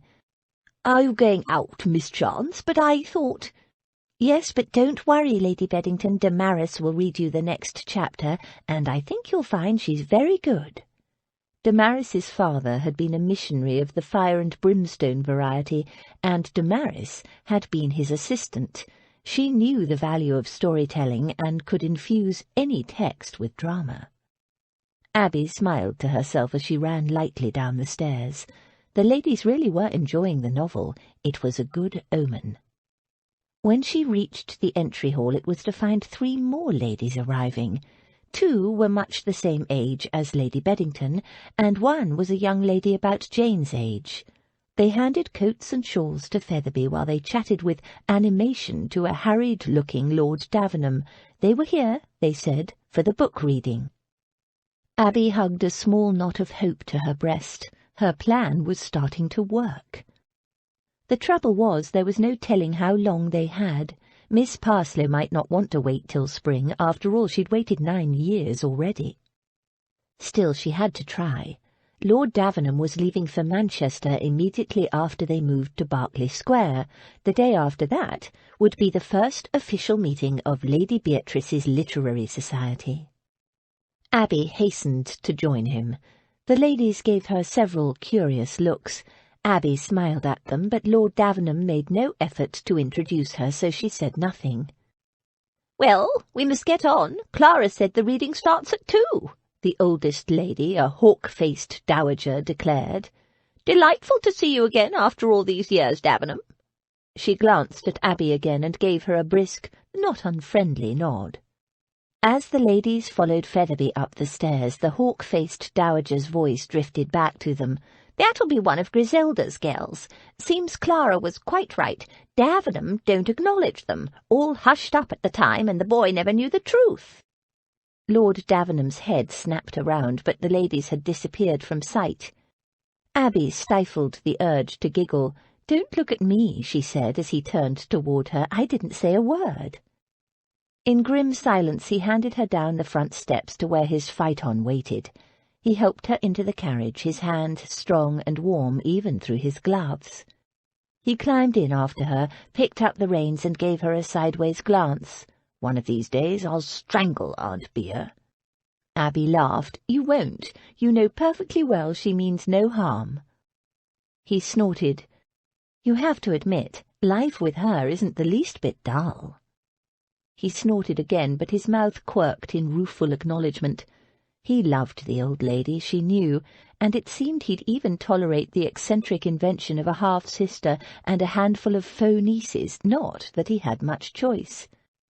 But what, Abby wondered, as the carriage moved off, would the unknown Miss Parslow make of Lady Beatrice and her eccentricities? The carriage threaded its way through the busy London streets at quite a smart pace. For all his years away in foreign places, Lord Davenham was a skilled driver. The phaeton was very elegant, of course, but it wasn't terribly large. She could feel the warmth of his body all the way down her side. An awkward silence fell. Or maybe it was just she who felt awkward. No doubt he was concentrating on the traffic. How he managed, with horses, vehicles, barrow boys and pedestrians going in all directions, was beyond her. A dog shot out into the road and a boy after it. "Look out!" The carriage stopped with a jerk, catching Abby unprepared and throwing her forward. She might have fallen, except that Lord Davenham caught her with his left hand, pulling her hard against him, while with his right hand, his injured arm, he kept his startled horses under control. "Are you all right?" He glanced at her. Yes, thank you." The carriage moved on. He didn't release her. He could drive one-handed, it seemed. His arm was warm and heavy around her shoulders. He'd probably forgotten he was holding her. He must be concentrating on the traffic again. Abby knew she should move away, make some sign to him that he should release her. It was almost an embrace, and in public, so not at all seemly. But she couldn't bring herself to speak, or even move. It was like the day before when he'd held her after she'd been attacked. She wanted to close her eyes and lean into his solidity, breathe in the scent of him. Instead, she held herself rigidly erect and tried not to remember the way he'd kissed her, and the way she'd responded. Piccadilly Circus thronged with carriages. The phaeton slowed, and finally he lifted his arm from around her to better negotiate his way through the traffic, or perhaps he'd realized the impropriety of their position. Or was his arm aching? Her own bruises had certainly made themselves felt this morning, and his injuries were much more severe, but he showed no sign of it. He'd held her only a moment or two, she realized in retrospect. It just felt longer. After a few minutes they turned down a side street into a much quieter neighborhood. He cleared his throat. "About yesterday," he began, "Please, if you tell me you're sorry for kissing me one more time, I'll scream." There was a short silence. She turned her head for a quick glance at him. He seemed to be trying not to smile. "Actually, what I was going to say was that I'm certain you and your sisters are in some kind of trouble, and if you could only bring yourself to trust me, I'm sure I could help." "Oh."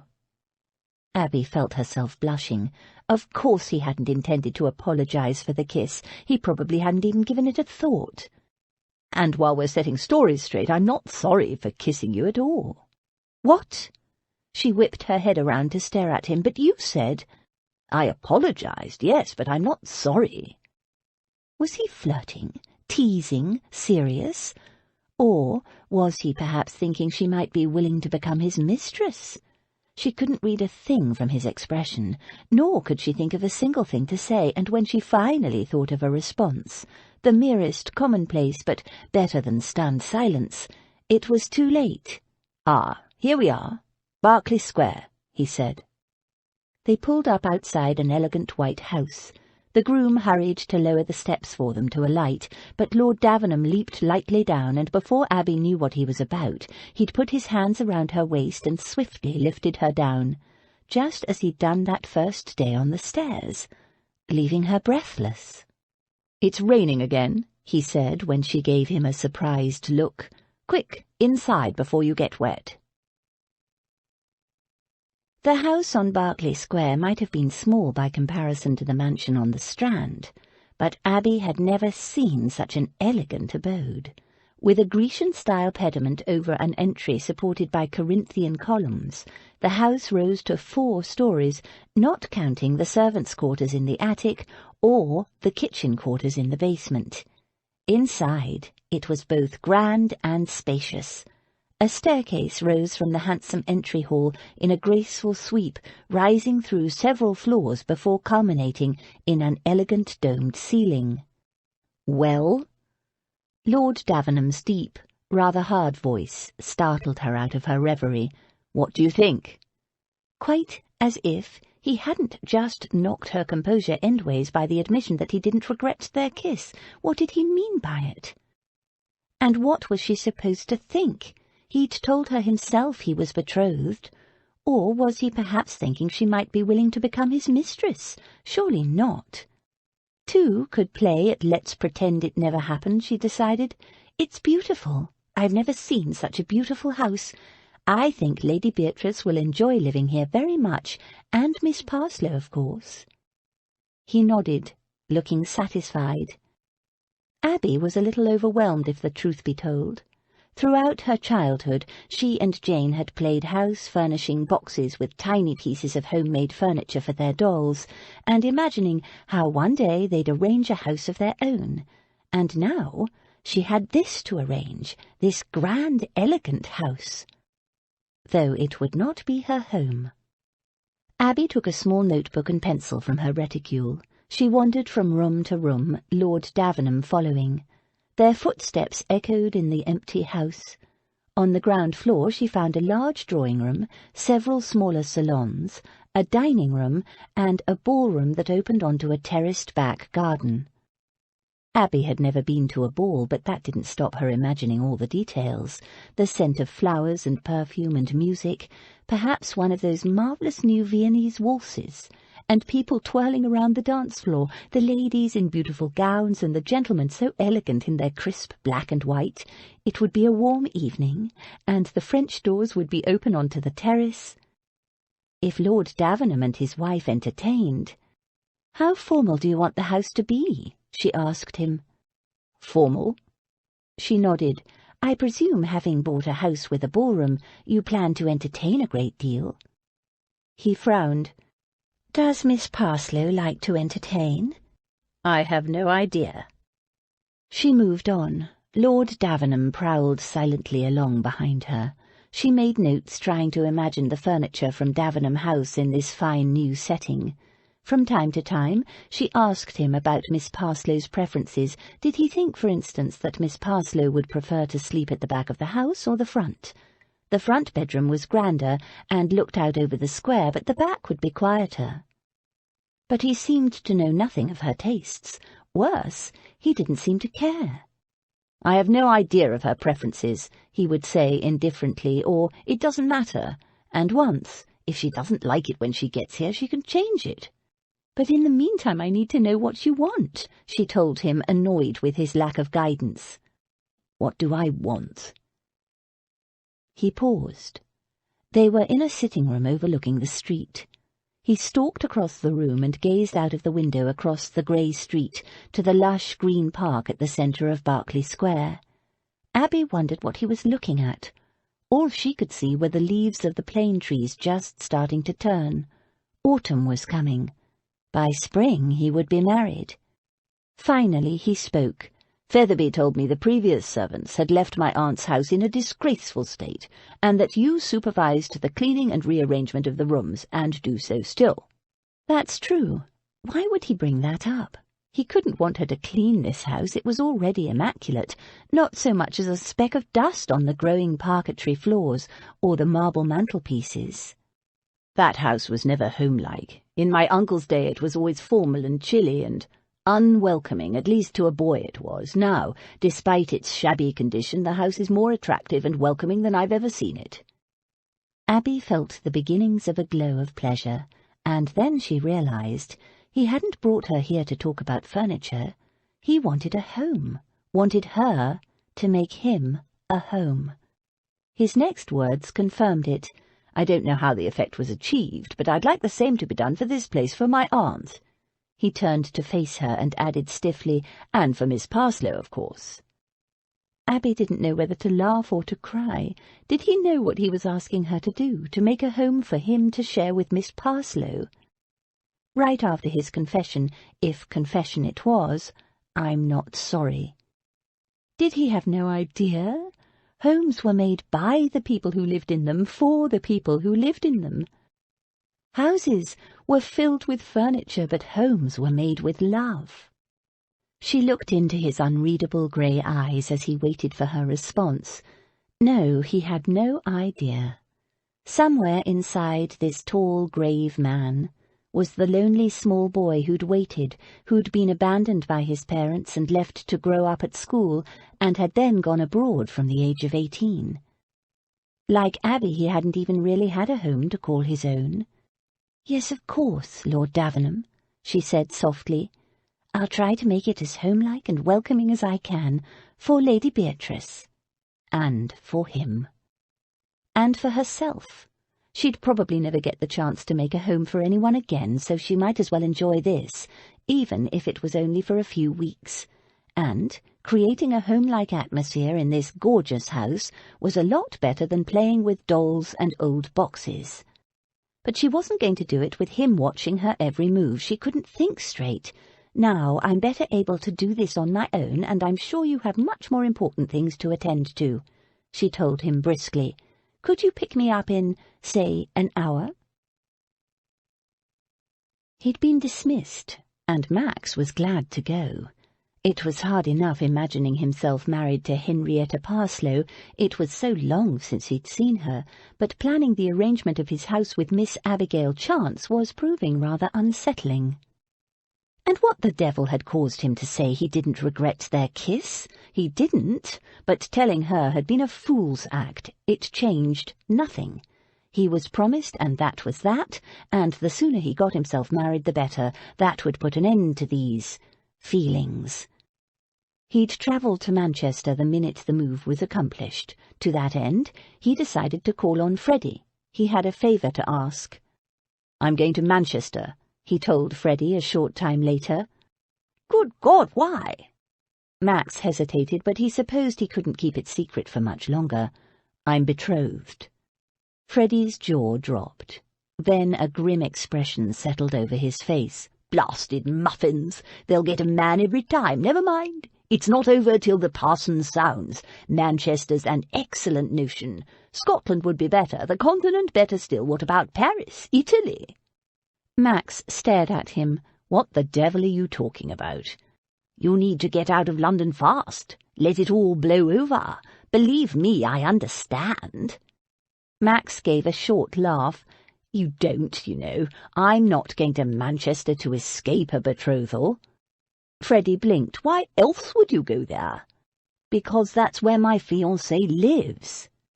There was a short, astounded silence. Then Freddie shook his head. He took a bottle from the sideboard, poured himself a brandy, downed it in one long swallow, shuddered, shook himself like a dog, then returned to Max. "Let me get this straight. You're betrothed?" "Yes." "To a girl in Manchester?" "Yes." "And you don't want my help to escape to Scotland or the continent?" "No." Freddie said slowly, disbelievingly, "So you want this betrothal?" Max hesitated. "I'm betrothed," he repeated firmly. "Ah!" Freddie gave him a piercing look. "She's a muffin, isn't she?" "No, of course not. At least I don't know what she's like. I haven't seen her for 9 years. 9 years? Good God!" Freddie returned to the brandy bottle and poured out 2 glasses. He handed one to Max. Max shook his head. "I don't want one, nor do I want to explain anything or escape anything. I came here to tell you I was going to Manchester for a short visit and to ask if, while I'm away, you'll keep an eye on my aunt and the Mrs. Chance." "The muffins?" Freddie eyed him balefully through the fumes emanating from the brandy glass. "Not a chance. Bad enough one of us has been caught in a parson's mousetrap. Miss Chance was attacked in the street yesterday by a villain with a knife." "Good God, is she all right?" "Yes, though rather bruised and shaken, but the only reason she wasn't badly hurt, or worse, is because I was there and stopped the fellow." He held up his arm. "The swine cut me, so while I'm away I need someone to keep an eye on them." Freddie considered the request briefly, then shook his head. "Sorry, but you can hire someone to look after them. It'll be less dangerous." Max frowned. "Dangerous for whom?" "For me." "No one's going to attack you. I'm not talking about..." Chapter 16. This is an evening of wonders indeed. Jane Austen, Pride and Prejudice. "I found the place," Morton Black told Max, "the Pilbury Home for the Daughters of Distressed Gentlewomen, in Cheltenham. Mrs. Bodkin, the woman in charge, knows no one by the name of Chance, but she's very well acquainted with Sisters Abigail and Jane Chantry, spoke very highly of them both, in fact, particularly of Miss Abigail Chantry. According to her, Miss Chantry has worked as a governess for the past 6 years, ever since she left the Pilbury, for 2 different families. The first family terminated her employment because they were moving to Jamaica. The second was a London post. She left their employment quite suddenly, Mrs. Bodkin said." "Why?" Max asked. Morton Black shook his head. "Mrs. Bodkin said Miss Jane Chantry left the orphanage to take up a position as a lady's companion in Hereford, but for some reason joined her sister in London instead." A governess and a lady's companion. It all seemed quite respectable and above board, not at all the kind of thing that would get someone coming after them with a knife. "What of the other 2 girls?" Morton Black shook his head. "She has no idea of anyone with the first name Damaris, and though she knows several girls called Daisy, none of them has one leg shorter than the other or speaks with a Cockney accent." Morton Black's mouth quirked with dry humour. She made it very clear they only took in the daughters of distressed ladies. Max nodded. It was as he thought. So, the two Mrs. Chantry, have no other relatives. As to that, my lord, they do, though not Miss Damaris or Miss Daisy. Go on. Mrs. Bodkin told me Miss Abigail and Miss Jane's story. Apparently the girls' mother and father were set to marry other people, but instead they eloped with each other, which caused somewhat of a scandal. Both families cast them out in disgrace. Max leaned forward. So there are living relatives who could take the girls in now? Morton Black grimaced. Unlikely, my lord. When the two girls were first brought to the Pilbury, Miss Abigail was just 12 years old and her sister was 6. Mrs. Bodkin made inquiries and wrote to the head of each family, the Chantrys and the Dalrymples. He handed over a piece of paper on which was written the names and addresses. Both families made it clear that they wanted nothing to do with the girls. The Chantrys and the Dalrymples. He knew both families by reputation, both in the upper 10,000, wealthy and more than capable of taking in two little girls and giving them the kind of upbringing their birth warranted. And yet they hadn't. Max clenched his fist around the sheet of paper. Do the girls know that? Morton Black shook his head. Mrs. Bodkin never told them, didn't want to raise false hopes. Why would anyone reject two little girls born in wedlock? Max hadn't realized he'd spoken aloud until Morton Black answered. Scandal. But that was years before. Morton Black shook his head ruefully. Not the elopement. The girl's father was shot and killed while attempting to rob a coach on the Great North Road. Good God. My inquiries revealed it was the first time he'd taken to the High Toby. Word was he was desperate because his wife was desperately ill and he had no money for medicines. Still, some people don't care for the reason behind a crime. The crime itself and the scandal is all they care about. So if the father was killed and the mother was ill, who looked after Abby and her sister? She was just a child. From everything I can discover, Miss Abigail cared for her family alone. How? It came out as a croak. Not what you're worried about, Morton Black assured him. It was honest hard work. She helped out in a bakery in return for bread and a place for them to sleep, worked all hours of the day like a little demon until her mother died and they took her away to that orphanage. Morton Black looked at Max, 12 years old, and looked after her mother, herself and her little sister. And she was still doing that now, Max thought, looking after people. I see. Did you discover anything about the other two girls? No, my lord, I tried every avenue I could think of. It's a mystery where they sprang from, though when Miss Abigail left the Mason home it was with 3 other young women. The housemaid I spoke to knew nothing of who they were or where they'd come from, only that one of them was Miss Abigail's sister.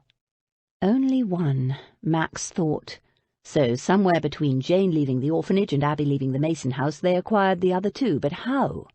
Do you wish me to keep trying? Something else has arisen. Miss Chance was attacked in the street the other day by a man with a knife. Can you think of any reason why? Morton Black shook his head. Everyone I spoke to only had good to say about her. Of course, the Masons, her most recent employers, were annoyed about the way she'd left so suddenly, but otherwise I would have said she has no enemies to speak of. Nothing at all odd or fishy? Morton Black thought for a moment. It was odd that Miss Jane set out in a coach for Hereford and ended up in London without a word to Mrs. Bodkin or, from the sounds of it, her sister. He added, her unexpected arrival at the Mason home led to Miss Abigail being sacked, and from the sounds of it, the other 2 girls were with her then. Max shook his head. It seems an unlikely cause for hostility to me, but keep on it, Black. Dig as deep as you need to, no expense spared. I want to know who has it in for Miss Abigail. That fellow with the knife meant business. Max had the aching arm to prove it.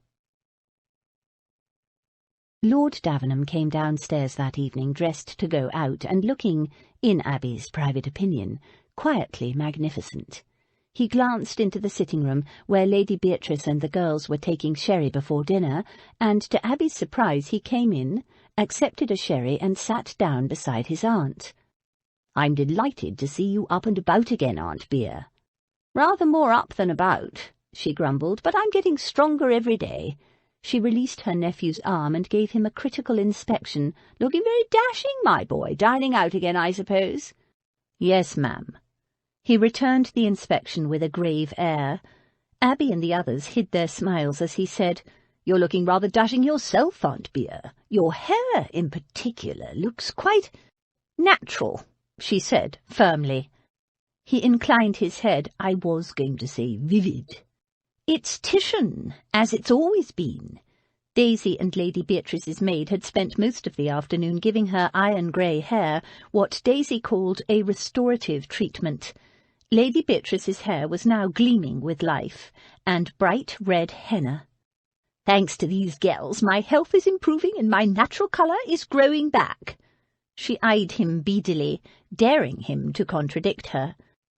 His lips twitched. "I'm delighted to see you've made such a leap in health since this morning. I'm sure all your visitors helped," he said.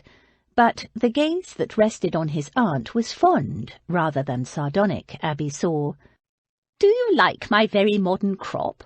The girls insisted I leave off my cap." Nobody had insisted on anything of the sort. She patted the short red curls self-consciously. "I'm told I have the kind of bone structure that can carry it off." She gave Lord Davenham an approving glance. "You do too, Max." Lord Davenham, in the act of sipping his sherry, choked. Just then the front door knocker sounded. Lord Davenham put down his sherry glass. "That'll be Freddie. I'll mention your invitation to dinner, but whether he'll come or not—" "Stay here." Lady Beatrice caught Max by the sleeve. "I can see you haven't the slightest intention of getting young Monckton Coombs to come in. Featherby, step outside and find a fair-haired young dandy in a dangerous-looking equipage. Present him with Lady Beatrice Davenham's compliments, and say he is expected for dinner, and, if he hesitates, tell him I'd particularly like to inquire after his mother." Lady Beatrice winked at Abby. "That should do the trick." Abby glanced at Lord Davenham, expecting him to be annoyed at his aunt's high-handed manner. He didn't look at all concerned. What was he up to, Abby wondered. He'd made no attempt to leave, he hadn't even stood up, and now he sat back with an air of lazy anticipation, almost as if he were amused. Quick footsteps sounded in the hallway. A tall, elegantly dressed young gentleman entered the room, hat and gloves in hand. He didn't even glance at the other occupants of the room, but made a beeline for Lady Beatrice, saying, "Lady Beatrice, I cannot apologize enough. So delightful to see you again. My mother sends her regards, of course. I'm so pleased you've recovered from your illness. You have recovered, have you not? You're looking wonderful, I must say. Very, up to the minute." He hadn't batted an eye at the vivid head of curls. The Honourable Frederick Monckton Coombs was quite the specimen of the handsome man about town, Abby thought. His face was long but very good-looking. His eyes were a brilliant blue, and his hair was thick and golden, arranged in careful wind-swept locks. Jane had gasped audibly and sat up straighter. Damaris, too, had stiffened and was staring, and Daisy positively gaped. Without apparently pausing for breath, Mr. Monckton Coombs continued, "I'm extremely grateful for your charmingly impromptu invitation, but I'm afraid I have an unbreakable appointment. Tragic, I know, but there it is. I can think of nothing more delightful than dinner with you and your charming companion." He glanced sideways and broke off suddenly. He blinked. Slowly, a glazed, stunned expression crossed his face. Wordlessly he stared at Jane and Damaris, sitting side by side on the sofa. They were looking very pretty, Jane in a pale amber dress that highlighted the gold of her hair, and Damaris cool and serene-looking in a soft lilac print. They looked, to Abby's admittedly biased eye, like the sun and the moon sitting side by side. Mr. Monckton Coombs stared. His eyes bulged and his jaw dropped open. He seemed to be having trouble breathing. Abby wondered whether he was about to choke. She rose, thinking he might need a drink of water. At her movement, he jumped, as if she'd poked him and closed his mouth with an audible snap. He looked at Abby, a most peculiar expression on his face. He glanced at Daisy, who was looking very pretty in a ruffled blue gown, swallowed, and then turned to Lord Davenham, and in a low, indignant voice that Abby thought only Lord Davenham was supposed to hear, said, "Muffins?" Abby, who was close enough to hear it too, blinked. Muffins? What was he talking about? Lord Davenham gave a half-smile and shrugged. His grey eyes were dancing, Abby saw. It softened his austere face wonderfully. Mr. Monckton Coombes gave him a narrow I'll-deal-with-you-later kind of look, and turned back to Lady Beatrice. "On second thought, my engagement is not of such an urgent nature," he said smoothly. "Oh, are you sure?" Lady Beatrice purred, delighted with the success of her little scheme. "I'd hate you to miss your appointment." "Oh, that's all right. I was with a sad, rubbishy fellow, given to telling the most shocking untruths," Mr. Monckton Coombes confided, "the kind of dog-in-the-manger fellow who doesn't deserve my company, let alone dinner at the club." Lady Beatrice gave a satisfied smile. "You show excellent judgment, dear boy. The girls and I will be delighted to dine with two such handsome gentlemen. Featherby, lay another place at the table and instruct Mr. Monckton Coombes's groom to return for him at 9 o'clock. Featherby bowed and glided from the room. "Freddie, dear boy, you haven't yet met my nieces, so let me introduce them." Max watched sardonically as Freddie bowed gracefully over the hand of each of the Misses Chance. He didn't know who was more pleased to become acquainted, Freddie or the girls. Freddie was practically twitching like a hound on a hot scent. Freddie was built like a greyhound, lanky more than muscular, yet women always clustered around him like bees around a honey-pot. Max had no idea why. Freddie claimed it was his blue eyes and fatal charm, but Max thought it was more that Freddie was always up to the mark with the latest fashionable thing. Women liked that. And, of course, there was the nonsense he talked. Freddie had an endless supply of nonsense and all the latest gossip, and women seemed to love it. Even Aunt Bea was laughing. While there were women to charm, Max wouldn't get a single word of sense out of Freddie tonight. Well, perhaps one.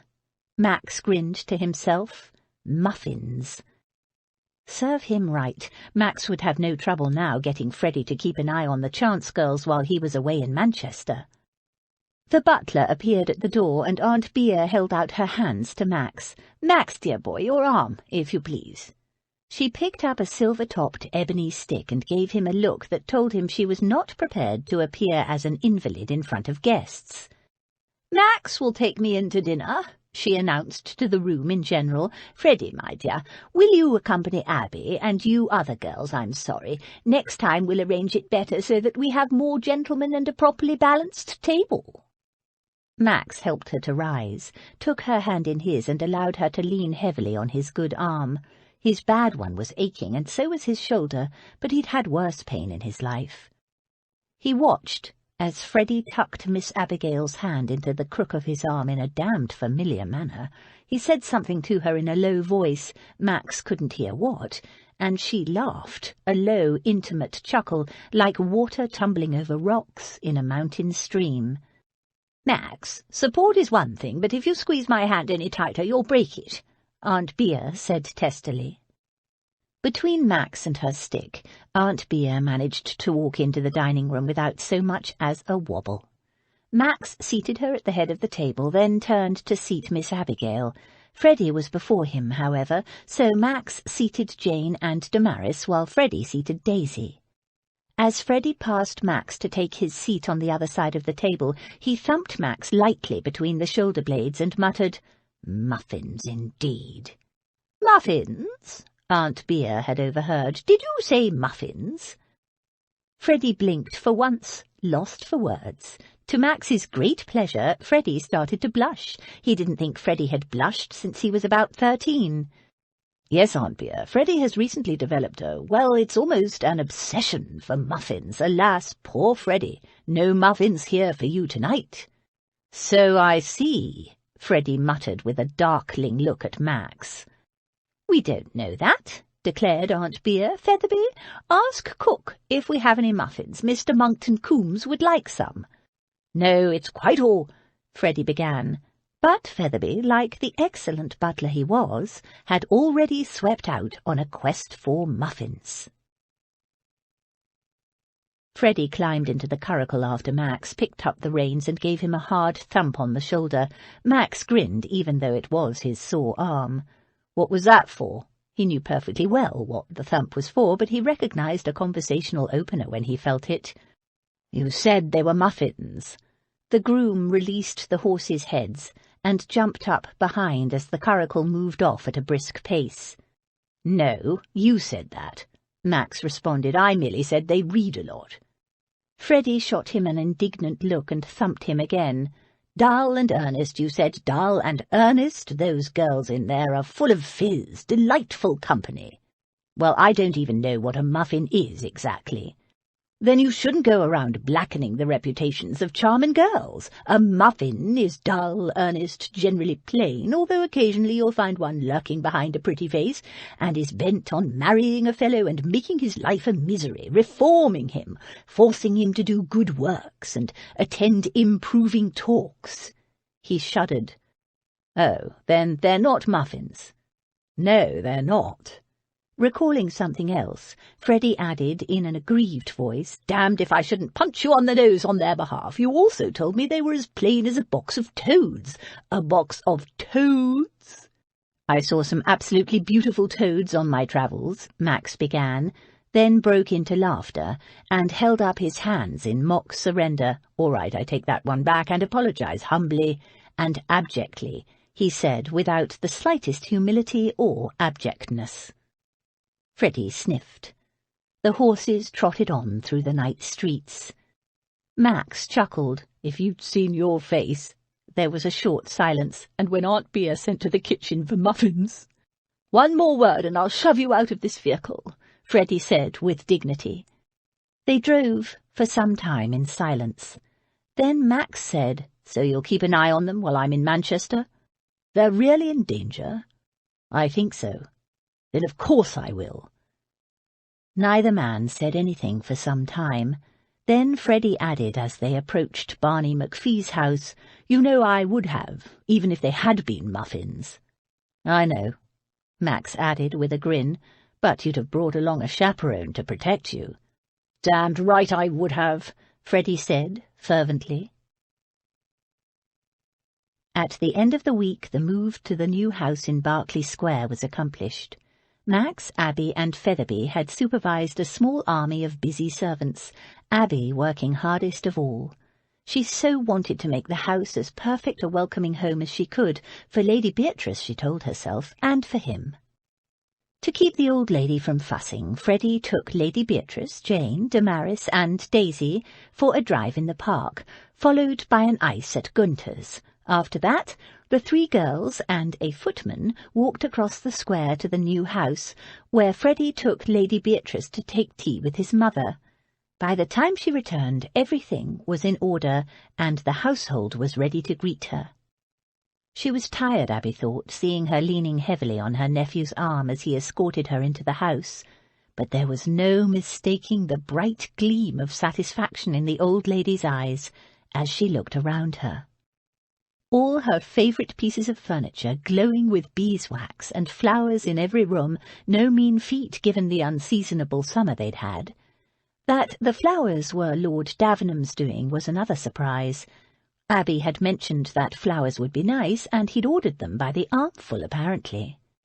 Lady Beatrice wandered from room to room, her shrewd old eyes taking in everything. "Excitingly new and different," she said, "and yet all my favourite things are here. I feel completely at home." She plopped down in her favourite chair and smiled at Abby. "I detect your fine touch, Miss Berg." "Everyone helped," Abby interrupted hurriedly. She hoped Lord Davenham hadn't noticed.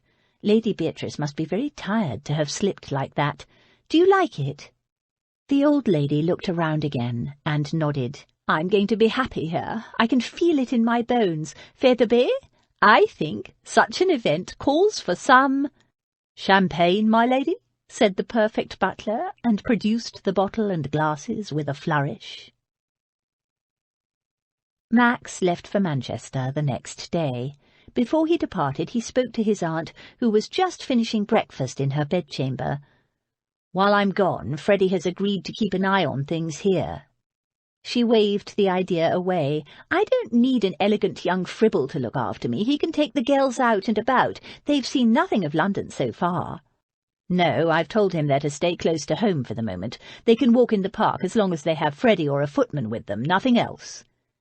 A high-pitched mewing caught his ears. Max looked around. He could see no sign of anything. "Close to home? Walk in the park?"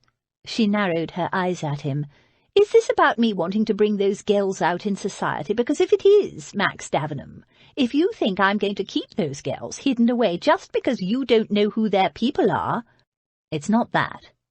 The mew sounded again, louder and more anxious. "What is it, then?" Damn! To spare his aunt anxiety, Max had told her nothing of the attack on Abby. He sought refuge in autocracy. "Just do as I bid you, Aunt Bea. I know you want to take those girls out and about in society, but trust me, it will not do." He held up his hand. "Don't argue, my mind is made up." He leaned forward and kissed her cheek. "Take care of yourself. I'll be back in a week or 10 days. She pouted. "The Parsleys, I suppose?" He inclined his head. "The Parslows, yes." "I do hope when you get there you won't find dear Miss Parsley fallen down a pit." Max ignored that. "When I'm gone, you can call on Freddie for anything you need. I hope to see you fitter than ever when I return." He spotted the source of the sound. She snorted. "Fitter than ever? Stuck in the house all the time? I'm supposed to have excitement. The doctor said so." Max stood up. "Until I return, you'll just have to get your excitement from those novels you love so much, and from this little demon."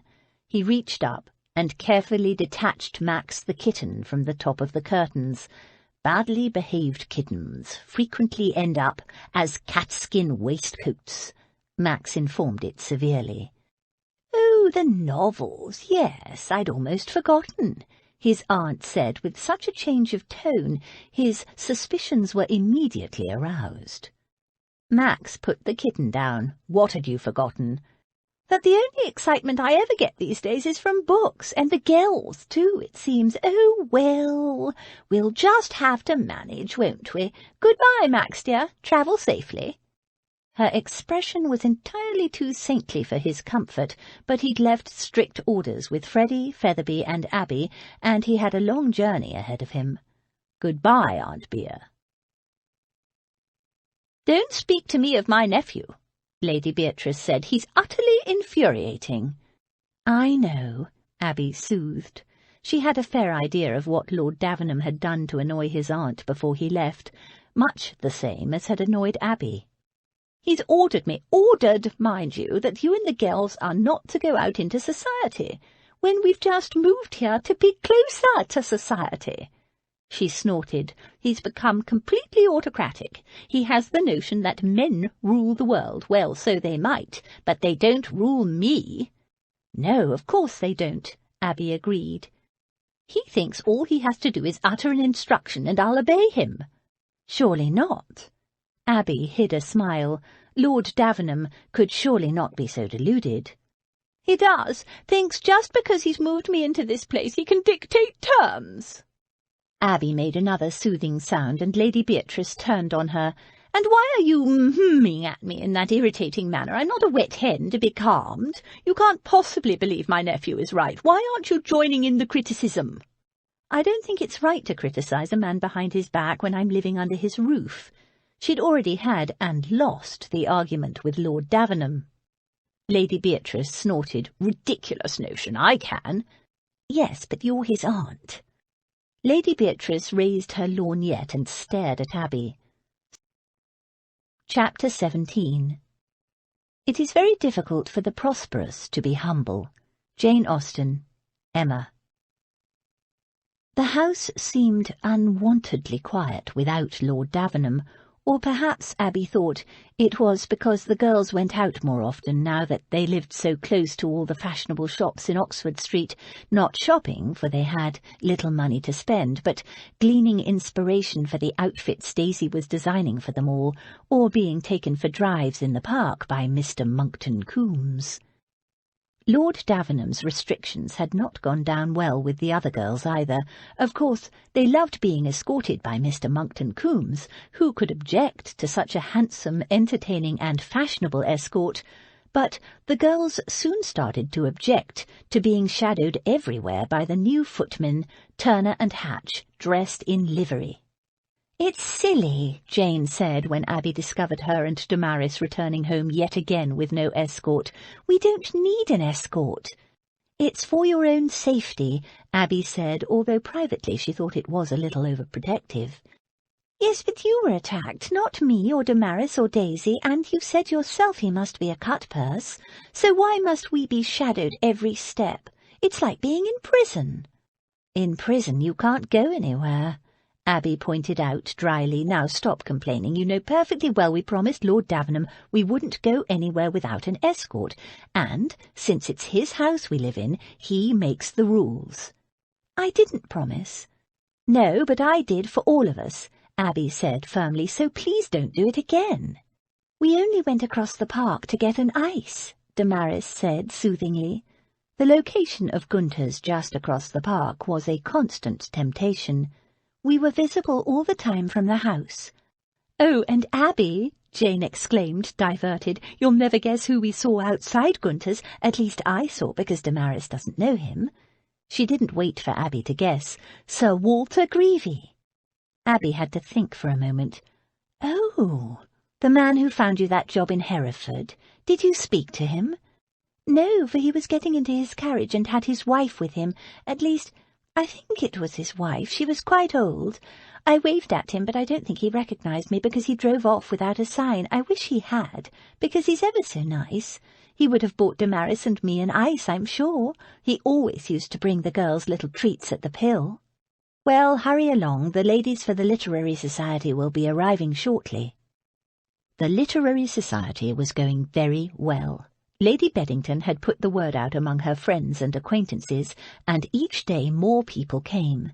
No young men yet, apart from Freddie Monckton Coombs, who'd attended the last one, but Lady Beatrice had hopes. The Society met 3 afternoons a week. There was little on in London at this time of year, so those members of society who disdained country living were delighted to have an afternoon entertainment, something refreshingly different from the usual round of morning calls. Abby had chosen a very popular and quite fashionable book to start with, and though most of the members of the society knew of it and could discuss it in vague terms, it was surprising how many of them hadn't actually read it. For some, it was simply that the print was too small and gave them a headache, but, as many confided to Abby later, they hadn't bothered because they never found books entertaining. It was very gratifying to find the large drawing-room filling up for each meeting. They'd even had to send out for more chairs. And each time, more people brought a friend or relative, and soon Lady Beatrice and Abby hoped they would bring young men. "My nephew will be so cross," Lady Beatrice had declared gleefully, "but he cannot object, because I'm not taking you girls out and about in society, which he strictly forbade. Society is calling on me." A few days later, society of a different kind came calling. Abby and Lady Beatrice were sitting quietly in the cosy back sitting-room, enjoying a welcome patch of late-morning sunshine, when Featherby appeared in the doorway and cleared his throat. Lady Beatrice looked up from her game of patience. "Yes, Featherby, what is it?" "Excuse me, m'lady, but there is a person at the door asking to see Lord Davenham." "He's gone to Manchester, as you very well know," Lady Beatrice responded. Featherby did not move. Lady Beatrice picked up her lorgnette and eyed him. "A person, you said?" "Yes, m'lady." "You know I don't receive persons, only ladies and gentlemen. Send the fellow away." Featherby stayed where he was. Lady Beatrice eyed him narrowly. You're suggesting I see this person? I am, m'lady. Featherby presented Lady Beatrice with the silver salver, in the centre of which lay a lavishingly embossed visiting card. She picked up the card between thumb and finger, scrutinised it, turned it over, then dropped it back on the silver tray. You've informed him that Lord Davenham has gone to Manchester? I have, m'lady. He seemed to find it highly amusing. Lady Beatrice exchanged a long look with Featherby, then sighed. Then I suppose we must admit the wretched man. Send him in, then, and bring us some tea, and take this, will you? She passed him a kitten, which he received with aplomb. Abby folded her sewing. Would you like me to leave? Good gad, no. Stay where you are. The dratted parsleys have come to town. A moment later, Featherby announced the visitors. A chunkily built middle-aged man entered the room, looking around him with what Abby felt was the eye of an auctioneer, calculating the value of everything he saw. Some of the furniture, she could tell, did not meet with his approval. He was dressed in a coat of green tweed, a plainly tied neckcloth, a checked waistcoat and brown breeches, not a fashionable outfit, but clearly expensive. The materials were of the finest quality, as was the heavy gold chain of his fob watch. A man who knew his own worth, Abby thought, and felt no need to trumpet it, nor to pander to fashion. The young woman with him, on the other hand, might have stepped straight from the pages of La Belle Assemblée. Pretty as a doll, with eyes of bright china blue, she was dressed in a white muslin dress over which she wore a deep pink and white striped redingote. Over a cluster of fair ringlets she wore a fetching straw bonnet trimmed with dark pink ribbons and pale pink artificial roses. She smoothed her pink kid gloves nervously and stared at Lady Beatrice with much the same expression as she might regard a viper. Lady Beatrice held out a gracious hand. "Please forgive me for not rising. I have been unwell." Mr. Parslow took the proffered hand, shook it, and said, "An honour to meet you, my lady. My daughter, Miss Parslow." The young lady curtsied and murmured a polite greeting. Lady Beatrice eyed her coolly and indicated Abby. "My niece, Miss Chance." Abby curtsied. "How do you do, Mr. Parslow, Miss Parslow?" Featherby brought in the tea tray, and Abby occupied herself pouring tea. "And where is your other daughter, Mr. Parslow?" Lady Beatrice inquired when they had been served. He looked puzzled. "Other daughter?" He spoke with a broad northern accent. "I meant Miss Henrietta Parslow." He gave her a puzzled look. "This is Henrietta. I have only one daughter, my lady." Lady Beatrice's brows snapped together. She was silent a long moment, then exchanged a speaking glance with Abby. Abby had no difficulty reading her mind. She was just as shocked. How could Lord Davenham have been betrothed to this young girl for 9 years? She looked barely 18. They drank their tea in silence, the only sounds in the room an awkward clinking of china and silver. Lady Beatrice made no effort to put the Parslows at their ease. She was very much playing la grande dame. Abby hadn't seen this side of her before. Mr. Parslow seemed to notice nothing amiss. "To think Lord Davenham has gone up to Manchester to call on us, and we're down here trying to call on him." He chuckled. "We might have passed him on the road, but we didn't see him, did we, Puss?" "No, Papa." "He wrote to tell us to expect him any day, then wrote again to say he'd been delayed because you had visitors, my lady." It almost sounded like an accusation, Abby thought. "Indeed?" Lady Beatrice said in arctic tones. "Aye, he did." Mr. Parslow seemed unaware it was a snub. He gave Abby a critical inspection. "I suppose you would be one of those visitors, Miss Chance?" "Yes, myself and my sisters." "Younger or older sisters?" he asked, not seeming to realize it wasn't polite to ask, or perhaps he didn't care.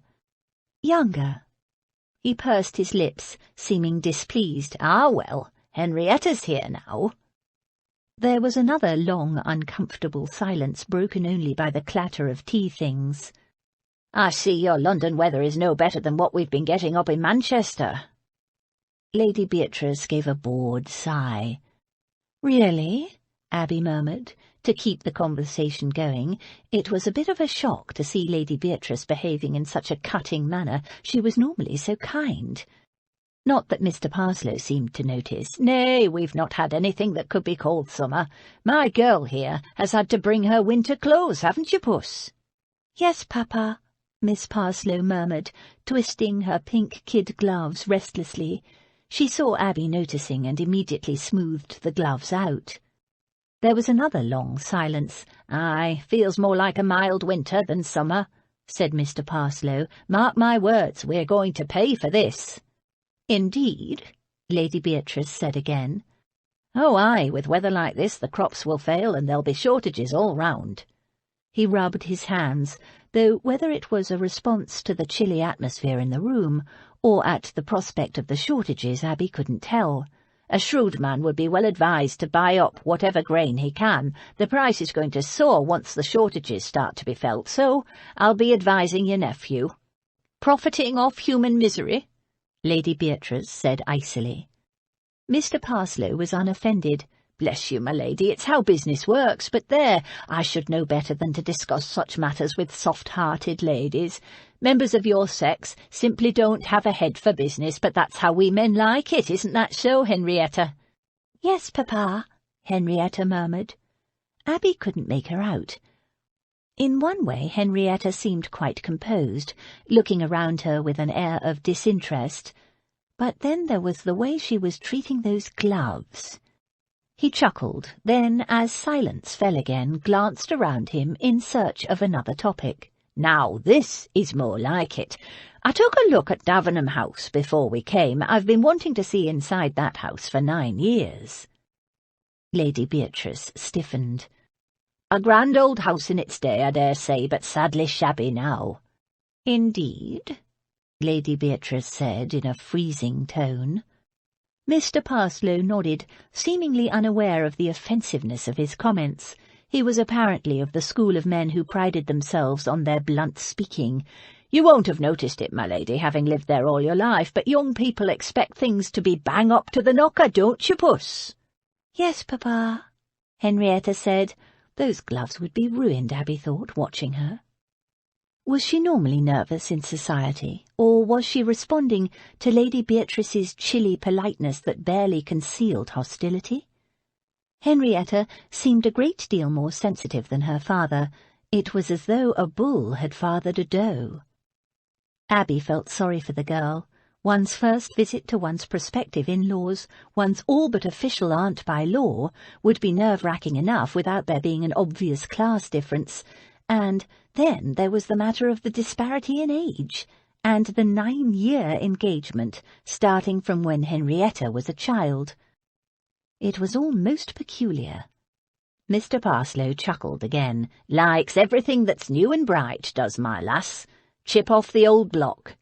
He glanced around. "No doubt the minute she becomes mistress of the house, she'll be after her papa to buy her some fashionable new furniture." Lady Beatrice swelled and seemed about to explode, so Abby said quickly, "Much of this furniture has been in the family for years. They're valuable antiques." "Valuable?" Mr. Parslow pursed his lips dubiously. "Ah, well, if you say so. My lass has her heart set on making a splash in London society once she's Lady Davenham, and a fashionable London house on Berkeley Square is just the ticket. You'll like living here, won't you, Puss?" "Yes, Papa." She didn't sound too excited, Abby thought, but no doubt the poor girl was mortified by her father's crassness. "Have you been to London before, Miss Parslow?" Abby asked her, as much because she felt sorry for the girl as from wanting to distract the company from Mr. Parslow's disastrous conversational attempts. "No, it's my first visit." Abby smiled. "I know when I first came to London I was so excited. I made a list of all the things I wanted to do and see. Have you made a list?" "She doesn't need one," Mr. Parslow said firmly. "Lord Davenham will show her everything she needs to—" "Abby, we're going out. Do you want—" "Oh!" Jane exclaimed as she came to an abrupt halt in the doorway. "I'm so sorry, Lady Beatrice. I didn't realize you had visitors." "My sister, Miss Jane Chance," Abby said, and introduced the Parslows.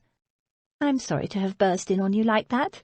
Jane said with a smile, but since it's the first bit of sunshine we've seen in days, we're going for a walk and thought Abby might like to come. Thank you, but I think I should stay here, Abby said, knowing she could not possibly leave Lady Beatrice alone with Mr. Parslow. Lady Beatrice slumped elegantly back in her chair. "Oh dear, I'm exhausted," she declared, closing her eyes. "Abby, ring for Featherby to show these people out. Good day to you, Parslow, Miss Parslow," she said without opening her eyes. It was very rude, but effective. Mr. Parslow immediately said he understood, with my lady having been ill and all, and got up to leave, bidding Henrietta to say her goodbyes. Neither Abby nor Lady Beatrice said a word until the front door was shut firmly behind them. Lady Beatrice sat up, all signs of exhaustion gone. "Promised at the age of 9! Damn him! I detect the ambitious hand of Papa Parslow, though how the devil he managed it. The only way Max would have agreed to something so outrageous was if Parslow had him in a trap, some sense of obligation.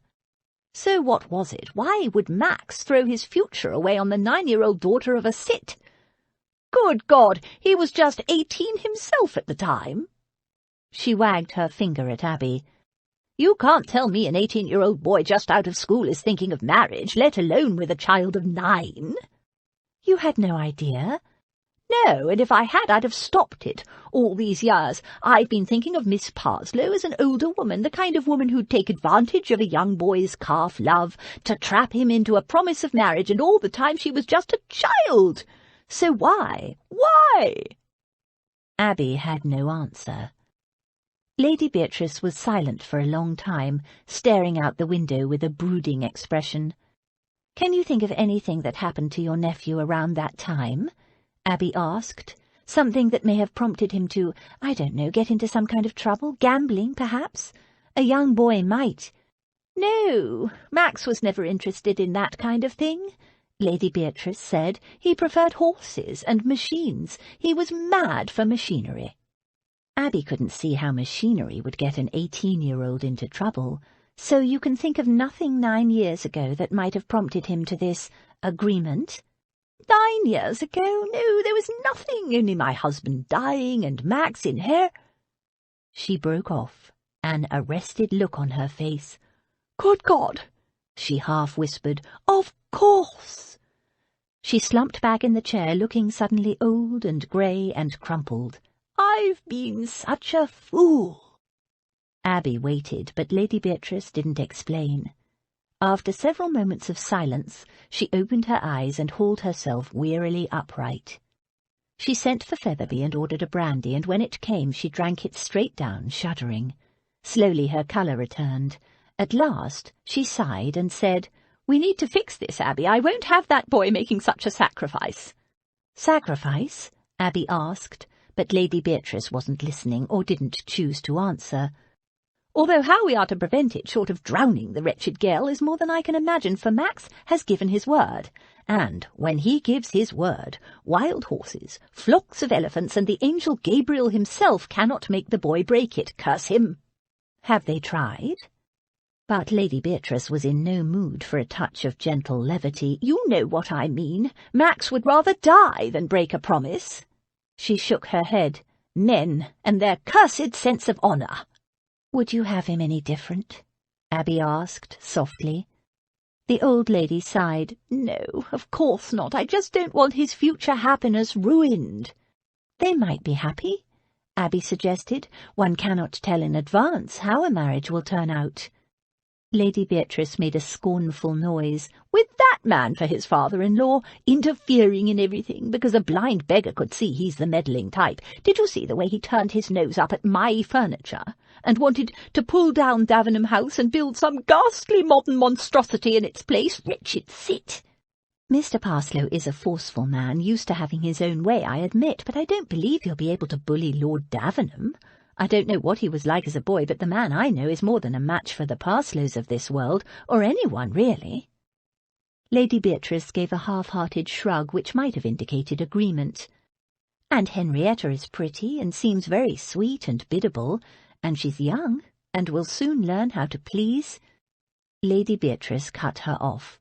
"You think my nephew could be happy married to a spineless little ninny with no conversation? A cit's daughter who can only bleat, 'Yes, papa, no, papa, 3 bags full, papa'?" Abby didn't think that, or rather she didn't want to think it, but in her admittedly limited experience, men did generally like women who were sweet and pretty, and who agreed with everything they said. Abby was plain, and she tended to argue back. "Well, when all's said and done, it's not up to us, is it?" she said. "Lord Davenham will do what Lord Davenham wants." Lady Beatrice sighed and said in a defeated voice, "No, Lord Davenham will do what he believes is right. There's a difference. Now, Miss Burglar, ring for William and my maid. I'm tired, and I need to lie down."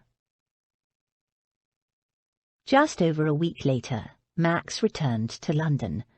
He'd had a thoroughly wasted trip.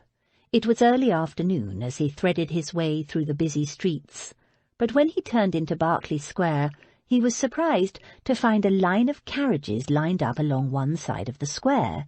Somebody holding some kind of event, he presumed. Odd for the time of year. London in summer was usually thin of company. Then again, it wasn't exactly a typical summer.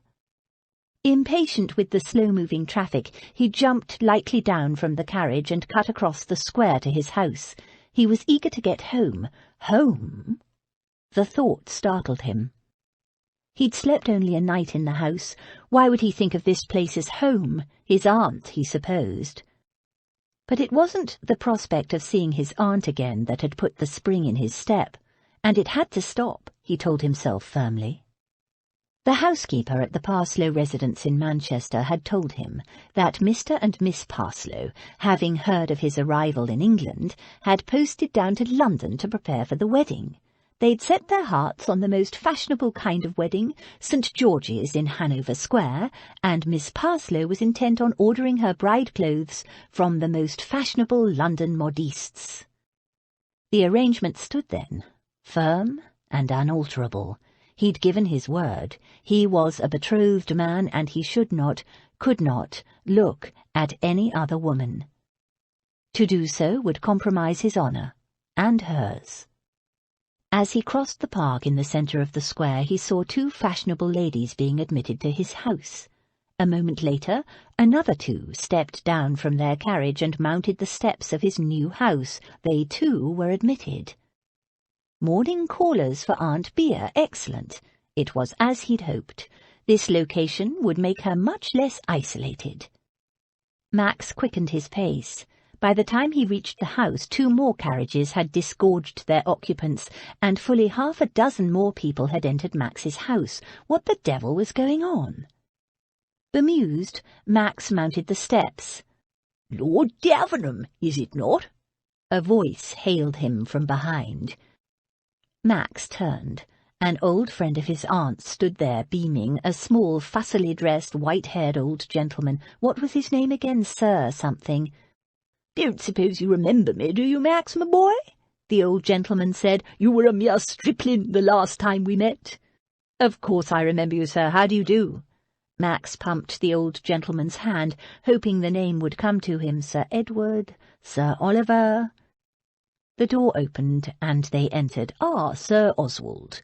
Featherby greeted him as they entered. Sir Oswald Merridew, Max thought, of course. Sir Oswald turned to Max. "Your aunt's literary society has proven a great success." "A literary society?" Max repeated blankly.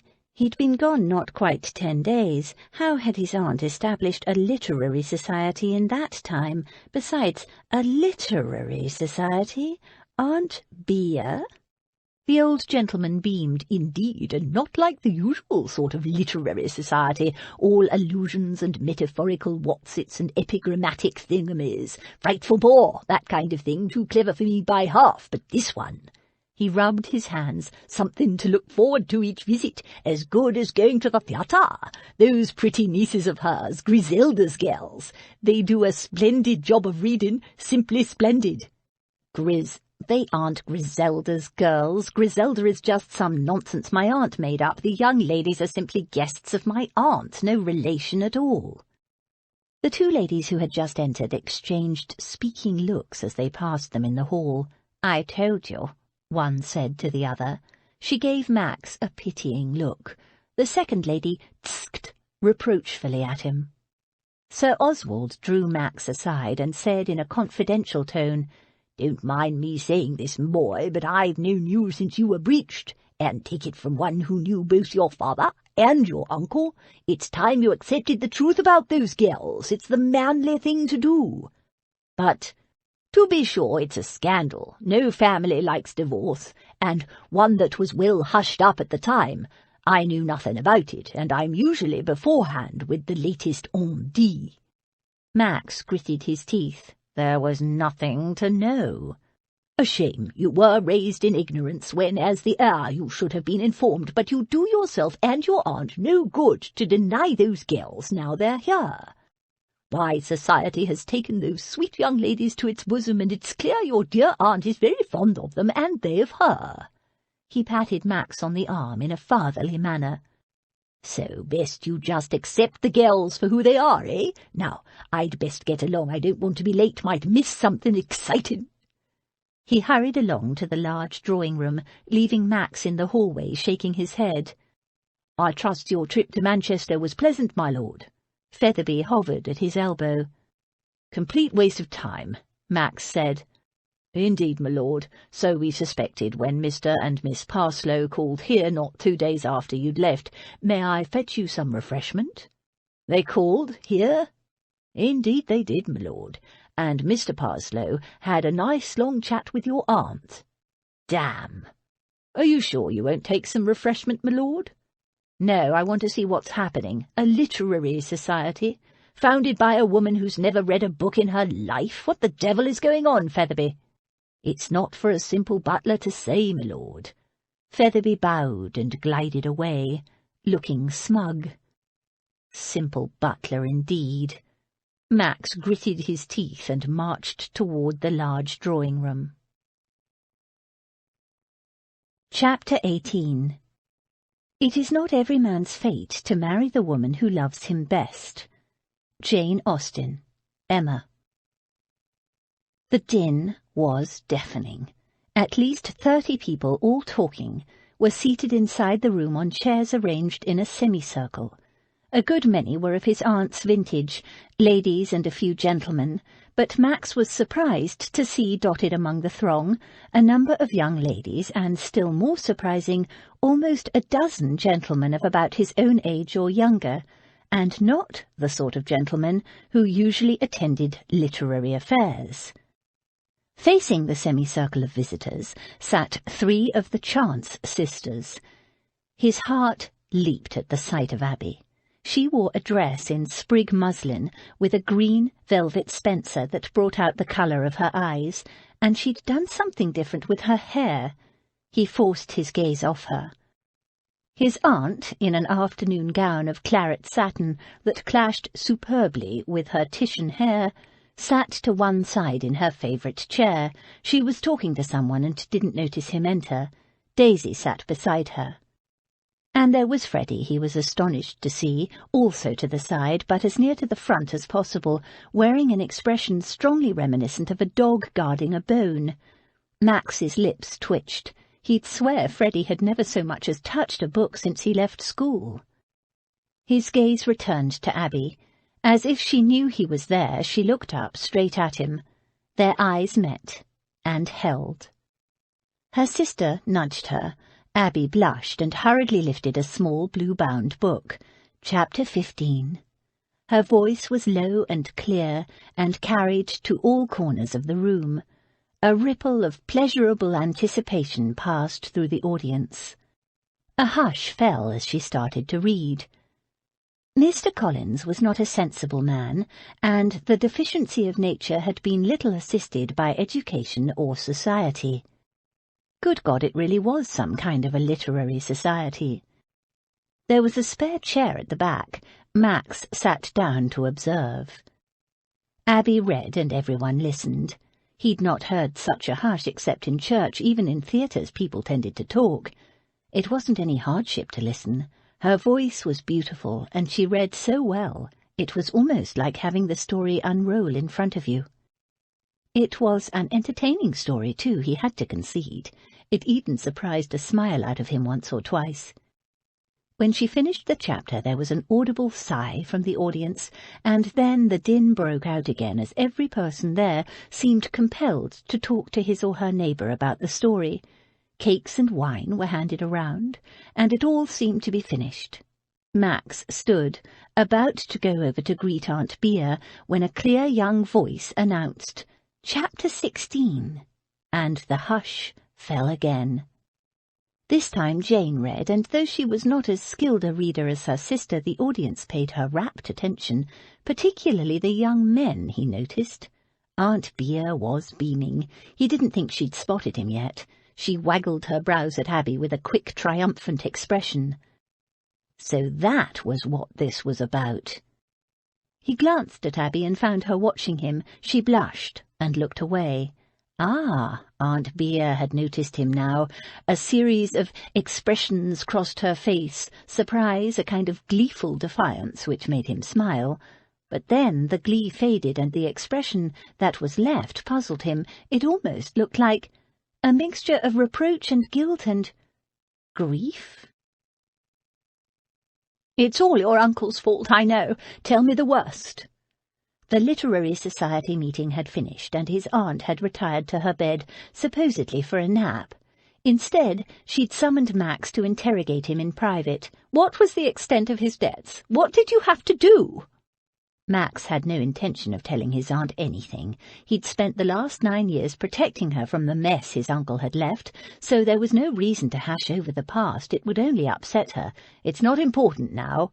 "For sure, of course it's important. It's the reason you're marrying that dreary Parsley child, isn't it?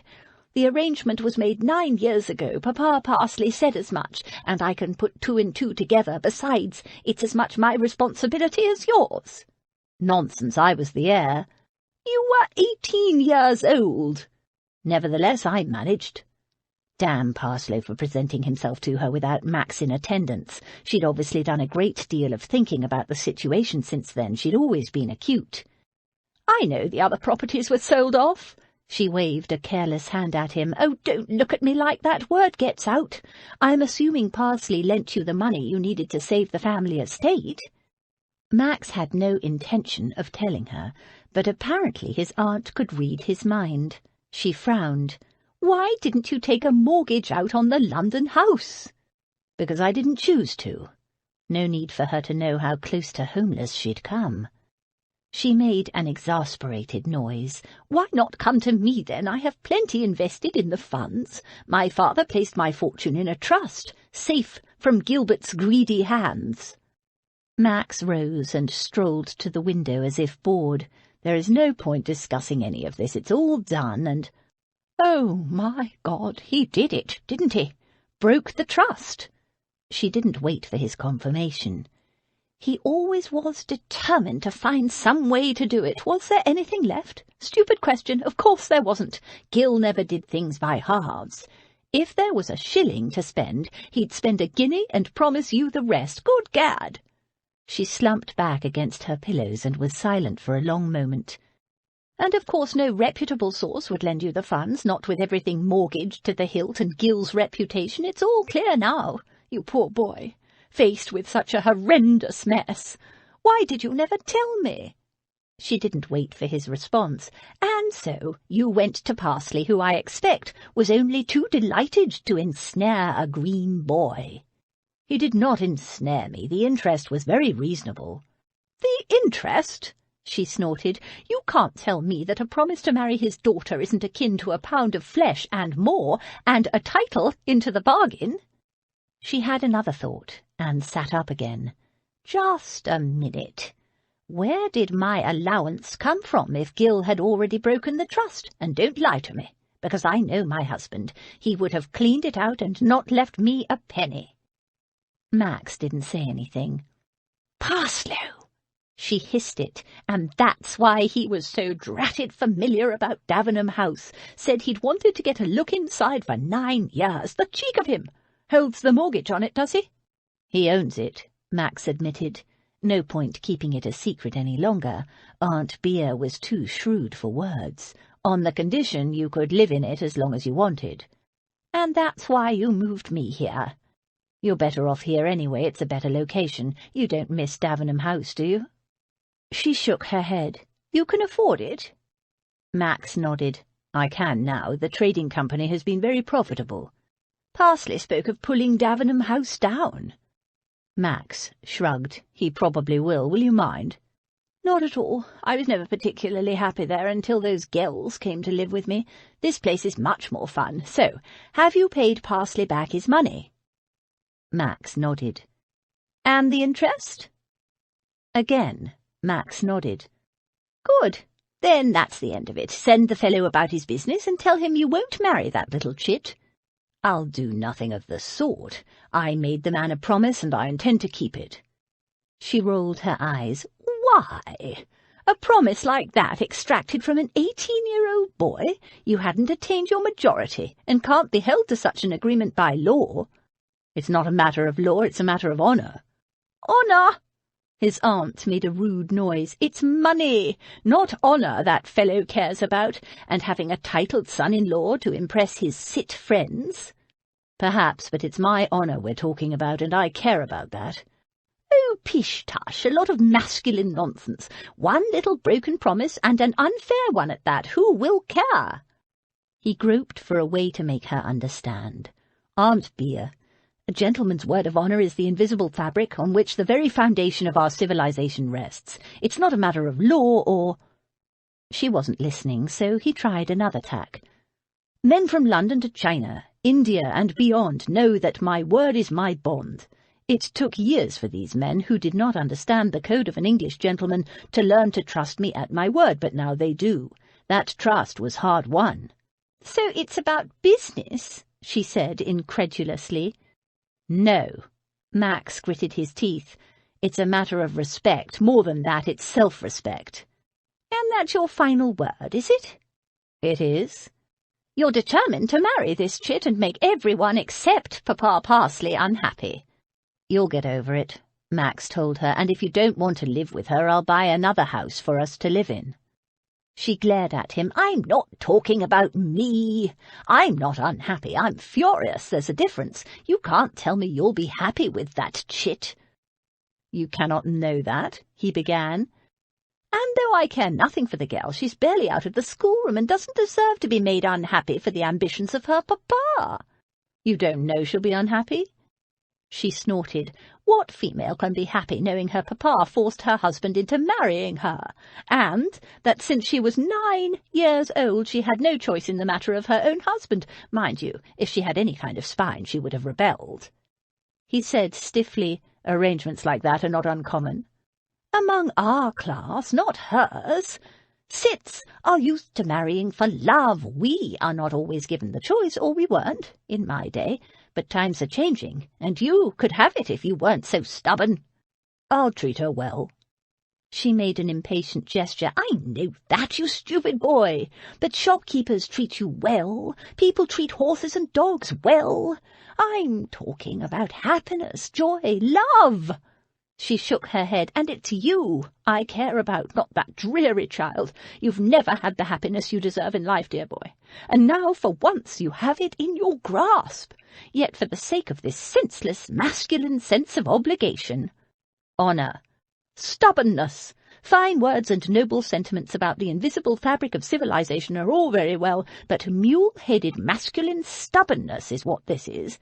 And, for the sake of it, you'll shackle yourself for the rest of your life to a dreary little stick who can only bleat commonplace nothings at you and will, no doubt, prove in time to be as vulgar as her papa. It's not just fine words, Max snapped. It's who I am. When I had nothing, when I discovered my uncle had left us with nothing, less than nothing, that Cit, as you call him, vulgar as he is, saved us, my skin and yours, with a loan secured by nothing more than a promise, my promise, and I will not go back on it.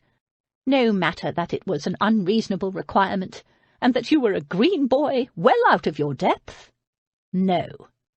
She threw up her hands in exasperation. "Then more fool you to keep it and make the three of you miserable." "Three?" She gave him a dry look. "Are you really so blind, my boy?" No, he wasn't, but he was by no means sure that there were three in the equation. It wasn't something he would discuss with his aunt. Besides, there was no point. The more Max thought about what his aunt had said about the arrangement not being fair to Henrietta, the more it made sense to him. He hadn't actually ever considered her point of view. Well, he hadn't seen her since she was 9, after all, and she hadn't made any impression on him at the time. But when he'd spoken to the Parslow's housekeeper in Manchester, she'd informed him that Miss Parslow had gone to London to order her bridal clothes. Naturally, he'd assumed she was looking forward to her wedding. But what if she wasn't? Mr. Parslow could be extremely persuasive, as Max very well knew. If Henrietta didn't want to marry him, he couldn't in all conscience allow her to be forced or even bullied. His aunt had called her spineless. If she were being bullied, making 3 people miserable, could that possibly be true? He couldn't let himself hope, not yet, but he ought to discover Henrietta's true feelings without delay. He bathed, shaved, and changed his clothes, and headed for the Pulteney Hotel in Piccadilly. He hadn't been informed where the Parslows were staying, but the Pulteney was the favoured choice of royalty, which would greatly add to the appeal of the place for Mr. Parslow, so he'd try there first. His instinct was correct. On his arrival, a message was sent up to the Parslows' suite, and shortly afterward, Max was ushered upstairs. "Max, my dear boy," Henry Parslow came toward him with his hand outstretched, then withdrew it abruptly. "Ah, but I mustn't call you that now, must I, Lord Davenham?" He bowed. "It's been Max since I was 16, so I see no reason to change it now, Parslow." Max held out his hand, and the 2 men shook. "You were a boy then, and now you're a man," Parslow said, "and here's my little Henrietta. Make your bow to his lordship, Puss." Henrietta curtsied. She was a pretty young girl, the kind of pretty young thing that Max usually found a dead bore. He hoped he was wrong. "Now sit down, do, my lord, and tell us all about what you've been doing in the last 9 years. You must have had some adventures, eh? I must say, you've grown into a fine-looking man, don't you think, Puss?" "Yes, Papa," she said, more in obedience than agreement, Max thought. Hoped. "Life at sea must have suited you." "It did." Eventually. "And from all I've heard, you've done very well in business. Very well indeed. I'm proud of you, my lord, I should say."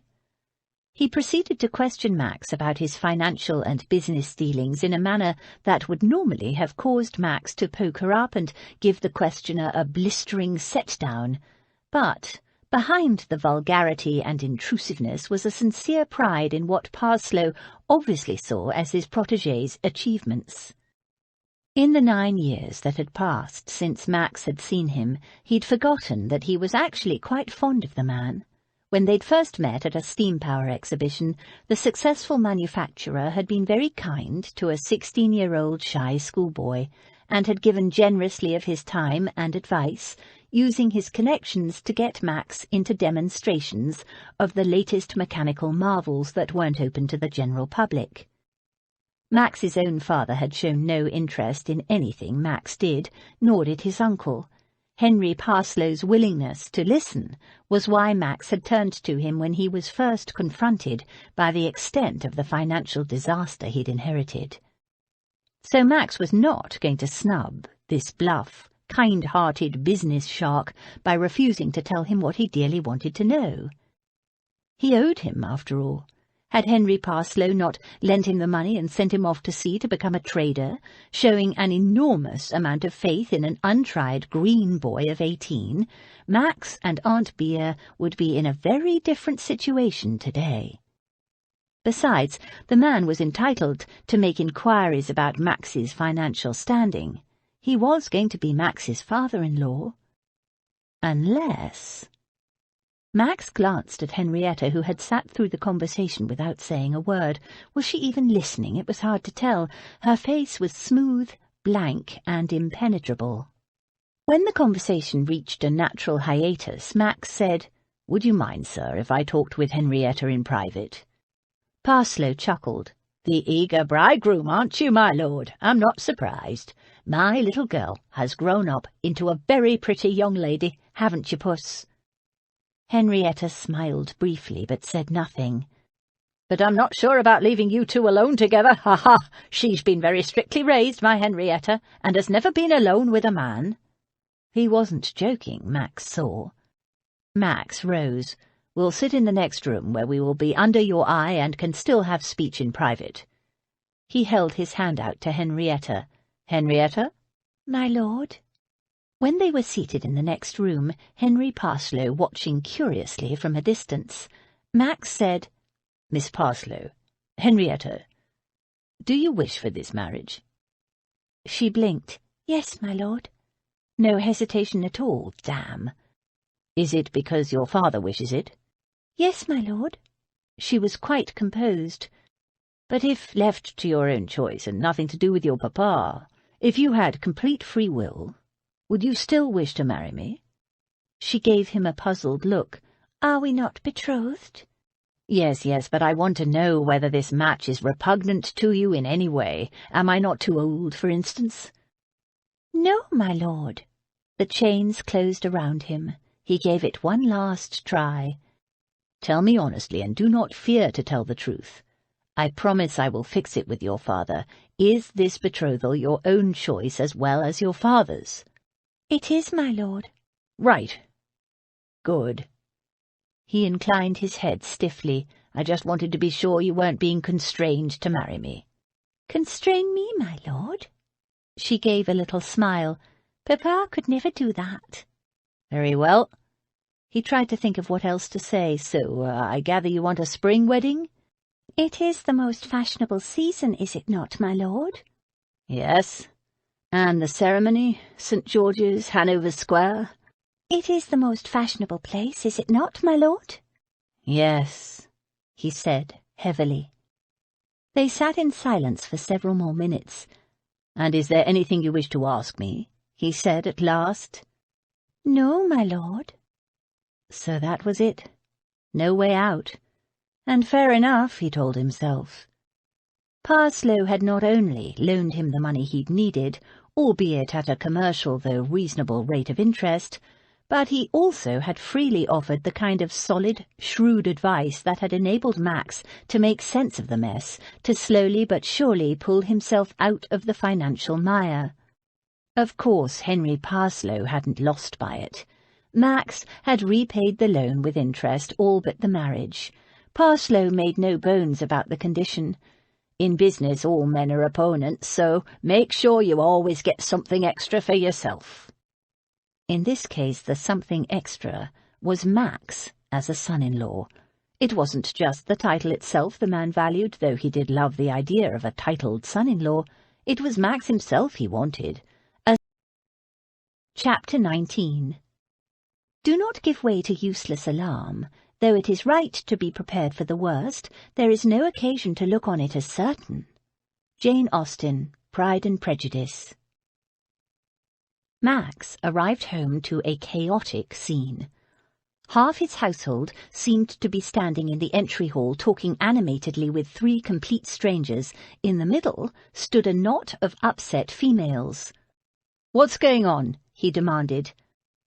Abby emerged from the clump of women. Someone just tried to abduct Jane. The knot parted to reveal Jane, pale, dishevelled, and a little red-eyed. "Who was it?" A babble of explanation rose from half a dozen throats. Max held up his hand. "One at a time, Miss Chance." "We don't know," Abby said. "2 men jumped out of a carriage and tried to force her in." "Where was this?" "Outside in Berkeley Square," Jane said in a shaky voice.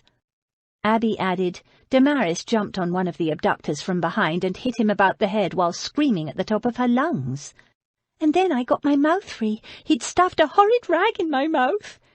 And then these 3 gentlemen ran to help, which drove the villains off, Abby finished, indicating the strangers, 3 nattily attired young sprigs of fashion. The young men bowed, looking modestly heroic. "We heard the screaming," the first one said. "Utter disgrace, something like this happening to a lady, and in Berkeley Square." "The fight you put up, ladies. Dashed if I've ever seen such heroines." "The least we could do," said the third. "Just sorry we didn't apprehend the villains." Max clenched his fists. How the devil had such a thing happened after the precautions he'd taken to protect them? But he couldn't give vent to his feelings in front of strangers. They stood there making goo-goo eyes at the girls. "Thank you for your assistance," he said curtly. "I'm very grateful. We won't delay you any longer."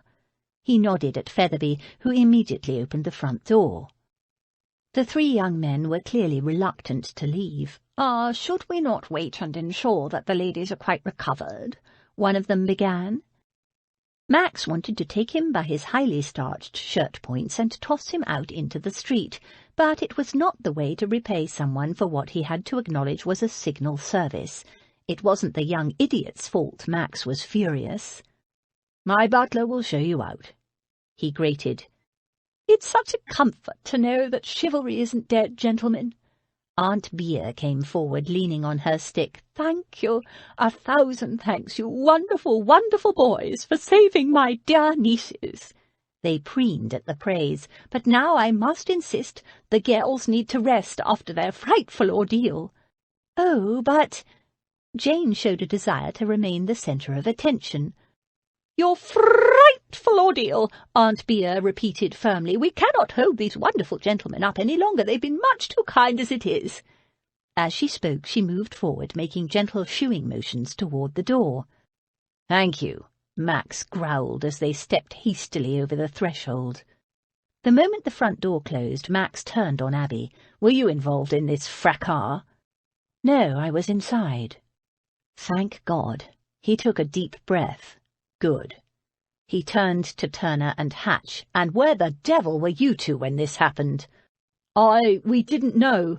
"It wasn't their fault," Abby jumped in. "Jane and Damaris slipped out without telling anyone." "It was just across the Abby turned to her sister. "Don't try to justify it, Jane. You know the rules, and now look what almost happened. And I'm not just talking about the abduction. You almost got Turner and Hatch sacked."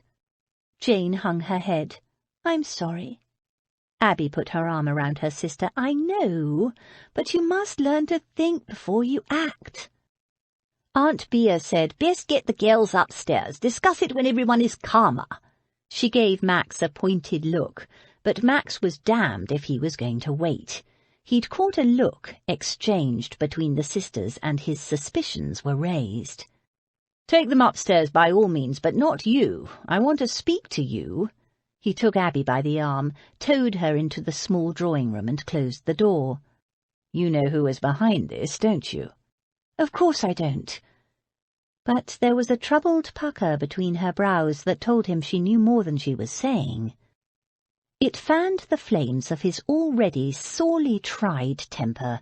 Damn it, it could have been Abby who was abducted. He wanted to shake her for her stubborn refusal to trust him with the truth, yet he'd just come from a meeting with his future wife and father-in-law, and he had no right to demand anything from Abby. The knowledge only lashed his temper more. He caught her by the elbows. "What were you girls up to before you came to live with my aunt?" "Up to? I resent your tone." She tugged to make him release her, but he didn't let go. She glared at him, but he could see she was trying to think of what to say. "Don't lie to me, Abby. Something's seriously amiss. You girls are in hiding from someone or something. Don't bother to deny it, Miss Chantry." She bit her lip. He let her arm slide through his fingers until he was holding her by the hands, gripping them tightly. "Abby, it's clear someone dangerous from your past is pursuing you if you don't tell me who it is." "I don't know." "But you suspect." He knew by her miserable expression that he was right. "I can't tell you." "Why, it cannot be so dreadful." The door opened, and Jane and Damaris stood there. Obviously they'd been eavesdropping. "Leave Abby alone," Jane said. "It's not her fault. And you might as well know, because it's going to come out anyway. We were in a brothel." A brothel? Max looked at Abby, and his face drained of colour. Abby could not bear to see the expression in his eyes. She looked away. "Not Abby," Jane said. "Damaris and me and Daisy. Abby got us out." "Daisy got you out," Abby corrected her. "And we all got her sacked, and now Mort is after us," Jane finished and burst into tears. Damaris put her arms around her and led her, sobbing, from the room. Max turned on Abby. "You little fool, why didn't you tell me this before?" I couldn't. How could I know how you'd—" There was a short silence. "You didn't trust me?" His voice was flat, hard. She swallowed. "No." Unreadable grey eyes bored into her. How could she explain that if it had been just her, if she'd been the one with the terrible secret, she might have told him, might have confessed, might. But it was Jane's secret, Jane's reputation that would be forever destroyed, and it was Abby's duty to protect her sister. It was not my secret to share. There was a long silence. "Does my aunt know?" "Yes, I told her everything before—" "Before what?" Abby raised her head and met his gaze. This part, at least, she was not ashamed of.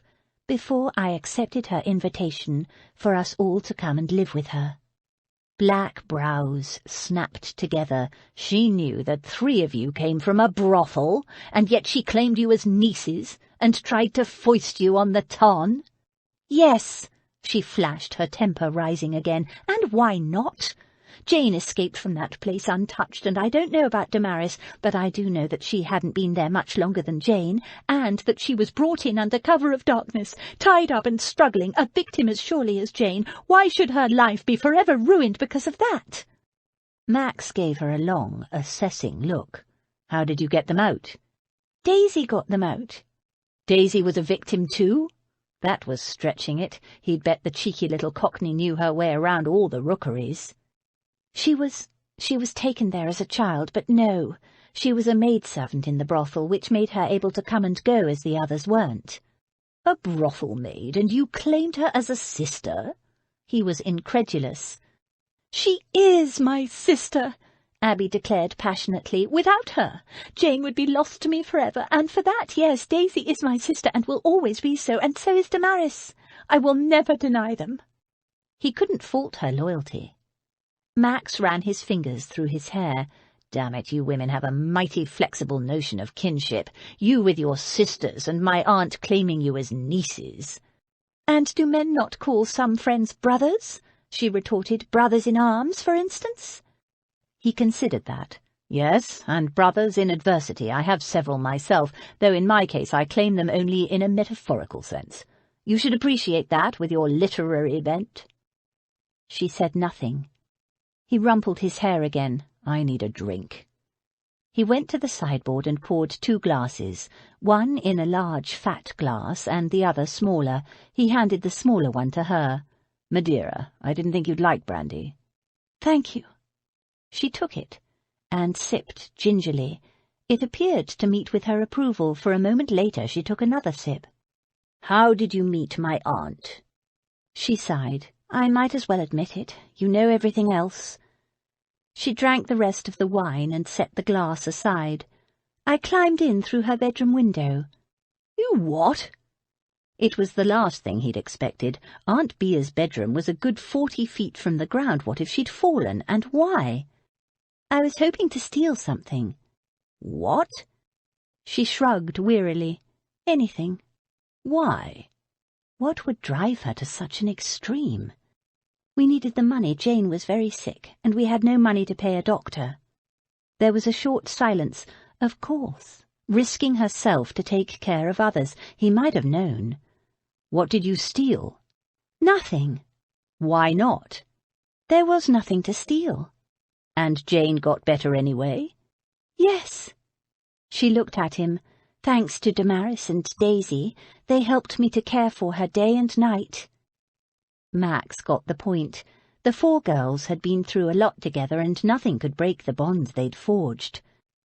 Much like himself and Flynn and Ash. He sipped his brandy thoughtfully. Her story still didn't quite make sense to him. "Are you telling me that my aunt, waking to find a burglar in her bedchamber, then invited you to come and live with her and bring your friends? She'd always been eccentric, but this was mad. She must have been sicker than he'd realized.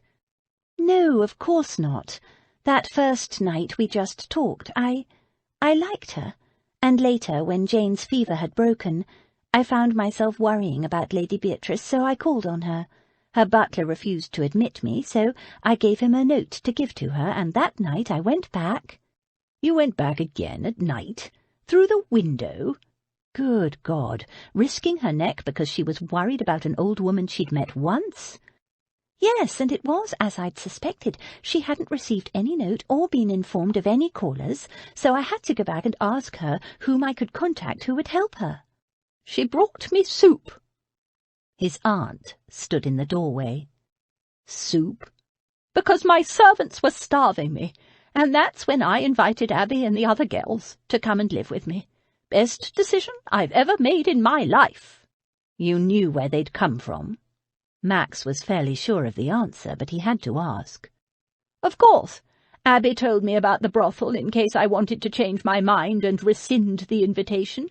She's honest and good to the core, Max, and if you can't see that— He cut her off with a gesture. He didn't need anyone to tell him what she was. He stood abruptly. I need to think. Lady Beatrice called for tea. They drank it in silence. It was comforting, but Abby could have done with another glass of Madeira. Her thoughts were in turmoil. He'd been shocked by her story, the brothel, the burglary most of all, and that she'd compounded it with lies. Lies of omission, but still lies. He'd lost all respect for her now. It felt like a kind of grief. Featherby knocked and entered, looking worried. "Yes, what is it, Featherby?" Lady Beatrice asked. "I thought you'd want to know, milady. Lord Davenham has just spent the last 20 minutes questioning Daisy, and now he's taken her away in his carriage." "Daisy? Why? Where's he taking her?" "He didn't say, but—" Featherby shot Abby a meaningful look. "From something I happened to overhear, I think he's taking her to a magistrate." Abby jumped to her feet. "A magistrate? But why? Daisy's done nothing wrong." But nobody had any answer. "Sit down and drink your tea," Lady Beatrice told her. "Worrying never did anyone any good. My nephew's got a good head on his shoulders and a good heart. You'll just have to trust him to do the right thing." But she didn't look particularly sanguine, Abby noticed. Oh, what was he doing with Daisy? Where had he taken her, and why? Daisy, who'd always disapproved of the deception. Daisy, whose biggest fear was the threat of prison or transportation to the other side of the world. Part of Abby wanted to flee now, while they could, to get Jane and Damaris away, but that was just cowardice, she knew. She couldn't leave Daisy to her fate. Lord Davenham wouldn't harm them, not really, she told herself. He might banish them from his house, and who could blame him? But it wasn't that Abby dreaded. It was seeing again the look in his eyes when he saw she didn't trust him. And now here she was, not trusting him again. Magistrate. She could think of only one reason to see a magistrate. To report a crime. But Daisy hadn't done anything wrong. No more than the rest of them. Abby was the one who'd broken into his aunt's house twice. The false name had been her idea too. The others had just followed along. And she was the eldest. She should be the one taken to the magistrate, not Daisy.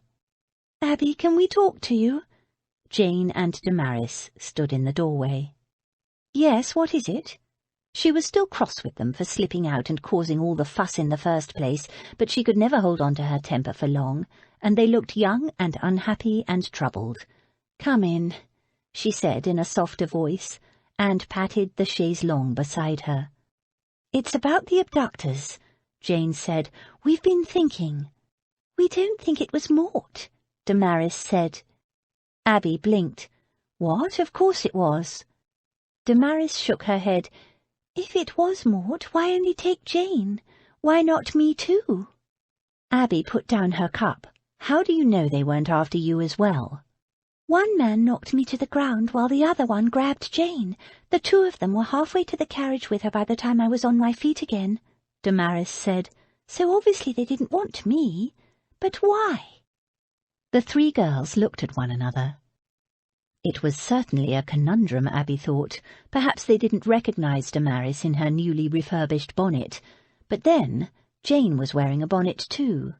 Perhaps they wanted Jane particularly because she was still a virgin, or perhaps it was simply because Jane was beautiful and Damaris was simply very pretty. Who knew how these evil people thought? All Abby could think of to say was, "It's a mystery." And all she could think of was, where was Daisy? And how was she faring? Daisy returned in the early evening. She came alone. There was no sign of Lord Davenham. The minute she arrived, they fell on her, hugging her in relief and pelting her with questions. "Where have you been?" "What happened? Are you all right?" "Good, have I died and come back from the dead or summat?" she exclaimed. "Course I'm all right, why shouldn't I be?" "But didn't Lord Davenham take you to a magistrate?" "Yeah." Daisy grinned. "Where's the old lady? She'll want to hear this." They hurried to the small sitting-room where Lady Beatrice was destroying a game of patience. "Well, about time. Come in, my dear Daisy, and tell us where you've been all this time."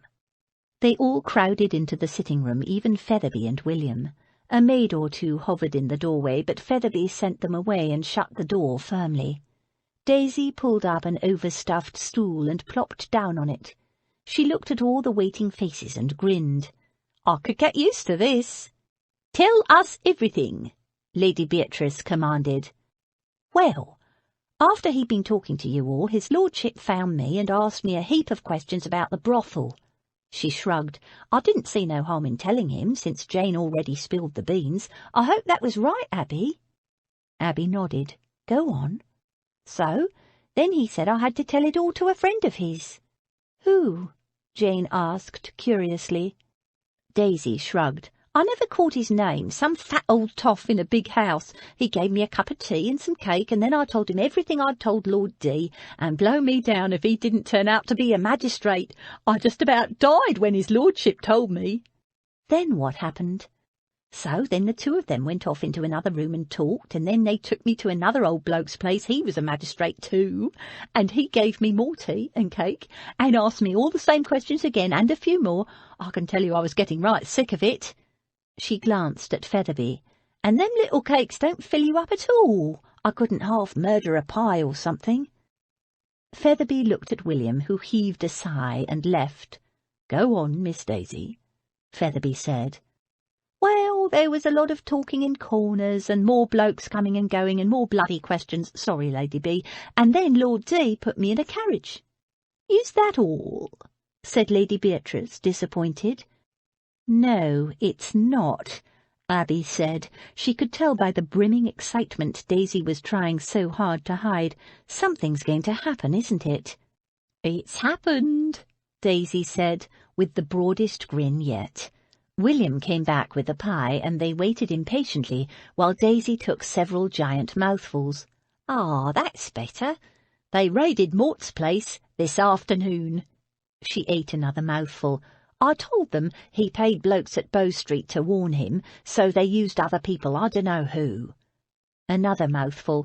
"But Mort's locked up right and tight in prison. His lordship let me watch from his carriage when they took him away. He looked blood, right miserable too." She laughed. The girls all cheered and hugged one another. Lady Beatrice called for champagne. Daisy munched on her pie. "Lord Davenham organised this? Today?" Abby couldn't believe it. Daisy nodded vigorously. "You should have been there, Abby. Some of the old codgers wanted to hem and haw and consider the implications and form committees and investigate, but he wouldn't let them. He rousted them along, miss, like you wouldn't believe. Asked them what if their niece or granddaughter had been kidnapped on the way to school and was locked up in that house naked and waiting to be auctioned off to a room full of randy old men. That got 'em going." She chuckled, and then I said, all innocent-like, that if they waited until the evening they'd be able to catch a whole lot of proper toffs in the house, and that really made 'em move. Don't reckon they wanted their friends embarrassed." "Magnificent!" Lady Beatrice declared, raising her glass, "to the heroine of the hour and my nephew." They all toasted Daisy and the absent Lord Davenham. Abby was breathless just thinking about it. Maud arrested and the brothel closed, and any girls imprisoned there would be free, all because Lord Davenham had known the right people to tell. All her letters written in vain, and now in one afternoon the brothel was closed and the vile Mort in prison awaiting trial and punishment. It was a lesson in how the world worked. She should have trusted him sooner. "What's the matter, Abby?" Daisy asked her. "I thought you'd be pleased as punch." "Oh, I am, I surely am." She smiled at Daisy. "I was just thinking." "About the other places Mort has connections with?" Daisy said. "Don't worry, I told him about them too." "Other places?" "Didn't you know he moves girls on to other places after he's had 'em a while? Variety and all that, but I told them magistrates all about it, everything I know." "Daisy, that's wonderful. You're a heroine, you know." Daisy blushed. "Oh, get on with you, Abby." She laughed. "You know, I used to be scared stiff of magistrates, but now—" She winked. "Without the wigs and the robes and fancy stuff, they're just old blokes, ain't they?" She ate the last bit of crust and wiped her mouth. "You know, I was thinking, if Mort had left things the way his ma run the place, everyone there of their own free will—" "If he had, would you have left?" Damaris asked, curiously. Daisy considered it. "Maybe. I dunno." She picked up a glass of champagne. "At any rate, I'm bloody glad I am where I am now. Who'd have thought Daisy Smith'd be hobnobbing with lords and ladies and taking tea and cake with magistrates and drinking champagne?" She laughed and raised her glass again, and they all laughed with her and drank another toast. Abby drank too. Her smiles were genuine, but she couldn't quite relax. Where was Lord Davenham, and what was he doing? Max had had a busy day. He'd also had an epiphany. There were times in life when it seemed the heavens opened up, and a ray of light shone down in a particular way, and you suddenly saw everything more clearly than you ever had before, he reflected. He'd had just such an insight when he realized how close to utter disaster Abby had been, and on more than one occasion. Brothels, sister at death's door, climbing up to his aunt's bedroom twice. It couldn't be allowed to continue, and he knew just what to do. A policy of a lifetime destroyed in an instant. What was more, he had no qualms about it. He knocked on the door of the hotel room and waited. And waited. It wasn't late, not even 7 o'clock. Had the Parslows gone out for dinner? He raised his hand to knock again when a woman's voice said, "Who's there?" "Lord Davenham." "One moment, please." It was rather more than a minute when the door was opened by a maidservant. Behind her stood Henrietta, still dressed in day clothes, looking apprehensive. "Good evening, Miss Parslow. Is your father in?" "Papa has gone out to a meeting." Damn. Still, what he had to say concerned her even more than her father. "May I come in? I have something important to tell you." She exchanged a nervous glance with her maid. I suppose so, but would you not prefer to come back tomorrow when Papa will be here?" "I will come back tomorrow, but first I need to talk to you," Max said firmly and stepped inside. The maid looked out into the corridor and then closed the door. "What did you want?" Henrietta seemed edgy, but quite composed. "There's no easy way to say this, so I'll be blunt," Max said. "I've come to call off the wedding." Her china blue eyes widened. "Papa said you'd never go back on your promise." "I know, but I find I must. I'm sorry for the upset this will cause you and your father, but I cannot marry you, Henrietta." A thoughtful frown marred the smooth brow. "I see." Max had braced himself for tears, recriminations, anger, even hysteria, but this calm acceptance baffled him. He said it again to be certain she understood. I'm not going to marry you, Henrietta, do you understand?" There was a flash of something in her eyes, some expression he did not quite catch, but all she said was, "I understand, but you haven't told Papa yet." "No, not yet." Did she imagine that her father would somehow be able to make him marry her? Was that why she hadn't reacted? He supposed, in Henrietta's world, Papa made everything happen. "Then will you promise me something?" she asked. For whatever his promises were worth now. "What?" he asked, cautiously. "Will you wait until tomorrow to tell Papa you don't want to marry me?" It was a small enough request. Of course, if that's what you want. He supposed she wanted time to compose herself, though she seemed quite composed to him already. She'd taken the news quite extraordinarily well, in fact. She hadn't even asked why. "It is what I want." She held out her hand to him. "Thank you, Lord Davenham. Goodbye." Quite as if it were an ordinary call. Bemused, Max took his leave. He ran down the staircase at the Pulteney feeling surprisingly light-hearted. He'd just broken his word, broken the principle of a lifetime. His honour was in the dust, and yet he felt wonderful. Parslow would be furious, of course, but Max didn't care. A weight had lifted off his shoulders. Breaking his word was wrong, yet at the deepest level of his soul. Chapter 20. I will be calm. I will be mistress of myself. Jane Austen, Sense and Sensibility. "Letter for you, Miss Abby." Featherby presented the silver salver. "For me?" Abby glanced at the door. Lord Davenham would be down for breakfast shortly. She was nervous as a cat, waiting to see how he would treat her after the revelations of the day before. She picked up the letter without much curiosity. Someone from the Literary Society, she supposed. Good quality paper, and addressed in a neat copperplate hand. Addressed? Oh, my God! To Miss Abigail Chantry, and at the Berkeley Square address, and she'd seen that handwriting before on a letter that was blank inside. "How did this get here?" she asked Featherby. "Pushed under the door this morning, miss. I did wonder when I saw how it was addressed. Nobody else has seen it." Abby broke open the wafer seal. This letter was not blank inside. Far from it. To Miss Abigail Chantry and the filthy whores she calls her sisters. "Good morning, Miss Chance." "Abby?" a deep voice said from the doorway. "I'm sorry, did I startle you?" Good morning, Lord Davenham." Abby folded the letter hastily and slipped it into her sleeve. "Daisy told us what you did yesterday. It's wonderful news." "Daisy? Oh, that, yes." Featherby glided in with a fresh pot of steaming coffee. "And he, Mort, is truly in prison?" Featherby hovered, tidying the dishes on the buffet. "Yes, and further investigations are being made into the system whereby girls such as Jane and Damaris were abducted. He'll hang, you know." Abby thought of all the girls whose lives Mort had ruined. Good! Lord Davenham looked at Featherby, who was now tidying the toast. "That will be all, Featherby." "Yes, my lord." He sent Abby an apologetic look and left. A short silence followed. Lord Davenham fiddled with the salt-cellar, turning it around and around in his big hands. Abby was uncomfortably aware of the vile letter in her sleeve. Who would send such a thing to her? "Do you have any plans for this afternoon, Abby?"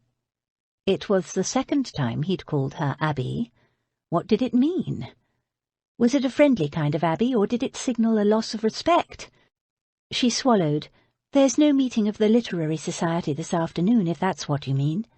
"Then I'd be obliged if you'd be available for a discussion at 3 o'clock. A discussion? What did that mean? Did he want her to talk to magistrates, as Daisy had done, give evidence? But why her and not Jane? Yes, of course. The front doorbell jangled, and Abby jumped, nervously. Who would call at this hour? The letter up her sleeve. Abby felt cold, ill. Lord Davenham gave her a searching glance. "Are you unwell?" She forced a smile. "Just a slight headache." "Abby." He reached a hand toward her, then looked around and said in a quite different tone, "Yes, what is it, Featherby?" "Someone to see you, my lord." "Get rid of him." He turned back to Abby. "It is Mr. Parslow, my lord, not looking very happy, I might say." "Blast!" He gave Abby an apologetic look. "I'll have to speak to him. 3 o'clock, then." Abby nodded. The moment he'd gone, she'd pulled the letter out of her sleeve and began reading. "To Miss Abigail Chantry and the filthy whores she calls her sisters." Somehow, the elegant copperplate writing made the words more horrible.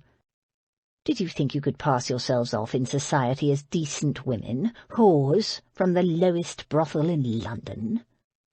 What do you think will be said of Lady Beatrice Davenham when it is known she claimed filthy whores as her nieces? She will be reviled, scorned, at best a laughing-stock, at worst a pariah. The ton does not like to be made fools of. All those ladies who come to your so-called literary society, do you think they will forgive the old lady for making them fawn and dote on whores? For causing their innocent daughters to befriend you and their sons to buzz around you like flies buzz around rotten meat? And what will they say of Lord Davenham, who keeps whores under his roof? Who knows what depraved appetites he picked up in his years in the East? You have until tomorrow to be gone from London, never to show your faces in the city again. If you remain, all of society will be told exactly who and what you are. Proud Lady Beatrice will be too ashamed to show her face in public again, and Lord Davenham's honour will be in the dust." The writing blurred before her eyes, but Abby continued to stare blindly at the letter. Who could have sent her this vile thing? Someone who knew her sisters, and the life they lived here with Lady Beatrice, someone who attended the literary society? The thought that it might be from someone who was pretending to be their friend sent her stomach churning. She dragged her gaze off the elegant writing and with trembling hands refolded the letter. She felt nauseous, numb, frozen. Her cup of tea sat at her elbow cold now. She drank it all down, then poured herself another cup. It too was cold and appropriately bitter. Slowly, the numbness turned to something resembling calm. Yes, the letter was disgusting in its filthy interpretation of events, but really did it make such a difference? Didn't she know this day would eventually come?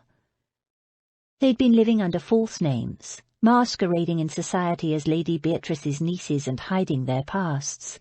And, as all masquerades must, at some stage, the masks had to be removed.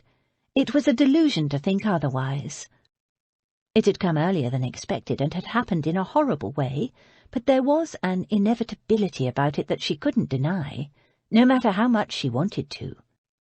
They'd planned to leave before Lord Davenham's marriage anyway, and perhaps it would be easier to leave now, she told herself. At least she wouldn't have to endure watching and assisting with the preparations for his wedding. Lady Beatrice would be upset and would be bound to insist they stay, but she was shrewd enough to know, deep down, that it couldn't last, that it was, at best, a delightful pretence, a game that they'd all enjoyed.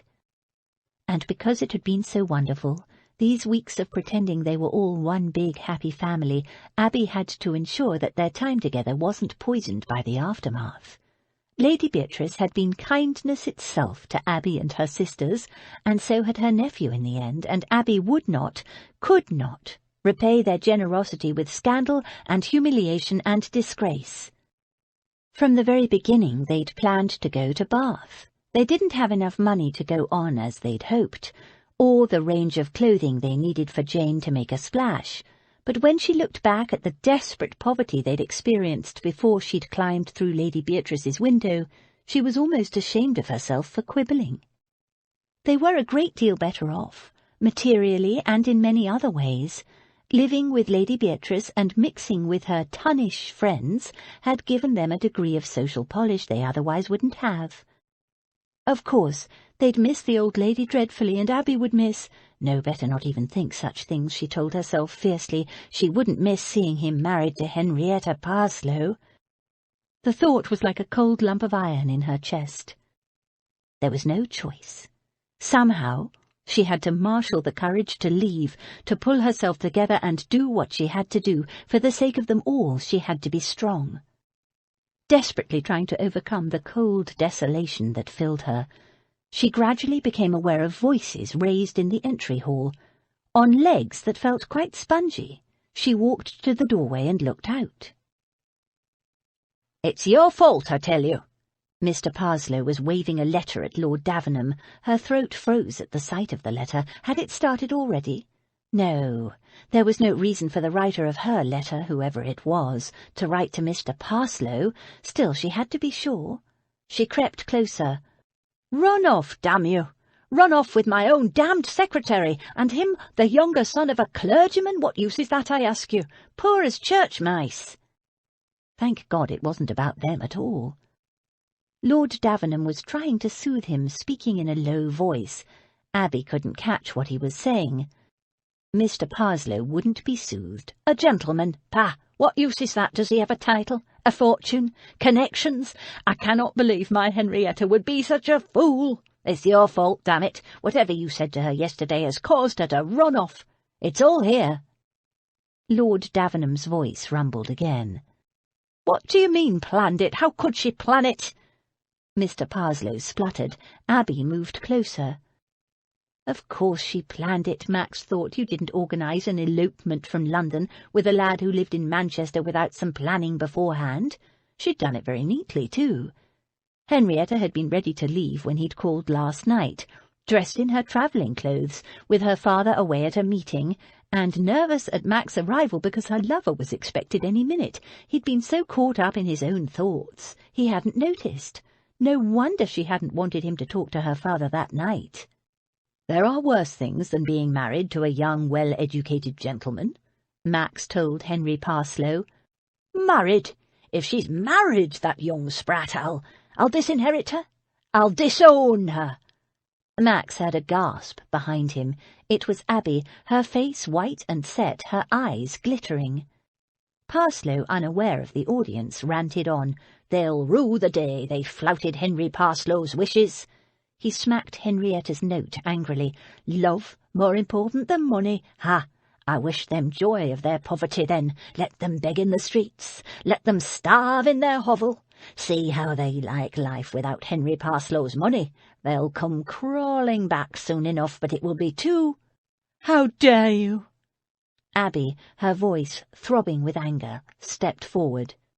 "Eh?" Parslow swivelled around to look at her. "How dare you speak of your only daughter like that? How dare you wish her ill? It's an obscene thing for a father to say." Parslow looked down his nose at her. "Eh? What's it to you?" Abby raged on. "I thought you loved your daughter." She poked him in the chest with an angry finger. "You were as proud as Punch of her when you came calling before, or was that a lie, was it? Are you really such a shallow popinjay of a man, the kind of petty humbug whose love is conditional? Manchester's answer to King Lear?" "King who?" He looked at Max. "Whose vanity is more important than the happiness and welfare of his daughter? His only child? Shame on you, Mr. Parslow, shame on you." "Listen here, lass." But Abby hadn't finished. "And how dare you blame Lord Davenham? Have you no finer feelings at all? How do you think he feels being jilted by a silly little doll with no conversation?" "Jilted?" Henry Parslow looked a silent question at Max, who shook his head. He'd only just told Parslow, so of course he hadn't spoken to Abby yet, but he wasn't going to interrupt. He was enjoying this too much. Silly little doll with no conversation. He hid a smile. "Yes, jilted. You haven't given his feelings so much as a thought, have you? Because you're so horridly selfish, you're only concerned about yourself." "Am I, indeed?" "Yes, so think about this, Mr. Parslow. How will you feel when you're old and alone with no daughter to care for you and no grandchildren to gladden your last days?" "Grandchildren? You hadn't thought of that, had you?" The anger was fading from her voice. She took on a more coaxing tone. "You wouldn't want your grandchildren living in poverty, would you? A man of your pride and standing in the community?" Max understood where the anger stemmed from now. She went on. If this young man of Henrietta's is a gentleman and educated, could you not teach him how to go on in business? He already works for you. He must be clever in that way, for otherwise you wouldn't have employed him. Parslow gave a cynical humph, but he was listening. Would not that be so satisfying? Every great man needs an apprentice to pass on his knowledge and wisdom to, and so what if he has no title? You did have your heart set on a title, I know. Parslow looked self-conscious. And what's wrong with that? Nothing, but for heaven's sake, you seem like a capable enough man. If you can build great manufactories and amass fortunes, I'm sure you could get yourself a knighthood if you put your mind to it. Would it not be better to be Sir Henry Parslow than to have your own daughter outrank you? Parslow's bushy eyebrows shot up, almost disappearing into his thinning grey hairline. His eyes grew thoughtful. Max smiled. That had surely hit home. Sir Henry Parslow, the man repeated, trying to soft-soap me, young woman. A bit, but it's the truth. She added in an intense voice, Mr. Parslow, if you love Henrietta, really love her, you'll let her follow her heart and be happy, and with your support she can be happier still, but if you cut her off— Tears glimmered in her eyes. You'll have no idea of the misery that can result. Is that so? I know it. There was both knowledge and despair in her eyes, as well as the tears she blinked back. For that's what happened with my mother and my father. She looked at the older man, all the passion gone now. There was a short silence. We'd best get after that minx of mine, Parslow said eventually. I need to find her. And not cast her off, she said. He paused. No, not cast her off. Or disinherit her? No. He sighed.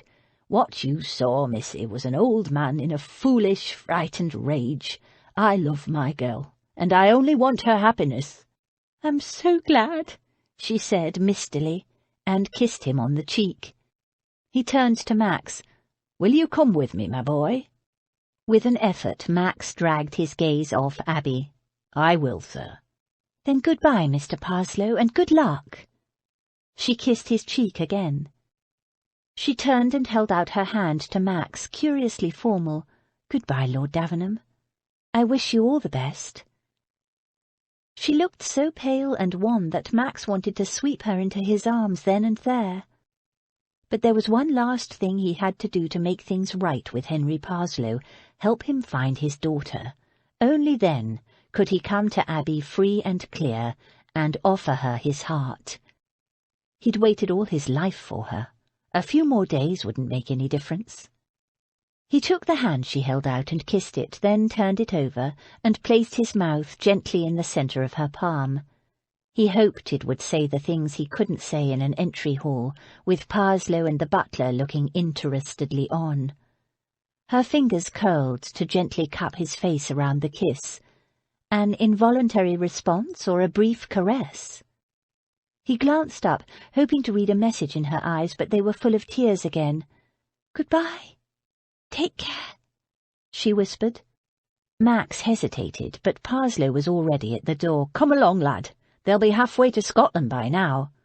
I'll be back soon, Max told her. She nodded. Max ran down the steps and climbed into his phaeton, where Henry Parslow was already seated. I hope you won't let that little lass get away, Parslow said, as they pulled away from the curb. Don't worry, sir, I have no intention of it. A grand little lass, the tongue on her. Max grinned. I can see I'll have to watch my step. Parslow gave a huff of laughter. As they headed for the Great North Road, he said, Sir Henry Parslow, eh? What sort of a daft notion is that? He gave Max a cautious glance. Not daft at all, Max said carelessly, knowing the older man was hanging on his every word. I'd have thought it well within your capabilities. Might take you 4 or 5 years, though. As long as that? Parslow sniffed. Aye, well, I might think on it. Max smiled to himself. 2 years at the most, he thought. Abby stood at the foot of the staircase and watched him go. She held her hand cradled against her breast, her fingers still curled around his kiss. She stood there long after Featherby had shut the door. He paused. "Are you all right, miss?" She nodded blindly, and he went away. "Abby, are you all right?" It was Jane. At the sound of her sister's voice, Abby's legs gave way. She sank down on the stairs and burst into tears. Max returned home 5 days later. It had taken them 2 days to catch up with the eloping couple, but at least they hadn't reached the border. When he'd left them, Henrietta and Papa Parslow had been enthusiastically planning a lavish spectacle of a wedding to be held in Manchester, not London, and to take place rather more quickly than spring, the young couple having anticipated their vows. Henrietta Parslow, like her father, left nothing to chance. Max took the front steps 2 at a time. "Where's Abby?" he asked the moment Featherby opened the door. "Not here, my lord." Oh, damn! He hadn't thought past taking her in his arms the moment he saw her. A letter addressed to him lay on the hall table. He picked it up, glanced carelessly at it, and said, "Gone out, has she? When will she be back?" "I think you'd better talk to your aunt, my lord." Something in the butler's tone caused Max to turn and look at him. "What is it? Where's she gone?" "Your aunt is in the small sitting-room." Max stuffed the letter in his pocket and went in search of his aunt. He found her listlessly flipping the pages of a magazine. When she saw him, she cast it aside and sat up. "About time! Where the deuce have you been? Preventing a marriage, I suppose." "Yes, but—" She made a disgusted noise. "Stupid boy! You should have been here, not gadding after that wretched parsley chit." He ignored that. "Where's Abby?" "Gone." "What do you mean, gone?" "Is there any more than one meaning to the word?" she said with asperity. "I mean gone, left, departed." "Gone?" Max stared at her blankly. "Where to?" She shrugged, her gaze accusing. "Your guess is as good as mine." "Do you mean she's left here for good?" Max couldn't believe it. He ran his fingers through his hair. "But why would she leave, and without a word?" "Possibly because you went off chasing after that Parslow chit." He stared at her, but she knew why I went. I had no choice. His aunt snorted. He took a few restless paces around the room, thinking furiously, and halted, thinking about that last curiously formal goodbye Abby had made. "When did she leave?" "The same day you did." "All of them, without warning?" She nodded. "Then something must have happened to make them go. It can't have been to do with me going after Henrietta Parslow, but what?" He paced around the room, thinking back over all the events leading up to his departure. Was it the brothel arrests? Did she fear her sisters having to give evidence in a public court? Surely she'd know I'd protect them from that. Why did she think I took Daisy and not Jane or Damaris? No one would think twice about a Cockney maidservant giving evidence, and besides, she used her real name, Daisy Smith, not Daisy Chance. His aunt watched balefully as he paced back and forth, saying nothing. Clearly she blamed him for letting Abby leave, though how he could have prevented it when he wasn't even here. After he'd exhausted every possibility, she said, "It was because of this." From the side of her chair, she withdrew a folded sheet of paper, holding it disdainfully between finger and thumb. He opened it, read the beginning, and swore. Who sent this piece of poisonous filth? She shook her head. Anonymous, of course. Such cowardly things always are. He read it again more slowly. The bastard, the filthy bastard. He looked at his aunt. She left to protect you. And you. I don't give a damn what people say about me. And you think I do? She scoffed. But Abby cares. I know, he said quietly. It's what she does, cares. He sank, despairing, into a chair.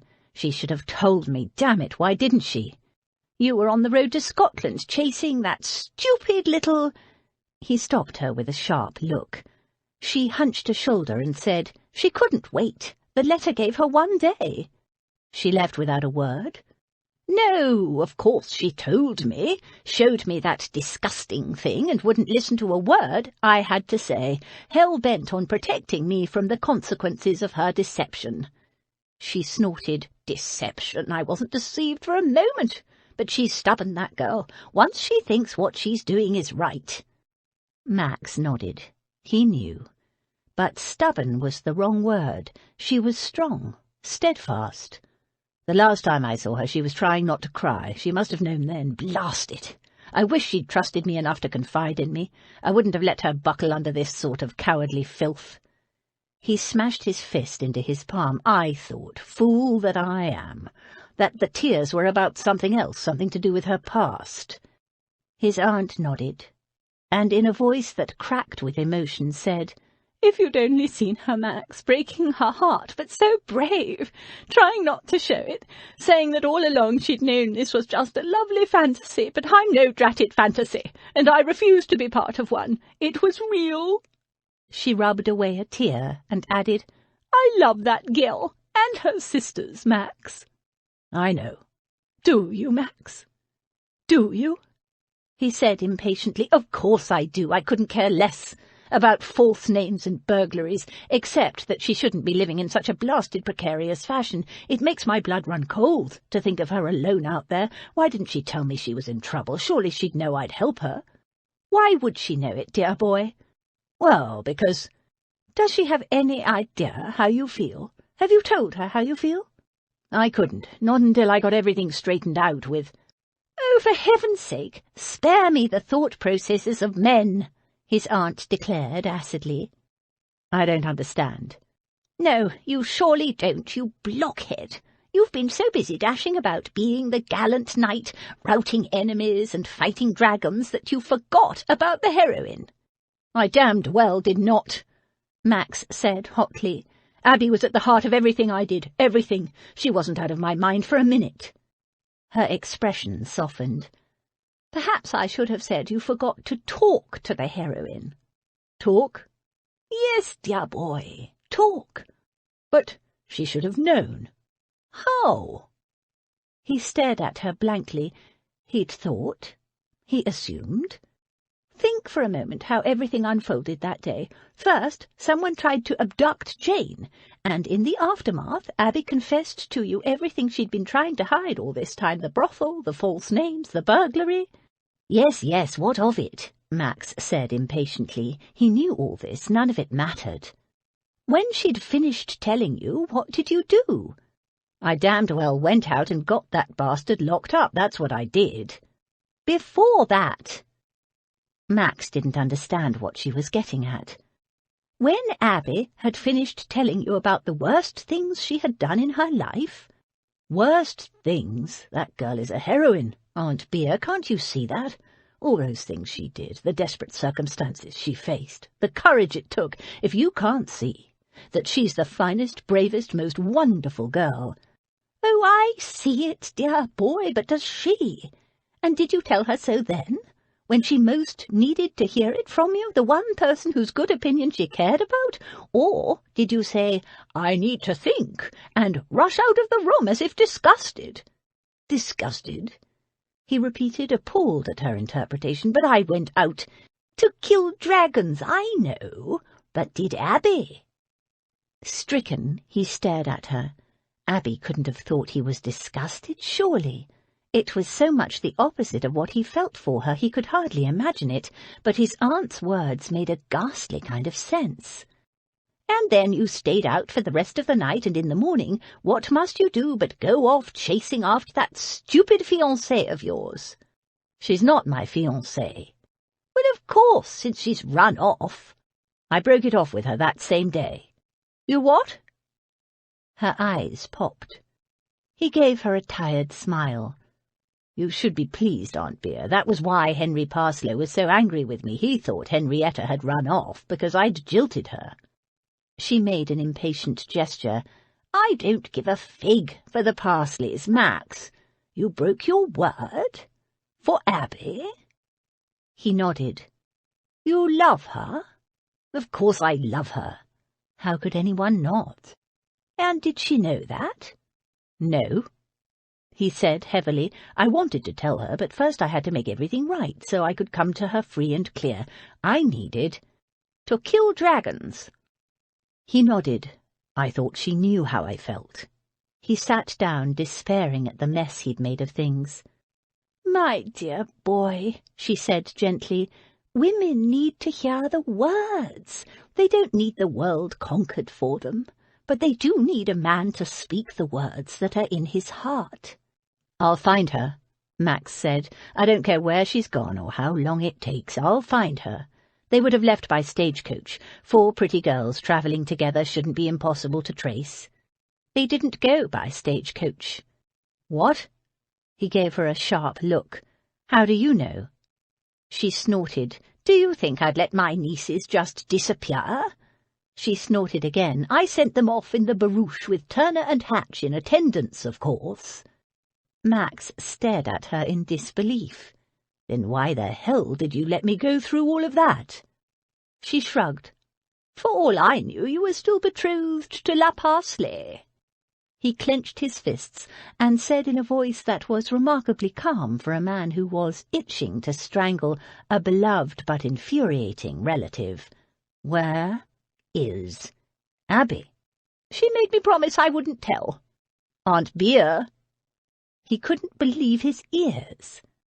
She laughed. Oh, pish, tush, don't look like that, dear boy. You know what I think of stupid promises, and this is a really stupid one. Featherby has the address. Bless you, Aunt Beer. He kissed her on the forehead. So you'll bring Abby back for me? No, I'll bring her back for me. Then you'd better have this. She dropped a ring into his palm. Max stared at the gleaming emerald ring. One of your rings? I thought they'd been stolen. I must have hidden them in the hollow post of my bed when I got sick. Featherby and William found them when we moved here. She nodded. That one's my favourite. It's for Abby. Don't look at me like that. You haven't bought her a ring yet, have you? He grinned and pocketed the ring. Aunt Beer, you're a gem. All right, I'm going. Featherby, he shouted. Yes, my lord. Featherby appeared right beside the door. I took the liberty of ordering you a post-chaise, my lord. It's waiting outside. A yellow bounder? Yes, my lord. Since you've been driving for days already, it'll be quick and you won't be so tired when you get to Bath. Bath? She's in Bath? Yes, my lord. Safe and sound. Featherby pressed a small piece of paper into Max's hand. Miss Abby's address, sir. Good man. Remind me to increase your wage. As Featherby handed Max his hat and coat, he added, I've packed your bag with clean clothes, and that and a basket with various victuals are waiting in the carriage for you. Godspeed, my lord. Bring Miss Abby home. But Max was already running down the steps. Chapter 21. In vain have I struggled. It will not do. My feelings will not be repressed. You must allow me to tell you how ardently I admire and love you. Jane Austen, Pride and Prejudice. Bath was damp and cold, and the air was crisp, with the promise of winter when Max arrived. He'd driven through the night, and it was mid-morning. He took a suite of rooms at York House, the best hotel in Bath, and quickly shaved, bathed, and changed his clothes before setting out in search of his beloved. He called in at her lodgings, a respectable enough place but faded, shabby. He vowed she wouldn't be there for long. The young ladies had already gone out, their landlady told him with a speculative look. He set off down Milsom Street, heading for the pump room in the lower part of town, then stopped dead. There she was, with her sisters, having an animated discussion in front of the window of a millinery shop. She was in green. He liked her in green. He liked her in anything except that grey dress of hers. When they were married, he'd burn that grey dress, and the cloak. He approached quietly. The sisters were intent on their conversation. Abby wore a small confection that he supposed was a bonnet. It provided absolutely no protection from the misty rain. Tiny jewel-like droplets of mist clung to her hair like a sprinkling of diamonds. He stood for a moment, watching her tilt her head as she examined something in the window, then shake it in disagreement. His heart was pounding. Every gesture, every movement was familiar and dear to him. He'd almost lost her because of his own stupid stubbornness. The thought chilled him to his spine. Never again. On that thought, he stepped closer. Abby. She turned, her mouth forming a delicious O of surprise. She was pale, and her eyes, though beautiful, were a little heavy. He was not the only one who'd been losing sleep then. "Lord Davenham, how did you—" He kissed her right there, in the street. At the first taste of her, a deep rush of hunger set his head spinning. He'd waited so long for this, for her. He thought he'd lost her, and now he'd found her. "Max, what are you doing?" He kissed her again. Indifferent to the stares and muttering of the scandalized passers-by, he'd feared he might never again hold her, taste her sweet, intoxicating Abbiness. "We need to talk," he told her when he'd released her again. She looked so adorably flushed and confused it took all his strength not to snatch her back and carry her off, regardless of the audience. Not here in the street, nor— He glanced at her sisters. "Morning, ladies. You'll forgive me if I take your sister back to my hotel." It wasn't a question. "But if you take her to a hotel, won't she be compromised?" Jane asked. Max nodded. "I certainly hope so." Abby's eyes widened. A delicious blush coloured her cheeks, but she didn't say a word. Jane looked prepared to argue the point until Daisy elbowed her firmly in the ribs. Ignoring Jane's surprised look, the little Cockney winked at Max, turned to Abby and said, "Well, go on then, Abby. Run along and let the nice man compromise you. You know you want to." Max grinned. He'd always liked Daisy. Abby spluttered with laughter, half shocked, half embarrassed. Oh dear, was it so obvious? She'd tried so hard to hide her feelings. And of course she didn't want to be compromised. No respectable girl would. "Trust me, Abby." He slid his arm around her waist in a move guaranteed to set the Bath tabbies whispering again, and pulled her hard against him. "Come with me." His strength, his warmth, his certainty was so appealing. She shouldn't do this, she shouldn't. She knew it wasn't possible. She made no attempt to pull away. His hold on her tightened. "Ladies," he said, inclining his head to her sisters, and together he and Abby walked back up Milsom Street. It was just a walk, she told herself, a walk in public, quite respectable, except for the arm that encircled her waist. She loved the feel of him, the firm, possessive way he drew her against him, the way their bodies brushed against each other as they walked, the way he adjusted his long stride to hers. But she wasn't going to any hotel with him. The cobbles were damp, and the soot from the smoke of domestic coal fires that had covered the street was now, in the fine misty rain, collecting in the cracks, each wrinkle and crevasse etched in black. They walked in silence, hearts full, not knowing where to start because there was so much to say. One question was at the forefront of her mind. "Henrietta Parslow?" "We caught up with them before they reached the border. It's all sorted. I left Henrietta and her father planning the grandest wedding Manchester's ever seen. She's a cunning little minx. That placid surface had us all fooled. She'd had this planned for weeks." "I see." Abby didn't know what to say. An expression of sympathy was appropriate. He'd been jilted after all, but her heart was singing. Oh, she had no right to be happy, no right even to think of possibilities. A connection with Abby would bring him worse disgrace and humiliation than mere jilting. Still, he was better off without Henrietta. He deserved a woman who loved and wanted him. "Not that it mattered to me," he said, causing her to look up at him sharply. "But I thought... What did you think?" But he must have seen it in her eyes. "You thought I'd marry her anyway, even though she'd run off?" Yes. No, I don't know. Why did you go after her then? I owed it to her father to help, but there was no question of me marrying her. I'd already broken it off with Henrietta before she eloped. That's why her father was so angry with me. He thought it was wise she'd run off. He didn't know, none of us did at that point, that she'd been planning it for weeks. Abby gasped and stood stock still. You broke it off? But I thought keeping your word was so important to you. It is, but you're much more important. He brushed a lock of damp hair from her cheek. Me? But... She stared at him, unable to think. They'd reached York House. All your questions shall be answered if only you'll come inside. Come on, sweetheart, it's started to rain and you're getting wet. He drew her into the doorway of the hotel. Her heart thudding, she allowed him to lead her into the hotel. Further conversation was doused by the luxurious hush of the hotel lobby. She felt out of place, damp, bedraggled.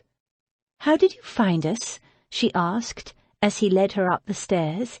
It was not the question that tore at her, but it was the easiest to ask in this lush environment. He didn't respond. She looked up at him. "Lady Beatrice? She promised she wouldn't betray me, but—" He gave a small smile. "Betray you, Aunt Bea? Then how did you know we were in Bath?" Featherby gave me your address." "Featherby?" Abby exclaimed, hurt. She would have sworn Featherby would have remained loyal. "Only because I threatened to beat it out of him." She turned a shocked face to him. "You didn't threaten to beat poor Featherby, but—" He laughed at her expression. "Of course I didn't, but Featherby knows where you belong better than you do, apparently. His last words to me were, 'Bring Miss Abby home,' and I intend to do just that." Abby bit her lip and turned her face away. It was a lovely thought, but it wasn't her home. That letter had ensured she could never go back. At the top of the stairs he produced a key and unlocked a door. "Come in and hear me out, Abby," he said softly. She hesitated. She shouldn't go in there, shouldn't be alone with him in his hotel room. There was no future for them, she knew it. She should leave, cling to what little respectability she still retained, return to her sisters, and yet... What did he mean? Saying she was more important to him than keeping his word? For a moment, Max was sure she was about to refuse, standing there in the corridor, her sweet face crumpled with doubt and indecision, her eyes troubled. He took her hand and drew her inside, shutting the door behind them, shutting the rest of the world out. "You wondered why I broke my engagement with Henrietta." He was drowning in her gaze. "Because I've found the one woman in the world I can't live without." Her mouth trembled. "Oh, Max!" He didn't wait. He couldn't. He hauled her into his arms and kissed her. She was stiff in his embrace at first. Then he felt a shiver run through her, and she softened, pressing herself eagerly against him, winding her arms around his neck as she returned his kiss. She tasted of innocence and rain, a hint of wood smoke, and warm essence of Abby. Her lips parted beneath his, and without warning, the kiss spiraled out of control as he plunged into her sweet depths, the taste of her entering his blood like wildfire. He hadn't planned for things to go this far, this fast. "No, no, stop," she said suddenly and pushed at his chest. I cannot." "What is it? What's wrong?" Max took several deep breaths, struggling for control. "I can't be with you. I can't go back to London. There was a horrid letter." "Oh, yes, I know." Of course she was worrying about that. Stupid of him not to deal with it earlier. With an effort he forced his body to behave. "Don't worry about it." "You know about the letter? Then you understand why I can't go back." "Nonsense, of course you can." "But I couldn't bear it if you and Lady Beatrice suffered." "Nobody will suffer anything," Max told her firmly. "Not that either Aunt Bea or I care two hoots what anyone says about us, or you or your sisters, but the man who wrote that poisonous letter is in jail. Sit down." and I'll explain." He didn't trust himself to touch her again. He just wanted to haul her into his arms and kiss away all resistance and argument. She removed the tiny piece of nonsense that passed for a bonnet and placed it on the table. Her hair was damp from the misty rain. Tiny dark tendrils spiraled along her nape and temple. He longed to touch them, to bury his face in her cool, tender neck. But she was a worrier, this little love of his, and when she came to him he wanted it to be with a clear heart and no remaining doubts. There was a decanter of something on the sideboard. He poured 2 glasses and handed one to her. She received the glass absently. "You think Mort wrote the letter, but according to Daisy he can barely read, so I very much doubt." "Not Mortimer, someone else." He took out the letter he'd removed from the hall table the day before. He'd read it in the carriage on his way to Bath. "My friend the magistrate wrote to fill me in on what has happened in the last few days. It seems Sidney Mortimer, Mort, as you call him, on realizing he will undoubtedly hang, decided to take his partners in crime with him. He's been a fount of information, and as a result a number of men and some so-called gentlemen are now in prison." He handed her the letter. "See if you recognize any of the names." While she read, he sipped his wine, some kind of sherry, not bad either. She looked up in surprise. "Greevy? Sir Walter Greevy?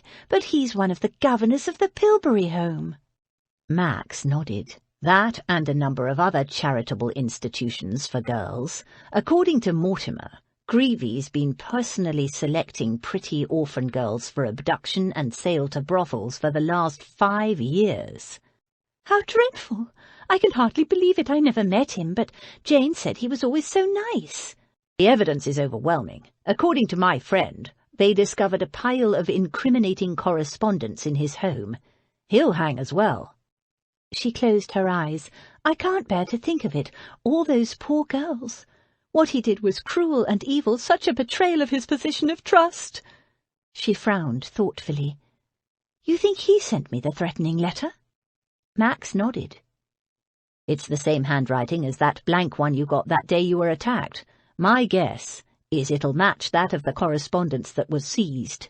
"So he sent that man after me with a knife? But why? He didn't even know me." Max had given it some thought.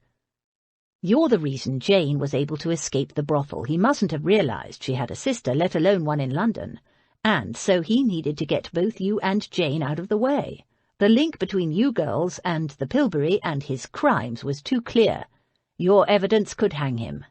"He arranged Jane's position at the vicarage and sent the carriage to take her there," Abby said. "It's sickening, even to think of it. We were so grateful to him for arranging it, and all the time—" She shuddered. "I even wrote to him and the vicar and to Mrs. Bodkin, saying that Jane was safe with me." "Which is how he traced you and sent that villain after you with a knife." "Mrs. Bodkin wasn't involved, was she?" "The matron of the home?" Max shook his head. "No. She's now trying to trace every girl who ever left the Pilbury since he became involved. See, there." He pointed to the part of the letter that mentioned the matron. "Oh, I'm so glad." She sipped her wine, grimaced and put it down. "It's such a relief that the author of that beastly letter wasn't anyone we know. It was so horrid, wondering if any of our friends—" Max slipped a comforting arm around her shoulder. "Don't think about it. It's all behind you now." With a smile she turned and, as natural as sunshine, lifted her face for his kiss. He kissed her, lightly at first, then managed to say with some semblance of control, "Not yet. First, there are things I need to tell you before we—" He swallowed and waved her back to her chair. "What things?" She sat down, folding her hands like an anxious schoolgirl, so serious and pretty he wanted to kiss her again. "The first and most important is that I love you, and in a minute I'm going to ask you to marry me." "Oh, Max!" She rose and took a step toward him, but he held up his hand. "I'm not finished yet." He wanted to say it all, so there would be no misunderstandings before she accepted him. Or not. First, I owe you an apology for not telling you back in London that I'd broken my betrothal to Henrietta. And after your sister was almost abducted, I should have explained to you what I was doing instead of rushing off. But I know now. I should have told you at the time, not let you find out afterward from other people, and the other morning I should have explained exactly why I was going with Henry Parslow in pursuit of Henrietta and her lover, and that it was not because I wanted to marry Henrietta. I owe Henry Parslow a great deal, not just because he lent me money 9 years ago. Her eyes were shining. Oh, Max, you don't need to explain anything.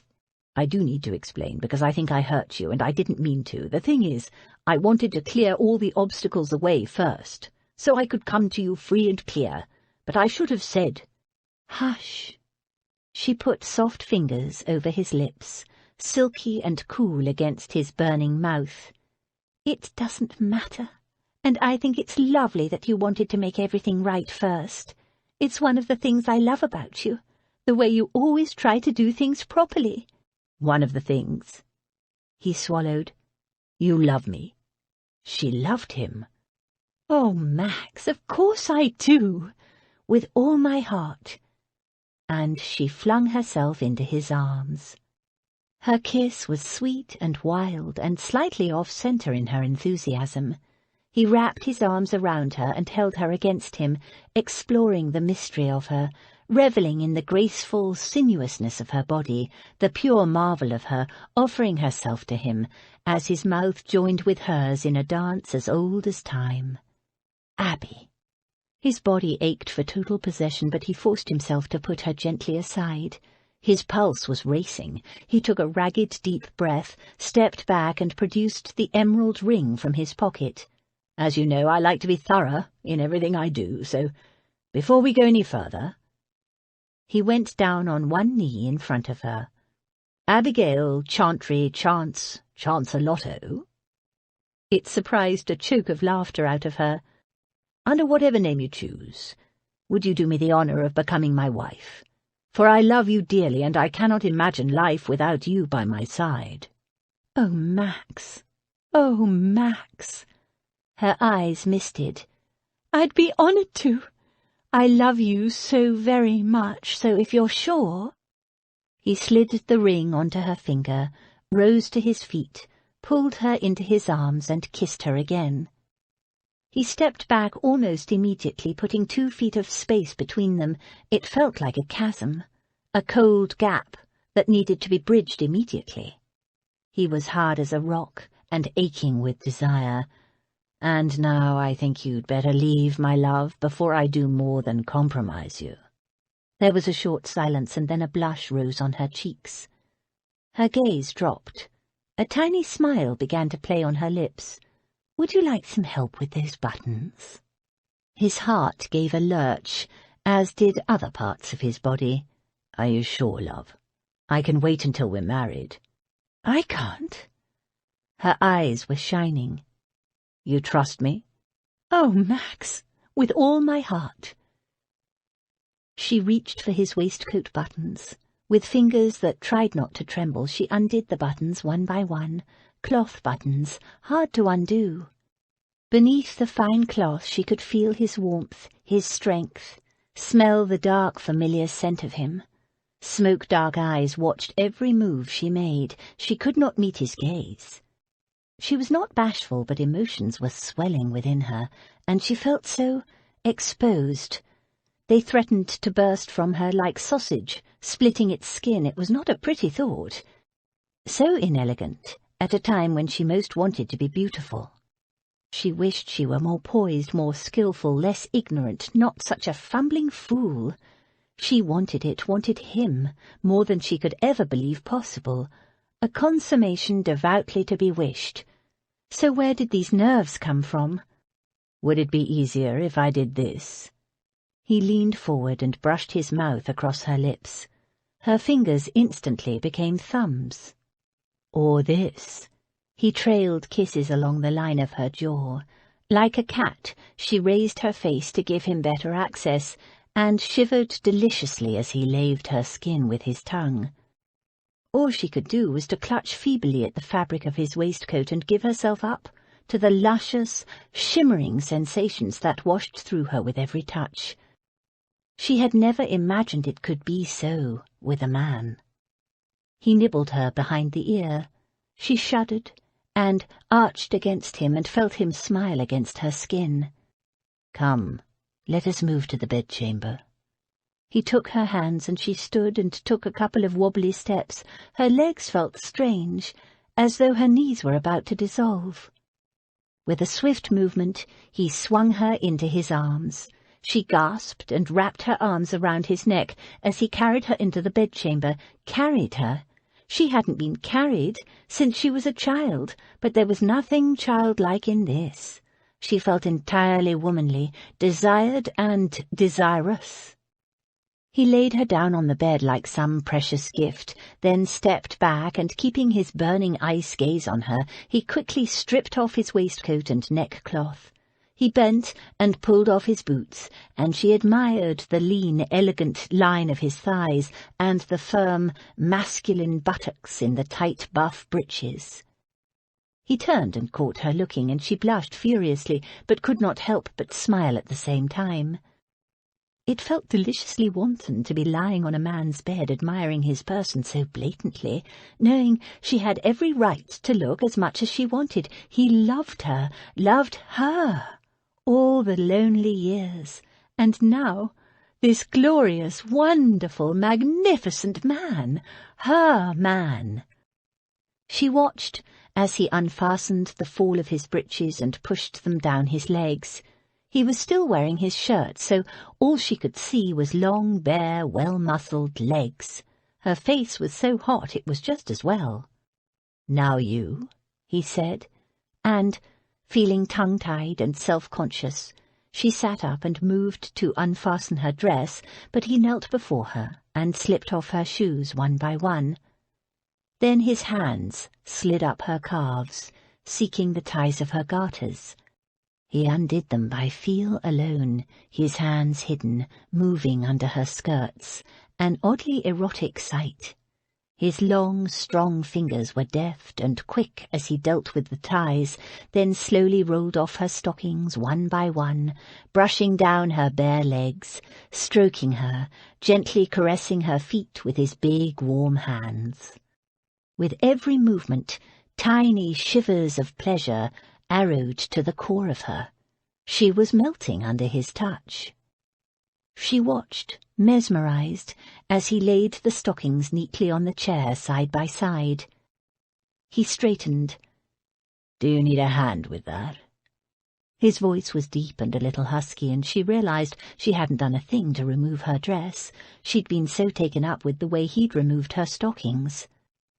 Hurriedly, breathing in quick, small gasps, she plucked at the fastenings of her dress. "Let me," he said, and in a few movements her dress started to fall away from her shoulders. "I like this dress," he told her, as he seized the hem and pulled it up. "Lift your bottom." It was almost prosaic, except that her dress was whisked over her head and was gone. He shook it out and draped it carefully over the chair. While his back was turned, she hurriedly undid her stays. And then there was just him in his shirt and Abby in her chemise. Should she take that off too? She was suddenly frozen with anxiety. She wasn't very womanly. What if he found her disappointing? She folded her arms across her breasts, trying to disguise her lack. "You are beautiful," he said softly, and bent to take her mouth with his, and she forgot everything else. All her small, pointless worries burned to ash under the onslaught of his mouth against her senses. She couldn't think, only react, only feel. She tasted desire and hunger and a bone-deep loneliness in him that some long-buried part of her recognized instinctively. She wrapped her arms around him, returning each kiss, each caress. She buried her fingers in his thick, closely cropped dark hair, and briefly wished he was still her wild, long-maned Viking. Through her chemise he caressed her breasts, her belly, her limbs. Everywhere he touched, the abrasion of hands over fabric left her melting and quivering with pleasure. And all the time he gazed at her, making love to her with his eyes, his smoke-hot, mist-dark eyes. How had she ever thought him cold? He pulled off his shirt, and a moment later her chemise went the same way, without apology, without regret. She hardly noticed she was naked and exposed. She was eating him up with her eyes, so beautiful, so strong. And when he worshipped her breasts with lips and tongue and hands and the masculine abrasion of his jaw, she almost burst with the pleasure of it. Lacking? She felt powerful, helpless, beautiful, triumphant. She pressed herself hard against him, her limbs twining around him like a vine. The sensation of body against body, skin to skin, was exhilarating. His strength, his power, the fierce intensity of his desire ignited her. She felt lit from within. She gloried in the hard, strong planes of his chest, running her palms over his skin, exploring the tiny male nubbins with delicate fingers, caressing, possessing, and learning how it pleased him. So much pleased him.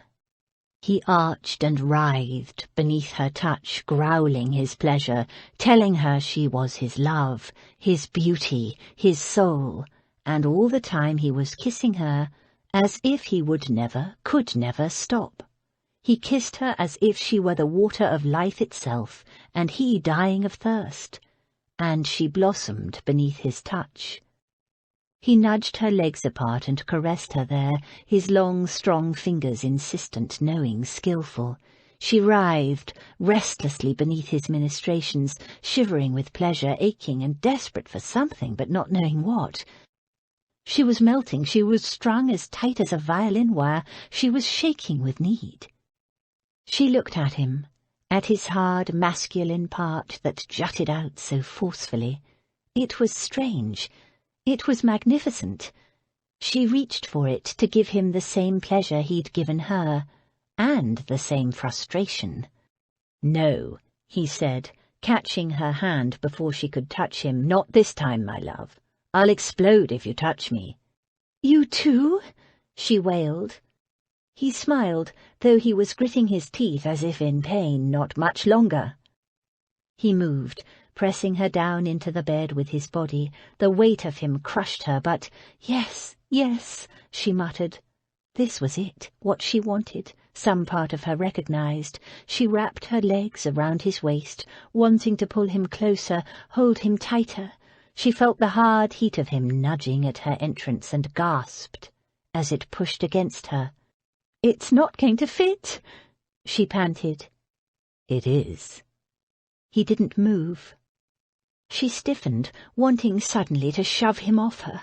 She pushed at his chest, but in the same instant he entered her, in a long, slow thrust that left her rigid with discomfort. The burst sausage image came to mind again. "I told you it wouldn't fit." But even as she spoke the words, she felt her body softening around him, adjusting to fit him, and suddenly she wasn't quite so uncomfortable. It felt strange, and there was a slight stinging, but that was all. He started to move, and she stiffened in preparation for more discomfort, but no, it was all right. He was moving more rhythmically now, and she was almost feeling something she strained for, whatever it was, and then his fingers slipped between them, and sensation arced through her like a flame, like a meteor. She shrieked, arching and bucking beneath him, and he thrust, and she was moving with him, and oh, it was glorious, and suddenly she was teetering on the edge of unbearable ecstasy, and it built and built until, with a loud groan, he gave one final thrust and shuddered deeply as she shattered gloriously around him. When Abby woke, she was tucked into bed, curled against something big and warm and hard. She stretched luxuriantly, enjoying the sensation of skin against skin. She didn't feel at all like a burst sausage. She felt like a flower that had split open its plain, hard grey case, and opened tender, new, brilliantly colourful petals to the sun. She felt safe. She felt warm. She was loved. Abby. A deep, anxious male voice rumbled in her ear. Are you all right? She opened her eyes and found herself confronting a worried, smoke-grey gaze, a most beloved gaze. She smiled, feeling full of joy, yet at the same time close to tears. She blinked them back, knowing he wouldn't understand happy tears. I had no idea. You're all right? She snuggled against him, laying her cheek against his bare chest and wrapping her arms around him. Just wonderful. She sighed happily. His arm circled her, and he kissed her lightly. It will be better the next time, I promise. She smiled against his skin. I don't see how it could be, but I'm happy to let you convince me. He gave a quiet huff of amusement, and she felt him relax. He stroked one arm lazily, his long, clever fingers evoking delicious trails of remembered sensation. She hadn't expected what passed between a man and a woman to be so emotional, and at the same time so very animal, and yet so right. She lay curled against him, in a half-awake, dreamy state, listening to him breathe, feeling the steady thud of his heartbeat under her cheek. It was so intimate, lying here in this quiet room, skin to skin, with the man she loved. Outside it started to rain, cold pellets beating against the window panes. A leaden-grey light filled the room. It was early afternoon, but it felt like nightfall. The room filled with shadows, and Abby wondered whether they should dress and return to her sisters. She didn't want to go anywhere. I'll get us some light. With a surge of blankets, he rose from the bed and, naked, padded to the fireplace where a fire had been laid. He took down the tinder-box and set about making a flame. He seemed entirely unself-conscious. Abby had never seen a fully naked man before. At first she felt as though she should avert her gaze, but then he was to be her husband, and he was already her lover. It was silly to be shy. She watched him, admiring the ripple of corded muscle across his back, the line of his spine, his taut buttocks, his long, hard thighs, male to her female, her Viking. He set tinder to the fire, and soon bright flames danced in the grate. With a long sliver of burning kindling, he lit 6 candles. She stared, unable to look away when he turned, and she saw the full masculinity of him, the part that had been inside her. Sensation rippled through her body at the sight of him. Such a magnificent man! Emotion filled her throat. What had she done to deserve him?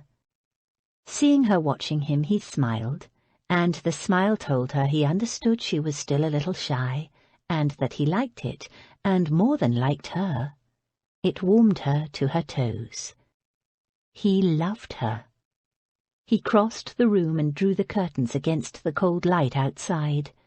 Rain beat on the cold glass panes. Inside it was warm and bright and cosy as Max slipped back into bed. You don't want to leave yet, do you? He murmured, and when she shook her head, he took her in his arms once more. And if the first time they made love was a hungry claiming of frantic, aching flesh, this second time was slower, deeper, surer. It was a vow. Afterward, they lay twined together in the warm light, talking in murmurs to the sound of crackling fire and rain outside. He told her of the mess his uncle had left him, of his first trip to sea, and the desperate misery of seasickness. In turn, she told him about her parents and the places they'd lived, and how they died. And of Lawrence. He'd held her tightly then, and later told her of the woman he'd had a long-term liaison with, a Chinese widow who had no desire to marry again. Epilogue. I must learn to be content with being happier than I deserve. Jane Austen, Pride and Prejudice. In the country, Lady Beatrice declared. "You can't possibly mean to get married in some poky little church in the country when you can marry in St. George's, Hanover Square. It's the place to be wed." Abby smiled. "The chapel at Davenham Hall is perfect. We don't want a big wedding, and it seems so right to be getting married there, beginning our new life in the place where we'll live it." Abby had fallen in love with Davenham Hall at first sight. Their carriage had crested the hill, and they'd stopped to look down at the ancient stone house nestled in a green valley. The house was surrounded by a tangled garden and half hidden by trees, which at this time of year were starting to show signs of scarlet and gold and copper and green. Abby had explored the rambling old house eagerly. It was dusty but perfect, almost like something out of a fairy tale, with turrets and Gothic windows, and a fireplace in the hall large enough to roast an ox. And the tiny 16th-century chapel was exquisite, perfect for the wedding of two people who didn't have a large family. Yet Lady Beatrice turned to Max. "Max, this is your doing." He shook his head. "It's not, you know. If I had my way, I'd marry her out of hand with a special licence." His aunt made a disgusted noise. "You'd let the girl get married in rags, I suppose. Men." Max grinned and slipped his arm around Abby's waist. "I'd marry her in nothing at all." Abby leaned her head on his shoulder. The waiting was hard on both of them. She longed to have the freedom to lie with him in his big bed, making love the way they had that glorious wet afternoon in Bath, but it wasn't possible, not here, where it seemed there were curious sisters, beady-eyed aunts, and butlers underfoot at every turn. Abby didn't really mind what she wore to her wedding, but Daisy had set her heart on making her a special dress, and Abby wasn't going to disappoint her, especially since Max had given them the freedom of his silk warehouse. It would be the first dress Daisy had ever sewed, using all new fabric. "This is Abby's notion," Max said. "It's what I want, truly," Abby assured the old lady. "It's beautiful. Just wait until you get there. The autumn colours are just starting, and by the wedding they'll be stunning. And when we've finished with the house it will look beautiful too. It just needs a good cleaning and some rearrangement." "Abby and I are going to travel ahead to Davenham Hall," Max told his aunt. They'd planned it the night before. "We'll get the house and chapel ready and the wedding preparations underway." "We'd like to take Featherby and William with us," Abby said quickly, before Lady Beatrice had a chance to object. "And a maid." "For a chaperone," Max said. Lady Beatrice raised her brows. "Not a sister?" Abby shook her head, hoping her blush wasn't too visible. "No, Jane and Damaris want to stay here and help Daisy." That was true enough, but it was also true that she didn't want her sisters underfoot observing Abby behaving scandalously with her betrothed. She had every intention of repeating her Bath experience at Davenham Hall. "Taking my butler too, I see," Lady Beatrice sniffed. "Bare-faced piracy." "It's just that he's so good at organising people," Abby coaxed. "He'll return after the wedding, I promise. I can't imagine Featherby taking to country life permanently, can you?" "Well, if you must, you must. Oh, get along with you, Miss Burglar." She pretended to grumble as Abby hugged her and planted a kiss on her cheek. "I suppose when love is bursting out of you, you have to kiss someone."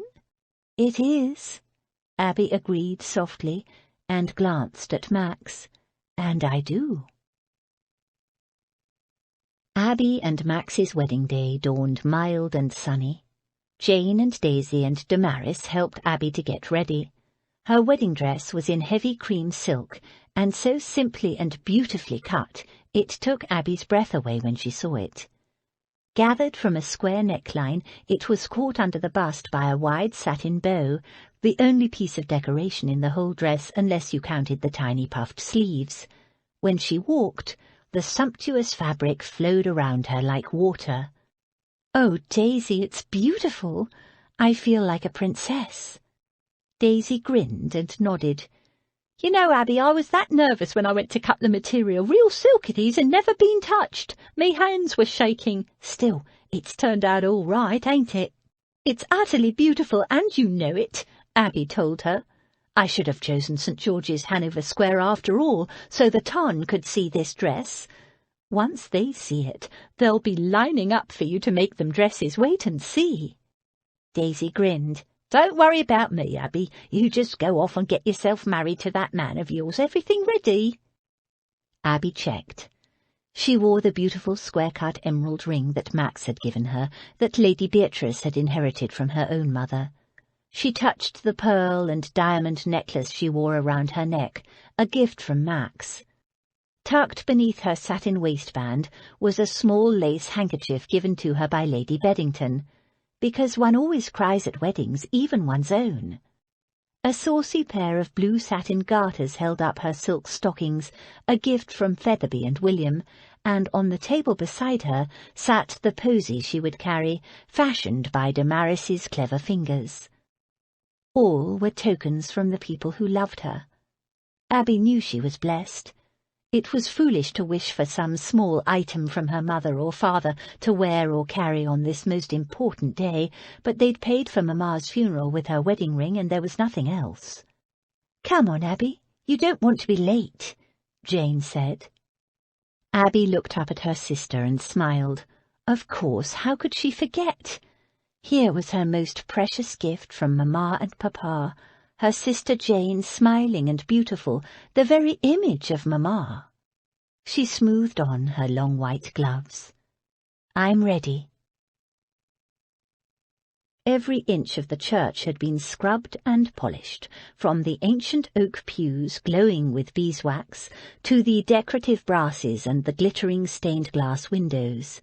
Since it had been an unseasonably cold summer, and there were only a few flowers left, the church had been decorated with sprays of autumn leaves, huge silver vases filled to overflowing with crimson and gold and copper and rust, glowing in the candlelight and filling the small stone church with light and warmth and the clean, earthy fragrance of the forest. Every pew was filled, for not only had all their friends from London travelled down for the wedding, but most of the local villagers and Davenham tenants had turned out too. Abby recognised most of the faces that turned to smile at her as she entered the church, her sisters behind her. These people had all helped with the massive job of readying Davenham Hall for the event. Apart from Featherby and William, Max had insisted on employing only local labour. It had been a bad season for crops, and people needed the income, he'd explained. Now they'd all come, shyly filling up the back rows, dressed in their Sunday best, with scrubbed faces and polished shoes and slicked-back hair, full of smiles and nods and even a few tears, as Abby walked slowly down the aisle. Abby blinked back some tears of her own. This was her future, her people, her home. More and more people turned to smile at her, members of the Literary Society, Lady Beddington and her friends Featherby and William, Featherby sobbing already. And in the front pew, leaning on her cane, a most magnificent old lady who'd taken in a burglar and claimed her as her niece. She nodded at Abby, gave a smile that wobbled, and blew loudly into a handkerchief. Her family. And there, by the altar, standing tall and sombre and magnificent, was her love, his grey eyes burning in the dark little church as he waited for her, for plain Abby Chantry, who in the light of his gaze felt utterly beautiful, her beloved Viking. He held out his hand to her. Her eyes misted. She was home. This concludes The Autumn Bride,